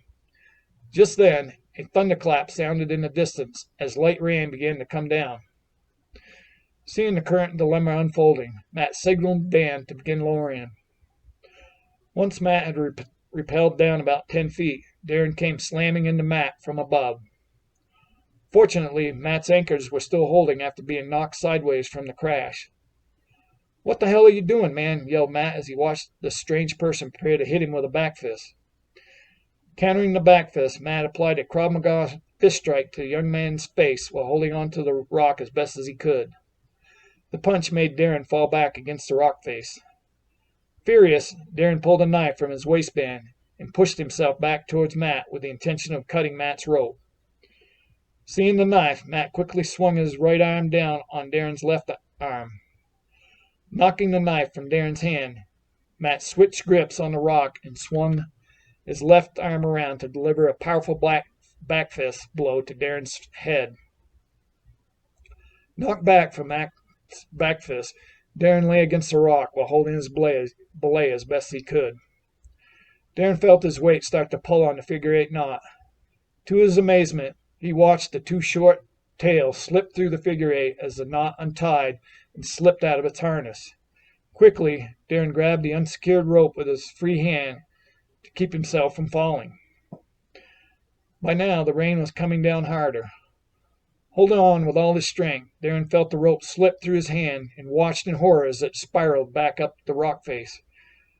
Darren's rope unraveled through the anchors set up at the top as he fell towards the bottom. "Heads up!" yelled Dan as Darren's body came crashing down to the ground a short distance from where he and Julia were standing. Julia screamed as she heard the thud from Darren's body hitting the ground. Keeping his composure, Dan continued to belay Matt down to the base of the climb. Once on the ground, Matt quickly untied and rushed over to where the strange young man had landed. His breathing doesn't sound good, but he still has a pulse. "Dan, I think you should go get some help while Julia and I stay with this guy." "Okay, Matt." Dan turned and headed down the trail towards his moped. While they waited with the critically injured young man, Julia asked, "Who is this guy? It looks like he was trying to knock you off the rock." "He was trying to knock me off. I don't know who he is. I do think someone has been following us the last couple weeks. I'm not sure if this guy was involved with that or not." While Dan made excellent time getting down off the Feltrons and into Boulder, it still took almost 2 hours before the sheriff deputies and ERT personnel arrived. After about an hour, Matt thought the young man had died, but was not sure until the ERT personnel confirmed his death. Searching through the young man's wallet to obtain identification, one of the deputies shook his head before saying, "Shit, this is going to become a circus. This young man is Darren Halloway." Washington, D.C. "The senator can see you now," said Senator Goldstein's assistant. "Thank you, dear. It's been a pleasure getting to know you. Perhaps we could go get a drink sometime," said Thomas as he extended his arm out to shake the pretty assistant's hand. "I would like that, Mr. Halloway," said the smiling assistant as they both held their grips a little longer than normal. Thomas walked over and knocked on Senator Goldstein's door. "Please come in, Mr. Halloway," called up the senator from behind her desk. "Please call me Thomas. Mr. Halloway just sounds so formal." "As you wish, Thomas. Please have a seat." The senator went over some of Thomas's responsibilities and activities associated with his new position. As always, Thomas asked the perfect questions and made Senator Goldstein feel totally at ease. "Thomas, I really like your questions, and I see great potential in you. We have notified Yale of our need for you to start right away. You already have more than enough credits to graduate, so the administration has agreed to our request. You can formally go through the graduation ceremony in June if you like." "Thank you, Madam Senator, for arranging my early graduation. I've been ready to move on for a while now. As I've been saying and will continue to say, I'm here to serve you in this office in any capacity you deem necessary. If any of that benefits myself, that is just icing on top of the cake." Laughing now, Senator Goldstein said, "You are good, young man. I think this is the start of a wonderful relationship. I think we should go out to lunch and get to know each other better. I would love to hear about your family and the family business." "That sounds outstanding, Senator. I would love to get to know you on a more personal basis as well." "Excellent, then. Let me finish up a couple items, and then I'll call for my driver." Sounds good. I'll wait outside until you're ready. After a short while, Senator Goldstein came out of her office to find Thomas chatting and laughing up with her assistant. I see you and Sandra have met, and it looks like you two have hit it off. I suppose I'm not surprised by that, Mr. Halloway. Yes, Sandra is an awesome person, and I look forward to working with her and the rest of your staff. Senator Goldstein nodded her approval before looking towards her assistant. Sandra, could you please notify the driver that we are on our way to the parking garage? Yes, ma'am. I have also reserved your usual table at the Capitol Grill as you requested earlier, said Sandra as she picked up the phone. Thank you, dear. Senator Goldstein gestured for Thomas to walk with her. Almost to the elevator, the two met Senator Rochester as he was exiting the elevator. Hello, Madam Senator. It is good to see you again. And who is this young man? Hi, Roger. It has been a while. This is my newest assistant, Thomas Halloway. You may have heard of his family and their business. I have indeed. We actually have some ongoing contracts with Halloway Enterprises. Well, it was nice to meet you, Thomas, said Senator Rochester as he gave Thomas a light slap on the shoulder and shook his hand. Thank you, Senator. It is a true honor to meet you. Thomas shook the senator's hand while bowing slightly. Entering the limo from the secure Senate parking facility, Senator Goldstein instructed the driver to take them to the Capitol Grill. Seated at the senator's usual table, the two looked over the menu and made their selections known to the head waiter.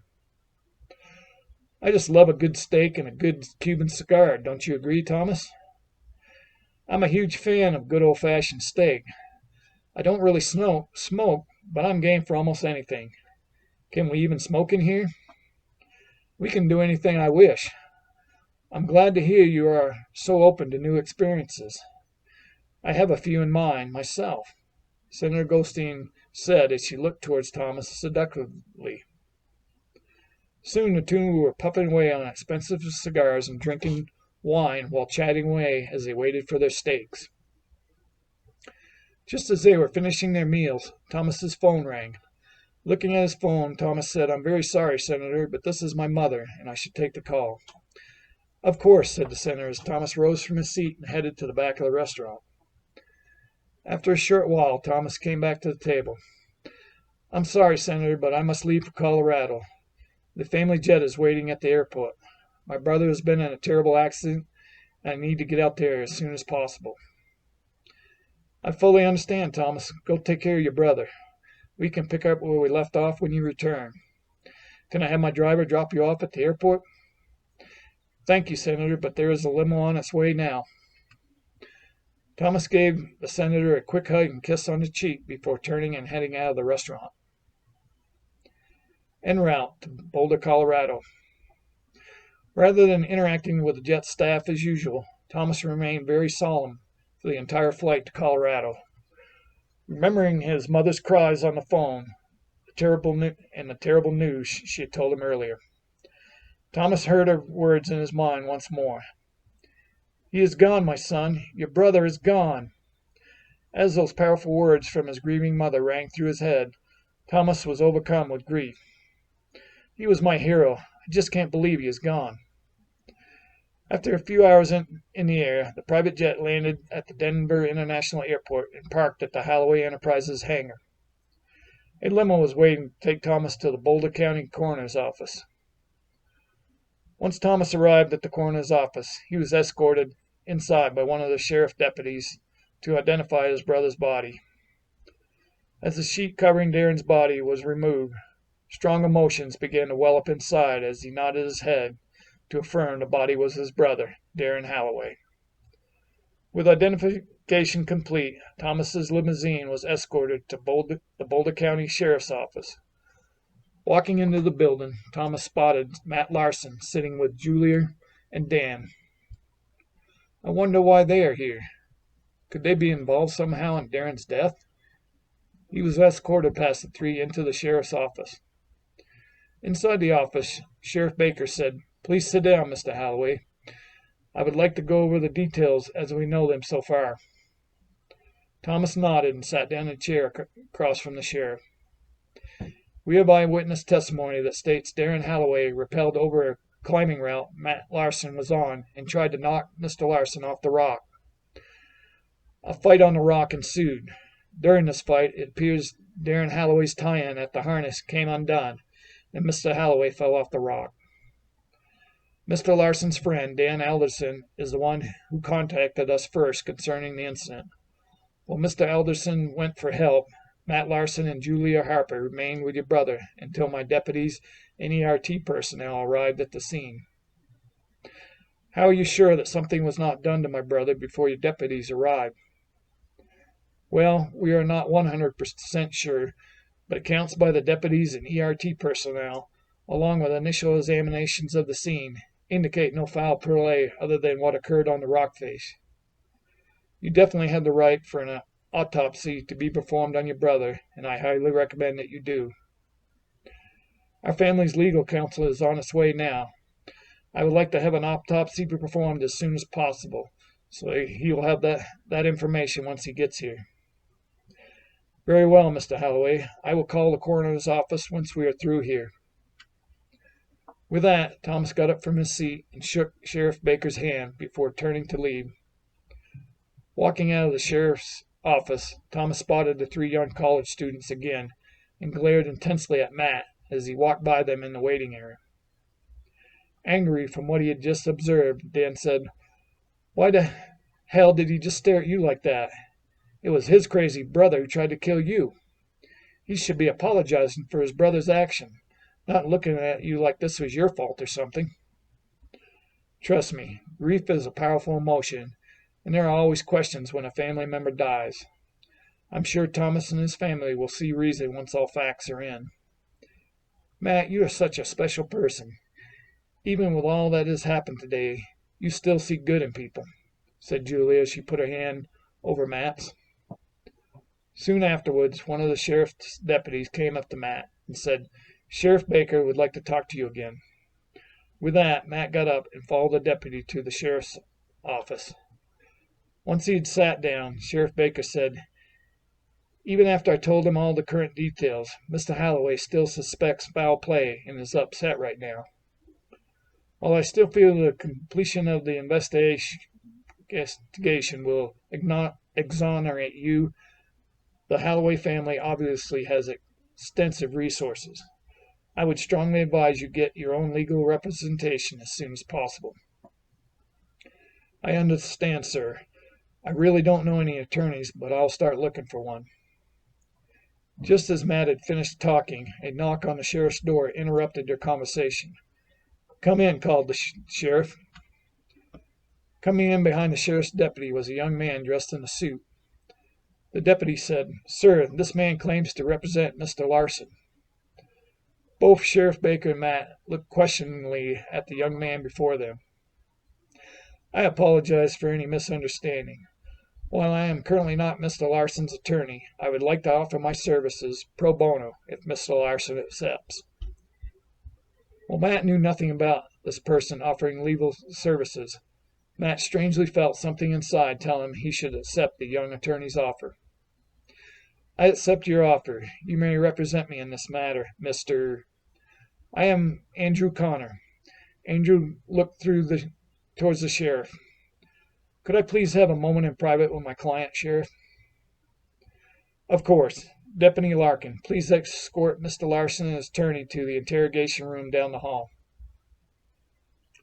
Once in the privacy of the interrogation room, Andrew Connor sat down and motioned for Matt to sit down as well. "I know this has to be a little unsettling right now, but I want you to know that I work for an organization that only has your best interests at heart. I have been following you for a couple weeks now, and I fear your life may be in danger. This current incident has definitely confirmed that for us." Shocked now, Matt asked heatedly, "Are you even an attorney, and why have you been following me?" "Yes, I am an attorney, but I'm also much more than that. I'm part of an organization called the Lightworkers Collective. Believe it or not, Mr. Larson, you will eventually become a key player in this organization." After further conversation between Matt and his new attorney, Andrew convinced Matt that he should go with him to the LC's headquarters in the southwestern part of Colorado. I would like my friends to join me on this trip. After pondering Matt's request, Andrew said, "Unfortunately, I can't tell any of you three much right now, but I assure you everything will become clearer once we get there. If your friends are okay with that, then they can come along. We must leave soon. Everything the three of you need will be provided, so there's no need to pack." Matt got up and went outside the interrogation room to find his friends and bring them back for Andrew's brief explanation of the current situation. Seeing Matt come their way, Dan asked, "Hey, Matt, what's going on?" "My new attorney would like to explain the situation to you two. Can you both please follow me to the interrogation room?" Well, both Julie and Dan were bewildered. They nodded in agreement and followed Matt. After Andrew went over the current details, Dan said, "Well, this all seems rather clandestine. I'm in, Matt." "Me too," said Julie as she looked into Matt's eyes for more clues to what was going on. Matt looked at Julie and Dan and said, "Thank you both for agreeing to come with me. It means a lot to me." Andrew spoke briefly to the sheriff before escorting Matt, Dan, and Julia to a white SUV. Once everyone was inside, Andrew instructed the driver to head back towards LC headquarters. As the white SUV headed towards their destination, Matt tried to get more information out of Andrew with no luck. Sensing Matt's frustration, Andrew said, "I'm sorry I can't divulge much right now. I can tell you that all your questions will be answered soon." With everything that had happened that day so far, the three friends eventually fell asleep as they rode in the back seats. When Matt finally woke up, he recognized the Colorado town of Durango. Matt had spent a lot of time in Durango during his childhood. Matt's grandparents on his mom's side lived in Durango, so Matt would stay with them when his parents had to go away on business. Matt loved the place. Hearing the sound of the Durango and Silverton narrow gauge railroad train making its final steam whistle of the day brought back wonderful memories of riding the train and rafting down the Animas River with his parents. After a quick stop to refuel, they continued on Highway 160 west towards Cortez, and then northeast on Highway 145 towards Telluride. By this time, it was dark as they continued driving on Highway 145. After driving for a way on Highway 145, the driver took a right on a nondescript dirt road and continued driving up into the mountains. Soon they came upon a wrought iron gate with a 10-foot-high security fence attached on each side. The driver punched in a code and the gate opened. After driving a short distance, the SUV came up to a hillside that had a well-camouflaged bunker protruding out of the hill. This bunker had a door big enough to drive a semi-truck through, and the bunker door started to open as they drove towards it. Inside this initial area of the bunker was a small parking garage. The driver parked the SUV and everyone got out. Looking around, Dan said, "This is some James Bond shit. Hope we are working for the good side." "Me too," said Matt as he slapped his friend on the shoulder. "Please follow me," said Andrew as he headed towards a metal door on the east side of the parking garage.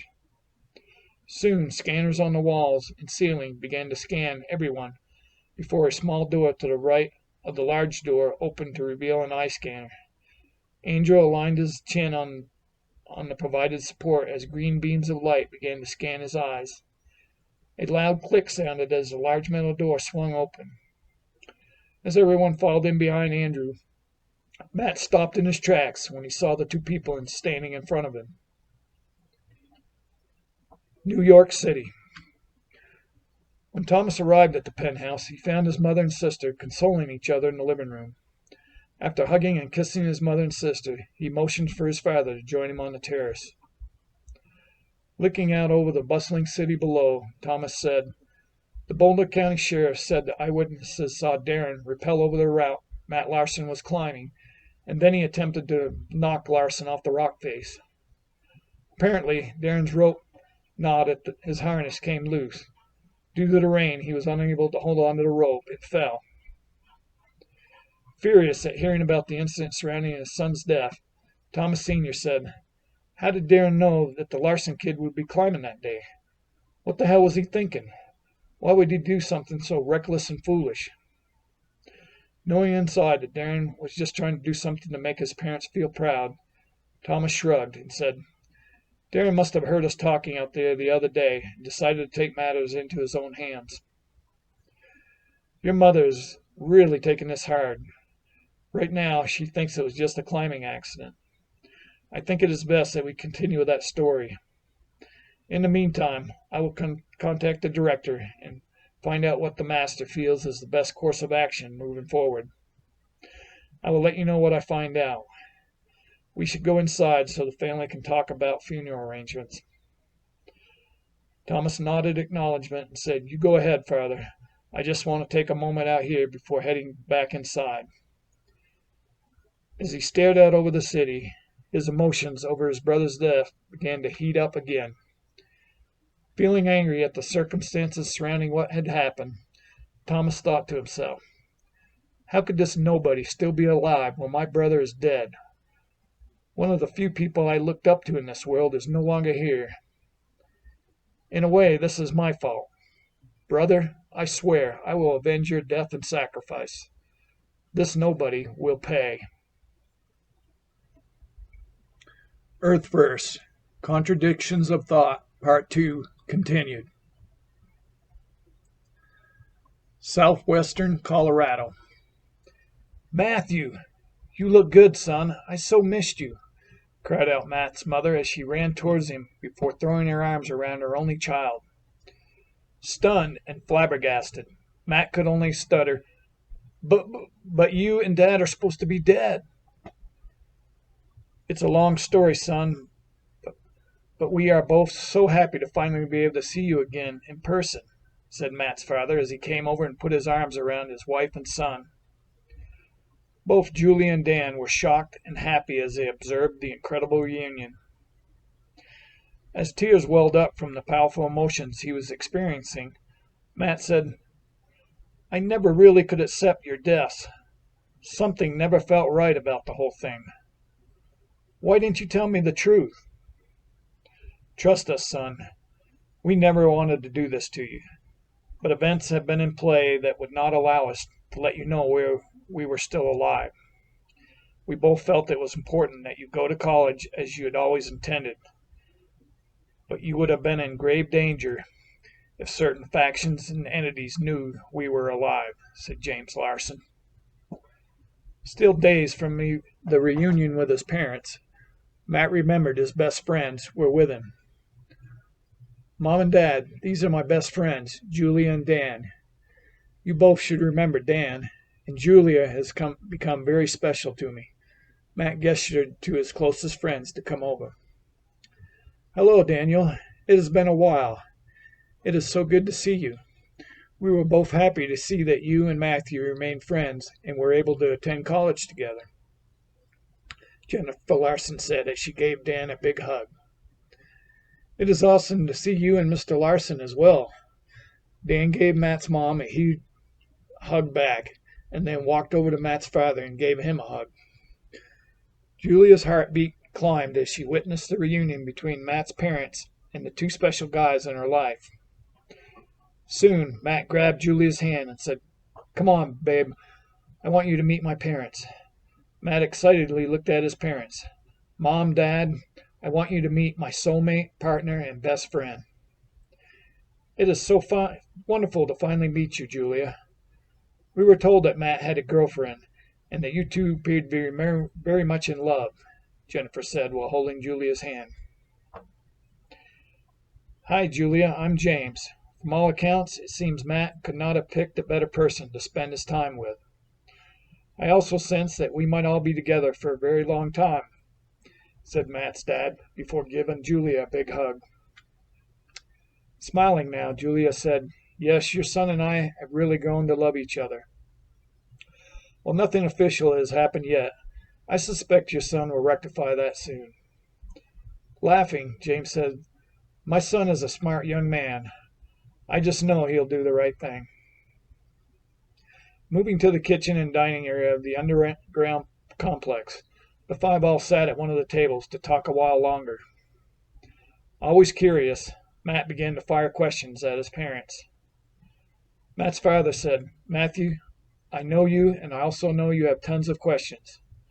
We want to answer all your questions, but I think it's best that we all get a good night's sleep before diving into all the information you want and need to know. Besides, there is someone special we want you to meet tomorrow. This special being will be able to help answer any questions you may have. Mary has arranged accommodations for you three, and she will show you to them now. We can continue our conversations over breakfast." With that, everyone rose from the table and hugged once more. Once settled and lying in bed with Julia, Matt said, "I wonder who this special being is that we're supposed to meet, and why did my dad refer to this person as a being?" "I'm not sure, babe, but I'm sure all our questions will be answered tomorrow. Now, please snuggle closer so I can fall asleep." "My pleasure," said Matt as he spooned in close. Taking a quick shower together, Matt and Julia got dressed in the undergarments and one-piece overalls provided and headed out to the breakfast area. "Hey, you two kids, how did you both sleep last night? I slept like a baby," called out Dan after seeing his friends approach. "The quiet hum of the various underground systems put me right to sleep, too. They've done an excellent job of not making it seem like you're living in a cave," replied Matt as he looked around. "I woke up hungry and decided to come out here and see if anything was available. They have a nice breakfast buffet. I thought I was staying at the Holiday Inn Express or something," said Dan before shoving some bacon in his mouth. Once Matt and Julia had gotten some food and sat down, Dan said, "I still think I'm in some kind of James Bond movie, but it sure was nice to see your parents still alive." Nodding in agreement, Matt said, "It's still a little unsettling, but I'm very happy they are alive. I just hope my questions can get answered today. You know how I am." "Oh, you know we do. But your insatiable curiosity is one of the many things I love about you," said Julia as she put a hand on top of Matt's. Soon, James and Jennifer entered the dining area dressed in the same one-piece outfits the three young college students now wore. "Good morning, Mr. and Mrs. L. How did you sleep?" "Good morning, Daniel. We slept wonderfully. I hope you all slept well," said Jennifer as she and James grabbed some food from the buffet spread before coming over to the table Matt and his friends were sitting at. After talking about how great the underground complex was for sleeping, the five discussed all the various systems used to keep the place habitable, safe, and secure. Matt probed his parents about the accident. James began to explain how they had obtained a couple recently deceased pigs from a local rancher sympathetic to the LC's cause. Stopping quickly at one of the many hairpin turns on Highway 550 that night, James and Jennifer had placed the pigs in the front seat of their SUV.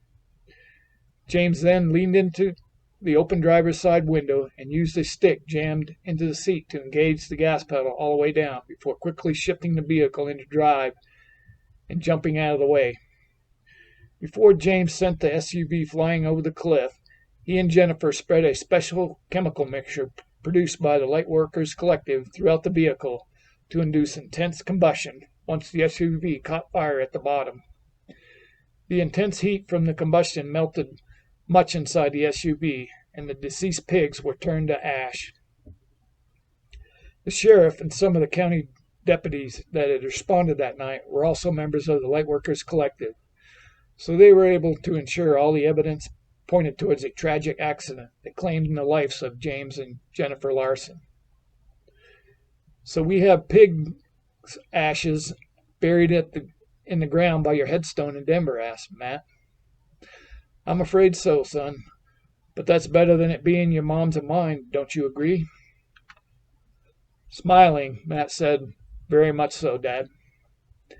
Next, James and Jennifer explained how the Lightworkers Collective formed over 200 years ago to counter various sinister organizations hell-bent on systematically turning much of the world's population into worker slaves for the aristocratic class that ruled these ominous and self-serving organizations.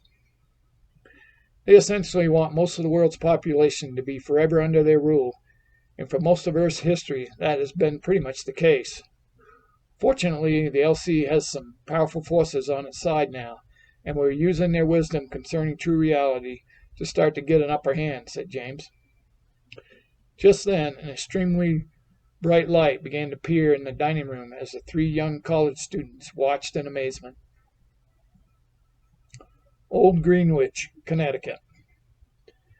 After the funeral service at the First Presbyterian Church of Greenwich, the Halloway family invited all those who attended to come out to the Halloway estate near Greenwich Point Park. Due to the unique stature of many of the guests in attendance, the Halloway estate provided the best security for everyone attending the funeral reception. Nestled by the ocean on 10 acres, the 40-room Halloway mansion was truly spectacular. Along with the main residence, it included smaller dwellings for the large staff and a breathtaking view of the Atlantic Ocean and all the surrounding harbors. As distinguished guests arrived, the estate staff and caterers quickly worked to get everyone seated at the tables set up throughout the lavish area at the rear of the mansion facing the ocean. With most of the guests seated, the Halloway family walked up onto the stage and stopped at the podium set up for the event. Walking over to the microphone, Thomas Halloway III looked out over the crowd. Thank you all for coming to honor, remember, and celebrate our son and cherished sibling, Darren Halloway. As the oldest child, Darren was looked up to by his brother and sister. Our dear son personified everything the Halloway name stands for. Wanting to learn everything he could about Halloway Enterprises, Darren worked doggedly to learn the many aspects associated with the business. The plan had been for Darren to succeed myself one day and lead Halloway Enterprises into the future. The whole family is very saddened right now, but we are all grateful each and every one of you could be here today. Please enjoy the food and drink provided, and let us all remember Darren in our own special way. Once Thomas and his family came down from the stage and sat down at the family table, the mansion staff and caterers began taking food and drink orders from the many guests who had come to pay their respects. Later, as everyone ate and mingled about the luxurious courtyard and surrounding area, Senator Rochester came over to where Thomas and his father were talking with some guests. After the usual greetings and light conversation, Thomas Sr. excused himself before gesturing for Thomas and Senator Rochester to follow him inside the mansion. Once inside his study with doors closed, Thomas Sr. said, "This room is fully secure. We can all converse freely here." He looked towards Senator Rochester. "Director, do you have any news for us?" "Yes. Our master has indicated that our objective is to still use Matt Larson to try and infiltrate the LC. The master would like to use the girlfriend to achieve this. We have currently lost sight of Mr. Larson and his two friends, but as soon as the girlfriend surfaces, we need to detain her." The senator looked at Thomas. "Thomas, the master wants you to oversee this operation." "I will start to put a team together as soon as possible, sir. We will continue surveillance in Boulder, awaiting her return." "Excellent, son. Use any Halloway Enterprise resources you need for this, but be as discreet as possible. Senator, thank you again for your leadership and service to our master and the DOH." The three men made a special gesture with their hands before leaving the study to join the funeral reception again. Underground in the southwestern Colorado mountains. The light continued to get brighter and brighter as a figure started to appear in the dining area. Shortly, the bright light dissipated as an elderly man appeared. Matt's parents bowed slightly to the old man, and James Larson said, "Master Kenjison, it is so wonderful to see you again." Looking around the room, Master Kenjison's eyes narrowed on Matt. "So here is the destined one. His aura is so strong already. This incarnation appears to suit you well, Ancient One. Your veil of forgetfulness is strong, but we can fix that in time. Somewhat in shock from what he had just seen and heard, Matt stammered. Who are you? I am just someone who comes to assist those in need of discovering their true potential. Oh, if you only knew what that potential meant, young man. But I will show you. Master Kensington nodded and smiled at Matt as if they were old friends. Dude, I have never in my life seen anything so cool, blurted Dan to the elderly man standing before them. Ah, the devoted friend throughout time. You two have been friends longer than you could imagine, said the master as he nodded towards Dan. Now looking at Julia, Master Kensington said, So here is the third special entity of this magnificent trio. So good to see you again, my dear. You do not remember me, but I definitely remember you. So beautiful and such a lovely spirit as always. You seem to know us somehow. How is that? Matt asked the elder man before him. As always, so curious. That powerful trait can be both a blessing and a curse sometimes. We will try to make it a blessing as much as possible. As for your question, the powerful trio that is you three have been intertwined through a vast amount of time and space. We will explore that further as we move forward with your training. Training? We all need to finish this semester so we can graduate, said Matt as he looked at his parents.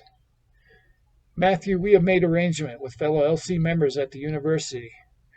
They have assured us that you all have more than satisfied your credit obligations and can graduate without attending any further classes, if that is your desires, explained James while looking at the three young college students. Oh, cool, I'm in, exclaimed excited Dan. Matt, I'm not sure I want to skip child psychology and development class I'm currently in.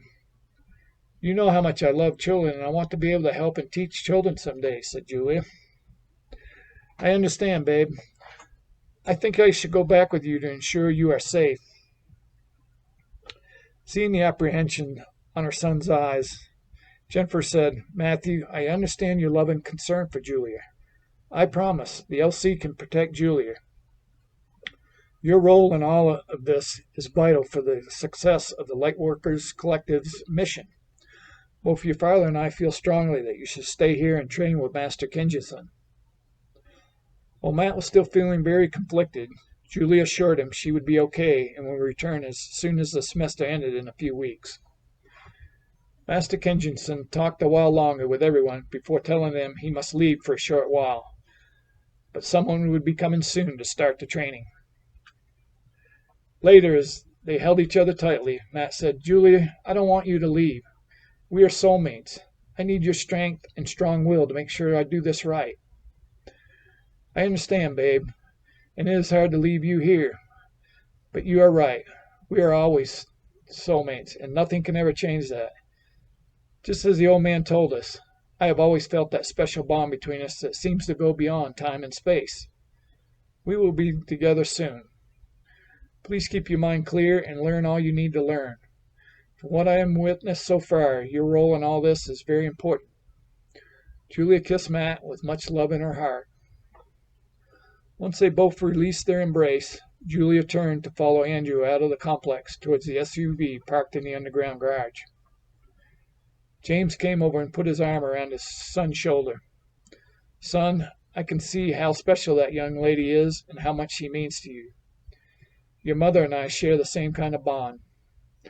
I know it's hard to leave her, but you two will have a long and beautiful life together. I know, Dad. It's just been pretty intense the last couple days, and now I'm being told I'm some kind of savior for the human race or something. I'm finding all of this a little unsettling right now. Nodding in agreement, Matt's father said, I fully understand, son. I can only imagine how all this feels from your perspective. Your mother and I have known about your potential destiny since you were a child, so we now realize your reality is ready to shift towards that new potential, and it is exciting for us. Please be patient. I know Master Kenjinson will help you reach your full potential." Soon a young man came into the room and looked towards Matt and Dan. "Hi, I'm Michael. The master has requested that you both work with me for a while on your fighting skills before he starts the more advanced training." Looking at each other briefly, Matt and Dan nodded towards Michael before they all three headed out of the room and down a half-moon-shaped corridor. Walking down the passageway a ways, they came upon a large metal door on the right. Michael punched in a code and opened the large door. Matt and Dan looked around in amazement. Behind the large metal door was a dojo that looked like something straight out of medieval Japan. "Wow, this is so cool!" exclaimed Dan as he looked around the room. As his eyes took in the various wooden and steel weapons mounted on the walls of the dojo, Matt couldn't help but be impressed as well. "We will use this area to concentrate on your fighting skills. I will be your lead instructor for the next couple days. Please use the changing area to put on the training clothes that have been set out. We will get started when you both are ready," said Michael before pointing towards the far end of the dojo. Once Matt and Dan returned from changing, Michael handed them a pair of fighting gloves and helmets that matched his own. "First, I'd like to gauge where you both are concerning your martial arts skills. I apologize in advance because this may involve some pain and discomfort from your end before we are done. Please remember it is nothing personal." Matt and Dan looked at each other as they put on their gloves and helmets and smiled. 4 years of intense Krav Maga training had made both men formidable fighters. They felt more than ready to accept Michael's challenge. "I'll test the big man's talents first," said Michael as he motioned for Dan to join him in the middle of the dojo's training area. Once the young men were in position and facing each other, Michael said, "Please attack when you are ready."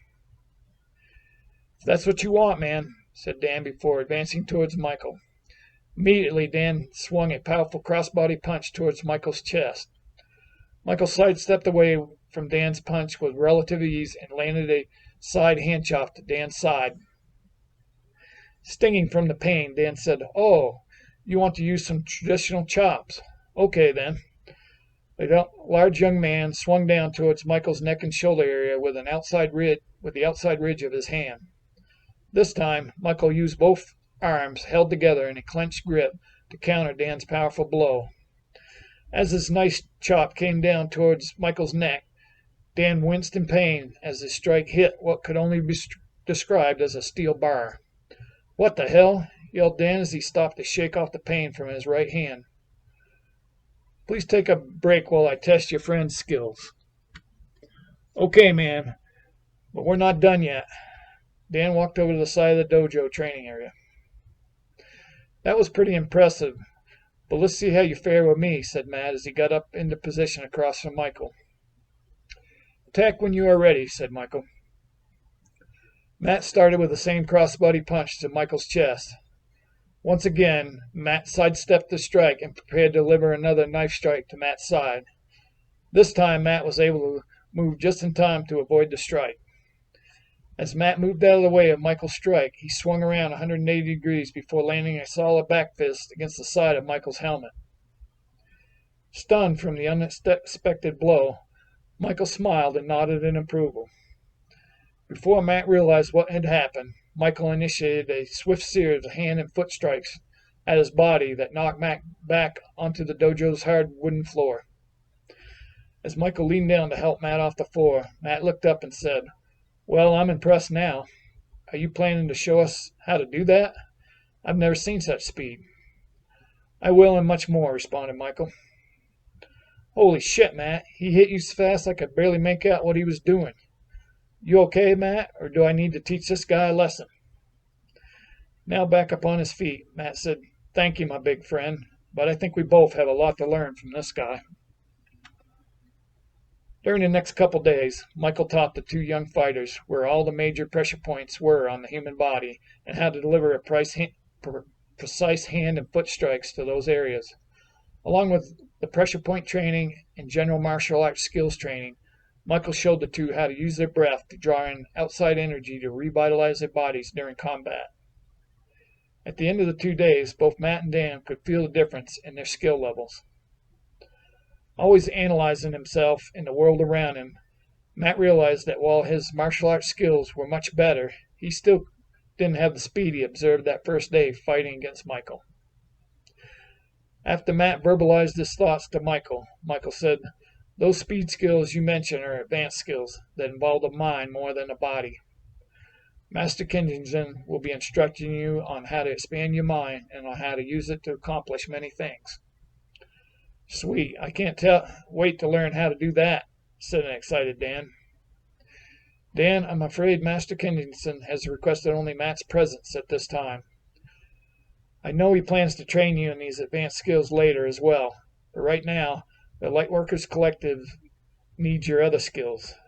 LC's leadership would like you to help out our IT specialist in shoring up our security system, if that is okay with you."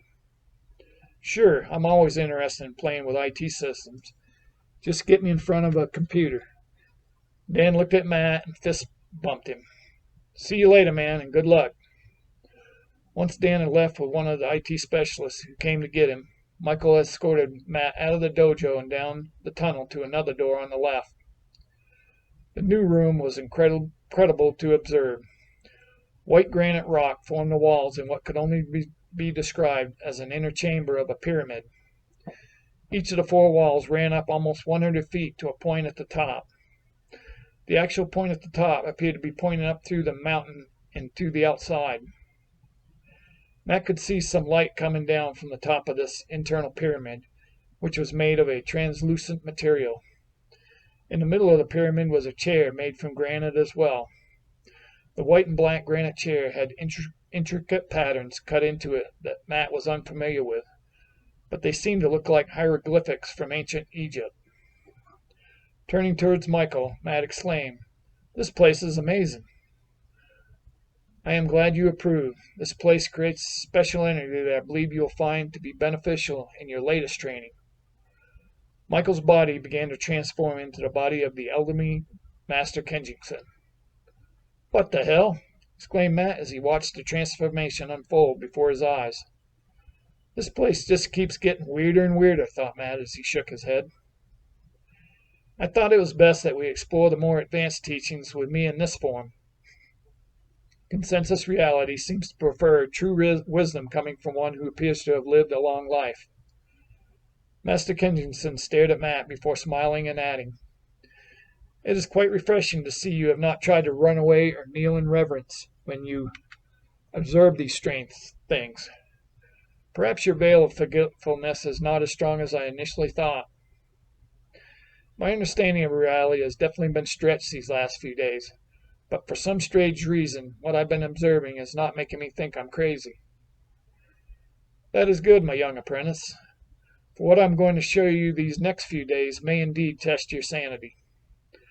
I believe before we get too involved in advanced training, it is important for you to get a better understanding of what makes up the reality that you observe around yourself each day.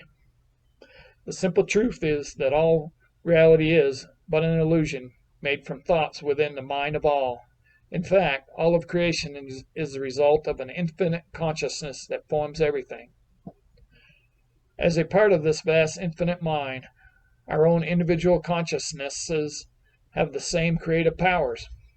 The ancient fundamental principles, as above, so below, and as within, so without, state this powerful truth very well." "So you are trying to tell me that everything I see, smell, and hear is just an illusion in my mind?" "In a sense, that is true. What makes it feel so real is that your physical body and the accompanying intellect are part of that illusion as well. Based on that fact, your current physical reality is indeed very real, and all physical laws apply, but a true practitioner of the ancient wisdom arts can use absolute law to transcend relative law. Your true power lies in the ability to use your conscious thoughts to rise above current reality, so you can change it into any new reality you desire." "Even after all I've witnessed these last few days, what you're saying is hard to fully believe."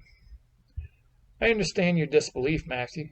Even the greatest masters were where you are now, at one point in their existence.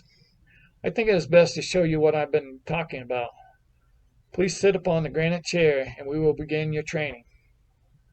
Matt sat down on the granite chair in the middle of the chamber. "I know you have meditated before, so now I'd like you to close your eyes and try to calm your mind of all thoughts. As you do this, you should start to feel a sense of peace inside as your mind goes blank." Matt closed his eyes and began to feel all tension released from his body. He started to feel tiny jolts of energy surge through his spine and out through his hands. At this point, he experienced a bright light in his mind and even more peace. Feeling a light touch on his shoulder from Master Kensington, Matt's mind suddenly went to a whole new place. Intricate patterns composed of some colors he had never experienced before ran through his mind as enormous energy flowed up through his feet and body and out through the top of the pyramid-shaped chamber. Soon, Matt's mind-eye began to see waves of various frequencies of energy that seemed to move about like water. From these waves of energy, he began to make out the shapes of the granite rock that formed the chamber walls, and then he saw the figure of a man that had a very bright, energetic light surrounding him. Matt's consciousness expanded beyond the confines of the pyramid chamber and out into space. As his consciousness continued to expand, he was able to observe Earth and all the other planets in the solar system in incredible detail. His inner mind enlarged further to include the galaxy and on to showcase the entire universe and all that existed within. Even as he viewed reality from this new perspective, Matt knew in his mind that he was still only experiencing a very tiny part of creation in the all that is. As he intended to return to his present reality, he was instantly transported back to the granite chair he was sitting in. Matt opened his eyes and looked around in amazement. Wow, was that a dream? While there is indeed not much difference between what you perceive as reality and the dream state, it was, in fact, your consciousness viewing reality from a higher perspective. It was all as real as anything else you normally recognize as reality. "Well, you definitely have my attention now, Master Kensington. Please show me more." Boulder, Colorado. Once Julia returned to her apartment on Sunday, she prepared everything for her classes scheduled the next day. As the week went on, Julia thought about Matt and what he might be doing. "I sure miss him.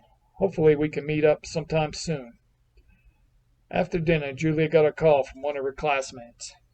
"Hey, girl, we should go get a drink and talk about whatever."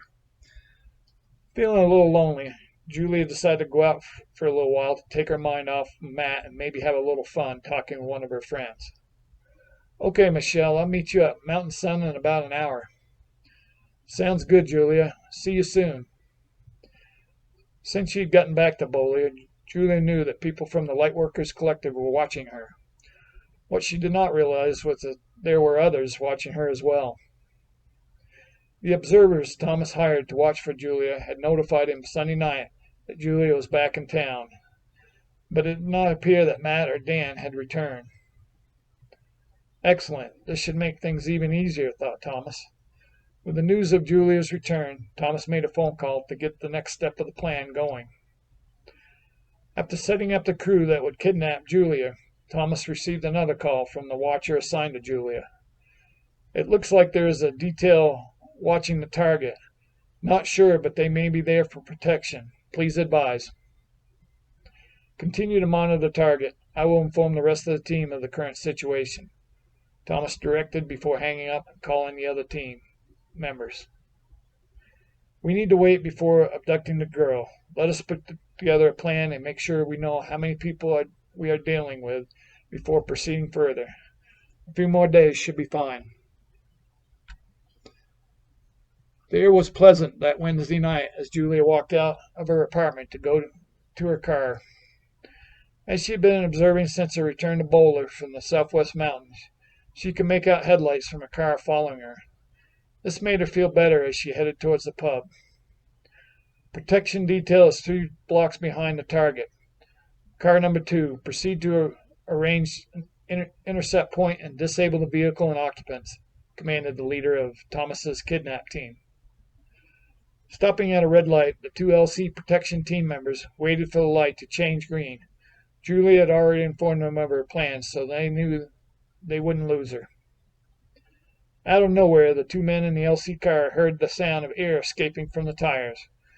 Grabbing their weapons, the men quickly jumped out of the car to find all four tires flat from what appeared to be gunshots. Before the men could get into proper defensive positions, sleeping darts hit each man's neck. With the LC detail now immobilized, the leader of Thomas's team was notified that all was clear to proceed with the capture of the target. Julia pulled into a parking area close to the Mountain Sun pub. She watched as the car she thought had been following her pull into the parking lot as well.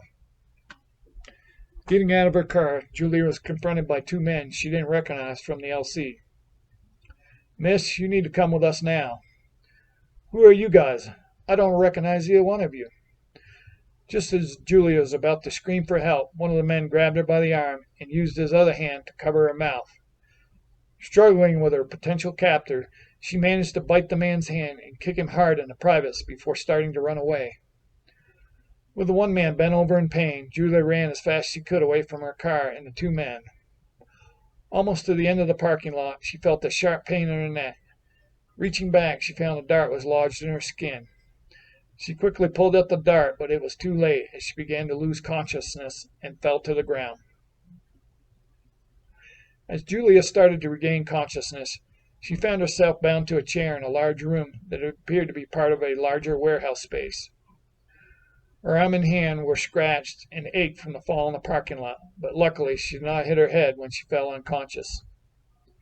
Soon one of the men she encountered in the parking lot came over. "You put up quite a fight last night, young lady."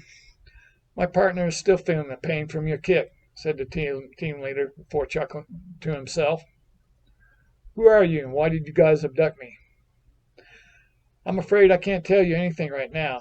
Maybe you'll get some answers later." "I need to go to the restroom. Please untie me." "I will untie you, but don't do anything stupid.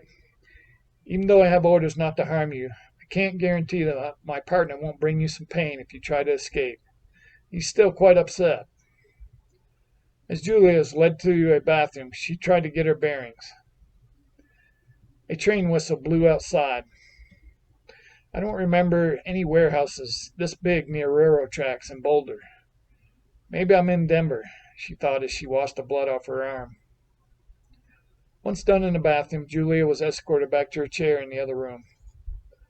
After a couple hours, she spotted a young man approaching, wearing what appeared to be an expensive suit. As he got closer, Julia realized the young man was Thomas Holloway. "Why have you kidnapped me?" "Well, hello, Julia. I'm sorry for all the fuss, but I really need to get your boyfriend's attention." "They will find me," shouted a now somewhat scared Julia. "They? Do you mean the Lightworkers Collective?" "I don't think they are going to find you here. This warehouse is not even on any recent maps." Thomas added, "I suspect your protection detail has contacted headquarters by now. Once your boyfriend shows back up on the grid, I fully intend for us to meet and discuss his options. Don't worry, beautiful. I'm counting on Matthew making the right choices concerning you." Just then, Thomas's phone rang. "Hello, Senator. What can I do for you?" After a short time, he nodded and said, "Of course, ma'am. I can be back in Washington tomorrow." Thomas looked down at the tied-up Julia. "Well, it appears I have some responsibilities to take care of back east. I've instructed these men to move you to another room with bathroom facilities. Please be on your best behavior. I don't want them to do any untold harm to you." Thomas turned and headed back to where he'd come from earlier. Underground in southwestern Colorado. Reading from a book called The Kabbalion, Matt was thoroughly intrigued with the concepts and principles it discussed and taught. Master Kensington had given him the book after his experience on the granite chair. While this book was written in the early 1900s, the Hermetic philosophies the book's material is based on are part of some very ancient esoteric wisdom. Please study this book and commit it to memory. It will enhance all training you will be receiving, spoke the master as he handed Matt a specially bound copy in blue cloth stamped in gold. These principles all make a lot of sense now. I can see how they relate to all the incredible things I've been learning with Master Kensington, thought Matt as he pondered all he had learned the last couple days. A knock sounded on the door of his sleeping quarters. Opening the door, Matt found his father standing outside with a worried look on his face. "Son, I'm sorry to say this, but it looks like Julia has been abducted." "What the hell do you mean, Dad? I thought they were watching her." James proceeded to relay all the details to his son. "We need to head back to Boulder right now. I fully understand your concern, son, and the whole LC team is working to try to locate her." Walking into the IT lab, Matt spotted Dan at one of the computer terminals. "Have you located her yet?" "Not yet, buddy. We have been going over all the intel we have so far, but haven't been able to determine a possible location yet. Based on the most logical scenario, we suspect she is being held in a warehouse somewhere. The LC team in Boulder has been checking out all the warehouses in the city with no luck." As he contemplated the situation, Matt decided to use his newfound knowledge and skills to try and locate his partner and soulmate. Racing back to the pyramid room, he sat on the granite chair and calmed his mind. Using his intense love for Julia, Matt expanded his consciousness to try and locate the love of his life. As his consciousness expanded beyond the pyramid chamber, Matt saw Julia lying on a small bed in a dark room, with moonlight shining through a barred window near the top of one of the cement walls. As he continued focusing on her, Matt heard a train whistle in the background. Just before coming out of meditation, Matt felt a strong intuition that Julia was in Denver. Racing back to the IT lab, Matt exclaimed, "I'm pretty sure she's in a warehouse somewhere near railroad tracks in Denver." "That's great, Matt.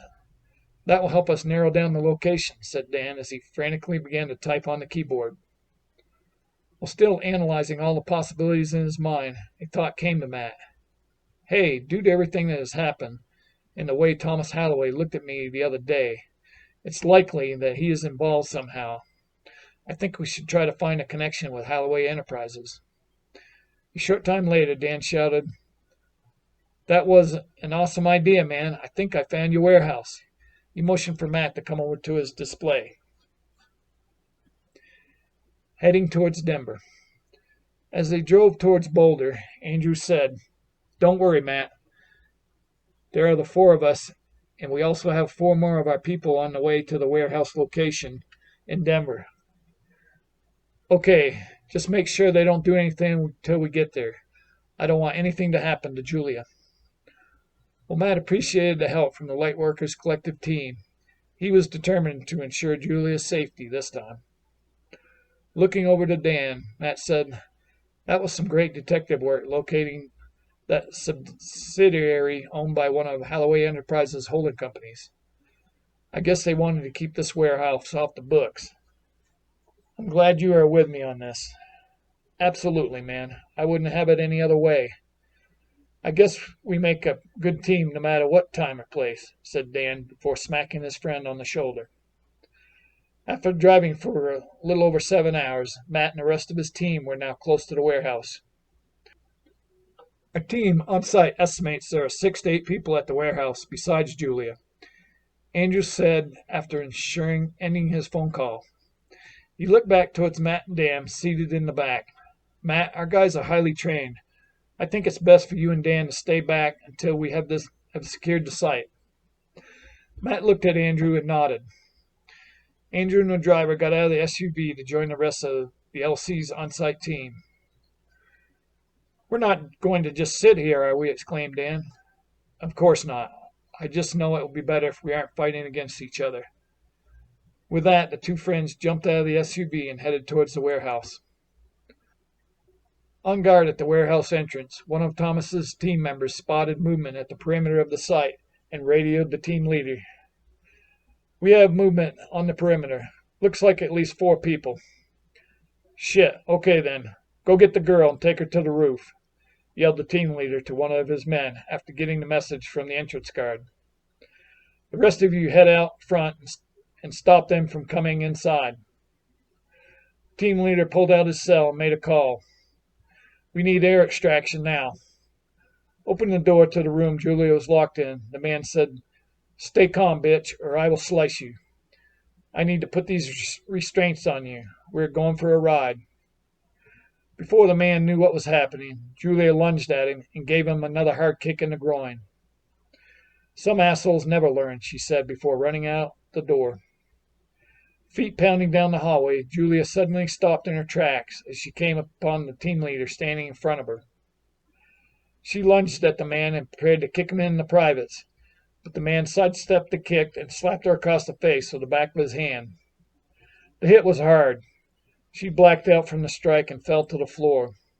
The team leader then threw her over his shoulder and started carrying her to the rooftop. As the LC's team squared off against some of the abductors at the front entrance, Matt and Dan ran around the backside of the warehouse looking for the small window Matt had seen in his meditation. Soon the sound of a helicopter could be heard coming from the east as gunshots rang out from the front of the building. Finding a window that matched what he had seen the night before, Matt stopped and yelled, "Julie, are you there? It's Matt and Dan."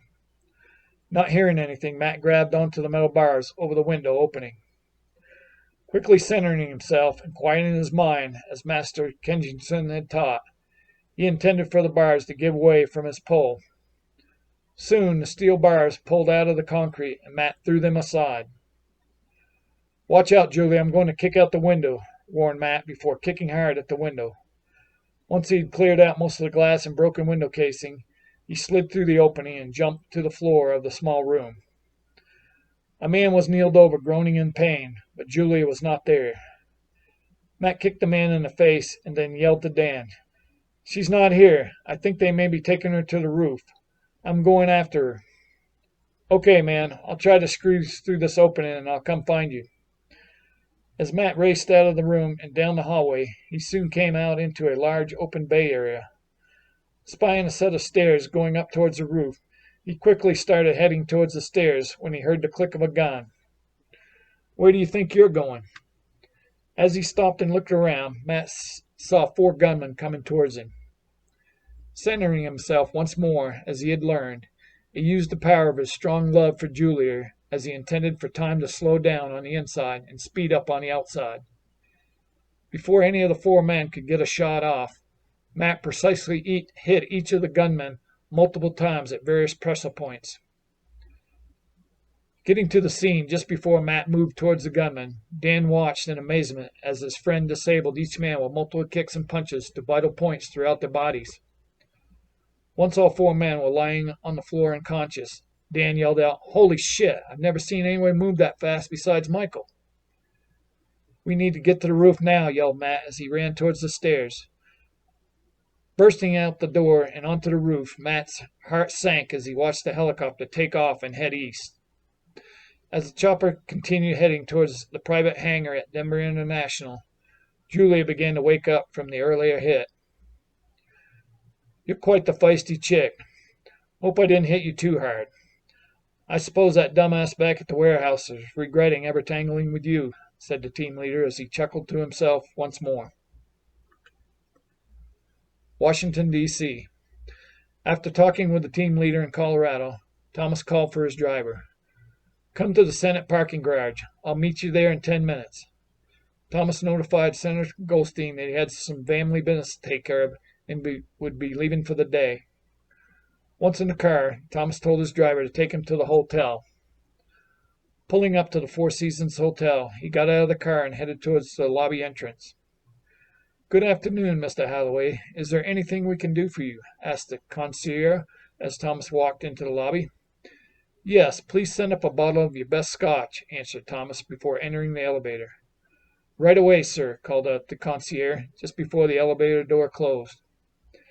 After removing his jacket and tie, Thomas sat down on the plush velvet chair and thought to himself, "How the hell did they find the warehouse? And how the hell did this Larson dude take out 4 highly trained men? I need to meditate on this matter and try to get some direction on how best to proceed." A knock at the door jarred Thomas from his thoughts. He answered the door and showed the bellhop where to leave the cart in the spacious and luxurious suite. Once the bellhop left, Thomas threw Smythe in one of the crystal whiskey glasses and poured himself a couple fingers of scotch before sitting back down and taking a drink. The expensive whiskey went down smooth as Thomas started to relax. Setting the glass down, Thomas closed his eyes and began to breathe softly as his mind relaxed and peace rose from within. As his mind rested in the void, he began to think about Master Hades. Soon a voice spoke in his head. "Thomas, your service has been excellent.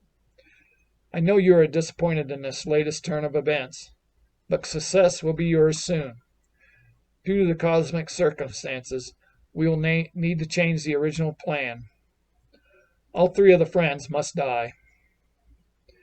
Hearing those words in his head, Thomas came out of the meditation and pondered what he had just heard. "I can't kill all three of them. The Master is asking too much of me. But Master Hades has always provided us with great wisdom. I should try to get more answers." He closed his eyes and calmed his mind as he searched for Master Hades to obtain more information and direction.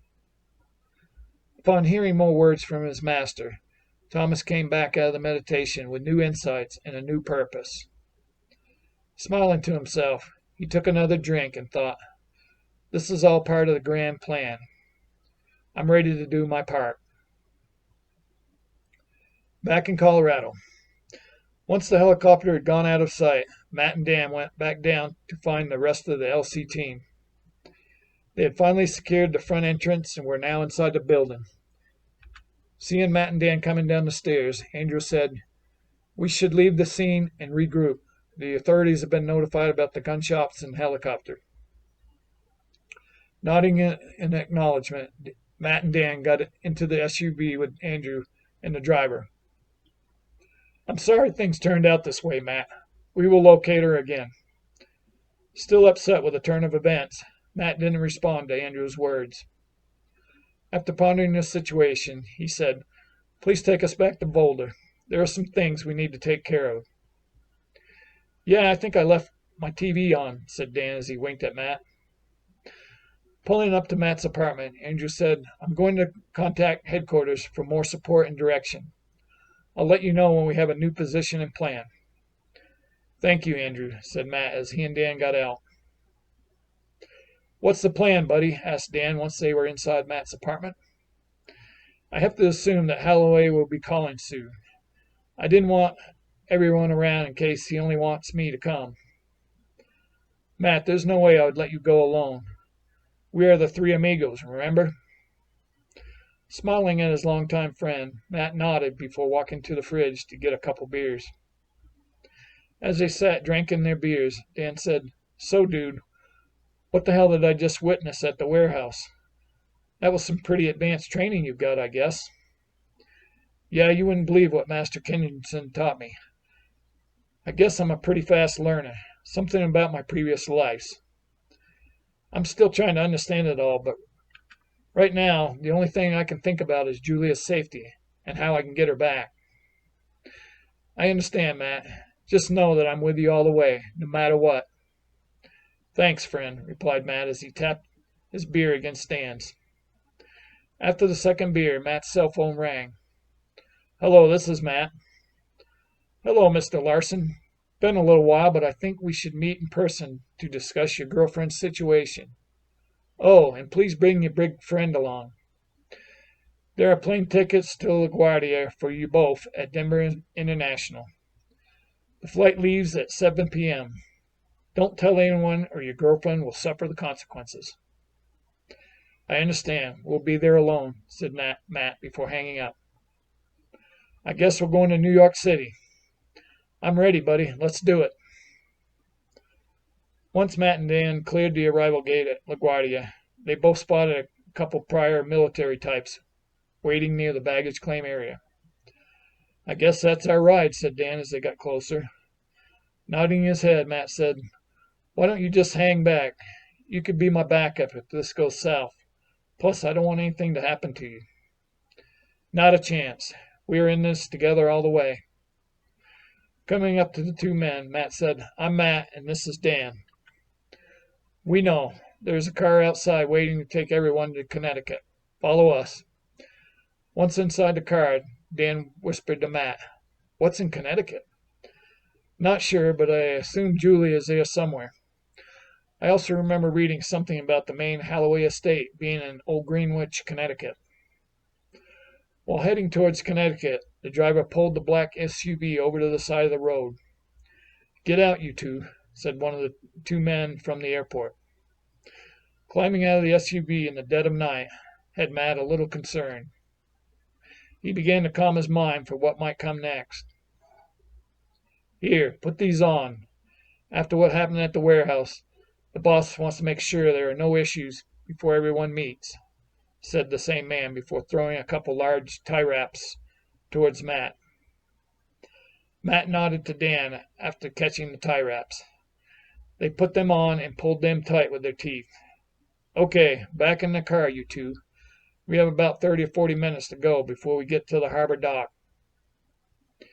"Sounds like maybe a boat is involved somehow," whispered Dan as they sat in the back of the car. "Yeah. How are your swimming abilities?" joked Matt. "Very funny, man. I'm no Olympic swimmer, but I can hold my own." After driving about 40 minutes, they came up to a private dock with an 80-foot yacht moored to it. The men ushered Matt and Dan up the gangway and into the vessel. It was still nighttime as they all stood on the dimly lit deck. "Well, hello, gentlemen. Welcome to one of Holloway Enterprises' private yachts," spoke Thomas as he walked over to Matt and Dan. Calling out to the team leader from the warehouse incident in Denver, Thomas said, "Please inform the captain we are ready to go." "Yes, sir," said the team leader before walking away. "Where's Julia? Let me see her," growled Matt. "Easy there, lover boy. She's safe aboard. Here, let me show you." Thomas pulled out his cell phone. After opening an app, he showed Matt video of Julia tied up with a gag over her mouth as she sat in a chair in one of the lower deck cabins. "What happened to her face?" shouted Matt. "I'm afraid your girlfriend got a little feisty, so my man had to calm her down. We were trying to avoid that, but sometimes you gotta do what you gotta do. In fact, things have changed, so new plans had to be made concerning you three."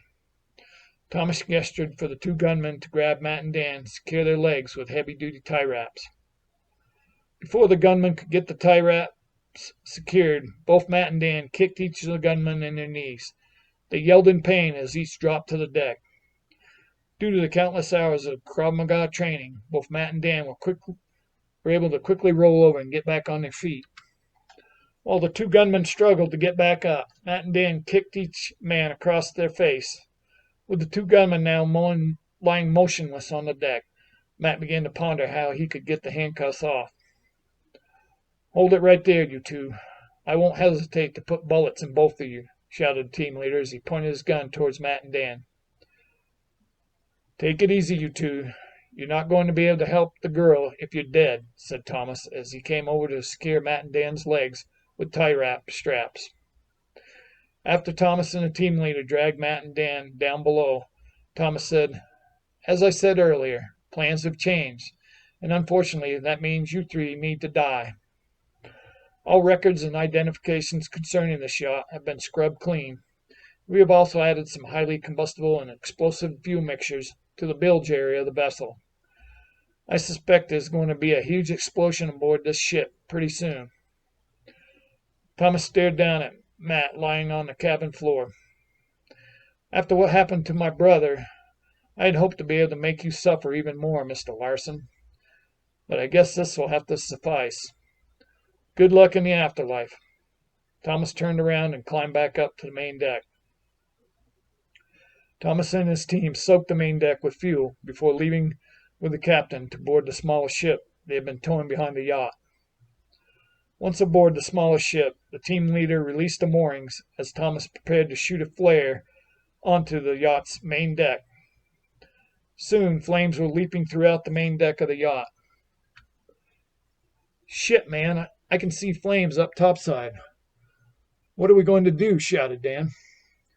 Please remain calm, buddy. I need to center myself and focus, Matt said as he began to calm his mind. Once in the void of his mind, Matt made a strong intention to break the cuffs around his wrist. Soon he felt the cuffs start to give way as he pulled against them. With his hands now free, he maneuvered himself back to his feet to find something in the cabin to cut through the plastic straps. As flames continued to grow topside, Matt hopped about as he rummaged through the kitchen cabinet drawers until he found a suitable knife to cut the tie wraps with.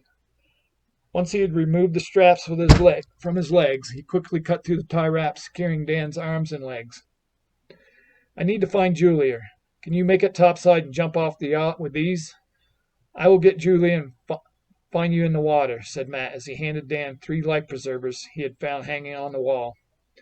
Dan nodded as he grabbed the life preserver straps and headed back up topside. With Dan now heading topside, Matt raced back further in the vessel to find Julia. Soon Matt came upon the cabin door of the master suite. Finding the door locked, he kicked with all his might at the door's lock. Inside was Julia strapped to a chair. He quickly used the knife he had found earlier to free Julia from the chair. Ripping off the gag, Julia cried, "I just knew in my heart you would find me." After quickly hugging Julia, Matt said, "We need to get off this ship now. It is about to blow up." Running back towards the aft end of the yacht, they both stopped as they saw flames now engulfing the cabin Matt and Dan had been in earlier. "Hold on to me and follow me up and out. We will need to jump off the ship as soon as we clear the flames."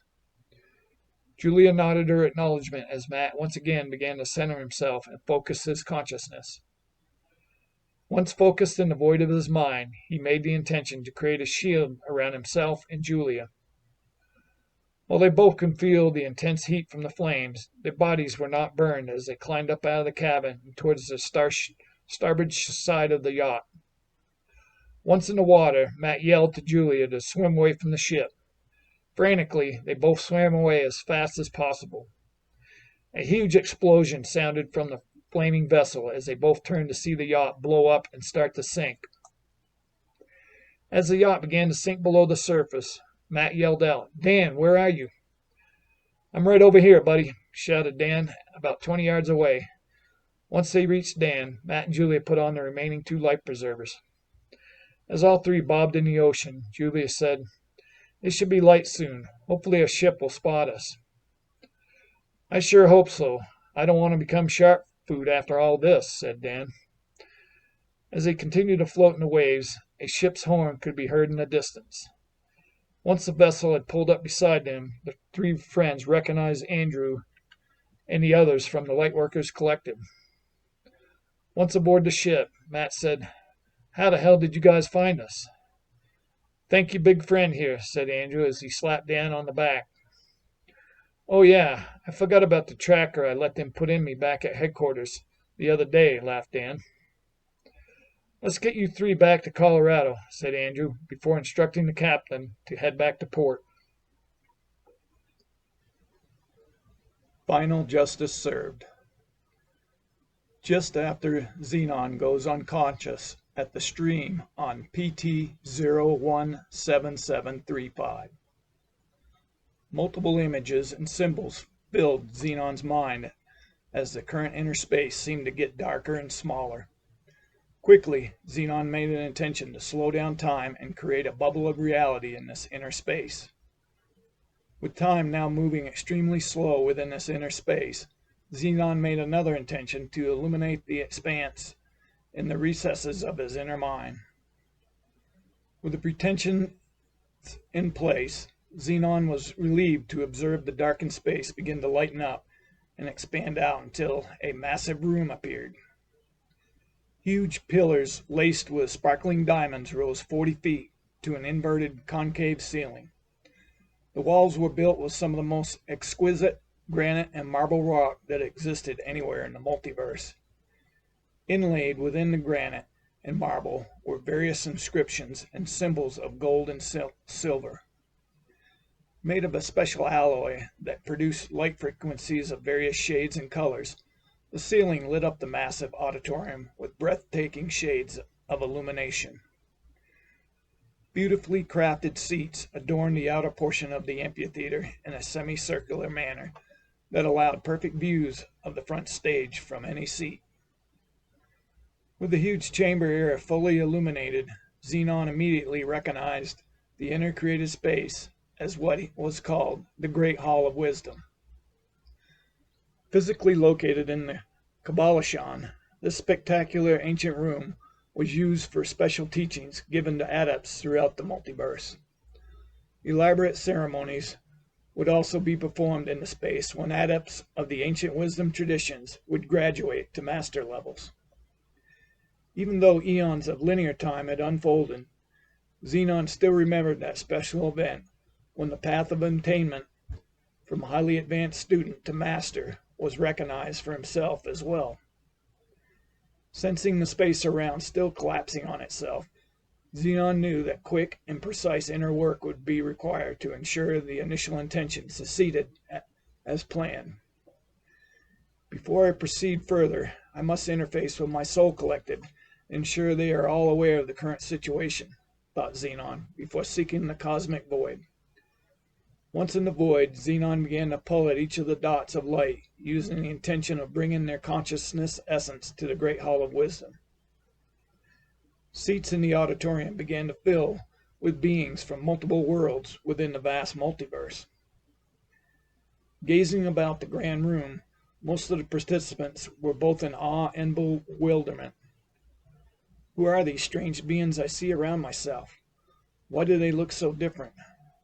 What is this place, and how did I get here?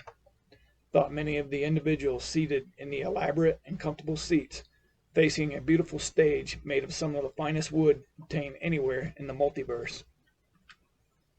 Soon, the numerous members of Xenon's Soul Collective saw a figure walk out onto the stage in front of them, dressed in an intricate robe made of the most beautiful material most of these soul beings had ever seen. The being in front of them was both extremely handsome and beautiful at the same time. It was impossible to discern if this being was either male or female. Perhaps this special entity was both. As each soul member gazed upon Xenon, they felt a powerful connection that seemed to extend beyond normal time and space. With continued observation of this special entity, all seated soon began to feel an immense peace within. No longer were they concerned that the beings around themselves looked so different from each other.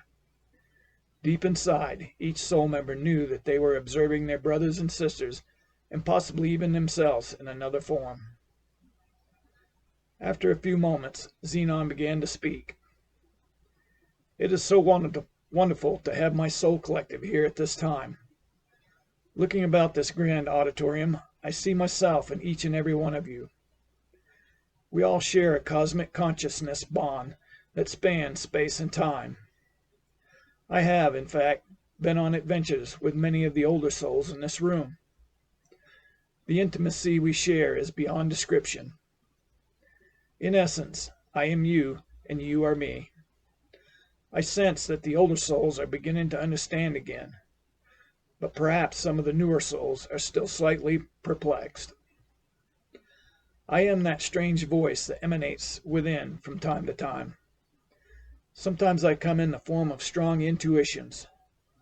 While we are never constantly connected, I am always available when my inner presence is desired. Stopping for a moment, Xenon looked around the huge room and nodded to himself before continuing. Now that everyone is feeling more at peace, I would like to explain why I have gathered you all here at this time. A powerful entity has made a bold attempt to try and capture my consciousness essence within the physical form I now embody. During earlier meditations, this plot was revealed. From those insights, I began a plan to expose this unfortunate scheme. Due to the nature of the act brought against me, my mind and body are unknowingly working to entrap my consciousness within the physical vessel it now resides. Highly advanced biological and spiritual elements have been injected into my physical system with the intent of creating a physical and spiritual barrier that can be used to seal my consciousness to the current body I inhabit. As this powerful elixir runs through the bloodstream of the physical vessel, it is starting to shut down my ability to stay in contact with each of you. Before that happens, I wanted to spend a short time with each of you to answer questions and discuss your upcoming futures. Due to the nature of each individual veil of forgetfulness, you will only consciously remember certain portions of our conversations. Unfortunately, time is of the essence, so we should begin the individual discussions now. As each soul member came up to the stage to converse with Xenon, they were informed that while their conscious mind would only remember parts of the conversation, their subconscious minds would remember everything, and the information would be available through meditation if desired. Xenon also explained that due to the nature of how reality was currently being structured at this intercreation of the Great Hall of Wisdom, their intellectual minds and physical bodies would only experience a very brief time of unconsciousness at each of their actual worlds. As each soul member finished their interaction with Xenon, their full consciousness essence was returned to the worlds and physical entities they had come from. With all conversations complete and all soul members back in their physical bodies, Xenon began the second stage of the plan. Returning to the cosmic void, Xenon summoned the primary masters who would best be able to assist members of the Soul Collective during upcoming difficulties that numerous factors indicated was most likely to occur after the soul connection was lost. A few of these masters had already began teaching some of these Soul Collective members at Xenon's earlier request. The seats of the auditorium began to fill with special entities. Watching these powerful beings begin to arrive, strong emotion welled up as Xenon remembered all the adventures and memories shared with these unique individuals. With everyone now materialized in the auditorium, Xenon began to speak. Due to the nature of what is currently happening, I will use speech to convey my thoughts so mental powers can be conserved. As everyone has noticed by now, my inner powers have been tampered with by a very ancient being. I have called for each of you to assist me in fighting this force of evil intent and to provide guidance for some of my Soul Collective. Before we begin our individual discussions, I just wish to convey how good it is to see you all once again and how grateful I am for your assistance with this matter. With that, Xenon began conversations with each of these ancient friends to convey desires and plans. With stage 2 of the plan complete and all the masters gone, Xenon looked around the Great Hall of Wisdom, inner creation, and saw that the outer edges of the huge amphitheater were now turning dark. I must act quickly to finish my initial intention before my mind goes completely dark, thought Xenon. Suddenly, a huge red flash occurred on the stage beside Xenon that metamorphosed into a massive red beast with black eyes, sharp gnashing teeth, and horns protruding from its forehead. Images of the red beast had been revealed earlier in Xenon's meditations at the garden. Seeing the beast now gave Xenon slight pause. "Who are you, beast?" spoke Xenon. "That is none of your concern right now, Ancient One. Just know that I represent your inner failures. You will need to defeat me if you ever wish to conquer your inner conflicts." "I have no inner discord, beast. My soul remains peaceful, even now. Therefore, I must assume that you have entered my mind from outside. I demand you leave my mind now." "As I stated before, you have no choice but to battle me, Ancient One," shouted the red beast in a booming voice before charging towards Xenon. Xenon immediately created a shield as the raging red beast swung a huge two-headed iron hammer with sharp spikes coming out in all directions, down towards his head. While the shield protected Xenon from serious injury, the extremely powerful strike knocked Xenon to the stage floor. "I will not be able to keep fighting this beast, or my mental powers will be exhausted," thought Xenon. Quickly, Xenon a more formidable opponent for this huge red beast. Instantly, he transformed into a huge warrior with 2 legs and 4 arms. As Xenon's new creation rose from the floor, huge, razor-sharp swords appeared in the hands of each arm. Before the red beast could respond, Xenon quickly cut it down with the powerful swords. Lying on the stage floor, the red beast quickly disappeared. With the current danger eliminated, Xenon returned to natural form. Weakened from the battle, he observed the huge room getting smaller and darker still. Realizing space and time were closing in faster than anticipated, Xenon reached out to a powerful mistress from the past. Xenon conveyed the plan to the dynamic and beautiful being. She nodded and kissed Xenon on the cheek before disappearing. Xenon centered his mind as he dove deeper into the void to try to obtain the knowledge and wisdom necessary to defeat the dominant evil force now working to trap Xenon's consciousness within the confines of the physical forever. Now deep within the void of all possibilities, Xenon made the strong intention. I will find the antidote for this powerful elixir running through my physical vessel. Time must now stop. Standing in a semi-illuminated room, Xenon began to see various formulas and images appear on the 4 walls of the small room. Xenon quickly scanned the information presented on the 4 walls. If the formulas or images seemed relevant, it would stay.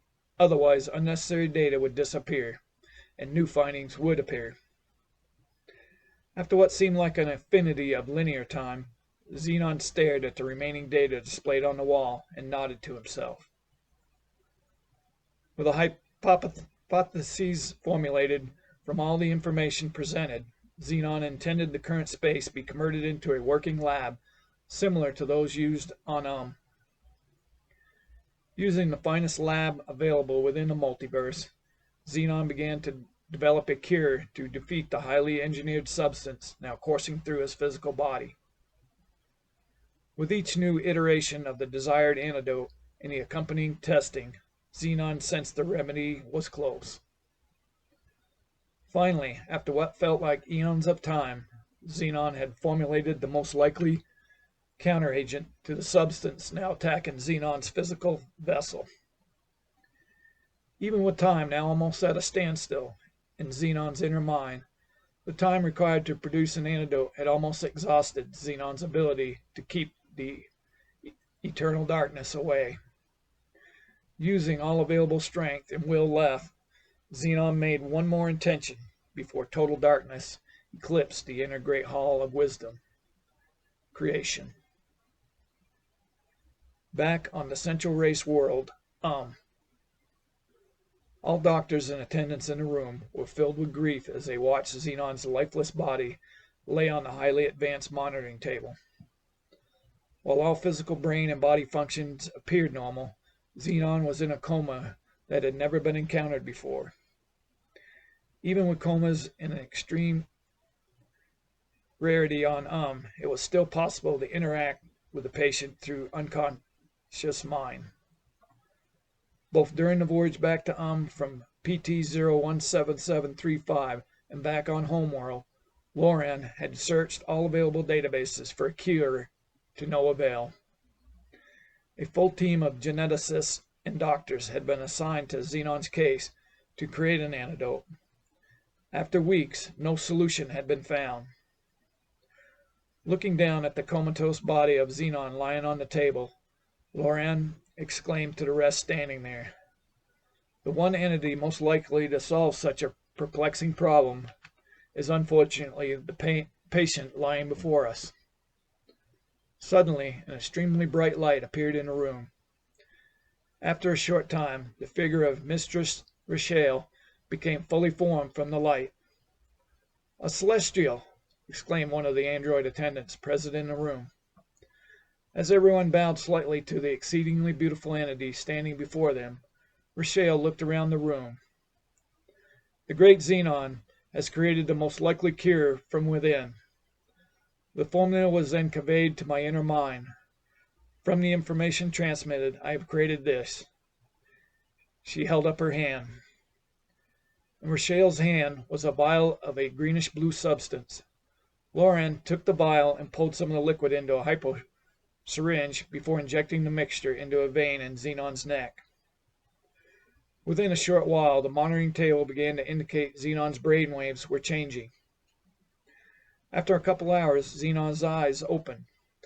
Everyone in the room was filled with joy as they observed one of their eldest come back from the dead. Still very groggy and disoriented, Xenon whispered, "Where am I?" "You're on intensive care, my Doyon.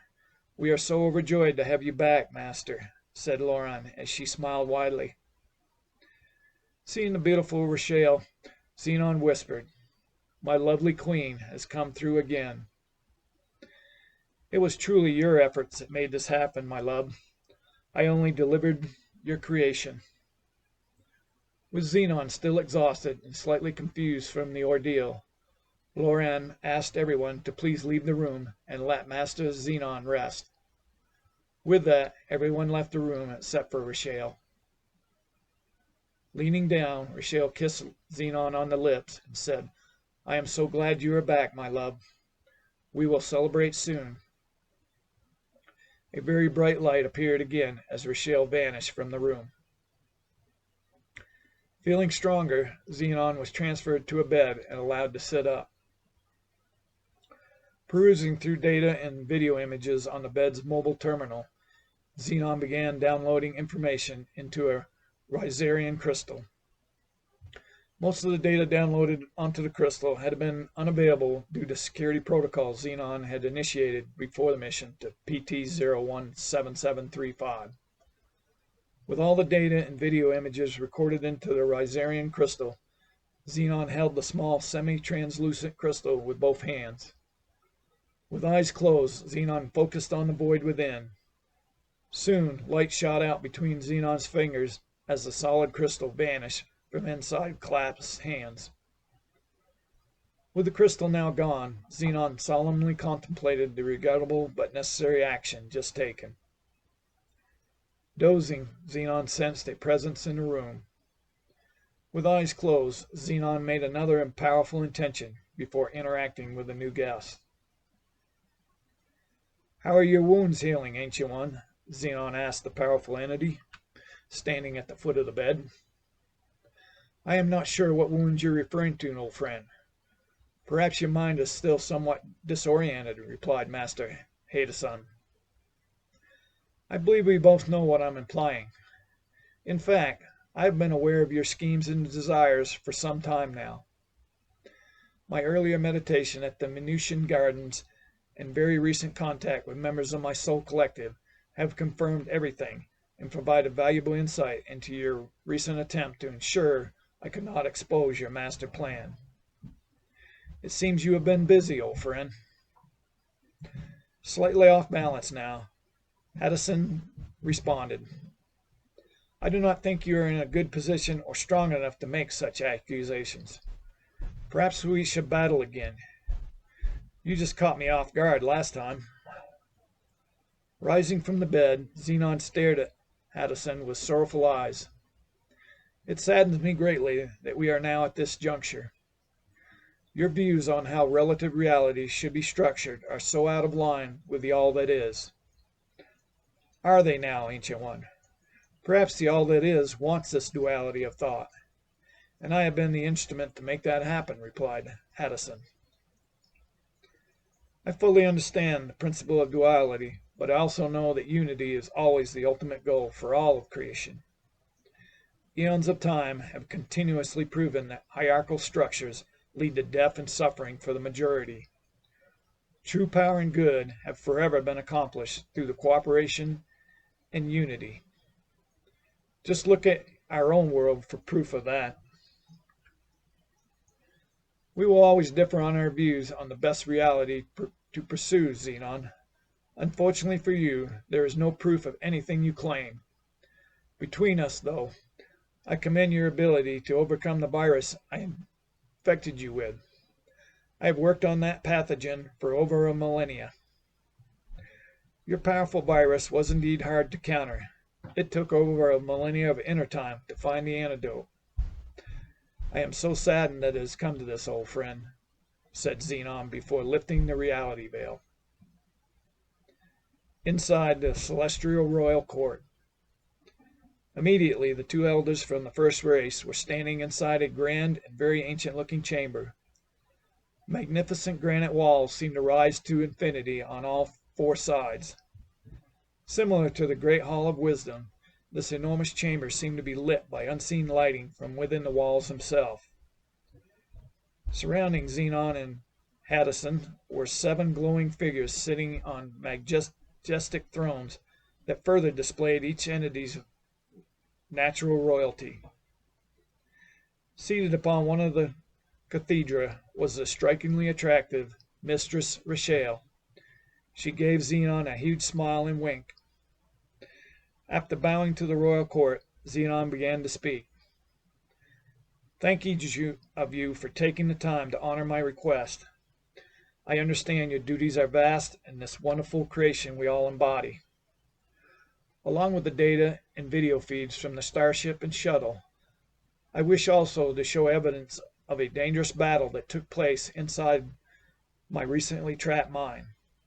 Xenon waved a hand at Haddison to reveal Haddison's upper body underneath the tunic worn to conceal 4 large sword slices. Growling, Haddison said, "How dare you degrade me in front of this court?" Haddison transformed into a huge red beast with black eyes and horns protruding from its forehead. Before the red beast had time to lunge at Xenon, multiple rings of powerful glowing energy engulfed the huge creation and rendered it trapped where it stood. Satisfied the entire plan was complete, Xenon once again bowed to the royal court before looking towards the council members. Based on all the evidence presented in this last spectacle, I would request this royal court pass judgment on the accused before us. Rising from the elaborately decorated chair, Coronis, spokesperson for the Celestial Council, began to speak. The disguised cabin video footage of Tanon tampering with Xenon's biosuit and the shuttlecraft video of Tanon injecting the virus into the stream at PT-017735 are sufficient evidence alone to find Tanon guilty of attempted murder of the mission's Doyon. Xenon, your foresight to encrypt the videos was brilliant. It is now evident that your goal all along was to expose the true leader of this senseless attack on yourself and all the victims throughout the multiverse who have paid with their lives due to one entity's unbridled attempt to seize control over entire worlds throughout the vast multiverse we all call home. Pointing to Tanon, who is also encased in energy rings outside the semicircle of thrones, Coronis continued, Tanon, for your crimes against one of your own fellow primary universals, you are to be sentenced to 1 millennium of rehabilitation on the first universe planet of Terranos. Thereafter, you will remain on probation until your eventual return to the source of all. Coronis' gaze fell upon the now remetamorphosed entity, Haddison. Haddison, your crimes against a fellow elder and to the multitudes of innocent beings across the multiverse are inexcusable. While this council recognizes the argument for possible dualities of views, it cannot allow the massive death and suffering that has occurred based on those views you hold. While all souls remain eternal until they are recombined with the all that is, and thus can never be destroyed, in extremely rare cases, a soul needs a complete rebirth to ensure balance is retained throughout the multiverse. Therefore, a complete wipe of all previous existence will be performed on your consciousness essence before you are rebirthed on a new world. It is this council's hope and desire that you pursue a different path on your new cycle of life. Are there any words you wish to convey before the sentence is carried out? Even though fully realizing the staggering judgment and fate just bestowed, Hadison's now enormous ego could not be checked as the words came out. Even with this judgment, I am still not regretful of my actions or views. In fact, I have made numerous plans to ensure my views are still followed and carried out across this vast multiverse we all reside in. It is still my belief that the source of everything wants the reality dualities we all have discussed throughout this trial. May the best reality win. Once Hadison finished speaking, all the Celestial Council nodded in agreement before Hadison and Tanon disappeared from the council chambers. With the accused sentenced and removed from the chambers, Koronos looked towards Xenon. Xenon, your incredible insight, wisdom, and strength continue to amaze this council and all Celestials across the multiverse. I speak for everyone when I say that you are welcome to join our ranks at any time you so desire. Nodding acknowledgement, Xenon turned towards the entire royal court. Those words just spoken honor me greatly. I do recognize the valuable work performed by each member of this council and all Celestials within this incredible creation we all call home. While it is indeed would be an unspeakable honor to rise to your ranks, I still feel it is exceedingly important that I remain where I am for now.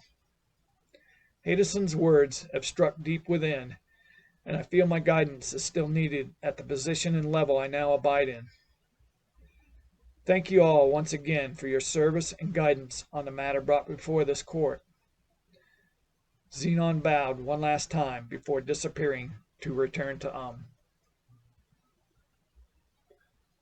Epilogue. What does the future hold? The Isonian Empire. A night breeze felt good as Queen Nepherites lounged in the terrace chair. With the two moons shining brightly against her closed eyes, the queen pondered the last few days. Thoughts of Thoran filled her mind as she reminisced on their special but too brief reunion.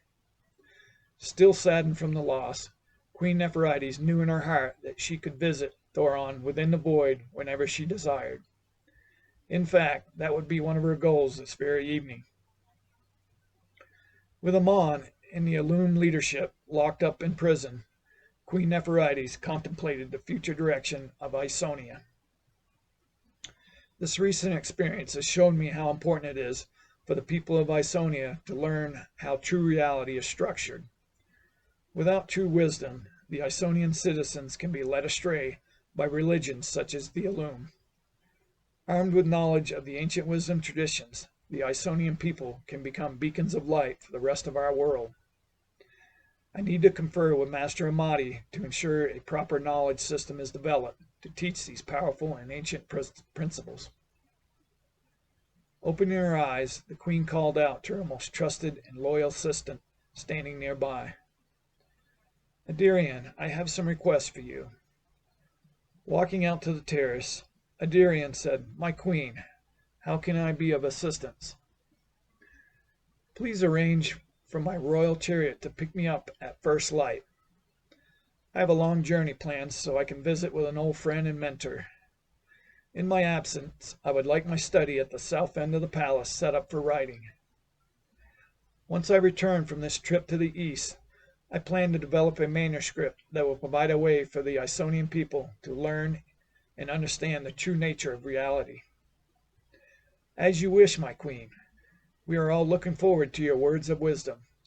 Adirian smiled and bowed to her queen. Once Adirian left the terrace to begin arrangements, Queen Nepherites once again closed her eyes. As the queen moved her inner awareness towards the void, she made the intention to see her beloved once more. Soon, a handsome and powerful warrior appeared in a beautiful garden adorned with exotic flowers and luminous fountains spraying colorful water in fascinating patterns. Bowing, Thoran said, I have missed you, my beautiful queen. Come, let us play in this amazing place. Full of joy, Queen Nepherites took the hand of her love and best friend as they both walked through the special, otherworldly place. The Krytonian Empire. The Papanina was loud with raucous laughter and conversation as some of the stadium's recent crowd now gathered in this local drinking establishment. Still sore from the recent battle with the beast called Hokitan, Cassius winced a little from the congratulatory backslaps. The table Cassius and Brutus sat at, filled with hard ciders bought by Cassius' many new fans. Brutus shouted to his friend, "So, Cassius, the world is yours to take. What do you plan to do now?" Even now, full of potent cider, Cassius became silent for a moment before speaking. "My recent experiences have shown me much. As you know, I have had issues with much of what I observe these days. The leadership of the Crichtonian Empire has forsaken a majority of its citizens to appease and fill the pockets of the rich elite. As a recent slave myself, I now understand how wrong slavery is. Moving forward, I plan to do as much as I can to balance the scales." Pondering the powerful words just spoken, Brutus looked earnestly at Cassius and said, "Your recent actions and words have moved me deeply. While I do not have your recent perspective, I have been thinking these same thoughts you speak of. If you will have me, I would like to join you on this new journey of discovery and justice." "I am more than pleased with your offer, friend. I suspect this journey will be full of danger and frustrations as more is learned about the current system our government embodies. I would not want you to lose all the benefits now enjoyed as an elite guardsman for the Empire. I appreciate your concern, but I plan to follow you through any and all obstacles we may encounter. You are stuck with me now." Brutus clanged his tin cider cup against Cassius' cup. Cassius signaled to a young man sweeping the floor. The young worker eagerly walked over to Cassius. "Yes, sir. How can I help the greatest warrior I've ever seen?" Cassius handed the young man 2 gold coins and said, "I would like you to take these coins and purchase 2 horses set up with the best tack possible. Whatever is left over is yours to keep." "As you request, champion. I will be back soon," said the young man before hurrying out of the pub. After the young man left, Cassius said to Brutus in a low voice, "We will head south in the morning. Based on my recent experiences and conversation with fellow slaves, I believe we will find men in those southern regions who are looking for change as well. Perhaps we can provide training and leadership to these soldiers for freedom. So, we will be off first thing in the morning. For now, let us drink and celebrate to the future." Brutus raised his cup before downing the hard cider. Cassius smiled and nodded before taking a large swig from his cup. The Daimyon Province in Hidosido Prefecture.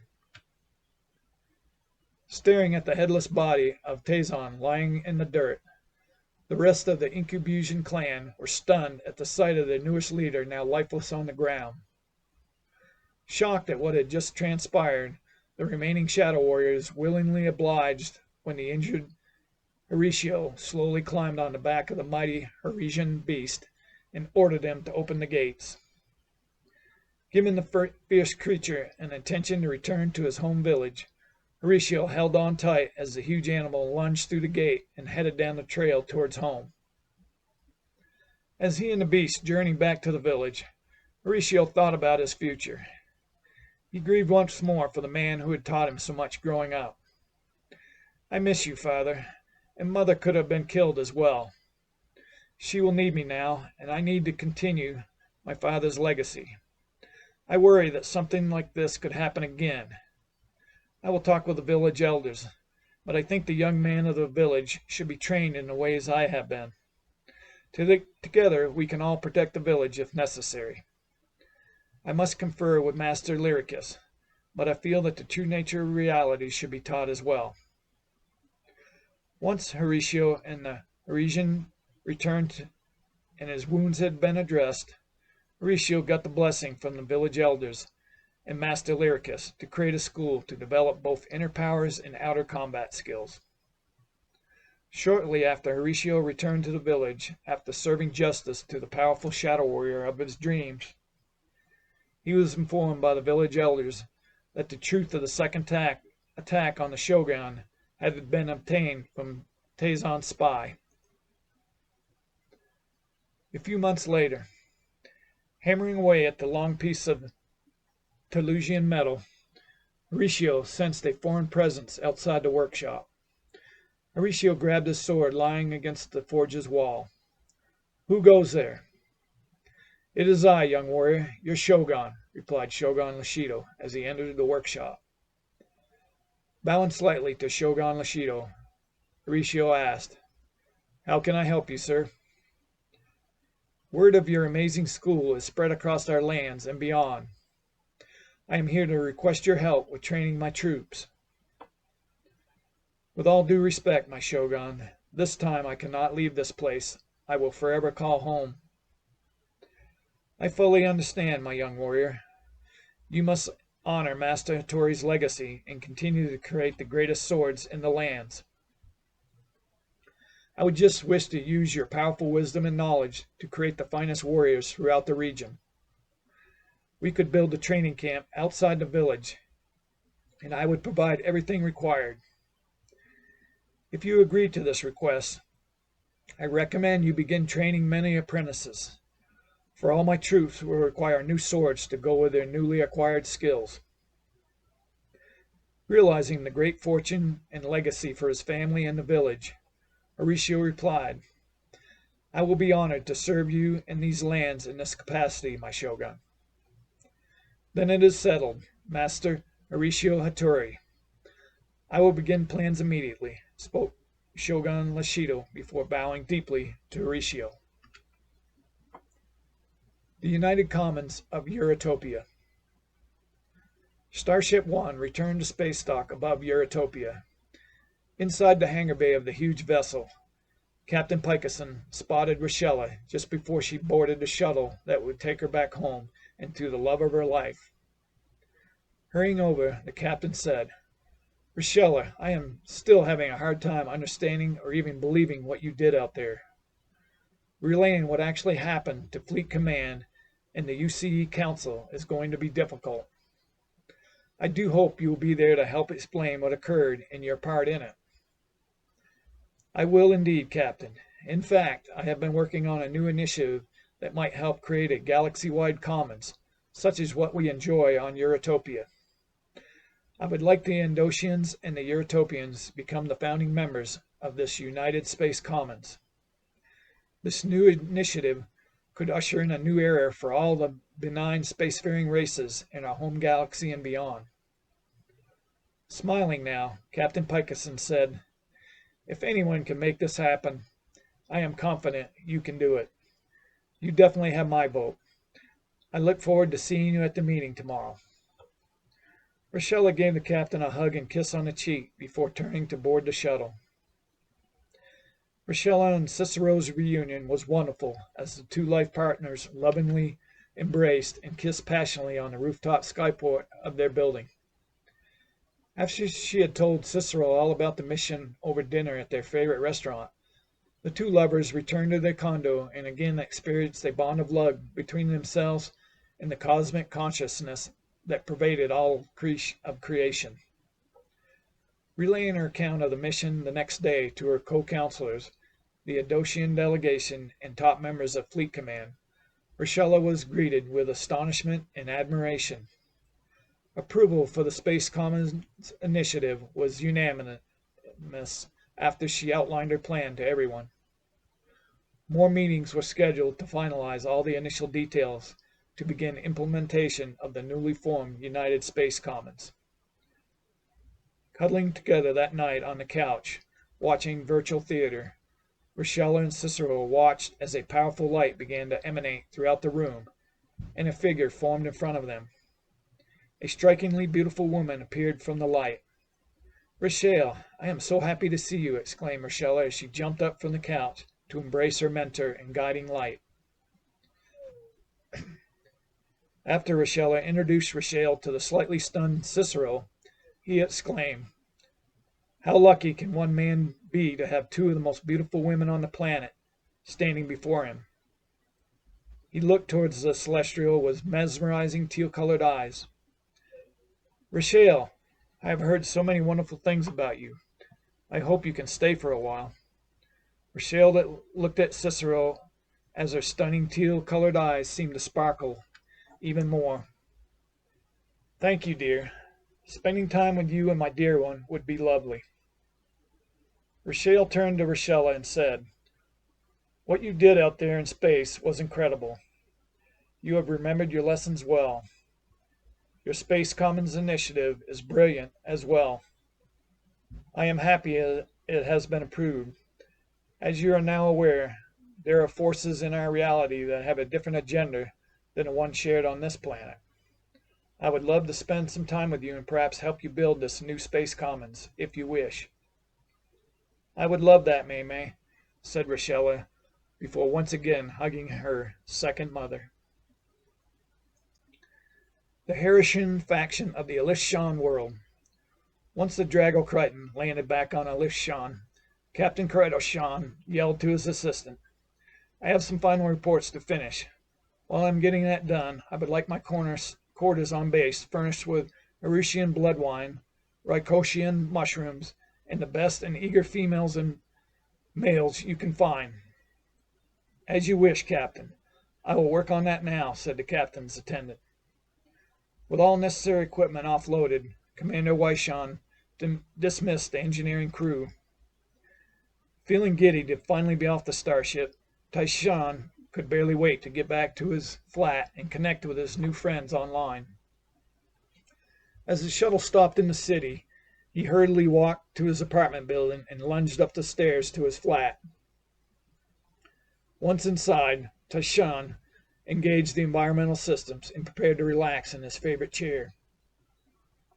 With eyes closed, he rested his thoughts as he sought peace within and began to think about the voice in his head at the soaking pool that day.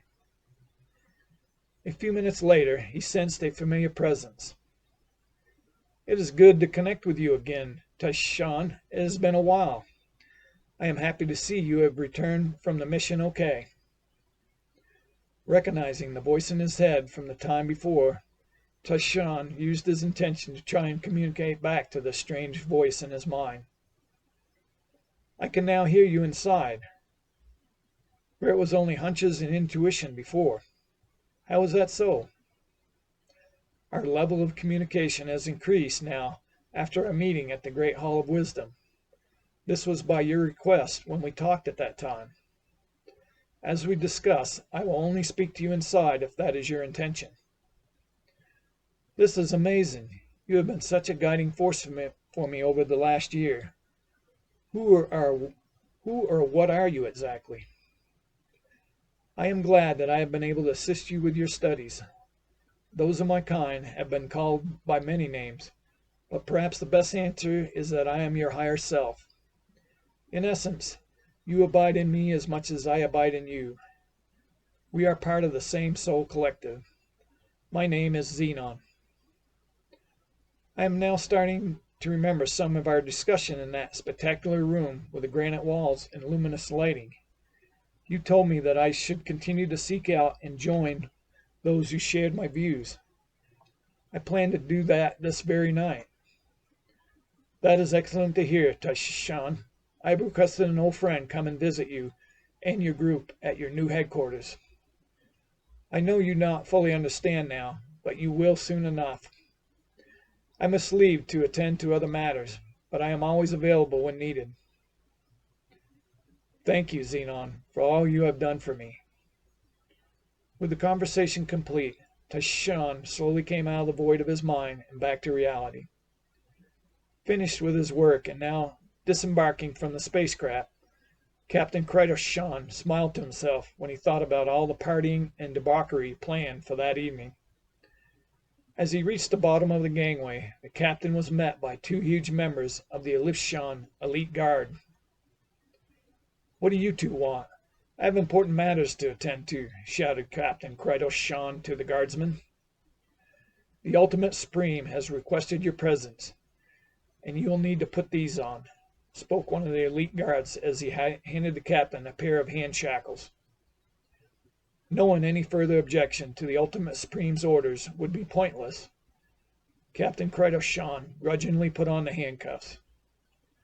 With the cuffs now in place, one of the guardsmen hit the captain hard on the head with a metal staff weapon. The elite guardsman carried the unconscious captain to a transport shuttle. Inside a vast rock cave, Captain Kratos-Shan hung in the air with chains attached to both his arms and legs. Waking from the blow, the captain had a massive headache and could feel blood dripping from where the staff had struck his head. "What the floosh is this all about?" yelled Captain Kratos-Shan. "So, you are finally awake, you worthless lizard," spoke a huge booming voice as a 9-foot tall and extremely muscular reptilian humanoid approached the captain hanging from the cave's ceiling. "Ultimate Supreme, your majesty. What have I done to deserve this?" cried out the captain. "You have failed miserably, of course. Failure will never be tolerated by me. You must now pay the price for your incompetence," barked the Ultimate Supreme as he made hand gestures toward Captain Kratos-Shan. The captain screamed and groaned as parts of the flesh on his arms and legs began to peel away from his body. Almost on the verge of passing out from the pain, Captain Kratos-Shan cried out, "I beg you, your majesty, if you will stop, I promise to never fail you again, and I will do whatever you ask." "Very well, then. I have an upcoming mission to a tiny planet in another universe. For this immensely important mission, I require all my lieutenants to be totally loyal and ruthless. If you can guarantee your fidelity to me and me only, I will consider letting you live. If you fail me again, the punishment will be far worse than what you have experienced this day." "I will perform my duties just as you ask, your majesty." "Very well, then." The Ultimate Supreme waved his hands at the captain once more. While the pain would remain for some time, the captain was relieved to see his flesh return to its proper locations. Sitting in the chair, Kratos-Shan could barely believe what had just transpired. "I have a higher self, and I'm part of a soul collective. That is interesting indeed. I must seek out others, as Xenon suggested." He jumped up from the chair and went over to his desk. Chatting with others loyal to the United Commons Project, Kratos-Shan learned that the UCP had taken over an abandoned military bunker in the mountains of the Haitian faction's northern territory. Work had already begun on securing the site from detection and incorporating necessary fortifications. Kratos-Shan's engineering and scientific background and his valuable weapons experience at the Space Command Research Facility would make him an asset for the UCP. After more discussion online, he was invited to meet the UCP group at the bunker site that weekend.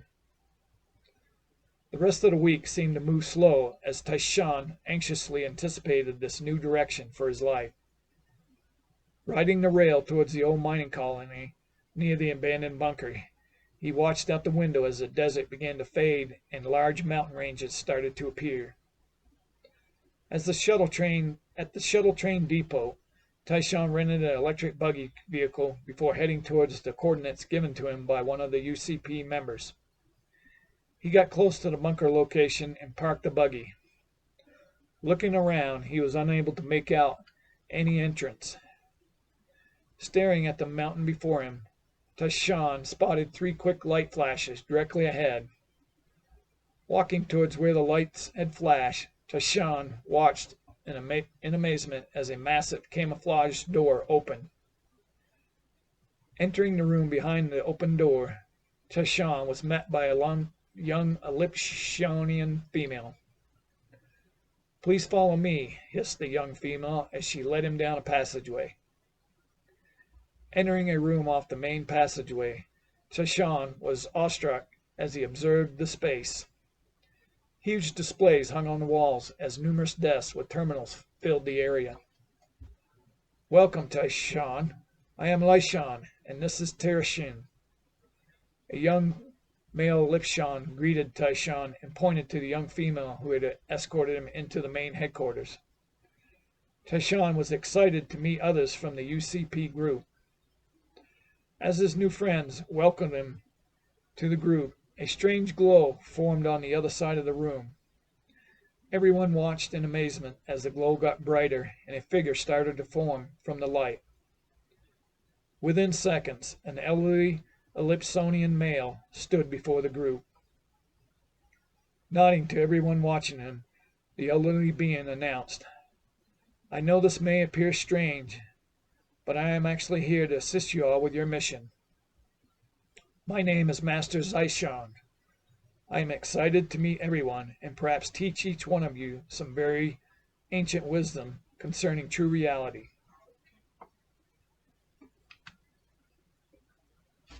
Southwestern Colorado. James and Jennifer Larson rushed over to give Matt, Julie, and Dan big hugs as they came through the door from the underground parking garage. "Son, I was so worried when they lost track of you and Dan in Colorado. I am so glad we were able to pick up Dan's tracker again at the airport in New York City," cried Jennifer as she held her son tightly in her arms. "I'm sorry, Mom, but Dan and I had to move fast. They were going to harm Julia if we told anyone where we were going. I'm amazed Dan let anyone put a tracker in him, but I'm happy he did." Matt looked over towards his big friend and smiled. "Julia, that must have been a very scary experience. How are you feeling?" asked James Larson. "I'm feeling fine now, thank you, Mr. Larson. I was scared for sure, but your son taught me some Krav Maga defensive moves that came in very handy. I imagine that thug is still in pain from my kicks," said Julia before looking over at Matt and smiling. "That was quite the adventure. I don't know about the rest of you, but I'm starving. I hope you have some good beer down here, too," exclaimed Dan while rubbing his stomach. "We have some of Colorado's finest brews. Let me go round some up. I'll meet you all in the dining area," Matt's dad said before heading down the tunnel. The kitchen staff put some sandwiches together for everyone as they all sat down in the dining area with their beers and began to talk about what had happened. Dan put his arm around his longtime friend. "After everything I've seen these last couple days, I can say this. Matt has gone to a whole new level with this reality creation thing.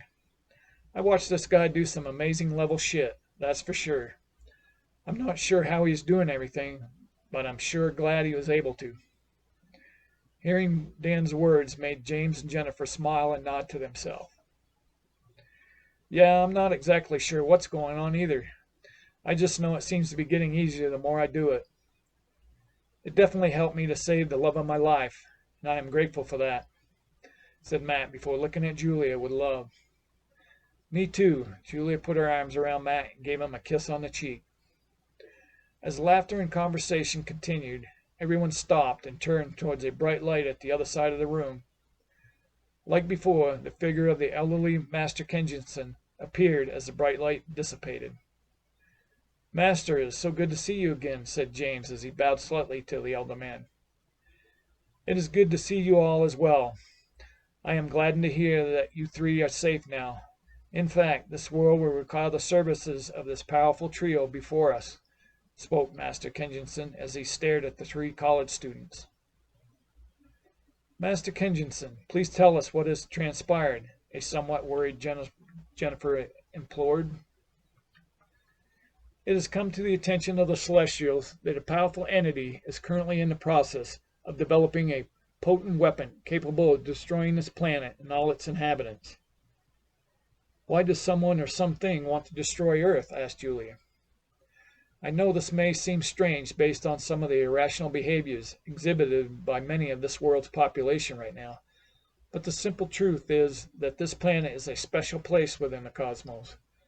Extremely powerful entities have wanted to take over this planet for eons of time, and have, in fact, come close many times. As you all are aware, there are still elements with those same agendas. While planet Earth has indeed been under protection from cosmic threats for some time now, Absolute law requires that these kinds of physical threats be countered by physical means through the efforts of actual inhabitants of the world at risk. Feeling at first doubtful concerning all this talk of Earth being in dire jeopardy, a strong intuition inside made Matt realize that what Master Kenjinson was saying was indeed the truth. "So how will the three of us be able to help?" asked Matt. "As I have mentioned in the past, you three have a bond that transcends time and space. With the unique plan proposed, the special bond you three share will be the best way to ensure success. For this mission to succeed, special training will be required as well.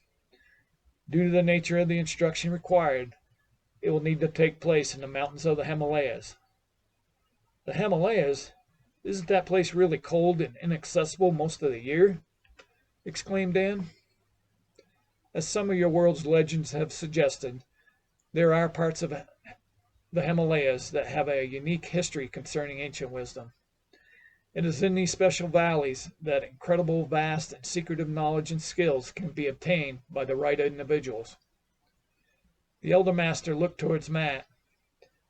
"Matt, your distinctive past will become very important for this task, so you will lead this mission through time and space." He turned back towards everyone. "Time is of the essence, so I recommend we get our special trio to Nepal as soon as possible." Hi, this is James Talisman. I hope you enjoyed Journeys Through SpaceTime. As I mentioned earlier, I truly enjoyed writing the book.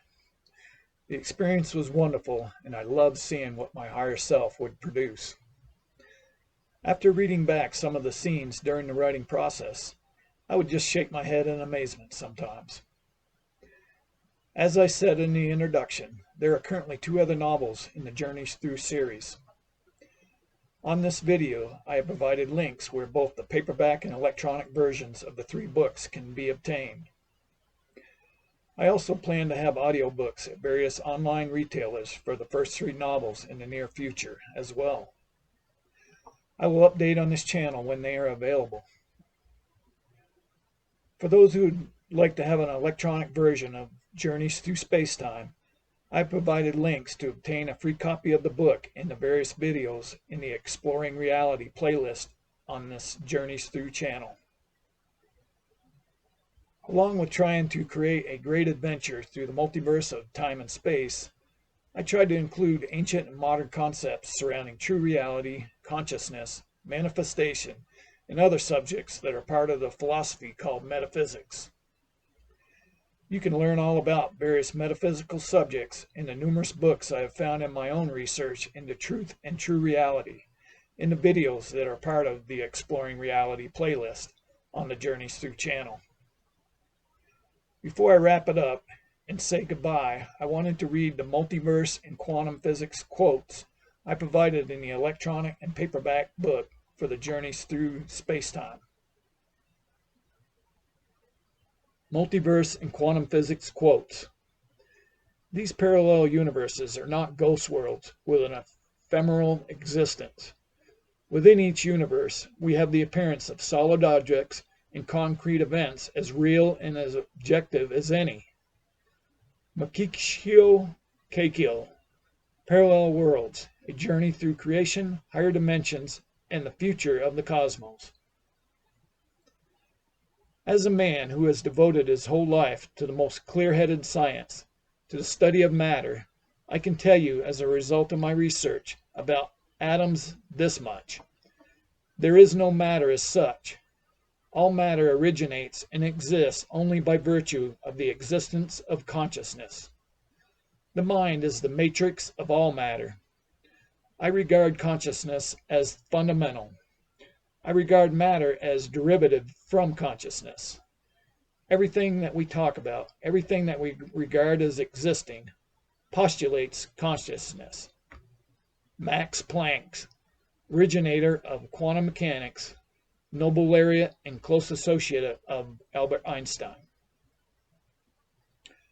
Reality is merely an illusion, albeit a very persistent one. Albert Einstein, Nobel laureate. No phenomenon is a physical phenomenon until it is an observed phenomenon. The universe does not exist out there, independent of us. We are inescapably involved in bringing about that which appears to be happening. We are not only observers, we are participators. In some strange sense, this is a participatory universe. Physics is no longer satisfied with insights only into particles, fields of force, into geometry, or even into time and space. Today, we demand of physics some understanding of existence itself. John Wheeler, physicist who helped develop the theory of nuclear fission. He coined the terms black hole and wormhole. Hi again. I just love those quotes from some well-known scientists from both the past and the present. It is amazing that these scientists discovered the same knowledge and wisdom that mystics have been expressing for eons of time. Well, I just want to say thank you again for checking out this channel and listening to the Journeys Through SpaceTime audiobook. As a special thank you, I'll be providing a link to the full version of this first book in the series for all subscribers to the Journeys Through channel. As always, I hope your life is full of happiness, peace, and joy. Take care and goodbye for now.